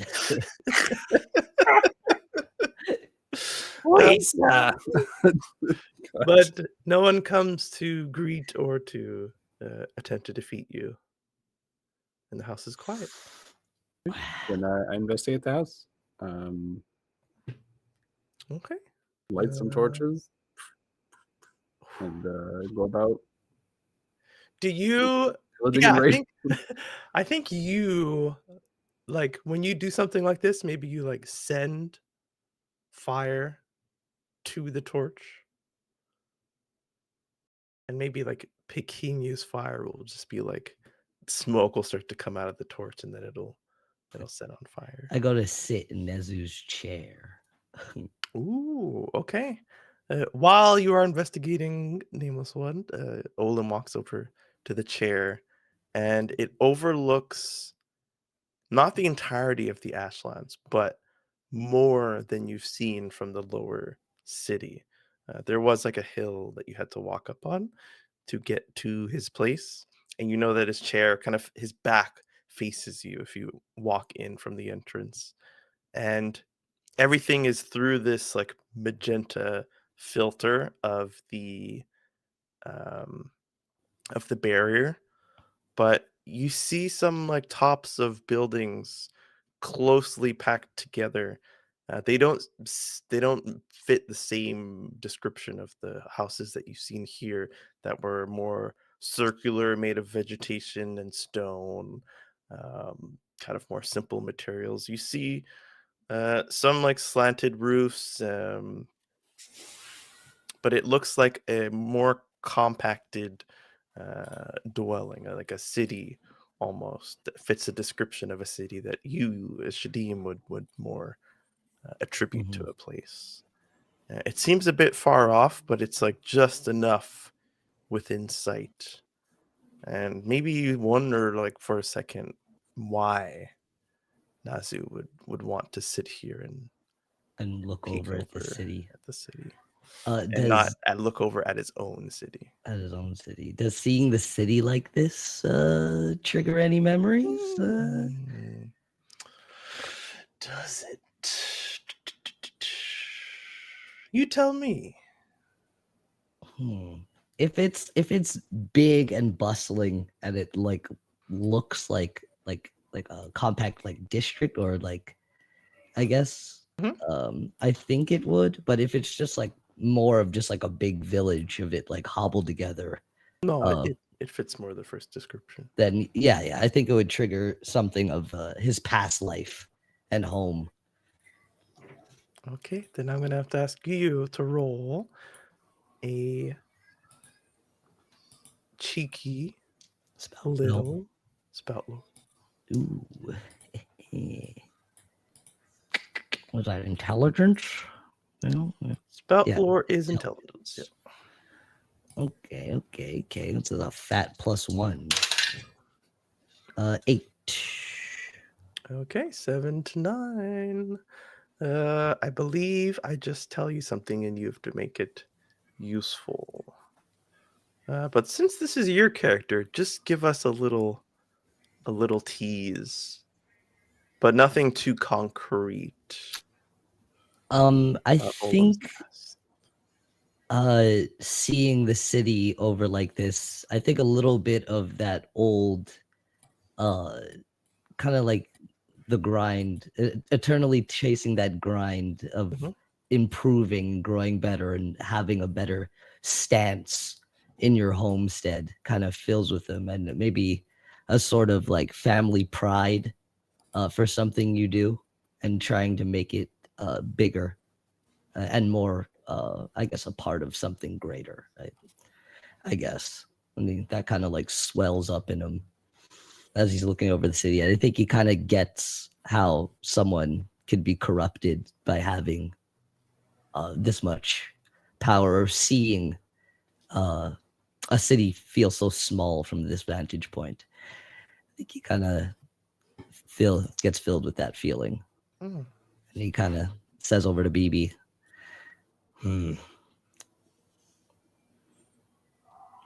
So this is what glory feels like, huh? Huh? Look out. The city seems so crawl from here. Small. Looks pretty big to me. Something tells me there's bigger things out there. And I think I'll just ease back into Nezu's chair and kind of just contemplate everything that we've done so far. It's not comfortable. It's like Yeah. made of just stone. And somehow that fits. Yeah. The place of power shouldn't be comfortable. Yes. And so we will go back over to the nameless one, rolling a cheeky little discern realities. Ooh. And let me know what you're looking for as well. I'm looking for the stones. You weren't here, I don't think, when Basalar found them. Would Basalar have told the group where he found the stones? I mean, I mentioned them like what I found in the house.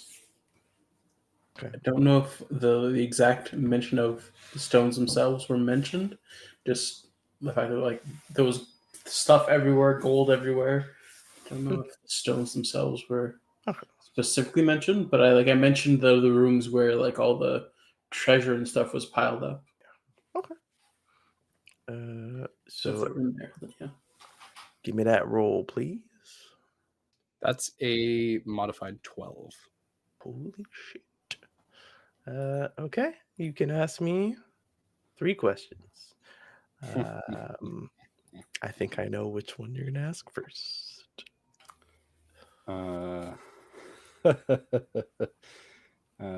guess what here is useful or valuable to me, which is what I'm looking for. Yes. So you actually in the fiction you don't find the stones. As players, you can know that they're in the seat that he sits on. He literally like sits on the powerful thing. Shaneem sitting on it, so you don't find them. So I can't just like give that to you. You in the moment. It's funny because I was gonna play around with the chair, like when it Yeah, came you back. can to do it you. after, and then you can. From this roll, you don't. What would be valuable to you? This is like a treasure trove, right? So it's like I don't want to go through everything that could possibly be here, because like that's kind of the situation that you find yourself in.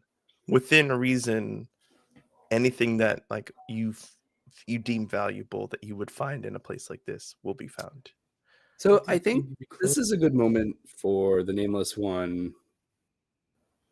One, I need clothes. So if I find like high quality black clothing, that would be something I would be on the lookout for. Absolutely. But I think this is a moment where there's been a few hints of like, I lived in the lap of luxury. I was in the center. I was making some decision. And I think like I'm seeing all of this stuff here. Is there anything here that reminds me of when I was deeper in the Ashlands? Ooh, yeah. Because I know gold isn't that thing. Mhm. I think you find a very simple robe. Like, of all the shiny things and Cheers. the beautiful materials, I'm all out, unfortunately. It stands out by being so normal. And you know this to be one of the robes meant only for the highest ranked of the order. And it's like, it doesn't stand out, but like I said, like by not standing out, it stands out. And that kind of like triggers that memory of what kind of people hold that position. At the top, you feel as if you remember that they weren't concerned with the flashy stuff. Like just outside the inner circle, potentially those people want to flaunt the power that they have. But the inner circle, that they have true power and they don't need to flaunt that. And so they just wear a basic pair of blue and white robes. And you kind of like hold it out in front of you, and you get that feeling of it's either going to be anger or something else. I don't want to push that on you, but there is like a strong emotion towards those who were more powerful than you, but kind of looked down on a lot of the ways that other people lived, and they lived, with true power and wielded it as such. I definitely think it's injustice. There's like probably a bit of maybe self-loathing Mhm. of like, I was there and I participated in that, and coming back to it now, it's so alien, it's so different. And even like coming through the struggles of this place, I think this is the moment that probably really clicks for me, where we were fighting like a man who his life followed a very similar path to mine, where something happened, he was banished, he was exiled for whatever reason, and he became so bitter as a result of this system that's been set up here that he decided to essentially ruin it for everyone else around him, to the point where he has this crazy mansion, all this power, and it ate him alive, quite literally. And I think I'm watching like the parallel between the power that needs nothing and wants nothing all the way at the top, and the kind of least powerful out here that had to accumulate all this stuff. I'm also, I think, in this moment feeling the true nature of the Ashlands, which is death and rebirth. And I think that fire just rages out of control. I set these robes on fire and I burned the house down. I think I just go around and I start lighting everything on fire. This is like passionate fire. You're burning like gold, like molten gold starts to drip as the flames eat up and everything eating away at the fabrics. He had rooms full of like exotic plants and stuff. You see those burn up, very strong scents and smoke coming from that room, especially. Yeah, you see smoke coming from one side of the house, and it begins to like move down the house as if it's going through each room. Olam. And I do take the time to like put on the black clothing, like so I'm recovered, recentered, and I think now as I do this, it is passionate but methodical, calm, running my hand along the wall, just setting it all on fire as I go. As you move, you feel like your clothes muffle the sound of the movement of your arms and of your legs. Like there's a silence around you that you didn't feel before. Ooh, Perhaps they're enchanted. interesting. But you saw no markings. Maybe that's what like drew them to you. They were kind of like they fit exactly what you wanted, but they didn't look to represent anything that you didn't want to bear on you. And you move through, and yeah, BB's like, I think he's setting the house on fire. What? Huh, baby? Look! What? It's Huh? like smoke begin like clinging to the ceiling, Oh, slowly coming out. BB, go outside, and I'll like run to the sound of the baby crying. I will say that you get up out of the chair and like you move the bottom of the chair, like you put pressure on the end so the other end like lifts and the stone like scrapes against itself and then falls back. Huh? I'm like, hold on, BB, help me with this. Like, use the shield to kind of like, like. The stone like falls to the floor and breaks. And you see a cache or a cache. That's one of those words that I only read and I never say. Is it cache or cache? I say cache in my head. Cache. Okay. Yeah. A cache of stones, of fully formed bracelets. Oh shit! I like this. BB, scoop this in your shield. I like put them into a shield. I'll be like, take these outside. Cover them up. Okay. And then I'll run to the baby. Yeah, you get to like you greet the mother at the door, and she positions herself. No, you need to get out. I'm helping you. God damn it! She like almost like pushes past you, running with her. Yes, she child. does need help. Yeah, she just runs. You see like a little cigarette sitting on an ashtray with some smoke coming up. I'll grab it. Smoke it. Standing in there. Baller as hell. This is a lot. And I'll kind of just like wait there for Nameless to show up smoking the cigarette. You wait outside smoking, or you wait in the house that's In the house. Okay. I'll wait. Yeah, So you you see me see him, slowly like, coming yeah. up. You don't hear him, you just see him. The sound yeah. of flames behind him. I think the mask that you gave me was like kind of glossy, Mm-hmm. and so I think you see that like that fire flickering across my face as I walk up to you, and I just say, "It's time for a new beginning." Cool. Or hot. Indeed, Olim. Indeed. One of the windows breaks. Like, kind of a shame. There's a lot of cool stuff in here. Oh well. I'll help you if you'd like to get something very quick. It's gone. Well, I do have this. I hand you the pouch of I believe it was 20 gold or 50. How much? I gold didn't was see it was like more than anyone could need. Yeah, it was like so much gold. I'm like, perhaps you can melt this down and embellish one of your next pieces. You hold on to it. More of a sculptor. I look at it and I go, I really have no need for this. Into the fire it goes. I'll walk out. Yeah, I drop it and follow you. Slow motion, these two walk out of Chief Nazu's house.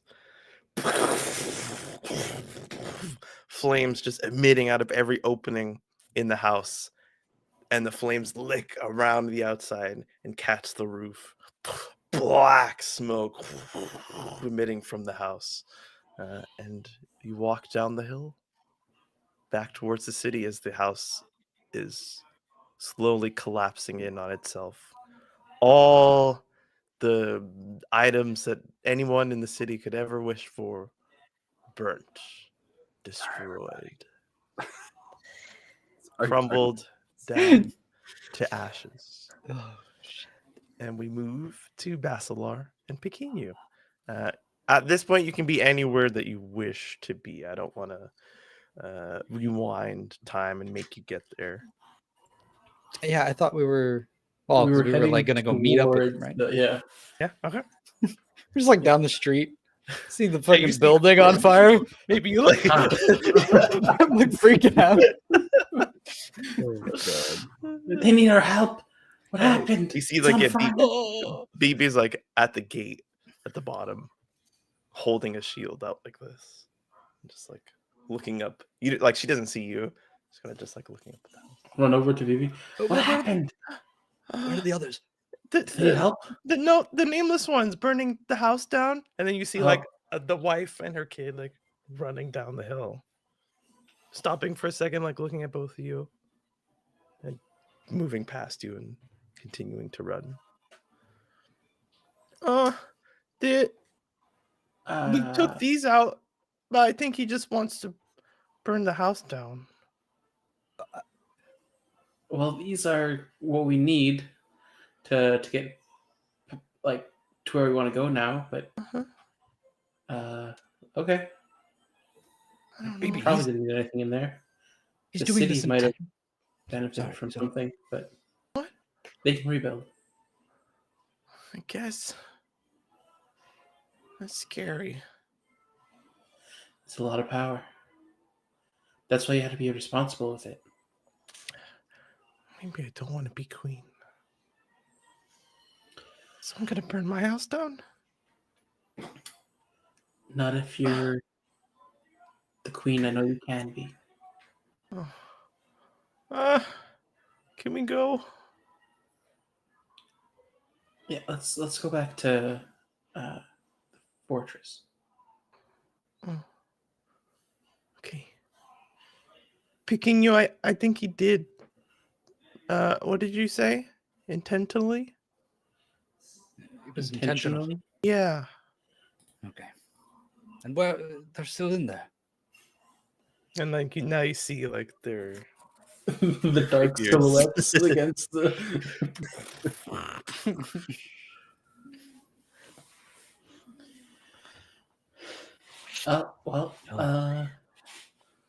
They're on their way. I'll kind of like wave and point backwards.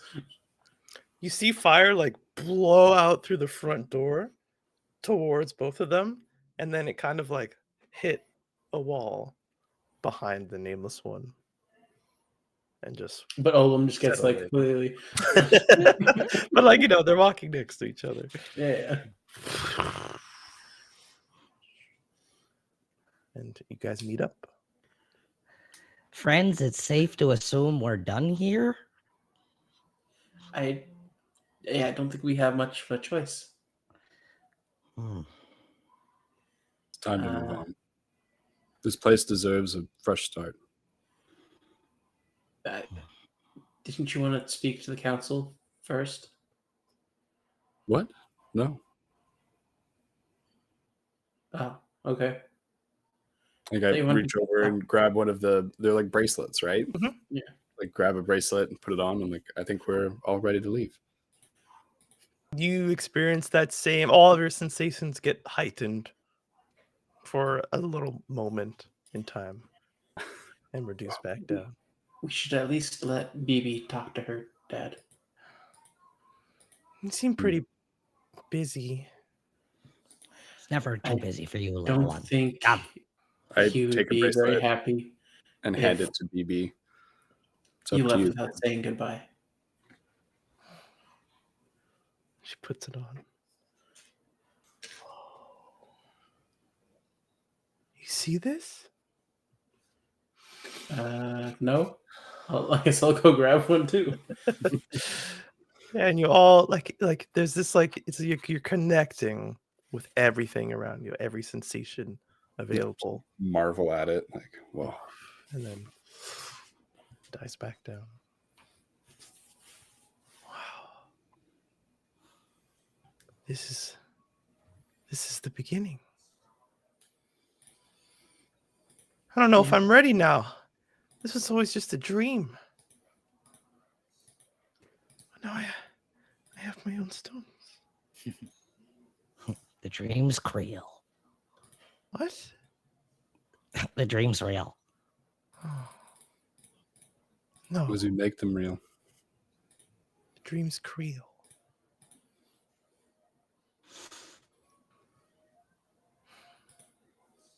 I guess we should go. It's like, do we have to? No. Do you want to at least get a bag or something? No. Do you have everything you need to travel? She like looks at the nameless one. I need a fresh start. We also have that body to ask questions. Why do you run? And who is he? Then we're out of here. I don't know if it's worth it anymore. I guess not. Pretty sure that the chief sent him. Or at least because now we learned the chief can control people. So he might even have been controlling him. We'll be like, Chumba, you can eat him.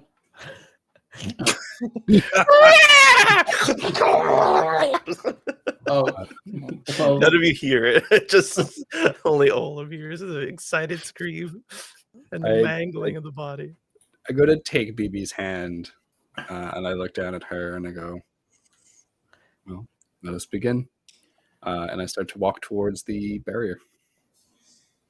Okay. Leaving the city. Worse Wait for Chumba. than you saw it in some ways. But Great. I think the lesson here is that sometimes if you need and if you want to start anew and your cup is half full, you must first empty the cup, start fresh. 2 steps back, 1 step forward. And I think this is the perfect place to end the session as you approach the barrier, leaving this entire portion of the Ashlands and moving on to the next part. A round of applause to all of you for the decisions made. You understood the Ashlands perhaps better than those who only knew it. You came at it with a fresh perspective.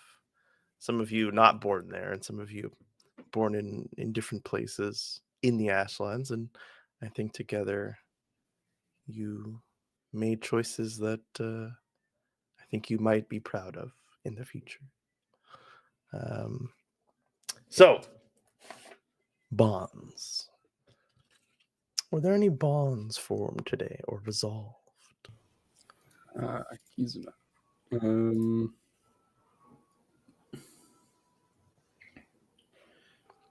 I'm going to say it has to be yes from at least one of you. After this episode, there's got to be. Is the bond between me and Mizzou resolved in his death? I now have a nemesis for life, apparently. I would say so. Is that a creation of a bond, You're gonna or get fucked? I don't know if it's a creation or a resolution? I would say it wouldn't, in the grand scheme of this character, it is a creation. As sometime at some place, you don't know where and you don't know when, but Chief Nazu will exit from the lake. No knowledge of what happened, but a burning sense of vengeance in every cell in his body. He also didn't end the bloodline. First rule. Can I maybe have a bond with Olin? I want to. I feel like every time I get together with Olam, we fucking destroy something. I didn't do anything. I just sat in a chair. You let me do I it. sat in Yeah. a chair and took in the city. We destroyed something. Yeah, it was You were a we. part of it. He was the one burning shit. You're just smoking, going, okay. It's not- what is a bird gonna do in a blaze?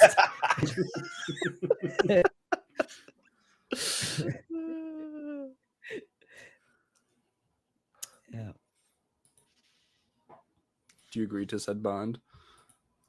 What's the bond? Destruction. The what? I don't know. You tell me. What is this? I don't know. What? I just got your back, boyo.